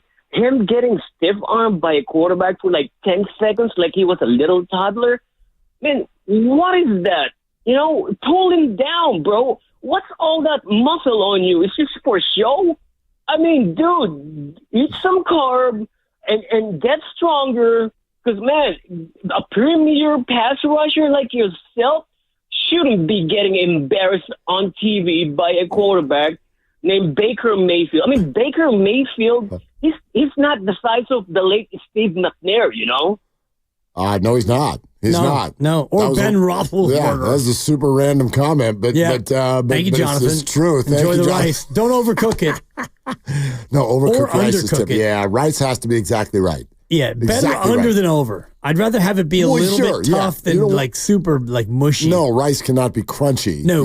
We're not doing that. No. But anyway, I don't know. Like, the word embarrassing has already come up a bunch today. Right. There's no such thing as an embarrassing win. I don't get it. Which part? The fact that was embarrassing. You went on the road and beat a team that is a playoff contending team. Well, but specifically the Bosa play where he's got two hands on Baker. Right. And Baker just takes him for what looked like a 12-yard walk. Right. And then and by the way, don't forget the backdrop. The game's over if he tackles him. Exactly. It's over. So I think as a fan, that's part of the emotion here. When you see your superstar pass rusher get two hands on the quarterback on fourth down at the end of that's it. That's it. The game's over. Game's over. I stood up. Oh, the game was over. And then they're just like, no, let's go over here. Yep. And then, no, let's keep going. Let's go over here. And first down? I don't know, man. I know Nick was super questionable in this game. I'm going to give like a little shred of maybe, dude, you just weren't right. I don't know exactly what he is feeling in this game, but outside of his one sack, I really thought Nick Bosa got absolutely owned in this game. I thought he had a pressure early in the game, which produced a sack for, I don't know if Sam O got it or if somebody else was credited with the sack, but he was in on that. And, I'm not going to sit here and defend Nick Bosa for the entirety of the show. I'm not saying that he had a great game, but he was more impactful than that. And we all want to look at the one play where he should have gotten Baker to the ground and he didn't. And then Baker made a great play. And that happens in football, especially when you're trying to be, as a pass rusher, you're trying to figure out how to tackle a guy the right way. It's not as easy as just, grab him and throw him to the ground, because that might be a penalty. So you have to try to, grab him and bring him down a certain way. And in this play, he didn't. And you didn't think that Baker was going to do what he did. And then he made that throw, and it's like, oh, my God. I mean that play is Baker Mayfield in a nutshell. Totally. So I've come to your side of the table with regard to this. Like, Baker, he is kind of a gnat. He will do things like that. He's faster than you think he is. He's tougher than you think he is. He's got a better arm than you think he's got. Like, Baker Mayfield's a good player. I know the history. I know all the punchlines. Baker's a good player. ... Nick Bosa with two hands on a quarterback, that man needs to fall to the ground. For sure. He needs to fall to the ground. And he's had a lot of that this year, and I don't know if it's where he needs to put down the Wagyu steak and, eat some more carbs, but there's been a number of plays over the last few weeks where he's gotten hands on people. Maybe he needs one of those old, grip things where you work on your grip strength, right? Which it's hard to tell because, by the way, Bucky is number 7 and Rashad is number 1. Yeah, is that correct. right? Yep. So they look almost like, I can't tell them apart. And it's kind of funny, too, because I got Bucky on a fantasy team or two, and my son Jude has Rashad White on his fantasy team. So literally we're competing before the ball's even been snapped. Like the guy, if you're watching a Bucks game, those guys will come out and they'll be like, it's White. And they'll be like, no, it's Bucky. And you're like, I can't tell. So I don't even know. I think it was Bucky. I don't know what drive. But Nick Bosa's got him in the backfield. And Bucky just went, whoop, get off of me, Nick. No problem. And takes off up the middle of the field.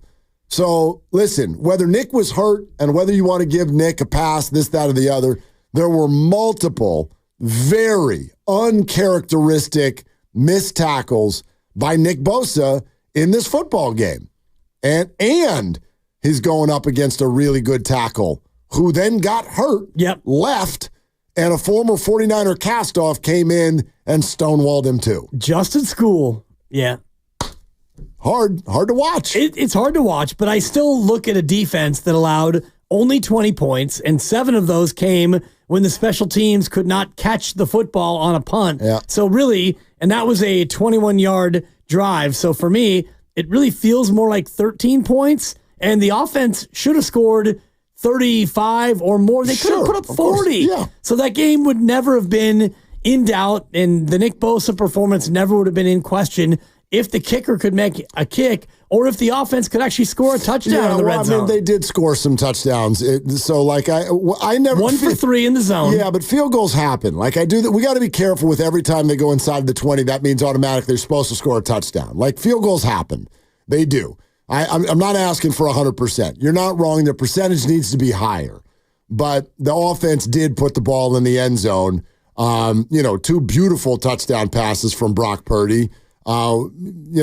Great if you can score a touchdown without having to go to the red zone. That's even better if they're long. Let's go to Shark in San Leandro. Hi, Shark. What's up?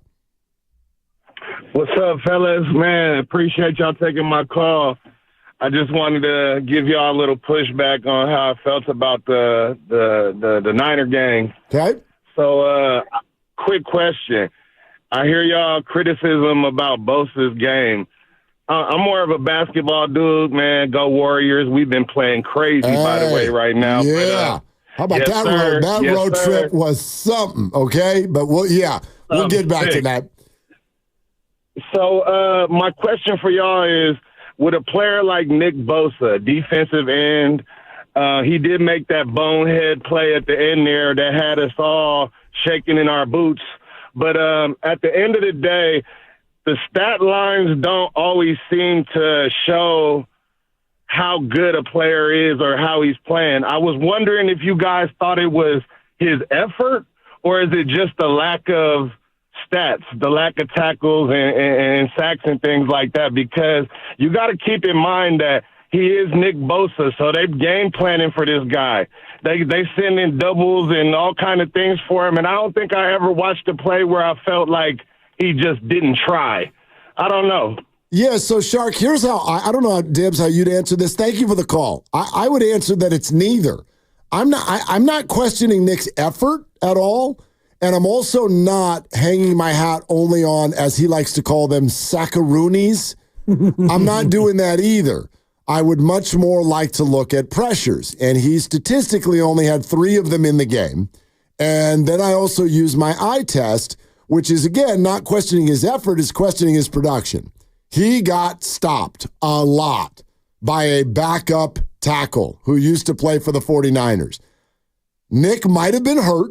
He was questionable until the last second yesterday, so maybe he's not playing at his best. But I also dismiss the idea that they're game planning for him, they're double teaming him. Right, that's what happens to elite players. And I don't watch any of the other elite pass rushers that we talk about just get stonewalled for the majority of a game because the other team is aware that they're good. I've watched a lot of Steelers games this year. You should see what TJ Watt gets, and you should see what he's able to do with it. And Nick has done it in a lot of games this year. Yesterday was not one of them. Yeah, and I think the overall defense from a pressure standpoint was not great yesterday either. And so, TJ Watt maybe gets a little bit more help from his teammates. I don't watch every snap of the Steelers like I do watch of the Niners, and I look at a Niner pass rush, and you don't get a lot of help from other people. And as a team, from a pressure standpoint, they didn't have a lot. And I'm looking at QB hits. There were 2 hits on the quarterback, Nick Bosa and Malik Collins, and that's it. And you had 2 sacks. So you had 2 sacks and 2 QB hits, and that tells me that pressure-wise, you were mostly non-existent. And they don't ever blitz very often, and so you rush 4, and they block you with 5. And when you block with 5 and you rush with 4, Bosa's probably going to get either chipped or doubled or both, and so it is harder on him. I look at the way the Bucs played offensively, not just in this one, but basically since Mike Evans and Chris Godwin went out. And poor Baker's got Kate Otten, and that's really it. It's really it. And that factors into the way that I'm looking at this particular defensive effort. You can say 13 or 20 points, that's all. That's really all that should happen. He just does not have a lot at his disposal. Again, the backs are really good, and they receive the ball out of the backfield. But the Tampa Bay is completely incapable of a chunk play right now. They're totally incapable of getting 25 to 30 yards down the field. So if you take that off of the table, to me, you watch a team that the only way they can score is to go pick, all the way down the field. Just like they did against Kansas City, to tie that game and go to overtime 7 days ago on Monday night. They are capable of that, but that's it. So to me, it's not even a team that's capable of 25 to 30 points in a football game. They take too much time to do what they're doing. And so I would expect when you're on 14 days rest and they're on 6 and they lose their superstar tackle in the middle of the game, yeah, my bar for your defense is very high. It's very high, and the 49ers did not hit it. Yeah, for me, they did hit it because they allowed only 116 yards passing. To your point, they had no real receivers, and I'm looking at the numbers, and numbers are numbers unless they're your numbers. That's right. But I don't know if these are my numbers because I don't know what you're going to say. Well, what I'm going to say is that 9 of the 18 completions were to Irving and Rashad White. Sure. So of the other 9, you had 5 to K. Otten, which means you had 4 passes caught by wide receivers. Shepard had 1, Miller had 1, Jarrett had 2. So defensively, that wasn't the problem. In the ground game, Irving had 73 yards, White had 31. They didn't do much on the ground either. So the defense, they only allowed like 215 yards total, and you gave up the 20 points in part because your special teams gave them a short field. Listen, I'm less offended by the defense than I am by the special teams. But those kinds of numbers that you're talking about leave out all of the penalties, for instance, that they committed in key moments, especially on that last drive. So there was 4 penalties on that drive. That doesn't show up in the box score, and that is absolutely part of my assessment of the way they played yesterday. Dale in Walnut Creek is next up here on Willard and Dibs. Hey, Dale, what's going on? Hey, good afternoon, guys. How are you guys doing? Could not be better, Dale. Okay, good. Listen, I think I'm calling in to the same show that I was listening to 10 minutes ago. And 10 minutes ago, you guys were complaining about the defense and saying, like, the defense this year, they've allowed people back in games and yes, what's going on and why is that? And I think the answer to the question, if you just get down on your knees or, bend way over us, you'll find the answer. You'll find the answer. Dale, I'm not sure where we're going. Where are we going here, Dale? The defense got, the answer to your question got thrown under the bus last year by Kyle Shanahan. Sorensen is now the defensive coordinator. Yep. Wilkes is not, and that's not all of it, but I believe that's a large part of it.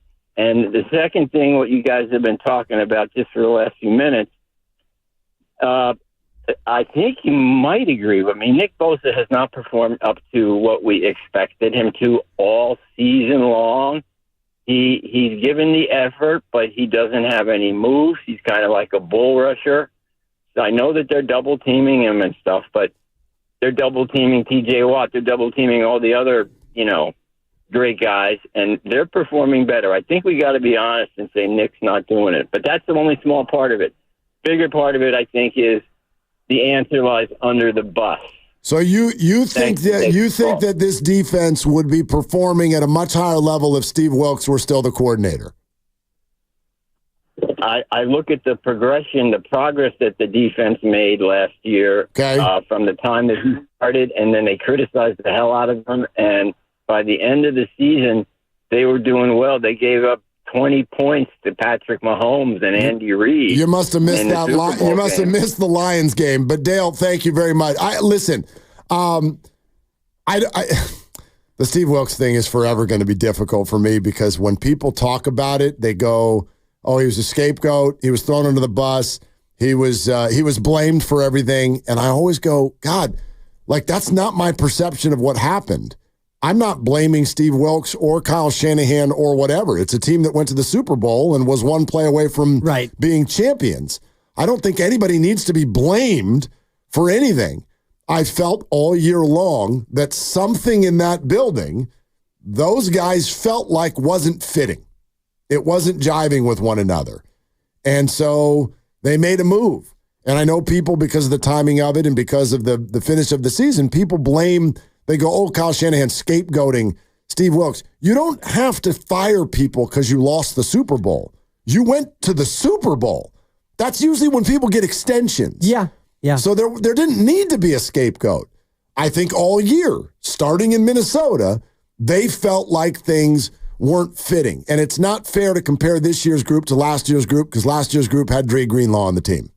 This year's group doesn't. Well, this year's group has a bunch of great rookies who are playing better than some of the guys that they had last year. And Devondre Campbell, again, second week in a row, maybe third week in a row. He was really good, and he's getting better. And I do think that it takes time for any new coordinator with any team. And I know that Nick Sorensen was there last year, but he's now a coordinator for the first time in his career. It takes time to grow into it and for the defense to get comfortable with him as the coordinator. And I did not think that yesterday the defense was the issue. And I know that Tampa Bay's offense is not anything to write home to mom about.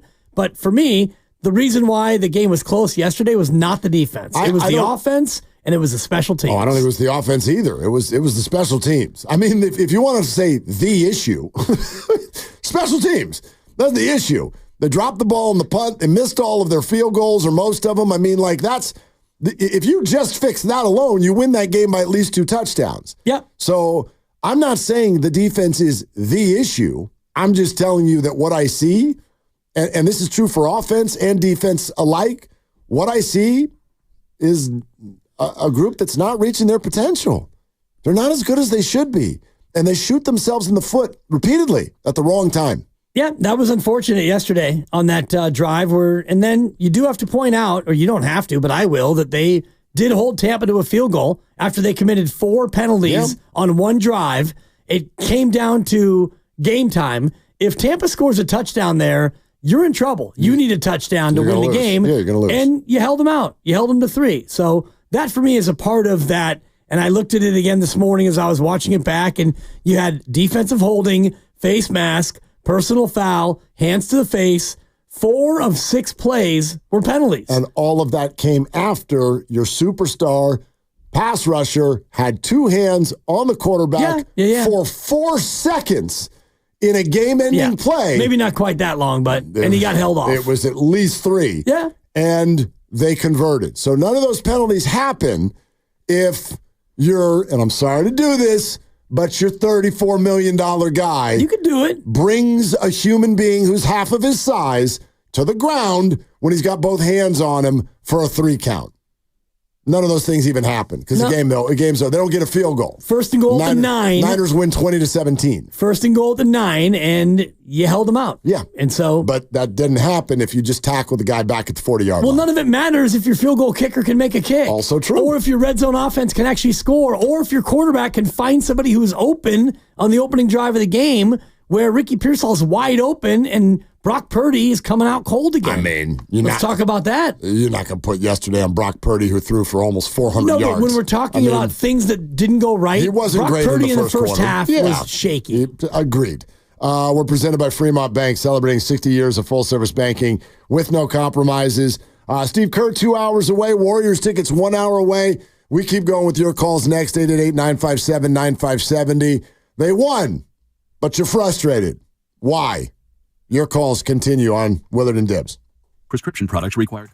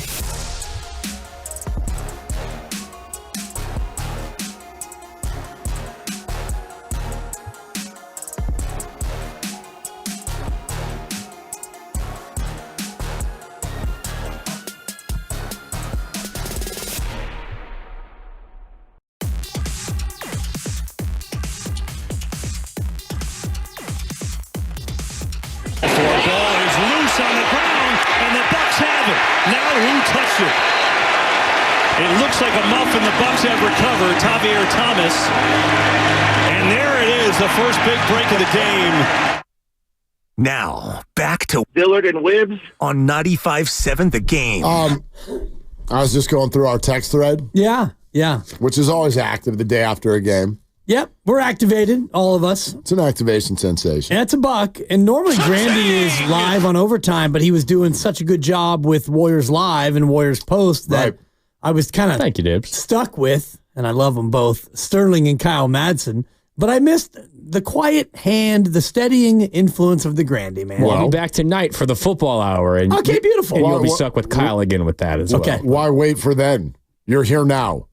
Explain this text, which was received today at 10:43 a.m. This is from Mark with a C. Mark with a C. Okay.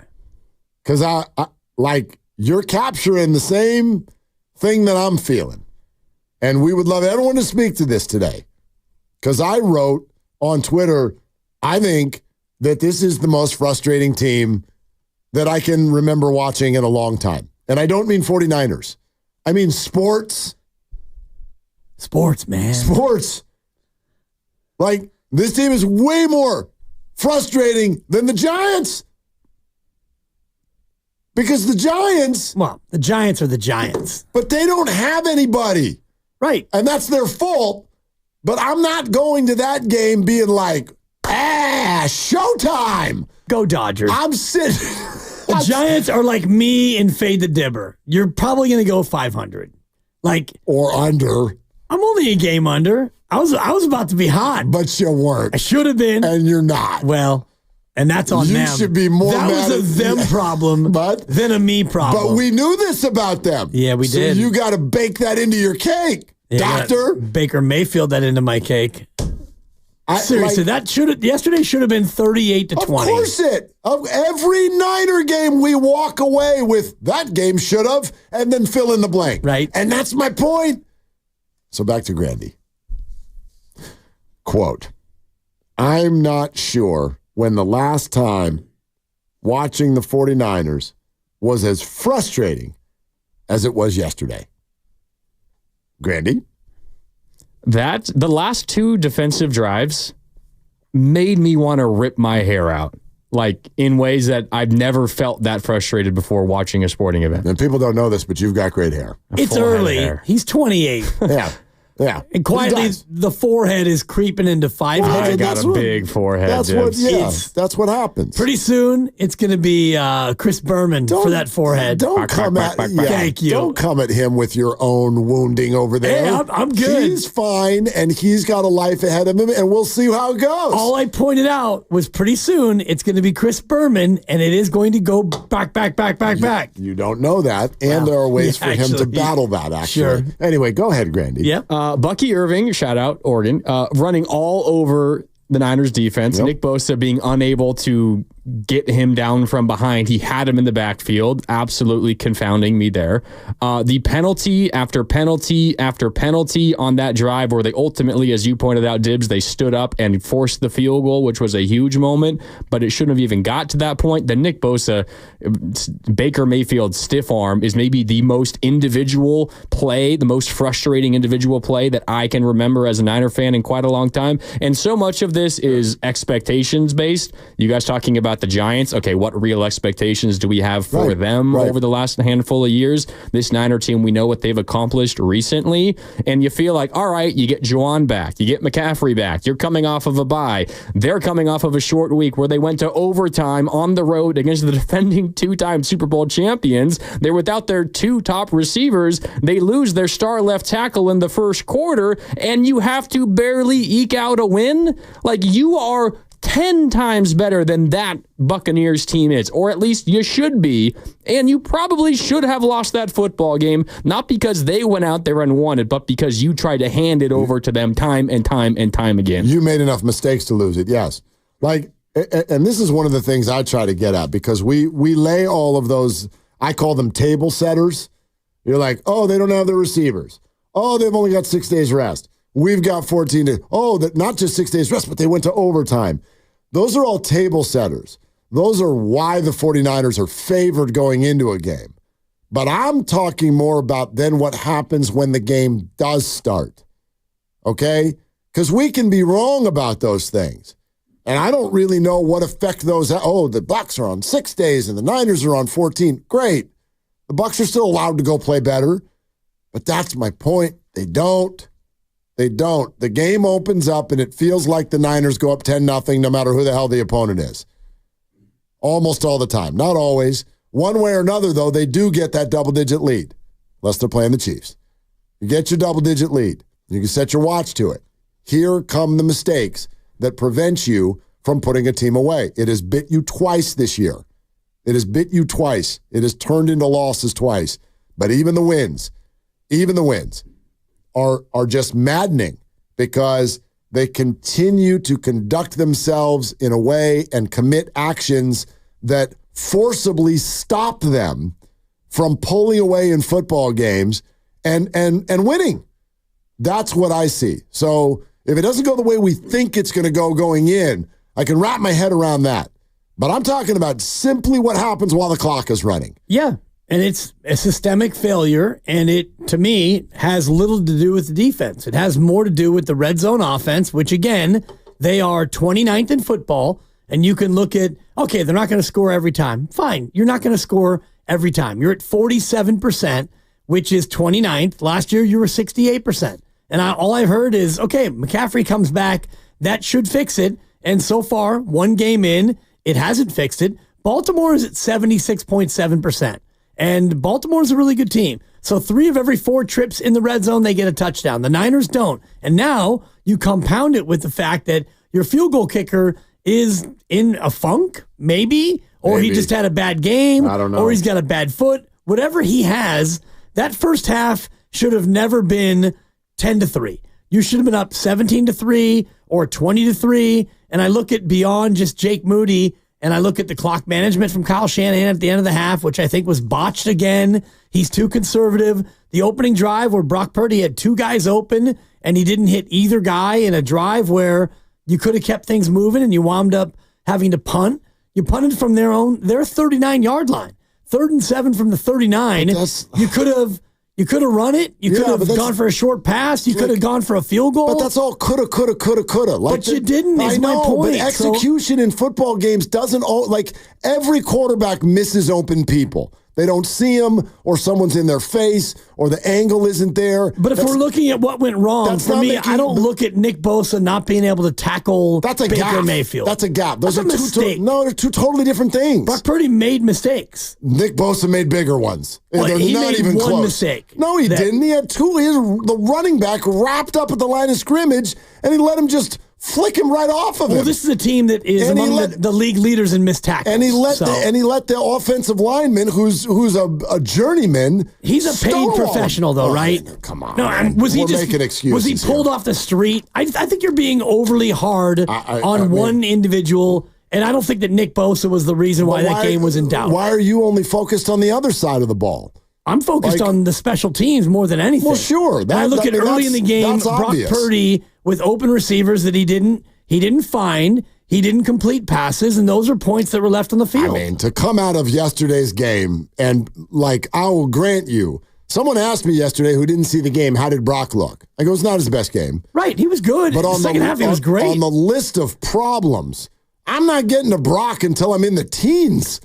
For you to come out of yesterday's game pointing at Brock Purdy? No. Come on. I'm not pointing my sole shot at Brock Purdy, but we're talking about where points were left on the field, and there were points left on the field by Brock Purdy. Right. Execution mistakes happen on all sides of the ball, including every game, defense. But they're different levels of them. Not seeing a receiver, to me, or not having the angle to deliver, or whatever, is completely different than a superstar pass rusher multiple times having 2 hands on a player half his size and can't get him to the ground. I just see that as different. Yeah. And the penalties, that's different. These are self-inflicted wounds. Everything we talk about on special teams, self-inflicted. Nobody's trying to stop you from doing those things. If I'm Nick Bosa and I get blocked or I get double teamed, okay, you got blocked or double teamed. But when you shake the double team, When you fly into the backfield and you've got somebody wrapped around with your big bear claws, and then that person just shoves you off, that's a different level. That's a gaffe. And the 49ers do way, way too much of that. Brock to me was like, I don't know, he floated a lot, it seems like, in the first half. A lot of balls were coming in high. Yeah. Wasn't terribly accurate. But when the quarterback walks out of there with 350-plus yards, no turnovers, I got no issue. Well, you win when he doesn't turn the ball over. Yeah. And, you want to talk about the Baker Mayfield fourth down play, and I'm looking at it here. Floyd had a chance to sack him, and he ran right by him. So, like, the fact that happened, and if he contains his pass rush, he probably gets to him long before Nick Bosa even has a chance to get stiff arm. So everything defensively is not just one guy. No, of course not. But again, Nick Bosa has earned every bit of being in the focal point crosshairs. That's how this works. That's how this works. And if you watch the game yesterday, they're literally talking about it in the middle of the game. Tom Brady's talking about it. Nick's getting stonewalled. He got absolutely beat on about 80% of his snaps. And that's not good. And I wouldn't say that about anybody else on the field except for, like, Jake Moody. Jake Moody also had about the same batting average yesterday as Nick Bosa. And they were objectively bad in that football game yesterday as individuals. So I'm not pointing at the defense as a whole. Nick was wildly disappointing, I thought. Moody, wildly disappointing. Darrell Luter, wildly disappointing. I don't want him back there where the ball falls anymore ever again. 888-957-9570. They won, but we're frustrated. Why? Let's talk it out. Valvoline Instant Oil Change is your 15-minute drive-through oil change. Visit the friendly expert technicians at your local Valvoline Instant Oil Change to check fluids, tire pressure, windshield wipers, batteries, and more. Locations and coupons at BayAreaOilChange.com. It's Willard and Dibbs. Prescription products require completion of an online consultation with an independent healthcare provider and are only available if prescribed. Subscription required. Additional restrictions apply.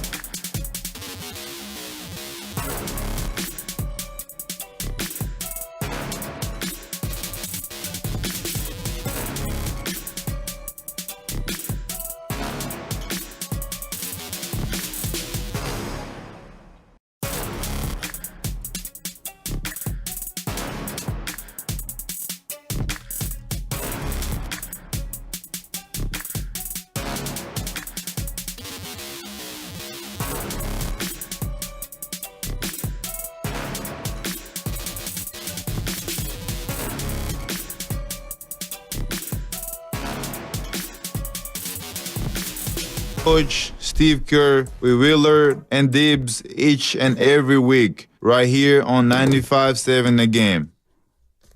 Yeah, like today. Yeah. Steve will be on here in an hour and 40 minutes. Love it. And in 40 minutes, the window opens for us to give away a pair of tickets to tomorrow night's game with Klay Thompson in town. I will say this real quick. Say it. We'll get to it tomorrow more so than today because it's a Victory Monday. Don't we sound so happy? Yay, Victory Monday. I'm happy. I am too. Yeah. I got a question for you about that in a second. But the Klay Thompson press conference did not feel good. From today? From last night. Okay. It did not. It just, all of the questions asked of him, I think the Warriors are just absolutely doing everything they can to make tomorrow night special, and I don't believe that anything will get in their way, but it's fascinating to me that Klay is answering questions the way that he's answering them, and for those of you, I don't want to assume that everybody saw this, kind of said just another regular season game in November, and then was asked about like the hats and the salute. And if you don't know, like they're giving away Klay captain's hats tomorrow. You can look like Brandon Belt, and you can be out in the stands and salute Klay Thompson in what I'm sure is going to be just an incredibly memorable moment. And Klay's response was kind of like, yeah, I guess that'll be cool for the fans, so kudos to them. Yeah. If it felt like Klay was a little upset the last couple years, feels like he still is. Yeah. And that's my read. I get it. And that might be part and parcel of, the way he played in the loss yesterday. He had 10 points on 4 of 13, so he probably wasn't in a great mood coming off that game. And if you look at what he's done on the whole this year, he's been fine. He hasn't been the old Klay. It has kind of been validating of why the Warriors maybe moved on or why they wanted to have him play a lesser role. He hasn't been spectacular this year. He's been okay. He's been good some games, and other games like last night against Denver where you lose and you go 4 of 13 and you go 1 of 6 from 3. I haven't been looking at his box scores. I've been watching a little bit here and there. I've seen him, but I haven't what's he shooting for the year from 3? He's shooting 35%. Okay. Which is not what Klay normally would shoot. Yeah. 42 from the floor in total. And the Mavs are 5-5. And he's averaging 14 a night. And they're coming off a loss to Denver. Okay. And they lost to Phoenix on Friday. So back-to-back losses. They've dropped 3 of 4. So that might be part of it, where he's not feeling in a celebratory mood because his new team has not been doing great. Listen, he gets to answer these questions however he wants to, and he gets to experience this however he wants to, and he gets to feel whatever he wants to feel. And I know just from my perspective, we're going to feel what we want to feel. Nothing is going to change how amazing Klay Thompson was for this team, this organization, this city, all of that. Draymond Green said some things last night where he's just like, he interrupted a reporter who kind of wanted to get into the emotional side of it. And he's like, NBA Cup game. That's it. And so I get it. Nobody wants to let you in. Nobody wants to show any vulnerability. The idea that this is just like any other game for Klay Thompson is laughable. That's laughable, especially for someone who we know is as in touch with his emotions as Klay Thompson is. Yep. Like, miss me with the idea that he doesn't care. Like, that's crazy. He was here for 13 years and won 4 rings. So, like, he built a Hall of Fame career here. But I just think that all of those walls that players put up, especially with what the Warriors have been through the last couple of years, it'd be nice at some point for guys to break those walls down and let everybody see and feel each other for a second. And maybe they'll do that after the game. I don't know.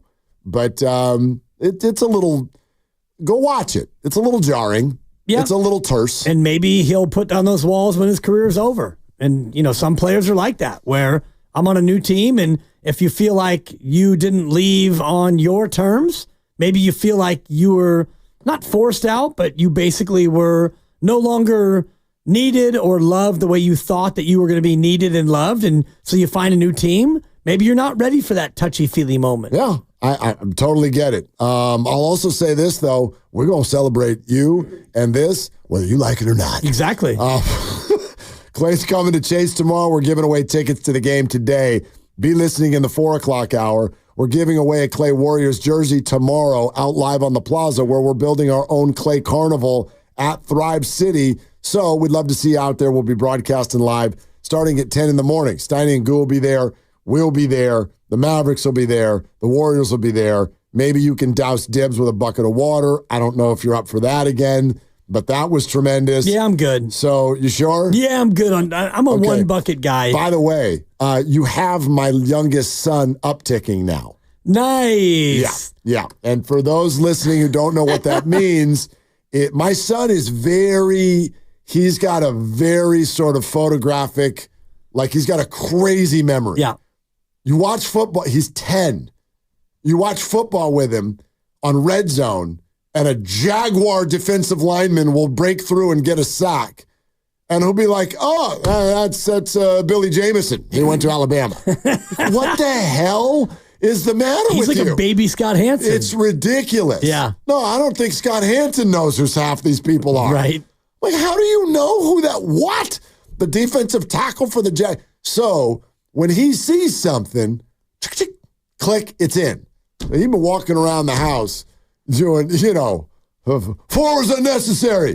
He's got the whole thing memorized. That's so funny. Klay, it's about splash, 3. That's good because he shoots threes. 4 was unnecessary. 95-7. The game. He's upticking the old man. I love it. Crying out loud. It's just what I needed was a little Dibs at home. That's so funny. I don't need a Dibs doll at home. Dad, what are we having for dinner? I love it. Oh, I'm going to eat it. Yeah. Vegetables, kid. That's the answer. Oh, my God. Vegetables. All right. We're also streaming live on Twitch and YouTube. Twitch.tv/957 The Game. YouTube.com/957 The Game. It's all powered by First NorCal Credit Union. So the one thing I can say, and maybe this is sort of the quirky, myopic fandom of a team like this, where expectations will die hard. 9 games, 4 losses, 2 by being outplayed, 2 complete gaff jobs, and then 5 wins, which I'd argue all of them on some level, you at least had moments of, what the hell are you guys doing? Right? Seahawks. All right, build a big lead, and then suddenly the Seahawks have the ball down 6. And you need Renardo Green to make a pick to end that game. Cowboys, you've got that thing put away. Oh, God, here they come. Yesterday, oh, God, what's happening here? Now, there was the Jets and the Patriots, which largely felt under control the whole time, but even the Patriots had the special teams fumble recovery to start the second half, and they go in, and you're like, honestly, what are we doing here? And then the Jets game, there was no frustration other than 2 things, which is the 6 field goals. 6 field goals, and the realization that there was a McCaffrey problem. Maybe marred that night a little bit for some people. But in the moment, we thought the Jets were going to be good. And I say it with a chuckle because having watched yesterday, it's a good point. And they only get worse. And the terrible. Jets, they're bad. And then they fired their coach. And it's like, oh, maybe that was the problem. No, Robert Saleh is somewhere, probably in Green Bay, sitting on a Barca lounger and laughing because he was not the problem, my friends. No, Aaron's the problem. It's more than just Aaron, but you're right. No, well, it's Aaron's the problem. It's Aaron and the power that has been gifted to him, I would say. That's the problem. The problem is that Aaron is not who he used to be, but he thinks he is. The organization thinks he is. Devontae Adams thought he would be. And so all these people are scrambling to just do whatever Aaron wants, and it's clearly not working and only getting worse the harder they try. Anyway, enough Jets talk for today. But that's kind of what I'm getting at with this team. 9 times, you've walked away with at least some measure of like, what was that? Yet I sit here today not discouraged at all from the concept or the idea that this can still get better and head somewhere special. Where are you on that? Like, okay, they're only 5-4. And by the way, we probably should have a talk about the Cardinals pretty soon. I actually think Kyler Murray has quietly gotten a lot better. For sure. And they're scary because they don't have the schedule that the Niners do. Yep. But I look at this and just come hell or high water, I'm like, no, I'm not giving up on the idea of what the goal was before the season, even though they've sort of given no evidence that that's where this is headed. They've given a lot of evidence to me, but they just haven't put it all together. And Steiny had a comment earlier today that I thought was spot on, and it's that they haven't played well in all three phases in one game yet. The defense has been shaky at times. The offense in the red zone has been really underwhelming, and the special teams mostly all year. And I look forward to Grandy's grades. I recommended that the special teams get the first ever G, lower than an F. But actually, F minus. Looking back at it, I might give them a D minus because Moody did kick the game winner, and they did have a punt down inside the 5, and they had Jacob Cowling with a 30-yard punt return that set up another score. That's a good point. So there were some positives. However, the greater point is all three phases have not been locked in the same game at all this year. Maybe the opener was an example of that. And so I'm not looking at this at 5-4 and, looking at yesterday's game and thinking, wow, that all is lost. Now, are they good enough if they play like this? Of course not. They're not good enough to beat Green Bay. They're not good enough to beat Detroit. Might be good enough to beat Buffalo on the road, although maybe not. So I don't know. You got games that you have to win, and you have to play better. But I look at the way that they can play over the course of one 4-quarter game.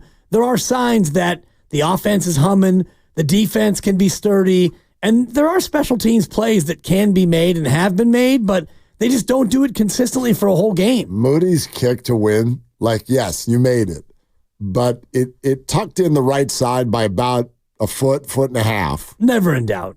What's the conversation today if he misses that? And the Niners lose in overtime. Where is Anders Carlson? Can we get him back? Is it a job ender? No. I agree with you. I mean, it should be, but it's not. Think? Well, yeah, if you miss 4 field goals and you lose a game. But isn't everybody allowed to have just a complete and total stinker? Not that bad. Brock Purdy on Christmas. I mean, Jared Goff last night, and he won. Right. 5 interceptions. Yeah, I need to call his dad back. 5? Yeah, how's your MVP candidacy looking now? Looking shaky, Bob. And number 5. Jerry, if you're out there. 5. If you're out there, Jerry, this is Dan Dibley, and I've been defending your son now for the better part of a week. That's over. Jared, hang in there, big guy. You jinxed the hell out of that so bad. And they won. Dude. Now that's a kicking performance. Well, yes. 58 and then 58 again or whatever the hell it was. Yeah. But that's also emblematic of what we're talking about. Those 2 field goals both went in by an inch. But they went in. Inch. Right. Yeah, they went in. Yeah, just a 10-second quick aside about my home life. So I put the game on, and my 2-year-old comes in, and she's like, Niners. I'm like, all football is not the Niners. But yeah, honey, we're watching the Niners. Yeah, okay. She's like, Mommy, watching Niners. Yeah, well, I didn't want to buzz her because fade the Milo. What a terrible take! It was a great take. It's absurd. Daddy watching Niners. Actually, I was watching the Niners on my laptop. Roger Goodell was like, could we play doubleheaders? I think we've got something. I'm watching the Niners on the laptop and the Lions on the big screen. Daddy's watching Niners. Yeah, baby, I am. Don't tell your mother that we're really watching the Lions. That was a hell of a game. And, I mean, C.J. Stroud. I needed 80 points on my fantasy team. So did you get it? No, not even close. Probably not. But I had he and Jared Goff on my team, so I'm like, who should I start? Waka. God. And typical of fantasy, Jared Goff outperformed C.J. Stroud in fantasy. Of course. And that's why fantasy's stupid. Well, it depends. Depends on your league. Our league, interceptions are like, nothing. Problem. Seriously, nothing. I'm in a different league where any turnovers -6. And I love that league. Craters your day. Totally. Craters your day. Ruins your life. I had both running backs in that stupid Germany soiree at 6:30 in the morning with those 2 awful teams. I had both running backs. They were both amazing. Guys are running for over 100 yards. They're getting into the end zone. They're going back and forth. And then the end of the game, both of them fumble. Oh. And it's like, never mind. You're not having a good day. Oh, because it's -6 for all turnovers. Yeah, you're like, I got 20. You're like, no, now you have 13. What about a muff punt? Is that a -6? No, because who's got the punter? No, like if you had like Jacob Cowing, and if he goes to catch a punt. Nothing that happens on special teams counts for the individuals. He could return a touchdown, and you don't get that either. Fair enough. That goes to the defensive team. Anyway, yeah. Anyhow, all right. Hang in there, Jared. Yeah, there'll be brighter days ahead. Turns out I had it right. Turns out it was still a pretty bright day. My God. They're good. 5 picks and a win. This is what discourages you about the Lions and the Chiefs. They can get outplayed. They can have everything go wrong. Check. Win. Here you go. We won. You're just like, but you're not the best team. Yes, we are. We won. It's like, you got to be kidding me. Goff became just the 3rd quarterback in the last 30 years to win a game in which he threw at least 5 interceptions. Given that one was a halftime Hail Mary. That's not really his fault. Pick's a pick. Pick's a pick. You know who the other 2 quarterbacks are who have thrown 5 picks and a win? Matt Ryan in 2012. And Grady was leaning forward to hit the game show music. This one's too hard and too esoteric. Yeah, Tony Romo in 2007. Oh, actually, that sounds like Tony. Yeah. Yeah, so that sounds like Matt Tony. Ryan and Tony Romo. This according to NFL.com. I would have guessed Jameis. Yeah. Well, no, they lost when he do it. When he does it, they lose. Yeah. And Brock only threw 4. 4. The Niners threw 5. Even though Greg Cosell said it was 2, and I had to correct him, it was 4. Well, and then I said it was 5. Well, nobody cares about that. One of them was Sam. Sam. One of them was Sam. Yeah. Yeah. And Greg is right. Brock's interceptions don't count. Right. They're not my numbers. Exactly. Right? Because tip balls are fluky. When you throw right into a defender, no, whatever. Listen, I don't think Brock's game yesterday actually was his resume game at all. No, but the final drive, you get the ball back at your own 35 after a touchback, and you go, 5 plays. No, he was really good in the second half, and the ad-lib play to Kittle, like, that's the good stuff, dude. That's the dessert. And the lob throw to CMC was awesome. God, delicious. That was incredible. So, yeah, phenomenal second half. First half, wobbly, but nothing that shoots you in the foot. That's kind of what I'm focused on today. That's where my head is I don't want to hold the Niners to that kind of standard. Like where Brock Purdy goes 353, 2 touchdowns, no picks, game-winning drive with less than a minute to go, and we're coming out going, kind of wobbly. It's like, well, wait a minute. Like, everybody gets to have a bad throw or a bad play. My focus on Nick Bosa was that he got beat repeatedly all day long. And if he's hurt, let us know. Or I don't know, sit out. You couldn't get people to the ground. Thank goodness the guy went in there and got a huge sack in a big moment. But outside of that, he did very little yesterday. So we can talk about individuals that have a bad game all day. Jake Moody, that's a bad game. But outside of that, like, I don't mind if you go out and you mess up a little bit. That's football. It's the self-inflicted stuff. It's the constant penalties that seem to wait for the fourth quarter, or the special teams out of position, lacking focus. And even that, I'd be like, well, those things happen. They happen every week, yeah. Week. And none of those self-inflicted penalties were Bosa. They were, I was just looking back during the break at some of the penalties on that last drive, and you had Rock Yassin, who is in there due to injury, and Charvarius Ward unable to go for obvious reasons, and he held. And then you had Fred Warner with a face mask, which was a pretty easy call, and then Anderson with a hands to the face where he almost took the guy's head off. And those are, they're frustrating, but they're just discipline and attention to detail kind of penalties, and that's what kept that drive going, especially the one on 3rd and 7, the Fred Warner face mask, where you were going to get off the field. Yep. You finally blitz, a team that doesn't blitz, You blitz Fred, and he goes in there, and he gets the face mask, and he twists, and it's an easy call. Yeah, I also look at when another team is moving down the field on you, and I think this is largely what Mahomes has done through the years against the 49ers. If they're moving down the field on you, you want to get mad at your defense. Ask yourself, is the other team just making plays? Because this is adult stuff. These are all really, really good players, good coaches, all of that stuff. If you rush the passer and Lamar Jackson wiggles free and nails someone 27 yards down the field, do what you're going to do for Klay Thompson tomorrow night. Tip your cap. Tip your cap. The Bucs went down the field, and outside of what Baker did to Nick, which I don't really find all that excusable, they didn't make any plays. Baker did not have to make plays. It was dink, handoff, penalty. Dink, handoff, penalty. Rinse, repeat, over and over.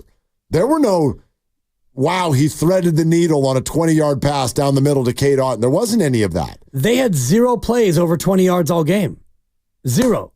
And I was just looking at the box score for the long catch or the long run.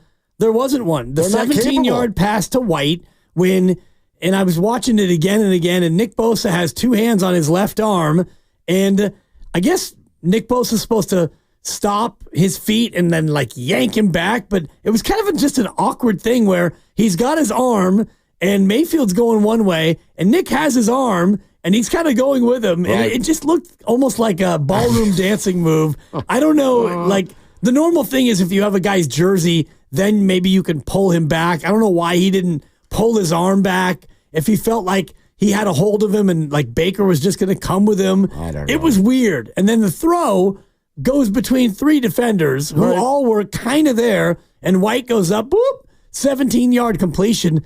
That was maybe the most explosive play of the entire half for Tampa. Yeah. And it came in such a fluky way. Yeah, they're not capable without their wide receivers. So that's kind of where I'm coming from on this, is that you watch the 49ers play football, and one way or another, you get to the fourth quarter, and whatever the scenario is, you feel like it shouldn't be that. And I don't think that that's because we're fans. I don't think that. Tom Brady thought that yesterday. He said it. He said it on the broadcast. He's like, this is unbelievable. The 49ers have messed this up 17 different ways today. That's Tom Brady. He's not a 49er fan. I think he's still mad at the 49ers, in fact. Yeah. He's part owner of the Raiders. So I think that's an objective take. What causes that? What do we do about that? So the Niners win, and that's great, but it was a frustrating feeling. Why? Why for you was it frustrating? We'll keep taking your calls. 888-957-957 is the number. Tickets to the Warrior game tomorrow night are on the line starting in 18 minutes. Steve Kerr joins us at 5. We're presented by Fremont Bank, celebrating 60 years of full-service banking with no compromises. Willard and Dibs. Yeah, Dan Dibley here to talk about Fremont Bank, which is a family-owned bank.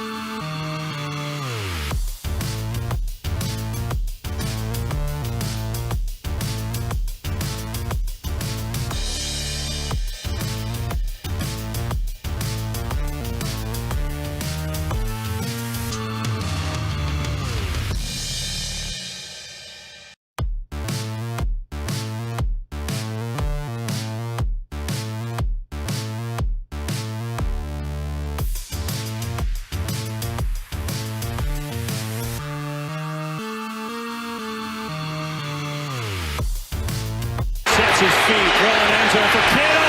Oh, he come down! He did! Touchdown! My only responsibility on that play was to get covered by the safety so Christian could score a touchdown. And so I got covered. Christian didn't score. And I'm just kind of trying to find Brock in the back, which is it's hard to see sometimes because like one of his only shortcomings is that he's not the tallest quarterback. He's just hard to see sometimes. But like one thing I love with Brock and scramble drills, like if you do lock eyes with him, like he is going to give you time to make a move and get open. And so he did. Once we locked eyes, I just tried to give him space in the corner of the end zone, and he just dropped a dime like he always does. Now, back to Will and Dibby on 95.7 The Game. There's George Kittle after the game. Yeah, Brock's shortcoming is, he's just small. Yeah, not that tall. But dropped the dime. That was a pretty play. Yep. Pretty catch too by George in the corner of the end zone. What's going on, everyone? Glad you're with us. In honor of Klay Thompson coming to Chase Center tomorrow night. We're giving away tickets to the game today and a Klay Warriors jersey tomorrow. The ticket giveaway, be tuned in just after 4 o'clock. And we'll tell you exactly what you need to do to win. And then tomorrow is the jersey and the Klay Carnival out at Thrive City. Steiny and Goo and Dibbs and I will all be out there doing our shows, getting ready for the game. So stay locked in, and you'll get all of that information here momentarily. Also, we're going to do Grandy's grades around 4:15 since we would rather not do that when we're in the middle of our Claycation tomorrow out there on the plaza. That's going to be a lot of Warriors stuff for sure. So we'll do that in a little bit, although Steve Kerr is going to join us at 5. 888-957-9570. You might want to weigh in on this too. So what's your take on what happened with Deebo Samuel, Tabor Pepper, and Jake Moody on the sideline? Well, it's two things. One, it's not a huge deal because when you are a pro team, things are going to happen in the heat of the moment. The other piece of it is, where does he get off coming up to somebody and trying to get in their face about a failed performance? Now, it would be one thing if it was a lack of effort. I think Jake Moody was trying to make the kick. I don't believe that Jake Moody was jaking it, pun intended. I think that he was out there trying to make the kick, and you could see by his facial expressions that he was really wearing it, and he was feeling it, and he was losing confidence. So for Deebo Samuel to go over there and to do that and say whatever he said, which was more, I would bet, than, hey, dude, mix in a make.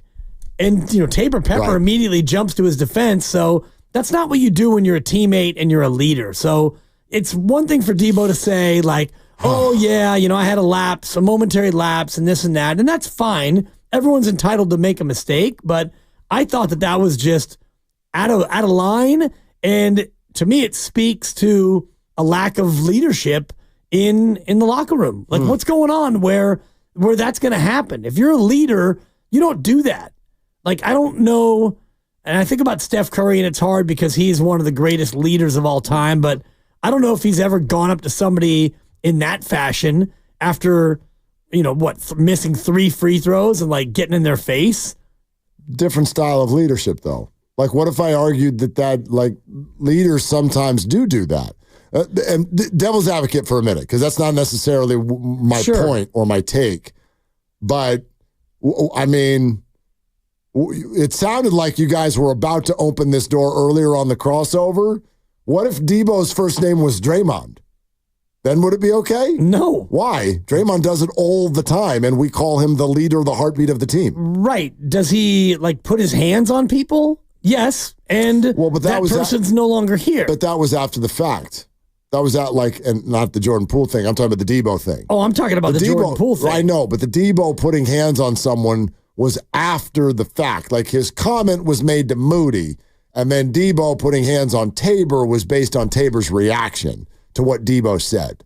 Right. And we don't know what Deebo said. We don't know it, but it probably wasn't hang in there, big guy. There'll be brighter days ahead. And I know everyone's focused on the phrase lock in. I'm sure there was a lot of F's, and the words lock in don't have any F's in them. Right. But yeah, you need to bleep and lock in and make those, dude. Well, and I was watching the replay again this morning, and I just was watching it here on my laptop during the commercial, and you could see him go right over to Jake Moody as he's coming off the field, because Moody misses, and you see maybe it's Wishnowsky, maybe it's Tabor Pepper. A couple guys go over to him and go helmet to helmet and pat him on the head with a, hey, hang in there because you missed 3. Now this is 3. And as the camera is cutting away, you can see a headband, he's got the headband on, Deebo Samuel beelining off the sideline toward Jake Moody.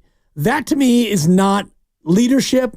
It's not what you do. It's interesting. That's just me. And everyone's going to react differently. I know that if I make a mistake and Jake Moody realizes when you miss a 3rd field goal and a field goal that's going to put you up 6, and it doesn't win the game, but it's a big kick and it's a big deal. And he knows that his job is to make the kick.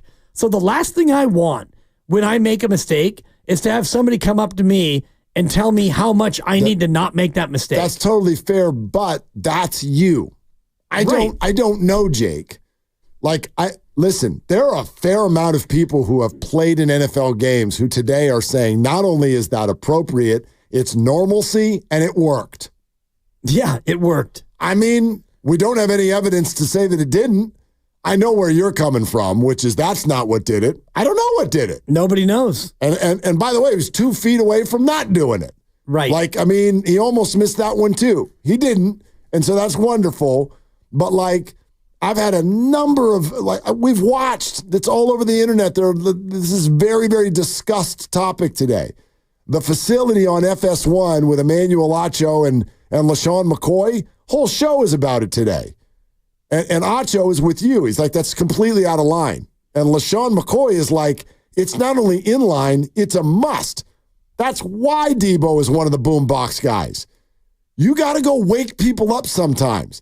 This is not an office job where it's totally inappropriate to speak to people that way. This is more like a restaurant job where if you bring the wrong meal to 3 tables in a row, someone's going to go, dude, wake up. Well, it's a double standard because nobody did this to Brandon Ayuk when he came out after his hold in. We actually don't know and that. We didn't see anybody beeline on the field and get in his face. We didn't see it. I don't think it didn't happen. 3 times in a row happened either. It's a double standard is what it is. And Deebo Samuel took an opportunity with a kicker, a guy who is not seen as a real football player, and you've made this point before. It's true. I've talked to many pro football players. You don't look at a kicker. Ask Lo Neal sometimes his feelings about Al Del Greco, one of the great kickers. He can't stand Al Del Greco. That's the thing. Because Al Del Greco missed a big kick, and Lo's out there, blocking linebackers and defensive tackles, and he's out there blood, sweat, and tears, and that big moneymaker, his forehead, and you're out there giving it all. You're laying it all on the line, and then Al Del Greco comes out, and he can't hit a 37-yarder, and you're going to feel some type of way about it. They all get, there is specialistism in the NFL. For sure. No question. And by the way, they're all subject to the same minimum salaries, right? If you're a veteran and you've played multiple years in the league, that special teamer who's flying down the field to get a concussion every single week gets the exact same salary as the guy who never gets touched. Of course, unless it's a Niner kicker who's decided we got to go tackle people every week. Outside of that, though, these people are free and clear. Now, I'm largely with you. I'm with you because I don't think that the way we look at this feels good. Where players on the sideline are like, I'm the one beating my head against the wall. Well, that's your skill set, and you're highly paid for that. If Deebo Samuel's, this guy just walks out here. Well, Deebo, you make $25 million a year. What's Jake make? So that's all baked into how we do this. So don't hold it against him because his specialized skill, which is very good, by the way, maybe not yesterday, but you get what I'm saying. It's not like everybody on the field can go do that.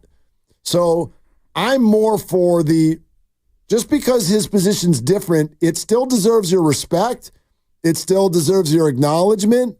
What I'm not disagreeing with you, but the one area where I'm like, I don't know. I don't know what makes Jake Moody tick. And a lot of people do like to be coached hard. A lot of people do need it. But he's not his coach. Well, so, but in a football team, you need that. You need leadership from your players. Yes. There's too many people over there to just be like, all right, set a meeting with Kyle because you've missed 3 field goals in a row, and Kyle knows exactly. For me, that's not coaching, and it's not Debo's place. They need to police themselves some. I'll fight for that. But that is not, for me, that's not policing. What that is you going up to a guy who clearly is in a low moment, having just missed a field goal. He understands how important it is for him to do his job. I would imagine Jake Moody's a field goal kicker, understands that he is expected to make it almost every time. And if you don't make it, well, it's not okay. It's never okay unless you're up 27-0 and it's an, oh, by the way, field goal, fine. In that game yesterday where the offense is frustrated because they can't get in the end zone, and now we got to rely on Jake, and he's missed 2. And if he makes this one, we're up 6. Game's not over, of course, but at least you feel like the game is more in hand and you miss it. Well, if everybody felt that way, then you would have had 47 guys run over and get in his face, but only one guy did. So I'm not buying that. Right, but that guy is one of the people who is in that position on this team. And again, I'm not saying that you can make Jake Moody some sort of a lesser person on this sideline because he's a kicker and because he doesn't make or take hits. That's the part about this that I don't like. But the idea that like teammates or coaches or anyone cannot have very tense, emotional conversations in the middle of games, that I reject.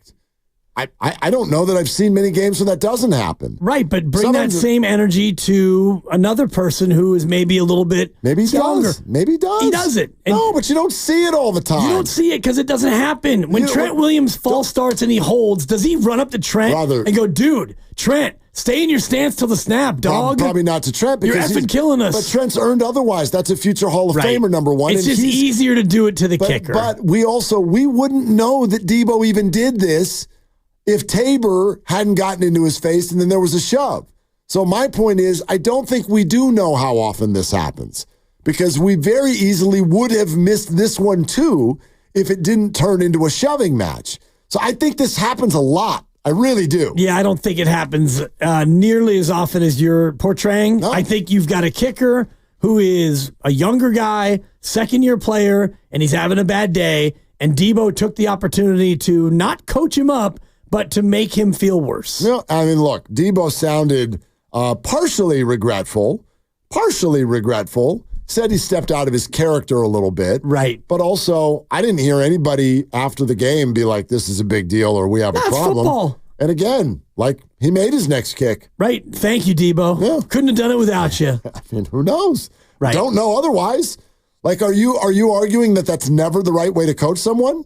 I'm not arguing it's never the right way, but it's not his place to, and that's not coaching. I don't want to portray this as coaching. Whatever. Team, like that is a teammate. How about being frustrated at another teammate? How about tough loving? There was no love in that. How do you know? I mean, we don't know what he said. Right. Well, whatever he said, the long snapper had to step in and basically tell him blankety blank. Right, but that bothered him. It did. Did you see anybody else come to Tabor Pepper's defense? No, it was just the 3 of them there. Okay. Like, they're all aware of what's going on. Right. I didn't see anybody. And Tabor Pepper stood up for the kicker because he thought that what Debo said was out of line. So that's his opinion. Exactly. That's his opinion. And I would lean, no matter what was said, I would look at Tabor Pepper and say, the long snapper's probably not going to stand up for a kicker who just missed a 3rd kick unless what was said was out of line. Well, it wasn't tough love and it wasn't coaching, my opinion. Yeah, I don't know what was said. I don't know what gets Jake to work, and the next kick was made. So I'm not saying you're wrong. I'm saying I don't know if the opposite opinion or your opinion is right. I don't know what was said, but I don't think that this is that rare. You're listening to 95.7 The Game, KGM's FM and HD1 San Francisco on Odyssey Sports Station. Always live on the free Odyssey app. Twitch and YouTube powered by First NorCal Credit Union for a low-rate auto loan. Apply online or just ask for First NorCal financing at the dealer. All right, 888-957-9570. Let's take some calls, and we're going to have info real soon here on the tickets to tomorrow night's Warriors game. And Steve Kerr in an hour. Ryan and Irvine on Willard and Dibs. Hi, Ryan. Hey, guys. Listening to this conversation, I had another point, but Here's what I was thinking. So maybe this is bigger than just yesterday for Debo. I mean, think about Jake Moody. Since Jake Moody's been with the Niners, I know you just said that he's been a really good specialist. Has he? Has he been a really good specialist? I know. I would argue no. Ryan, I don't know who said that. Did Dibs? Did you say he's been a? Yeah, I would argue no. He has not been a really good specialist. He's been okay. No, you said he's been a really good specialist. Maybe not yesterday, but he has been a good specialist. Yeah, I mean, so far this year, I was referring to this year. He had one other miss, I think, right? But anyway, go ahead, Ryan. So here's my point. They use a third-round draft pick on this kid. There's several things at play here. He has had some high-profile misses. He's cost them games. He was shaky in the playoffs, and it's always been about his mentality, not his physicality. The kid can boot it, over the stadium. He's got a leg on him. He's just a head case. And I think Debo's personality mixed with Jake Moody's personality, look at him. He doesn't show any emotion. And I think that's why Debo kind of got fiery yesterday with him. Here's what I didn't like, though. Peppers yesterday in the he was interviewed after. He aired out all the dirty laundry. I know the media's, their job is to ask the questions. He doesn't have to answer them. He just spilled it all out. Exactly what was said, what Debo said, how he responded, everything. And then here's how it ends. He says, well, have you guys talked about it? Have you guys squashed it? He goes, there's a lot of people in here. It's kind of hard to get over to them. Maybe later. It's like, what is going on in this locker room? I think I don't know. Someone said earlier that there's been some weird stuff going on with this team in the locker room. Whatever it is, the Super Bowl hangover. There's just some personalities in this locker room this year that it's just something's up. Ryan, thanks. Maybe I more read that. I don't know what you think, Dibs. I more read that as just like you cut the tension with a knife with this team right now. There's a lot of pressure on this team, and they've had a lot of crap go the wrong way. And some of it is their fault, and some of it is not. There's a McCaffrey injury. There's holdouts. Somebody got shot in August. You lost the Super Bowl. You've blown a couple of late leads. Like, there's a lot of stuff going on that will cause things to bubble over. And then you come out of a bye when this team is used to being like, okay, now we're going to put our best foot forward and McCaffrey's back and let's ride. And it felt in that moment like another winning performance was slipping away. So again, I'm not excusing it. I think there are aspects of this that are on Debo. He obviously overstepped the bounds, but I don't think that what he did is on the surface without knowing exactly what was said. I don't think it's that rare. I don't think it's that offensive either. I don't know. Maybe it helped. Maybe it helped wake Jake up and focus him. I don't know. Yeah, I'd like to hear that from Jake before I jump to that conclusion. And I do think the caller is kind of right about, Jake Moody. He doesn't show a lot of emotion, either joyous or sad. And I would disagree with his assertion that he hasn't been very good. He had 2 field goals over 50 yards in the Super Bowl. He kicked 3 field goals in the Super Bowl. So he was pretty good in that game. And I know we all want to look at the game that he cost us last year against Cleveland. Missed an extra point in the Super Bowl, too. Sure, yeah. But, 10 points. He made 3 field goals and a PAT. I judge a kicker based on how I feel when he's lining up. And when he lines up, I'm nervous. Jake Moody is not bad, but he's not good. He is not there are too many kickers in this league right now where you said this earlier, they're automatic. They're automatic. There's too many kickers in this league that when they line up, you're like, that's good.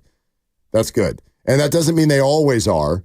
The Texans guy had kind of a wobbly snap and he missed a 50. Kaimi Fairbairn. He missed a 58-yarder at the end of regulation. Gross. And that's a 58-yarder. So that's a little bit different. But when that guy lines up, dude, it's right down Broadway.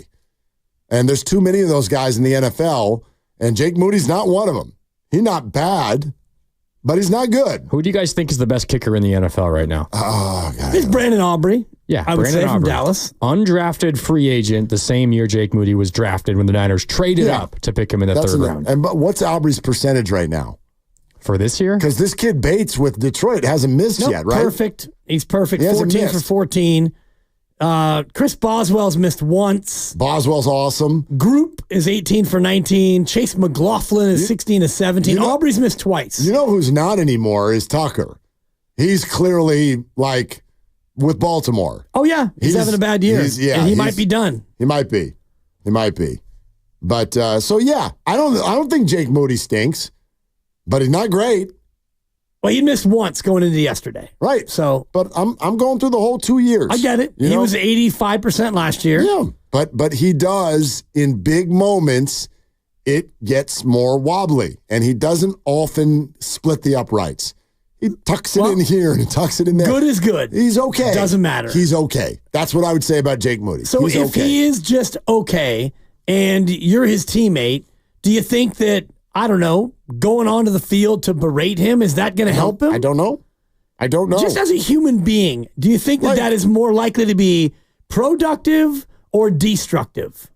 I think it's pretty easy for me to say the majority of human beings would, in that moment, not take that as, hey, you know what? Debo came out here and berated me. That's going to make me feel like I want to make the next kick. I don't think that's the question. This is the National Football League. We're not here to make everybody feel good. No, but when you have a spot on the team that is very, very mental, it's probably the second most mental spot in all of football. No doubt. Outside of the quarterback. And this is how you're going to go about trying to get him to play better? Listen, again, Debo has already admitted this is an emotional outburst. And didn't necessarily go exactly the way he wanted. I'm not fully excusing the behavior. I'm leaving open for the possibility that this actually wasn't just a complete net negative. We're not here to make everyone feel good, and like that's not the National Football League, and we're certainly not here to be like we have to be calm and nice with everyone all the time. That's not how we parent. That's not how we coach. That's not how we teammate. That's not how any of us here in this building do it. And our business is nowhere near as emotional as theirs. All I can liken it to, the most emotionally driven business I've ever worked in, where you can get yelled at in the middle of it, is a restaurant. And yes, if you mess up a bunch of times in a row, and not just the boss, but the waiter next to you, who you took his food and gave it to someone else, like, you're going to get barked at. And I know, I don't and get that helps you. That helps you for the next tape. It's not about helping. That's exactly what it's about. It's not about that. It's about you making this player, and it's not Debo's job to step in and tell Jake Moody what he needs to do. Yes, it is. It's really not. He's a leader on the team. And I can't believe you're defending this. No, I'm not. I'm telling you that he's overly emotional, but there's a middle ground here. Like, are we literally saying that if anybody is ever terse with anyone, it's like, yo. This is not terse. This is going onto the field to berate a guy after he's at the lowest point of his day. This crowd. He knows he just missed a third field goal. This fan base that has yelled at me for 3 years about the word accountability. Accountability. Well, Jake's accountable. Is he? And is Debo the one to hold his feet to the fire? No, he's not. Why do you say that? Because he doesn't hold anyone else's feet to the fire. You don't know Yes, that. I do know that. Because you've never seen him go on the field and do that to any other player. You've never seen it. Show me an example where Debo's gone up to Trent or Brandon Ayuk, who had back-to-back drops. You don't know what he said to Brandon. You would go up to Brandon after he dropped the pass in the end zone. Did Debo march out there and say, dude, catch the ball. We need to score. You don't know. I do know. You don't. Because we haven't seen it. No, because you wouldn't have seen this. Brandon would have clapped back at him and you would have seen it. No, he wouldn't have. I got to take it from that. No, you don't know. You do know. Just say it. No. You don't. No. You know what I do know? You're not in the room. You know what I do know? Is a kicker missed a kick, and the wide receiver came off the sideline to berate the kicker after he missed a third field goal.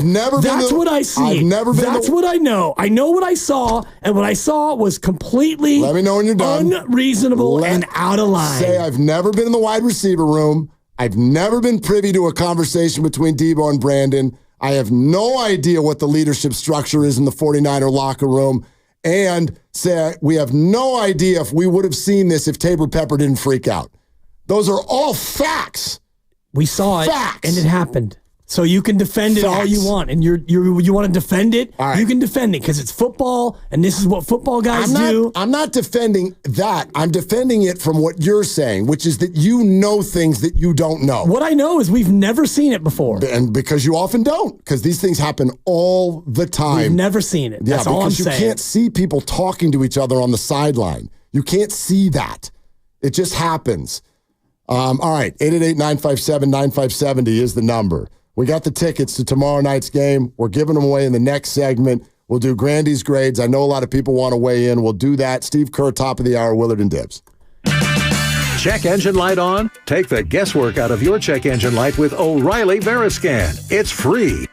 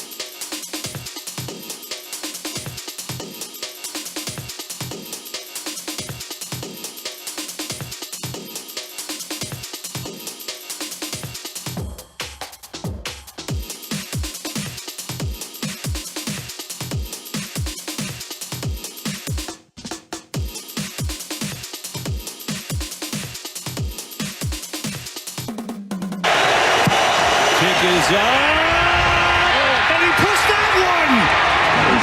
Oh my goodness, Moody's missed 3. Kick is up, and it is up and through. It's good. The 49ers win. Now, back to Will and Dibby on 95.7 The Game. That little Tom chuckle.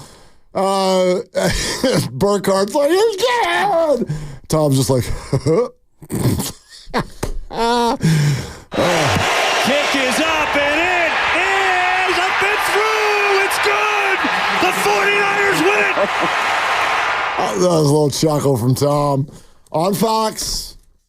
And I don't know that I've ever hugged my kids so tight as when that one went through. Yeah? We grinded yesterday as a group. That's big. We grinded. It was a tough one. This was a 2 TV Tuesday. I know it wasn't a Tuesday, but Sunday doesn't start with T, so I like to call it a 2 TV Tuesday. All day long. You got the 10 a.m. Niner game. Pair that with Red Zone. Yep. Then go get some fresh air while the dumb 1 o'clock games are happening, like the Cowboys are out there messing around. I hear Trey Lance is in the game. I go watch that. But then get back for the double action of Sunday Night Football and the Warriors kicking the teeth out of the Thunder, at least for 3.5 quarters. It was a good day. Great day. But it was exhausting. Tiring. The Niner game didn't have to be like that. No, it didn't. They should have. I mean, you look at the numbers, the stats, and the way the game went, that should have been a 2-touchdown win, and it would have been 3 in a row for me and Fade the Dibber. But instead, all you faders pay out. Pays again. We'll fade the Dibbers again here before the end of the hour. We'll give away 2 tickets tomorrow night. Reluctantly. We want to go to the phones after the spirited Debo and Jake Moody conversation. But listen to what Kyle Shanahan said on the conference call today with regard to all of this. We think you will find this very interesting. All right, so here's Shanahan on if he has addressed the scuffle between Tabor Pepper and Debo Samuel. I didn't initially. After the game and stuff, I didn't think it was too big of a deal. But, after getting home and seeing it all on SportsCenter and everything and all that stuff, I wanted to make sure I did and talk to the guys about it, talk to a number of guys on the team, and we squashed it and we're good. Okay, so yes, didn't think he was going to have to. Then he was like, oh, I think we need to have a little chat. They do. They squash it. Listen to this one, though. Is he satisfied now on where the situation is? Oh, yeah, totally. I think it was a little bit overreaction, and, I don't think, you never want Debo to throw a baby punch or anything on anybody on our own team, but Debo also wasn't saying anything bad to Jake like it sounded. He was meeting him on the field, telling him to lock in, the same thing I'll tell to an offensive player is just drop some balls or made some penalties or something. You never sit there and belittle anybody or try to embarrass anyone. You try to challenge guys that you believe in, and a way of that's how we speak to each other and telling someone they need to focus and lock in because we know you can do this. And I like Pep's intentions on it. I mean, he's got his kickers back, but I think he kind of interpreted wrong what Debo was doing to him and overreacted a little bit. And Debo didn't like that and got him out of his face. And that's really about where it ended. Okay. How does that grab you? Because that certainly sounds to me like Kyle Shanahan is saying Debo was fine and Tabor overreacted. I don't know if he said that. He said it's good that he had his kickers back, and maybe that Tabor misinterpreted what Debo was saying. That's what I heard Kyle say. And, we don't really know what Debo said. But again, I would like to see another example of Debo putting another player in check in that fashion. And, Kyle said that in the first bite you played, how, Debo, I think he's used the word overreacted, or he might have overreacted. And you never want to show anybody up, but you do that to players that you believe in. And Kyle said, we talk like that to each other all the time. We tell each other to lock in and all the rest of it. But what he said that also struck me is that you never want to show anybody up. And to me, going on the field to talk to a kicker is showing him up. Now, could he have waited until he came to the sideline to tell him to lock in? Absolutely. But he didn't. And by going out on the field, to me, is showing the kicker up. Yeah, I don't see it that way. I see where you're coming from, but again, we have no idea that this even happened if Tabor Pepper doesn't start screaming at him. That's my view. We never, I really do think stuff like this happens a lot on football sidelines. Let's go to Drew in San Jose. Hey, Drew, you're on with Willard and Dibbs. What's up? Hey, guys, how's it going? Great. All right. Yeah, I mean, I just wanted to chime in on this really quickly here, and like the comments by Kyle Shanahan that you pointed out just now, they're actually pretty related to what I'm about to talk about. So Tabor Pepper, he had a AMA on Reddit, and this is a while ago. This is when he was playing with the Giants, so it was definitely a while ago. But one of the questions on the AMA was, what would tip you off the most, right? And then Tabor answered, if you go at my kicker or punter, all bets are off. And I mean, that when I saw that like earlier this morning, that sort of struck me like, wait a second, maybe this isn't so much about Debo and Moody. Yeah, the way Debo came at Moody might have gotten the headlines, but what did Tabor say? And I just wanted to bring that up. And it was funny, right before the call, the comments from Kyle came in that sort of alluded to that. So I found that really, really interesting. So maybe the question is not what Debo said or what Moody said. Maybe it's what Tabor said. Well, I mean, Drew, thanks. To me, this is just normal human interaction. We all have biases. Tabor is admitting right there in what you're saying, and I think he has even since then. Tabor is part of a small subgroup on the 49ers. Those are his people. So he's going to have his kickers back. So he got overly emotional about that side of it. Debo, I guess you could argue, maybe got over emotional about it from his perspective. That's how arguments happen. I do think that when you listen to Kyle Shanahan talk, when he starts saying things like, that's how we talk to each other, and maybe Tabor misinterpreted it, you know what I mean? Again, they're part of sort of a subsection within the team. And so maybe they're not as used to it. But that's why I kind of take issue with this idea that, we've never seen Debo do this. I bet it happens all the time. I don't know, the same way you don't, because I'm not there.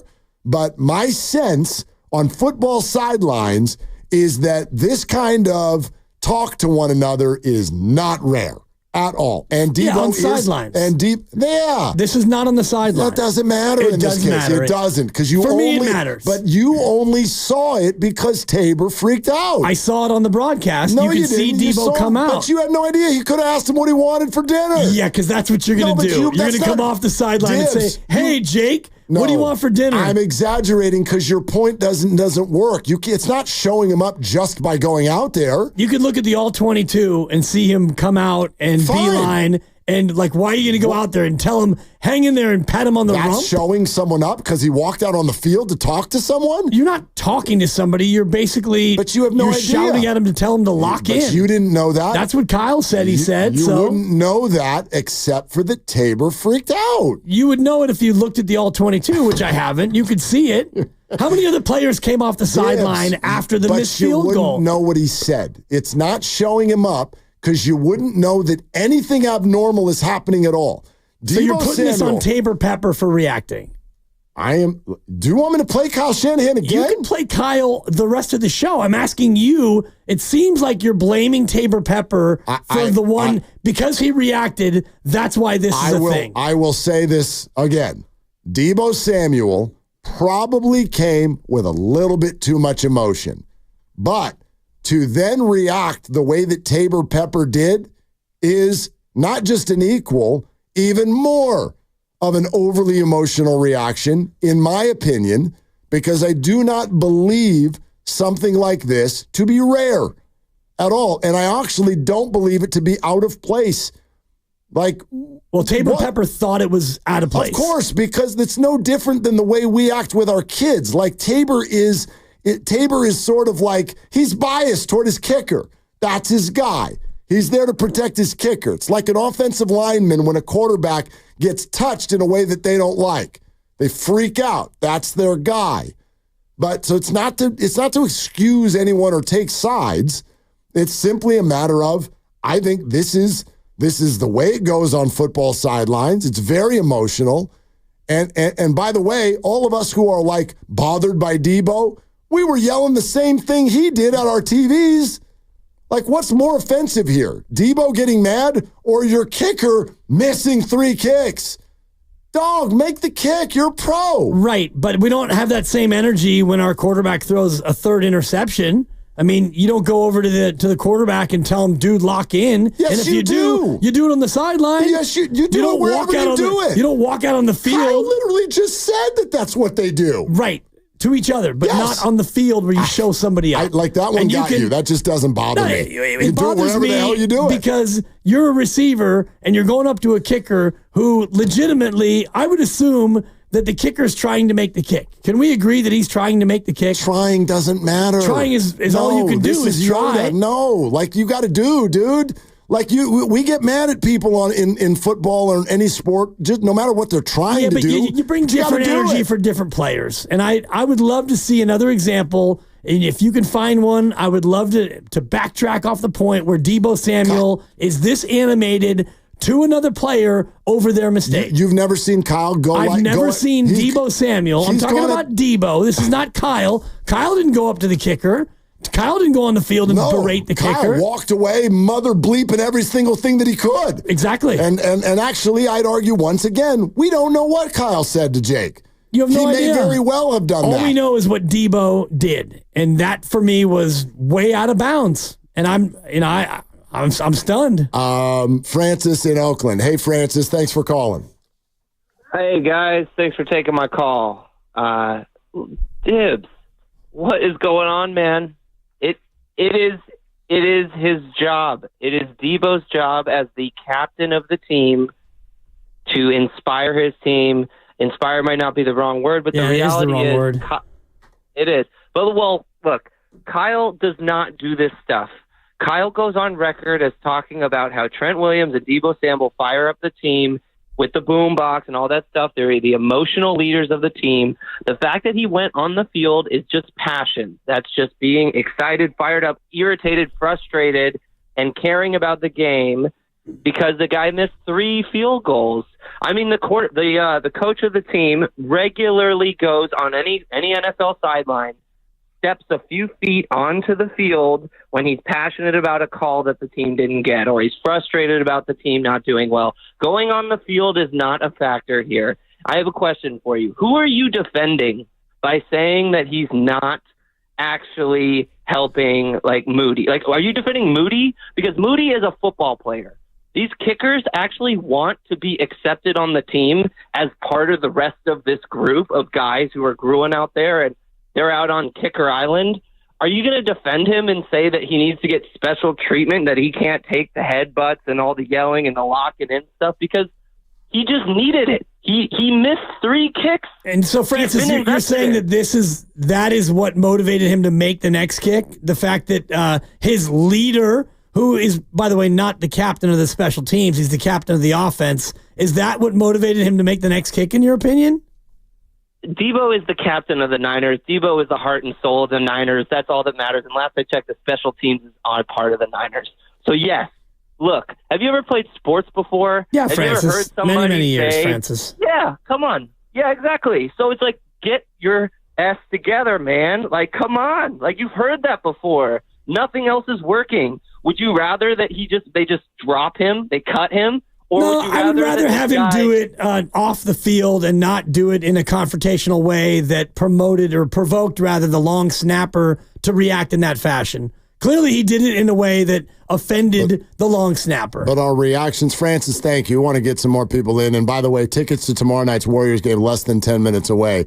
I guess my thing to add there would be like, why isn't Tabor a part of that conversation?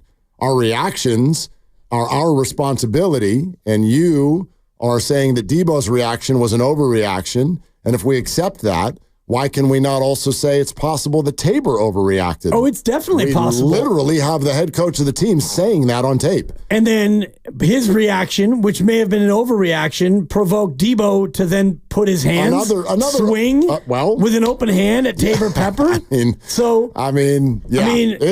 you want to go to the scorecard, this is an emotional thing, man. This is football, and their season is slipping away. Well, like that's what it was in that moment. It felt like the season is slipping away. You still have the lead in the game. That's not the point. By 3. That's not the point. It's not the end of a game. Like you're staring down a 4-5 record. Like with well, trips you still have the lead, so it's not like, I mean, I could understand it a little bit more if it was like the last second kick and you lost the game because of it. You still had the lead.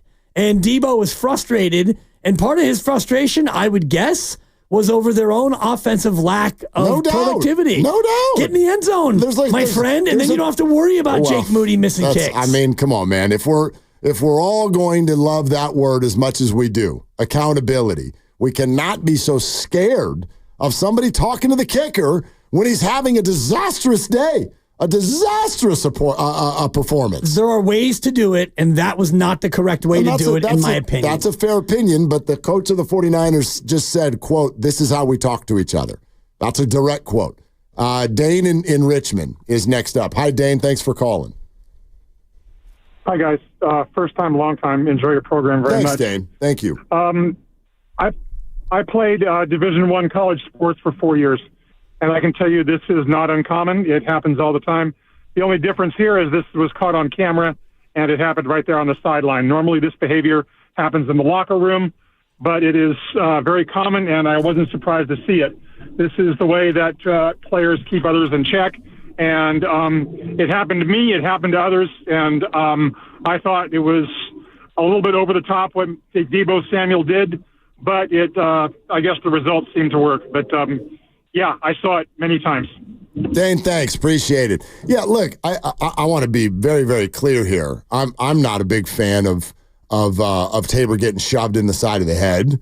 I'm not a fan of that. I'm not saying anybody just crush this and someone else is 100% in the wrong. I don't really think that's the way these situations work. I don't even necessarily know how perfect or imperfect this particular one was. I just don't think that this is outside the norm. My God, a tight end chest bumped his Hall of Fame head coach in the Super Bowl, and they haven't lost a football game in a year. But, like, that happened. That happened in the Super Bowl.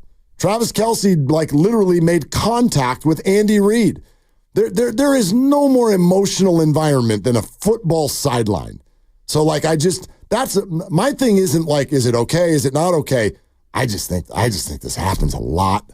I think it happens a lot. The only reason we know on this one is because one person took the emotions to a really high level, and then the response from the other person was to shove him in the head. Yeah. So we got to see it. And those things are not a good look. I'll agree with you on that. That's not that unusual when you've got teammates going after other teammates, but you don't often see, and I'm trying to rack my brain for an example where a star player goes onto the field to basically berate the kicker, and in a game where you're still winning. And, you know, for me, when it comes to leadership, and everyone can lead in their own ways, and I've never been a part of a high-level football team, and I know that things are conducted very differently in pro sports, especially in pro football, but true leadership would be handling that behind, not maybe behind closed doors, but certainly not on the field, and you can handle it in another way other than going onto the field to tell a kicker exactly how you feel about his bad performance. I just don't think we've got enough evidence to say that this isn't like the norm. This is how these guys hold each other accountable. Kyle Shanahan just said that today. He did make the next kick. So, like, that's sort of a fair response. Like, what's the problem? Who got hurt here? What's the awful thing that happens because of this? I think that Debo's reputation takes a little bit of a hit. Really? With who? With some fans, me in particular. Well, I mean, I look at that outburst, and that's the way you're going to lead. That makes me think a little bit less of his leadership. Okay. If that's what you're going to do in a moment where you've got a guy who's clearly not feeling good about how he's doing, missing a third kick in a game that should have been over, in a game where it's a kick that puts you up 6, and that's how you're going to lead. I know football is a tough guy sport, but that to me is not leadership. That's not what I'm looking for in terms of my leader. Let's do one more real quick. Pete in San Ramon. Hi, Pete. Thanks for calling. Hey, guys. Thanks for taking my call this afternoon. Yeah. Hope y'all are well. We're good, man. Okay, I'll admit right up front, I got one big but. I'm fine with all the emotion and jumping around and yelling that y'all are talking about. That's all great, but the hands-on is the problem I have, and that's something that's wrong with our whole world. And that's what I got. All right, Pete, thanks. Yeah, I don't disagree with this. It's not a good look in the end where teammates are shoving each other in the head. I don't know that anybody loves that look, especially when it's your favorite team. Okay, Steve Kerr in 20 minutes. We still got Fade the Dibbers. We got a lot to do here with the remainder of the show. Plenty more of your phone calls, 888-957-9570. But here comes the phone call that we care about right now. You want to win a pair of tickets to tomorrow's game? Klay Thompson back in town, Warriors, Mavs. You're going to get the captain's hat. You're going to salute Klay with the captain's hat. You can be a part of this crowd and all of the big things that are going to happen tomorrow night. All you got to do is be the first to answer the following trivia question about Klay on the contest line. Don't call the contest line yet. I can see a lot of you are not following directions. But we're not answering any calls until after I finish reading the question, okay? So nobody's answering any calls yet. The number, though, that you're going to need is 415-523-4652. 415-523-4652. The question you need to answer is this. Klay Thompson made a single-game NBA record 14 three-pointers on October 29th, 2018 versus which team? You know, right? I do. Yeah. This is my question. It's a great question. It is your question. I was in the meeting. That's a really good question, Dibs. The NBA record 14 three-pointers October 29, 2018 versus which team? First person to get the right answer at 415-523-4652 is the winner.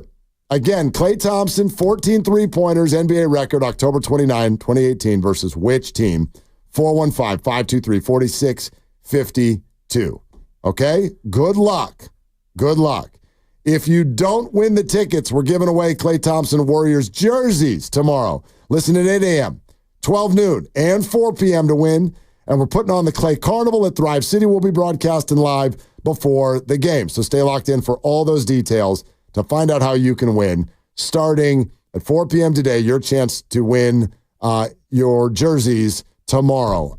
We're presented by Fremont Bank, celebrating 60 years of full-service banking with no compromises. Steve Kerr is in 18 minutes. Fade the Dibbers.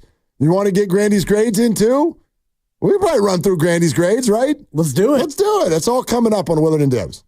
Are you curious about who offers the best deals on top-rated Samsung, LG, and Sony TVs? The answer is surprising. It's not online, and it's not the warehouse clubs. The best deals on top-rated TVs are at Video Only. Don't believe it? Then check out the trade-in deals at Video Only. How about 500?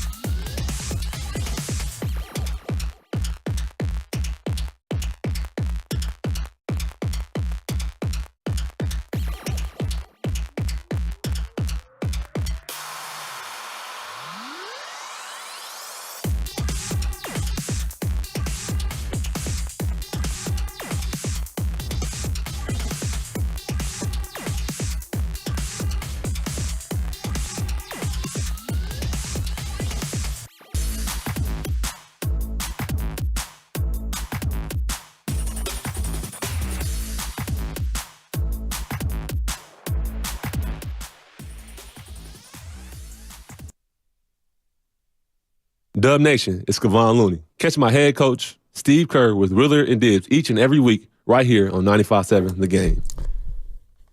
Chicago, people. Chicago. The Chicago Bulls. Yeah. Brad in San Jose. Brad in San Jose. He knew. Nice job, Brad. Attaboy, Brad. His name is Brad. Brad. And he's going to be at the game tomorrow. And Brad, better come see us now. Got to come John by. Sally. Yeah.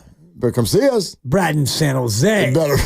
Better come get tickets to the Klay Carnival, which are free, by the way. Yeah. You just come in there, just mess around, make a paper airplane. Yeah. It's crazy. Throw it at Dibs. Director of Sports is excited for his carnival. It should be. The Klay Carnival. It's going to be fun. Yeah. Yeah. And it's all on you, Lucas. You're like the quarterback of this. So you're either going to get all the credit or all the blame. And I'll tell you what, if the carnival's not going well, I'm going to barge out onto the field and berate you. And you know what, Mark? That's going to work. That's going to make him get his carnival ship shape and top notch. True or false? It has gotten loud between hosts at this station off of the air. True or false? Like today? Or in general? No, at times. True. Okay. Between, let me think, you and me and Steiny. Check. You and Steiny. Check one way, but yeah. Yeah, I don't want to put anybody else's business out there, but there have been me and everybody, quite frankly. I mean, me and Goo. Okay. True me or and false? Butcher. True or false? Me and Bonte. True or false? Turns out it's me, Grandy. Who knew? Don't you ding that. Don't you ding that. I'm not going for the ding. I am fading out pick, but anyway. I'm going for this. I'm angry, Jeff. Yeah. That's awesome. Yeah. That's often. And true or false, it happens sometimes right out in front of everybody to see. Sometimes. Sometimes, but it's not the same as going onto the field. And I'm looking at a still picture right now. No, but we're dorky radio hosts. We got nobody's hitting anybody. What do you got? I've got a picture of Debo going on the field. And last I checked, Debo, you don't play defense. And when a kicker misses a kick, the only people who need to go on the field are your defense because your defense has to play. This wasn't a need situation. It was a want. I'm freely admitting that. Again, direct quote, Kyle Shanahan, Tabor overreacted a little bit. It's a direct quote. Oh, Tabor overreacted. Yes. Not Debo. Kyle Shanahan. Quote. Tabor Pepper, after the game, we know what our job is. We got us. Yeah.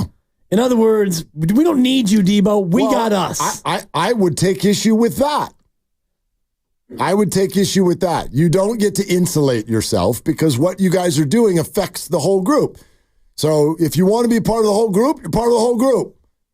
So then can Jake, let's just say that Debo has a drop. Can Jake go out on the field to Debo and say, lock in? He can, but the culture of football, it ain't going to go well for him. Well, the culture of this, I don't think goes well either. And I think it does. You know what I mean? Again, you can be offended by this, but this is the culture of a football locker room. Jake Moody ain't on Debo's level because Jake Moody doesn't hit anybody. He doesn't run through anybody. He does, actually. Well, Jake Moody's out there trying. Whoops. But anyway. He was trying to lock in. Yeah. Isn't that what Debo wanted? No, he wants him to make his kicks. Right. Again, I'm not calling that part of it fair, but you and I damn well both know the culture of an NFL team. And you're not having kickers screaming at battering rams. You just, that won't work. Is that fair? I don't know. Probably not. It's the nature of it. That's life. Well, that's life. We have a pecking order here at the station, and there are certain things that some people can say and do that other people can't. Similarly. I mean, that's probably true in every spot, isn't it? I'm sure a lot of companies, yeah. If or even houses. If you're working in the mailroom, you probably don't knock on the CEO's door and say, hey, what's up with our stock? Our stock price is in the toilet, boss. How about you get things in order? How about you lock in? How's that going to go for you, mailroom clerk? I don't know, but I would love to find out. I might try that here. Do we have a mailroom? We don't have a mailroom, do we? We have a bin that sits out in the lobby. I've actually worked in a mailroom before. It was at Cal Poly at the admissions office. Yeah. I got fired. Yeah, because you probably told somebody to lock in. No, I lied. This is a great story. I lied. Wish we had time for it. I lied to my boss. I took off early and gave myself all the hours that I was supposed to get, but I left early and I got caught. That's fraud. Yeah. I deserved it. Defrauding a government. I deserved it. Yeah. Accountability. I didn't try to take it that day. How'd they catch you? Because I've said that I was going down to there's another office and we're going down there. Somebody needed some work down there. And I'm like, yeah, I'm going to go down there. And I just went home. And then apparently there was some communication between the two offices. Yeah. And they're like, let's go to Mark. Is Mark down there helping you? No. Oh, but he put in for 4 more hours today. That's weird. I wonder where he went. Yeah. So Go on. So, Wow.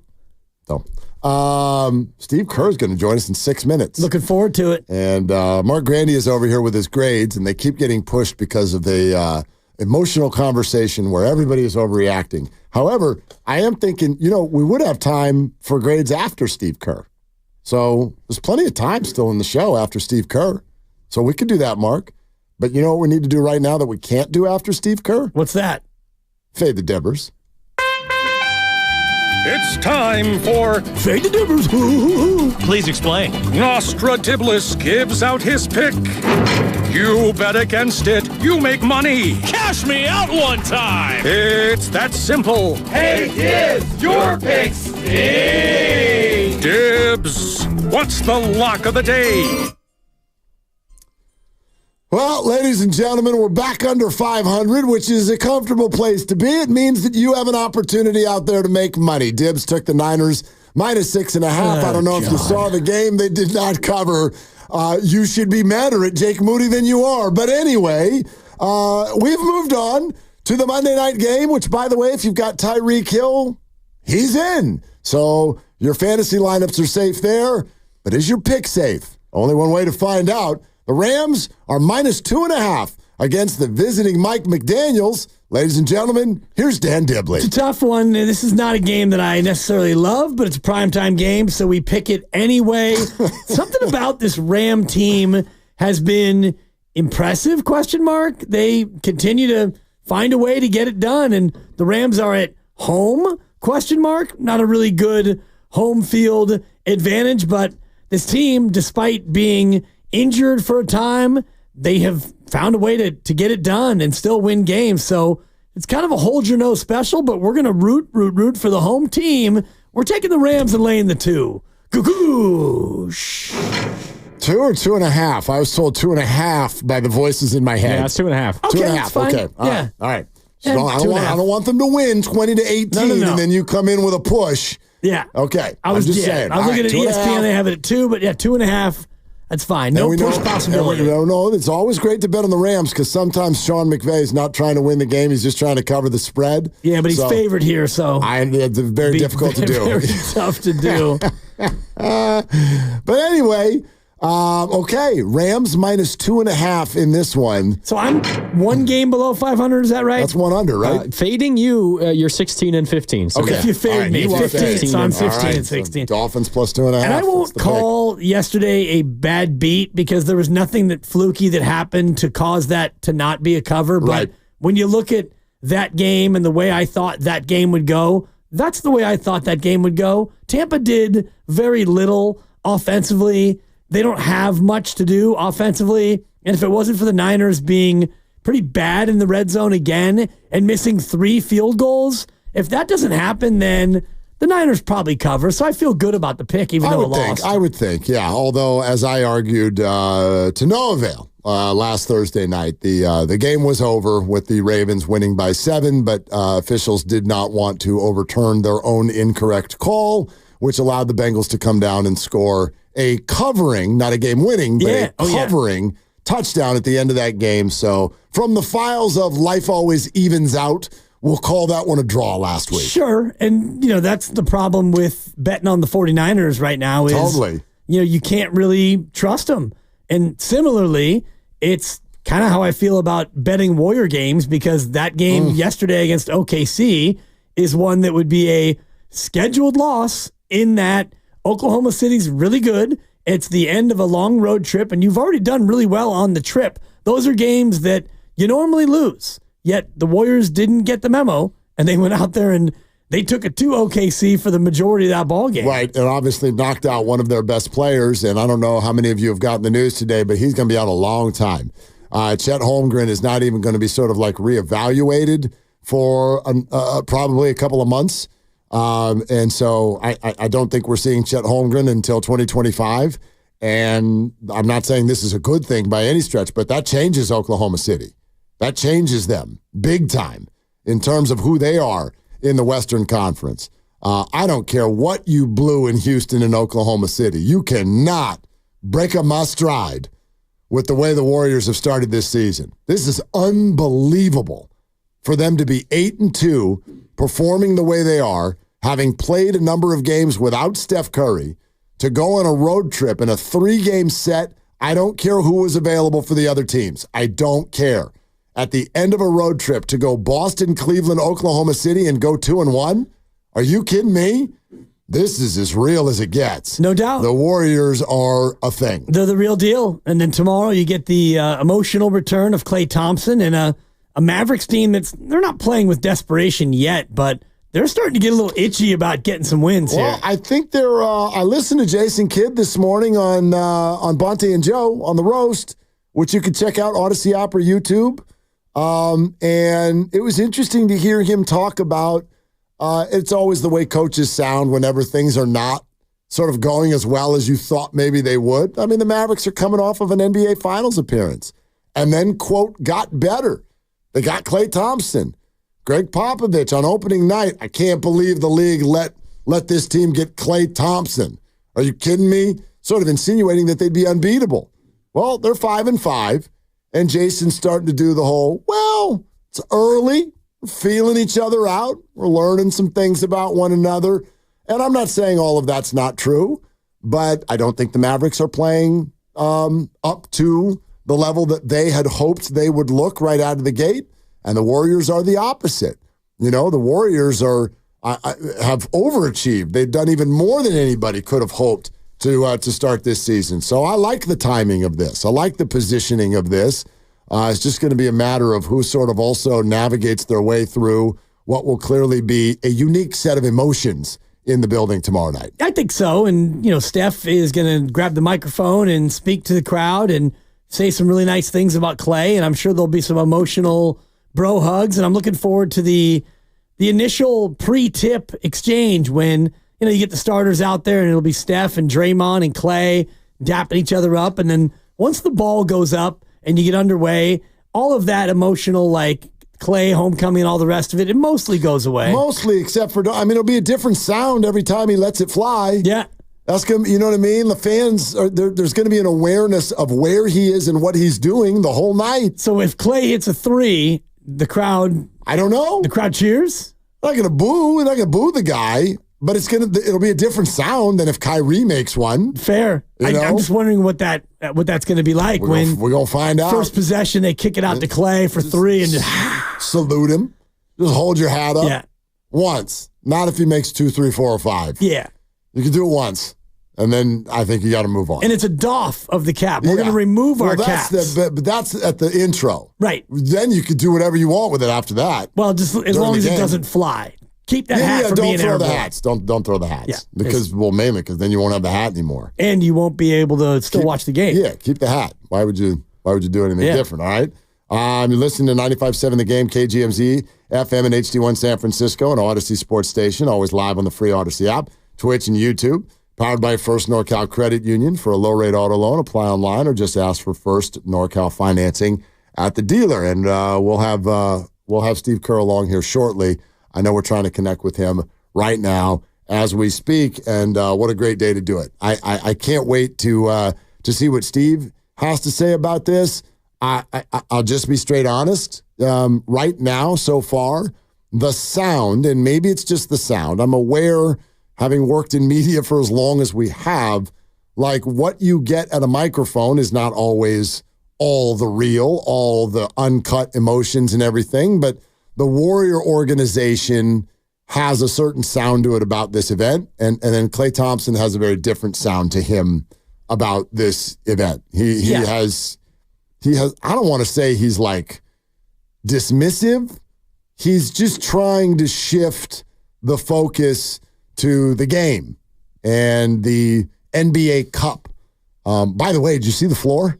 I haven't yet. No, they put the I'll floor. Look it up. They've got the sure video. It's beautiful. Oh my gosh! I love these floors that they're putting. It's pretty cool. It's going to be a vibe now inside there tomorrow night. For sure. And I could understand he has mixed emotions because the homecoming is happening maybe too soon in his season. He's still trying to get acclimated with being a Dallas Maverick, and so now he's being asked to come back to where he was for 13 years, and he won 4 titles, and he's still trying to get comfortable with his new team, his new number, his new uniform, his new coach, his new everything. So I would forgive him for being a little bit, not necessarily hesitant, but not totally embracing it because it's happening so soon. Yeah, and again, it's for me not even a matter of forgiveness. He can feel however he wants. He can say whatever he wants.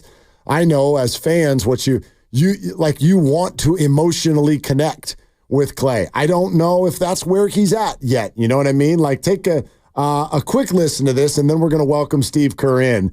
But this is part of what Klay said about the game tomorrow night. Be good to see people that you grinded with, obviously. But to me, it's just another regular season game in November. Obviously, there's bigger implications with the NBA Cup. So that's what's on our mind, in my mind, is just to win that because I haven't been a part of it yet. I know it's young, but it'd be fun to play for that title. Okay, let's go out to the River Islands guest line. It's time for Coach Steve Kerr here on Willard and Dibs, as is the case every single week, presented by Great Clips. In sports, success is about team effort, and the same is true for your hair. Great Clips, it's going to be great. Hey, Coach, how you doing? So just another garden variety game tomorrow night, I guess, huh? Just another game in November. I mean, how would you put into words your emotions? I don't think I'll know until I get to the arena tomorrow and I see Klay in a different jersey and hear the crowd react to him. It's hard to predict until then. So we'll wait and see how it goes tomorrow. But I know we're all looking forward to seeing him. It's going to be fun, and you'll have 18,000 or so fans with captain's hats on in honor of Klay Thompson. Have you thought about donning one yourself for just maybe the start of the game, Steve? I'm gonna go full Love Boat like Captain Stubing. That's okay. Yeah! I love it. The white shorts, the long socks. Yeah, let's go with it. Gosh, I wish you were telling the truth right now. I do too. That would be so amazing, Coach. Oh man! All right, hey, just in watching tape so far, how do you think Klay is fitting in with Dallas? Oh man, he's a great fit. I mean, he gets to play next to two of the great shot creators on earth. There's a reason they went after him. I mean, they knew he would fit perfectly next to those guys. And, I was watching their game against Phoenix today and you just see how many openings he has as a result of playing next to those guys and also having lob threats. You remember how well he played with Trace, last year coming off pin downs, and what a good passer Klay was, hitting Trace for easy buckets at the rim. So, Dallas can use him a lot of different ways, but he's definitely a great fit. Just looking at your fit with your 12 or 13 or however many you need to play on a given night, 8 and 2 through 10, you've got to be delighted with how everything has meshed so far. Yeah, I mean, to be 8 and 2 at this point, especially coming off that road trip, I think we're all really excited. But it's more than the record. It's just the vibe. It's the feeling that the group is connected. It's a lot to ask of players to play a 12-man rotation. There's the risk that, guys don't get into their rhythm, that there's some unease about, how it's all going to play out. But I got to give our guys a lot of credit. They've all, really bought in and they're committed to each other and playing hard, and it's been fun to watch. Steve, we know after the whatever the full tribute is tomorrow, we know that Steph Curry's going to grab the microphone and address the crowd. Has he spoken to you about what he's going to say? Was that kind of a collaboration at all? No, I haven't talked to Steph about it at all. We were obviously busy on the road trip trying to win games, and then we had today off. So I'm sure, Steph will do what he does. He always nails this kind of stuff and says the right thing. And then, then we got a game to play. So it'll be a weird night for sure. No doubt. Well, and here's the other thing I wanted to ask you about this based on what we just heard Klay say. Just another garden variety November regular season game. I don't want you to speak for him, but I don't buy that at all, right? I mean, you know Klay really well. What do you think that this will be like for him? Well, I mean, I have a lot of experience playing against my old teams since I played on 6 different teams. So, and even for me, someone who bounced around and wasn't anywhere close to the player Klay was. I mean, every single one of those games is special when you go back and play your old team and play in front of your old fans. And so he's going to be juiced. He's going to be excited and fired up. And I think, there's a reason he said that. He's trying to clear his mind and get centered and come out and play a great game. And there's going to be a lot. It's going to be a lot on him and a lot on us. And it's definitely a different night and an emotional night. And, everybody has to do whatever they have to do to settle in and play well. Was it a little surreal for you looking at the tape and then sitting down with your coaches and figuring out how to game plan to stop Klay Thompson?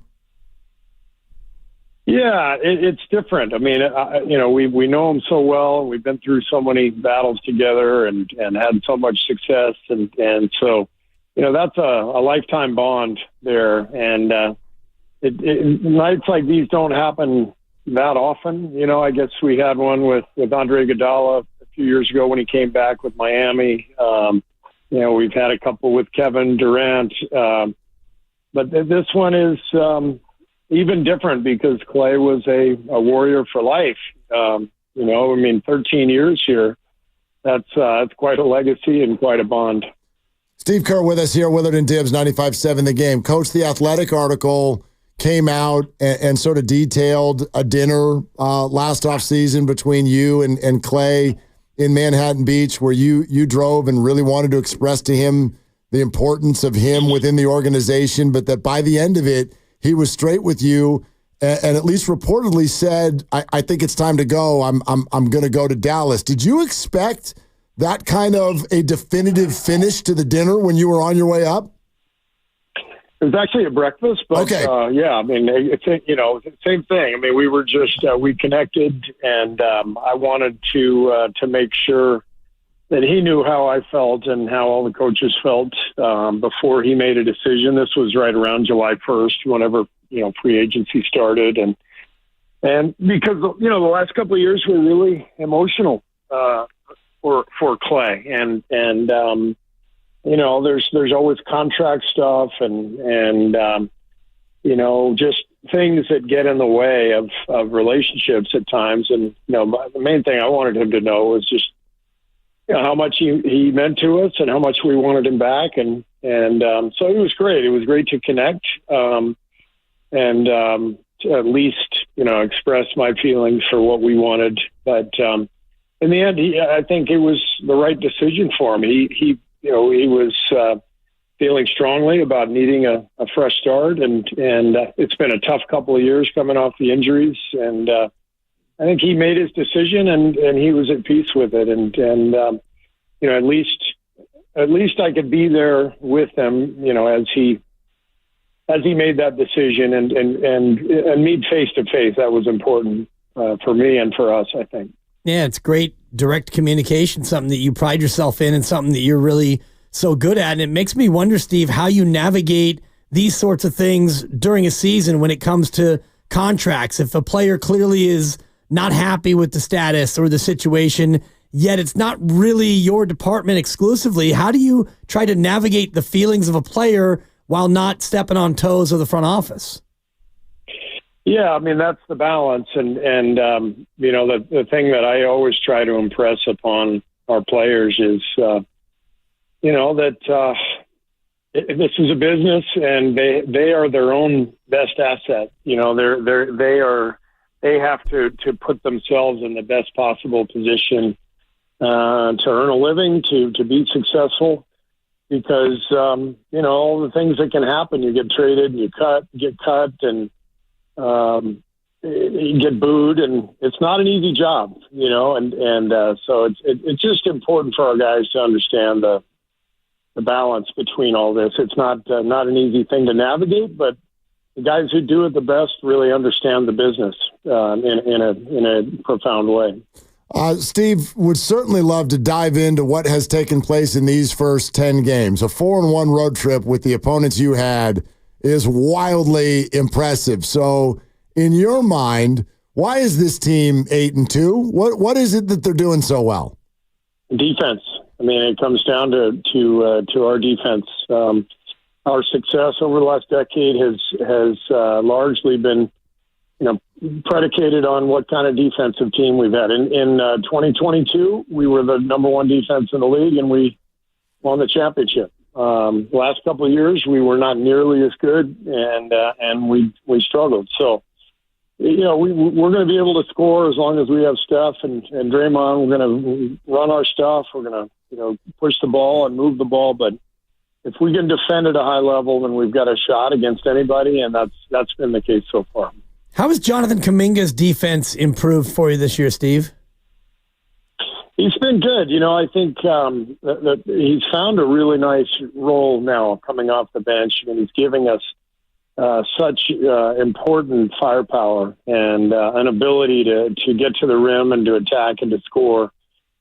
And then the defense is crucial. You know, his size and strength and certain matchups, we have to have him out there. He's getting better, and we're continuing to just see JK grow as a young player, and it's been fun to watch. We asked you last week what happens when DeAnthony Melton gets healthy, and you're like, I'm going to play him. And you weren't kidding. Mm-hmm. So will you share with the audience what the thought is right now, at least, that he's going to be the starter, at least for a little while? Well, we want to keep Trace and Draymond in the front court because we like Draymond at the 4 playing center field. We like Trace at the 5 guarding the bigger guys, and that means we need to be able to guard the perimeter but also score. And DeAnthony's a great two-way player. You saw the pass he made on the first play of the game. He's a really good passer. He found Trace for a layup off a little dump off. And you know, he takes ball handling pressure off of Steph. He can knock down threes. I think he made 5 of them last night. And then he is a really good on-ball defender. So you pair him with Wiggs, and you get a really good combination of defense and offense. And Andrew has been really good so far through 10 games. I know he hasn't played them all, Steve, but what have you seen from Andrew Wiggins, and to what do you attribute seeming renaissance this year for Andrew Wiggins? Well, I mean, we've seen it before, so we know that this is what Wiggs is capable of. And we expected this. He came into camp in great shape, real peace of mind. You could see and feel that you know, he was in a good place emotionally. And I think the emphasis on defense, the effort he put forth last night guarding guys like Shea Alexander and Jalen Williams. I mean, it was really impressive. So that's what we need from Wiggs, and that's what we're getting. Steve Kerr with us here on Willard and Dibbs, 95.7 The Game. What's your take on the play? I love that Chet Holmgren found a way to sort of be almost kind of playful about a really, really tough injury. I don't know if you saw that he tweeted, I can't believe the guy still made the shot also. You know, so nothing dirty there at all, but just what's your take on what happened to that play and how that changes Oklahoma City going forward? Yeah, I mean, it was just a mid-air collision. I mean, that's both players, I think, made the right play. You know, if you're Wiggs, you can't expect to shoot a little floater over a shot blocker like that, so you have to attack the body. And if you're Holmgren, it's all about verticality and not committing a foul. So seeing it on tape, it looked like both players made really good basketball plays. Biggs just was able to get right through him and finish. It was an incredible play. And I just feel terrible for Chet. He's, obviously a thin guy and a young guy, and to land on his hip like that and sustain that fracture is just it's terrible for him and their team and for the league, because he's a great young player on a great team. So we obviously wish him well and hope that he's back as soon as possible. Yeah, great young player, and fun to watch somebody that tall who's also that skilled. It seems like there are more and more of them coming into the league each and every day. Tomorrow, it's a big one, Steve. It's the NBA Cup. Does it get the juices flowing a little bit, knowing that this time this one counts? And I'm only being a little facetious because Mark and I have had a debate about the NBA Cup, the IST, as I call it, the in-season tournament. I'm kind of all in on it, and Mark maybe not as much. Does it move the needle for you and the team at all, Steve? Last year was interesting. I mean, the first year of the NBA Cup, and we were, trying to sort through it a little bit. We won the first game that we played at OKC, and then all of a sudden you look at the standings and you go, okay, well, let's see where this goes. And I thought it picked up some momentum. I thought the teams around the league took it pretty seriously, and the players took it seriously. And I think it's a nice kind of shift in terms of 82 games. It's a long haul. You make something a little different. The court's different. The uniforms are different. It's a good start for the league to experiment with this, and we'll see how it goes. But our focus is always going to be on the winning the NBA championship and handling our business over 82 games. But we're gonna try to win this thing for sure. Steve, and there's a reason I'm asking this, so go with me on this one. If you do lose this game one of the NBA Cup, will you flip the dinner spread after the game in the locker room? Yeah, well, it depends on how we play, and if I blame myself for the loss. If I do, I'm liable to do anything. You guys know me. I can snap at a moment's notice. Well, that's kind of, I don't know. Smash a clipboard, we've seen it. Do we know you? Because the reason I'm asking, Steve, did you hear that Shane Battier shared this story apparently about you in practice, like maybe once or twice a year, you would do something like that. You would just kind of lose it in practice, but that the guys figured out at a certain point the reasoning was because you are such a nice guy, you had to keep them on their toes. Is there any truth to this? Wait, Shane Battier said this? This is what I'm told, yeah. Shane Battier said he heard it from someone who played for you.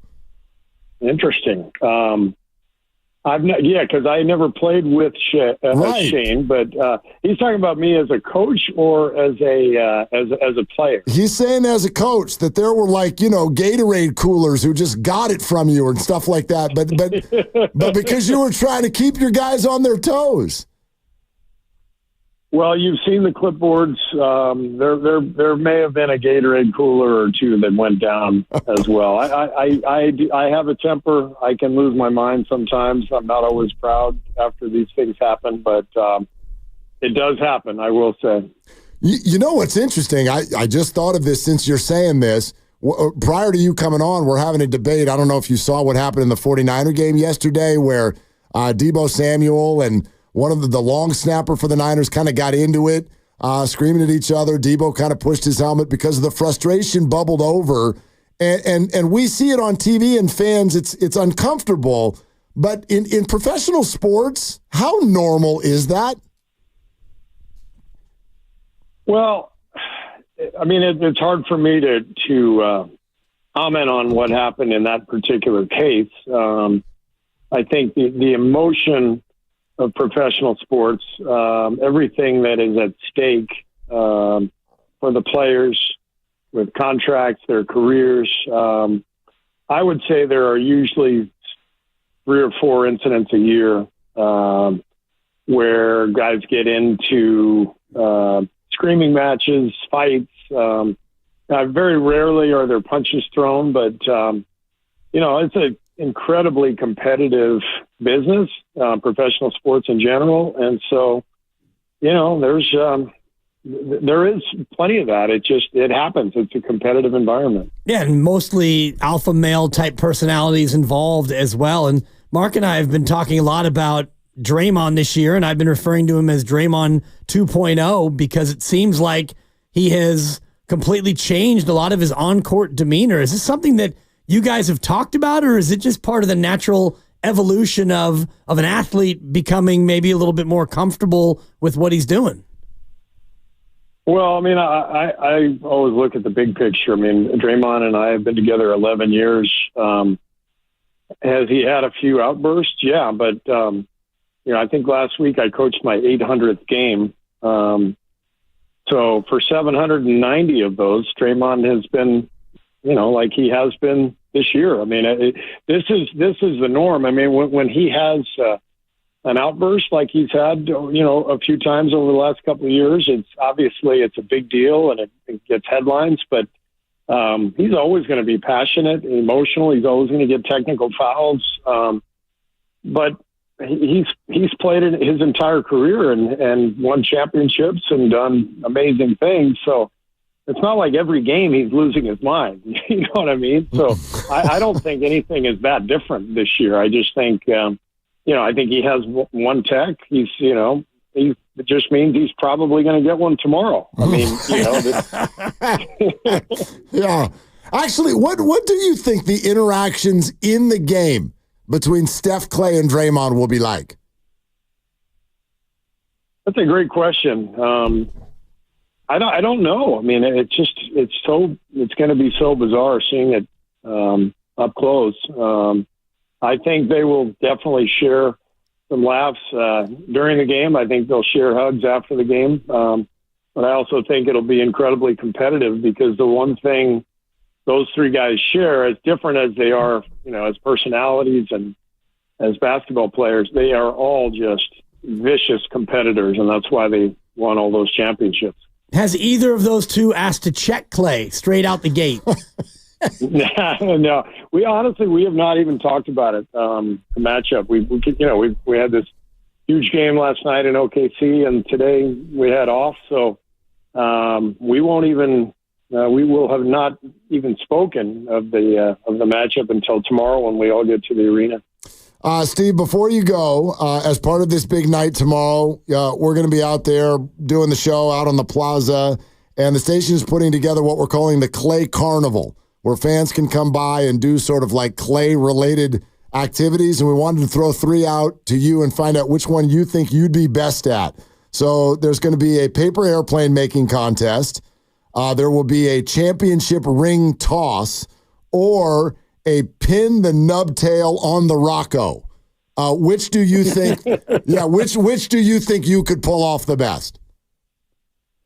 Paper airplane contest for sure. Okay, and that would be the one I would want to take part in, just because I have great memories of Klay flying the airplanes during the media sessions.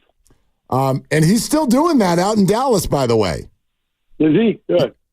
Indeed he is. Yes. True and true. Klay, as always. Steve, we'll see you out there tomorrow night, and thank you so much as always. Thanks, you guys, for having me. Have a good night. Okay, thanks, Steve. You too. There it is. Yeah. Steve Kerr, 95.7 The Game. Good stuff. And wow, look at you. You're beaming over there. Wow, You're glowing. That was incredibly rare to get that's a good question from Steve Kerr. And I think he said that was a great question, actually. Yeah, and it really was. Just saying. It was honestly very mediocre and run of the mill.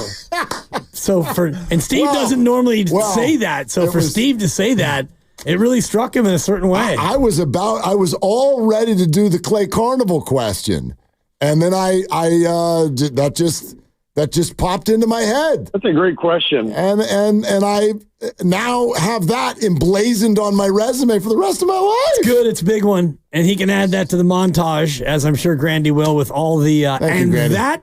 That was it's a great question to get from Steve Kerr. That's high water. Man. He doesn't give those out very often. I'm going to float home tonight. Yeah, you are. Woo! All that rain we had. That's a great question. I think there's more coming later this week. We're still in the stage of game where when I wake up and it's raining, I'm like, who the hell ordered that? I wasn't ready for. Were you ready for that today? Yes. You yes, were. I was. You looked at stuff. Yeah. I didn't look. I don't look at stuff. We look at stuff, and then my daughter got her rain boots on, and we went out in the rain. Oh. And then I brought her in from being out in the rain, and now all she wants to do is go back out in the rain. Walk in the rain. Yeah. Splash and run, and soaked. We're both soaked. Splash. Splash. Yeah, that's right. I wonder why she loves water so much. Was unnecessary. Maybe she saw a video recently. Right. I gave her a bucket of water and let her just throw it at me for old time's sake. You guys are just doing the ice bucket challenge on a daily basis now at your house. Fantastic. All right. 888-957-9570 is the number. But as we kind of start to get all ready for tomorrow and the big events surrounding Klay Thompson and the fact that we'll be out there and the jersey giveaways and the Klay Carnival and all of that, because we'll largely be focused on that tomorrow, we really wanted to do Grandy's grades on the 49er game today. So how about now? Let's do it.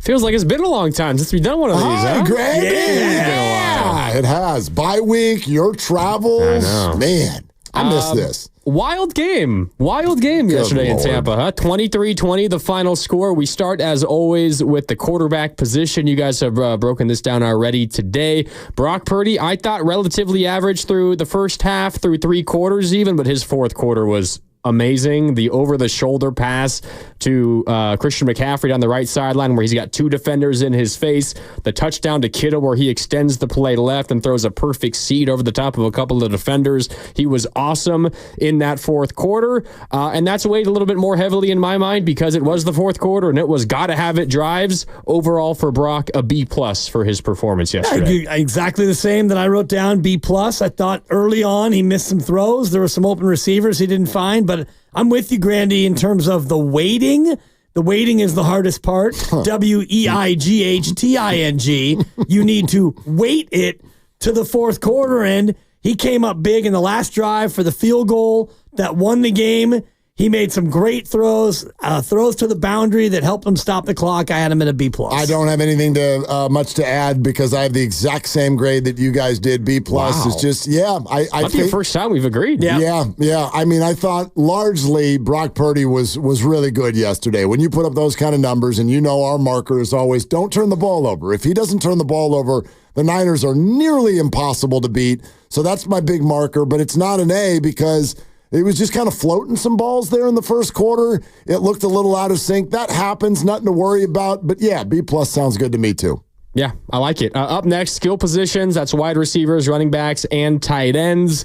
Kind of a weird game because there was a lot of yards, but you still struggled in the red zone. But McCaffrey came back, and he was obviously effective in the passing game, more so than in the running game. Kittle and his catch in the back of the end zone was amazing. Deebo Samuel broke a big one. Ricky Pearsall, his first touchdown. Juwan Jennings was awesome once again. I don't really have a lot of negatives for this group, but they didn't do anything so incredible to deserve an A+. They get an A from me, skill positions. I'm actually going to bring this more to about an A-. I get where you're coming from on all of those things. And George Kittle was just phenomenal in the game. The Ricky Pearsall story is incredibly inspiring. McCaffrey's back, but just because he's back, like our bar was low because we're just so happy to have him back. But the Niners only got 3 yards a carry. That's not all on the running backs. But for that reason, that knocks him down a peg. And even though I've largely had his back in the overall situation, one of your wide receivers shoved a teammate in the head. And so, I'm going to factor that into this whole conversation too. It's not the greatest look. So something a little bit below an A, A- B+ for me. I had a B+ written down, and I think you said it perfectly. They didn't do anything too spectacular, but they also didn't have any mistakes. I'm trying to even remember a dropped pass. I don't know. Saubert committed the penalty. I noted that. Yep. Oh, Saubert he does that every week, doesn't he? Yeah, that was a false start, I think, right? Yeah, From Saubert. Something. Yeah. You know, and McCaffrey, that's all for kid gloves. He played 88% of the snaps. Yeah, Mason and Garendo, 1 carry each. Is that right? 3 snaps apiece. Yeah. By the way, one thing we didn't hear from Kyle Shanahan in his conference call today, he said that he didn't feel like they rode Christian McCaffrey big time yesterday. So I agree with him. How many touches? More yeah, Christian how many touches did he have? 19? Is that right? He had 13 and 6. Yep, 19. Yeah, 19 touches. That's about what we were calling for, so I agree with him. Agreed. But as far as the skilled guys go, B+, nothing too spectacular, but no real negatives either. Other than the 1 penalty. Yeah. Up next is the offensive line. I thought it was a relatively average day. I mean, you mentioned the running game. It wasn't great. You averaged a little over 3 per carry. Purdy was sacked 3 times. Nothing special. It wasn't terrible. A C for the offensive line for me. I had it a straight B because, you didn't have too much that was negative. You had a few penalties, and like you mentioned, the 3 sacks. And I do think if you look at Dominic Pooney, he was spectacular. Pro Football Focus had him as the highest rated 49er. Trent Williams was great. The problem is you look at Jake Brendel, the center, and they gave him a 17.6 rating on pass blocking. That is almost as low as it can get. They're giving up too many simple pressures without exotic blitzes. They're just giving up pressures.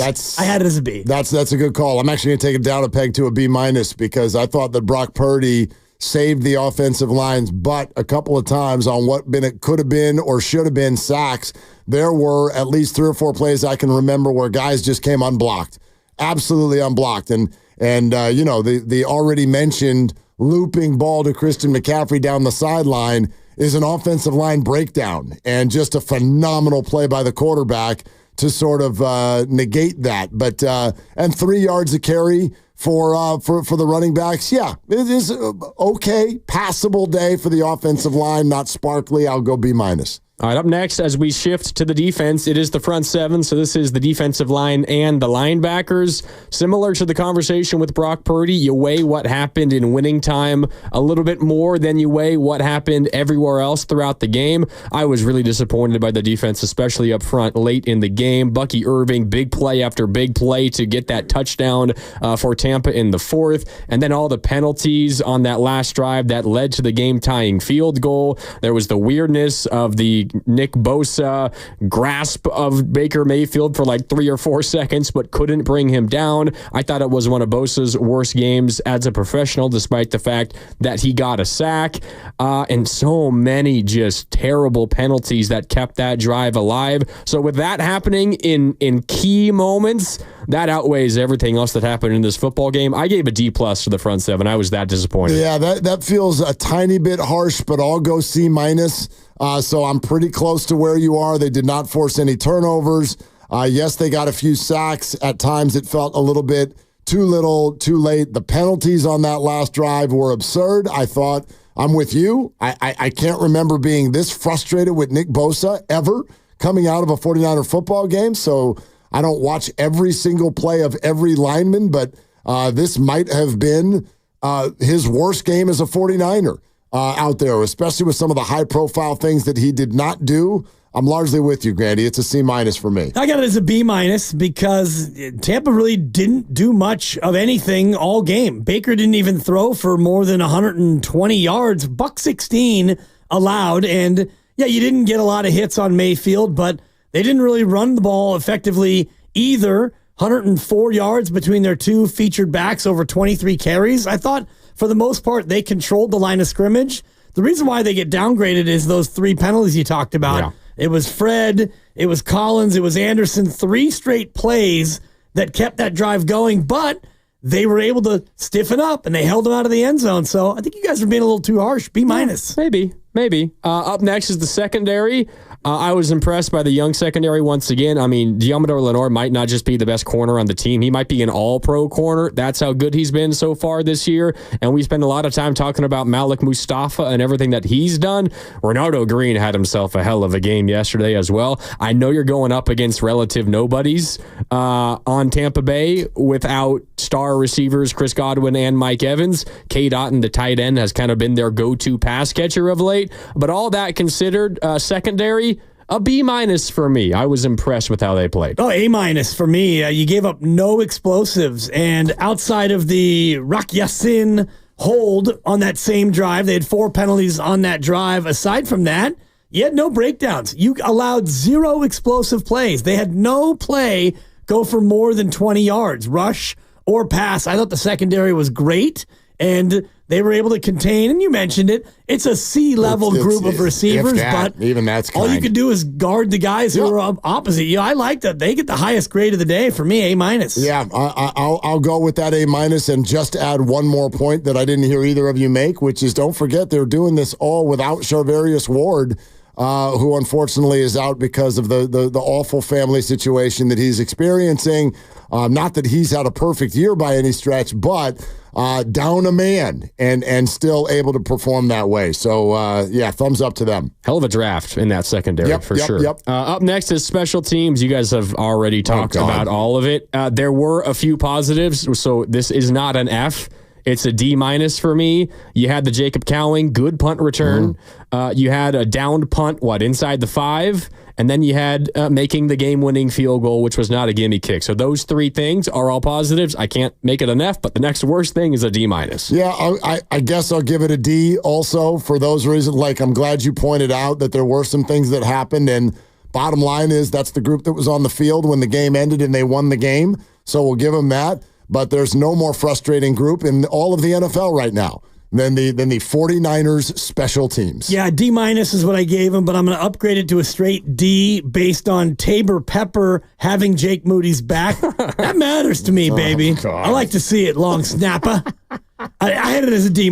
You mentioned the 3 plays, including the 30-yard punt return, which set them up in business to go out there and get the field goal that would get them the lead back. Or the touchdown, rather. Yeah. They actually scored a touchdown on that drive. Yes, they didn't have to settle for a field goal. Maybe Jake Moody would have missed that one, too. We'll never know. Yeah. And last but not least is coaching. I feel like we've been doing this 2-step all year. The special teams and coaching grades kind of go in tandem for me because this has been a year-long issue and it has not been fixed. And you come out of the bye week against a team that's going into this game on a short week. They were on the road in overtime against the defending champs.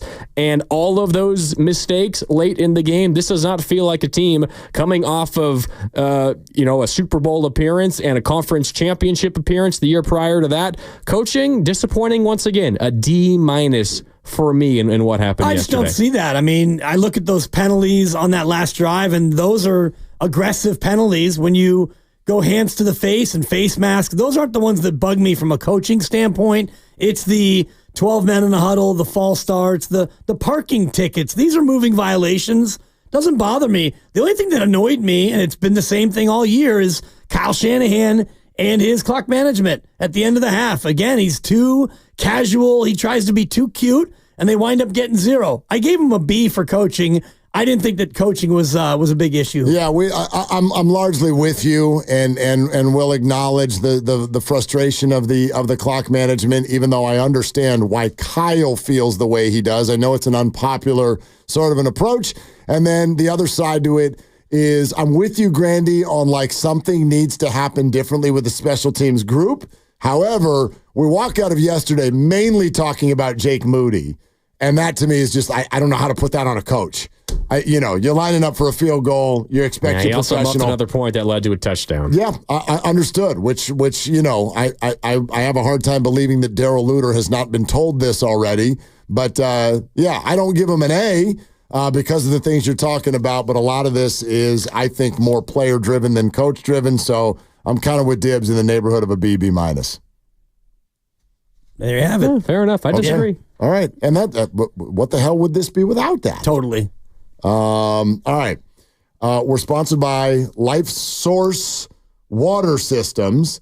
And want to remind you, and we'll do it again here coming up next, but want to remind you of everything going on Klay Thompson related tomorrow. Come see us at Thrive City. We will have the Klay Carnival. We are going to be giving away a jersey. All 3 shows will. A Klay Thompson Warriors jersey. Klay's dad is going to be on the show with us tomorrow, right out of the gate at 2:30. We have got a lot to do and all kinds of special guests and special things happening tomorrow. So we'll tell you more about that coming up next. Still time for your calls, 888-957-9570. This is Willard and Dibs. Hi, it's Sherry, owner of LifeSource. For 40 years, families have been...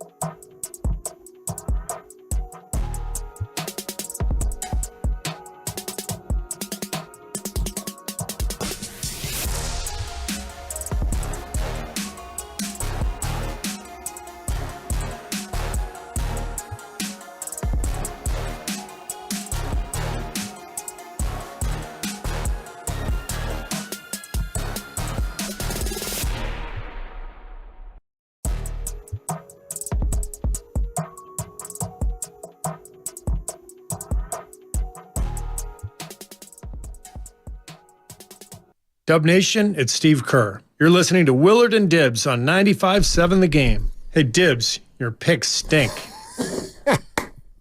You know what? You should play that next time on the way in when Kerr's coming on. Yeah. That way I can confront him. Or just have him do it live. Come on, It comes Steve. on at 5, and, we don't come back from a break right then. So, too bad. Yeah, just have him do it live. Hey, Coach. The venom with which he delivered Bay that. Area, it's Steve Kerr. Once was enough. Hey, Dibbs, your picks stink. Dude. Yeah. Are you saying 2 was unnecessary? 4 is unnecessary. Number 4. 4 was unnecessary, by the way. I got something for you. It definitely was, especially since I don't even think it hit you. But anyway. I tried to get the third one to hit me. You gave it a little lean for the third. Anyway, Lucas was on empty with his bucket. But anyway, I got something for you because we've been playing with this lately. On the way out the door, we like to just have a little fun at 5:45, if you will. Yeah. So fun around. Fun around with 5:40. I got a question for you. That's Klay. It's Klay based. Okay. It's Klay based. But first, I want to again let everybody know exactly what's going on tomorrow, and I mean from start to finish. Okay. The Klay jersey giveaways tomorrow will start at 8 a.m., noon, and 4. Okay? So basically, the middle of each show. Halftime for each show. 8 a.m., Bonte and Joe. Noon with Steiny and Goon. They'll be out on the plaza. And then you and I at 4 p.m. out on the plaza. Festus Ezeli, 8:30 in the morning. Zaza Nothing Easy, 9 a.m. Then Steiny and Goo are going to be out on the plaza starting at 10 a.m., and then the Klay Carnival, director of sports Lucas Alexander's baby, is going to open at noon. And I like the way he writes this. It will stay open until around 6 p.m. So noon to 6, Klay Carnival tomorrow. All right? And then we're at Thrive City starting at 2. Michael Thompson, Klay's dad, joins us at 2:30. Then we've got our Klay jersey giveaway at 4. Some assortment of special Warriors guests will happen throughout Steiny and Goo, and then Willard and Dibbs. I love it. Out on the plaza. Exciting. Now, with all that said, I don't think that I'm betraying any confidences here to say that on some level, over the last couple of years, Klay Thompson has had some frustrations with his former employer. What is your most frustrating former employer? My most frustrating former employer? Give me something on you being frustrated with a former employer. Okay. I mean, we can't speak freely if you're frustrated with your current employer. No, so let's I'm make really it about not. a former employer. Well, I worked at a grocery store, and I was a courtesy clerk at this grocery store. Okay. And I don't know if you know this about those types of employers, but it's all based on seniority. And when you're a courtesy clerk and you want to become a checker, you have to rise through the ranks. And when they have an opening, they usually look to promote from within. I was the courtesy clerk with the greatest amount of seniority at the time, yet I was passed over for somebody below me on the ladder so that they could be promoted to be checker. Come to find out, the person that was promoted was not only below me on the ladder, but was also below the boss in the bedroom. Oh. You can laugh. You can laugh out loud, Steiny. So I got passed over because the boss and... Don't talk about that. Oh, no, I just did. Wow. And my coworker, they were having horizontal relationships. Horizontal relationships. Horizontal. Okay. I don't actually think you know what position they were using. I do believe there was some verticality, the principle of verticality. Grandy didn't There like was some that one. diagonal going on. How about you, Mark? Back to you. Totally. And I won't name the employer. I'll name mine, but mine's not going to be anywhere near as salacious or fun as that. I just have this memory of like, you know how Deebo Samuel said after the game, he's like, I stepped out of character a little bit. And that's what I probably maybe shouldn't have done or whatever. I stepped out of character a little bit. I don't do this. You know this. I'm not somebody, I'm not trying to get all up in your confrontational face and be mad and be mean and all this. In fact, I lean way too far in the other direction, which is that, somebody wrongs me and I'm just like, it's okay. It's okay. We'll figure it out. I've done that way too much in my life. But in this particular case, a perfect storm of I am on my way out of this job and I know I'm never coming back and you don't know anyone who will affect me in my future because you're a restaurant. And I'm not just leaving the restaurant, I'm moving. I'm leaving for Idaho. Like I'm quitting my job at the old Custom House restaurant in Avila Beach, just south of Cal Poly where I went to school and was working there post-college. And then I got a job in minor league baseball. And I was going to put my whole life in my used Ford Explorer and drive to Idaho. I'm out. And there's not a damn thing. You're not going to like talk to somebody. I'm never going to put you on a reference. Nothing. So I didn't just leave. I said, so I'm leaving. And I want you to know, bosses of Old Custom House in Avila Beach, and it was two of them in particular, I want you to know that everybody who works here hates you. They all hate you because you are verbally abusive with the way that you talk to people. And it is unnecessary. And you should stop. And then I proceeded to try to walk out of the building.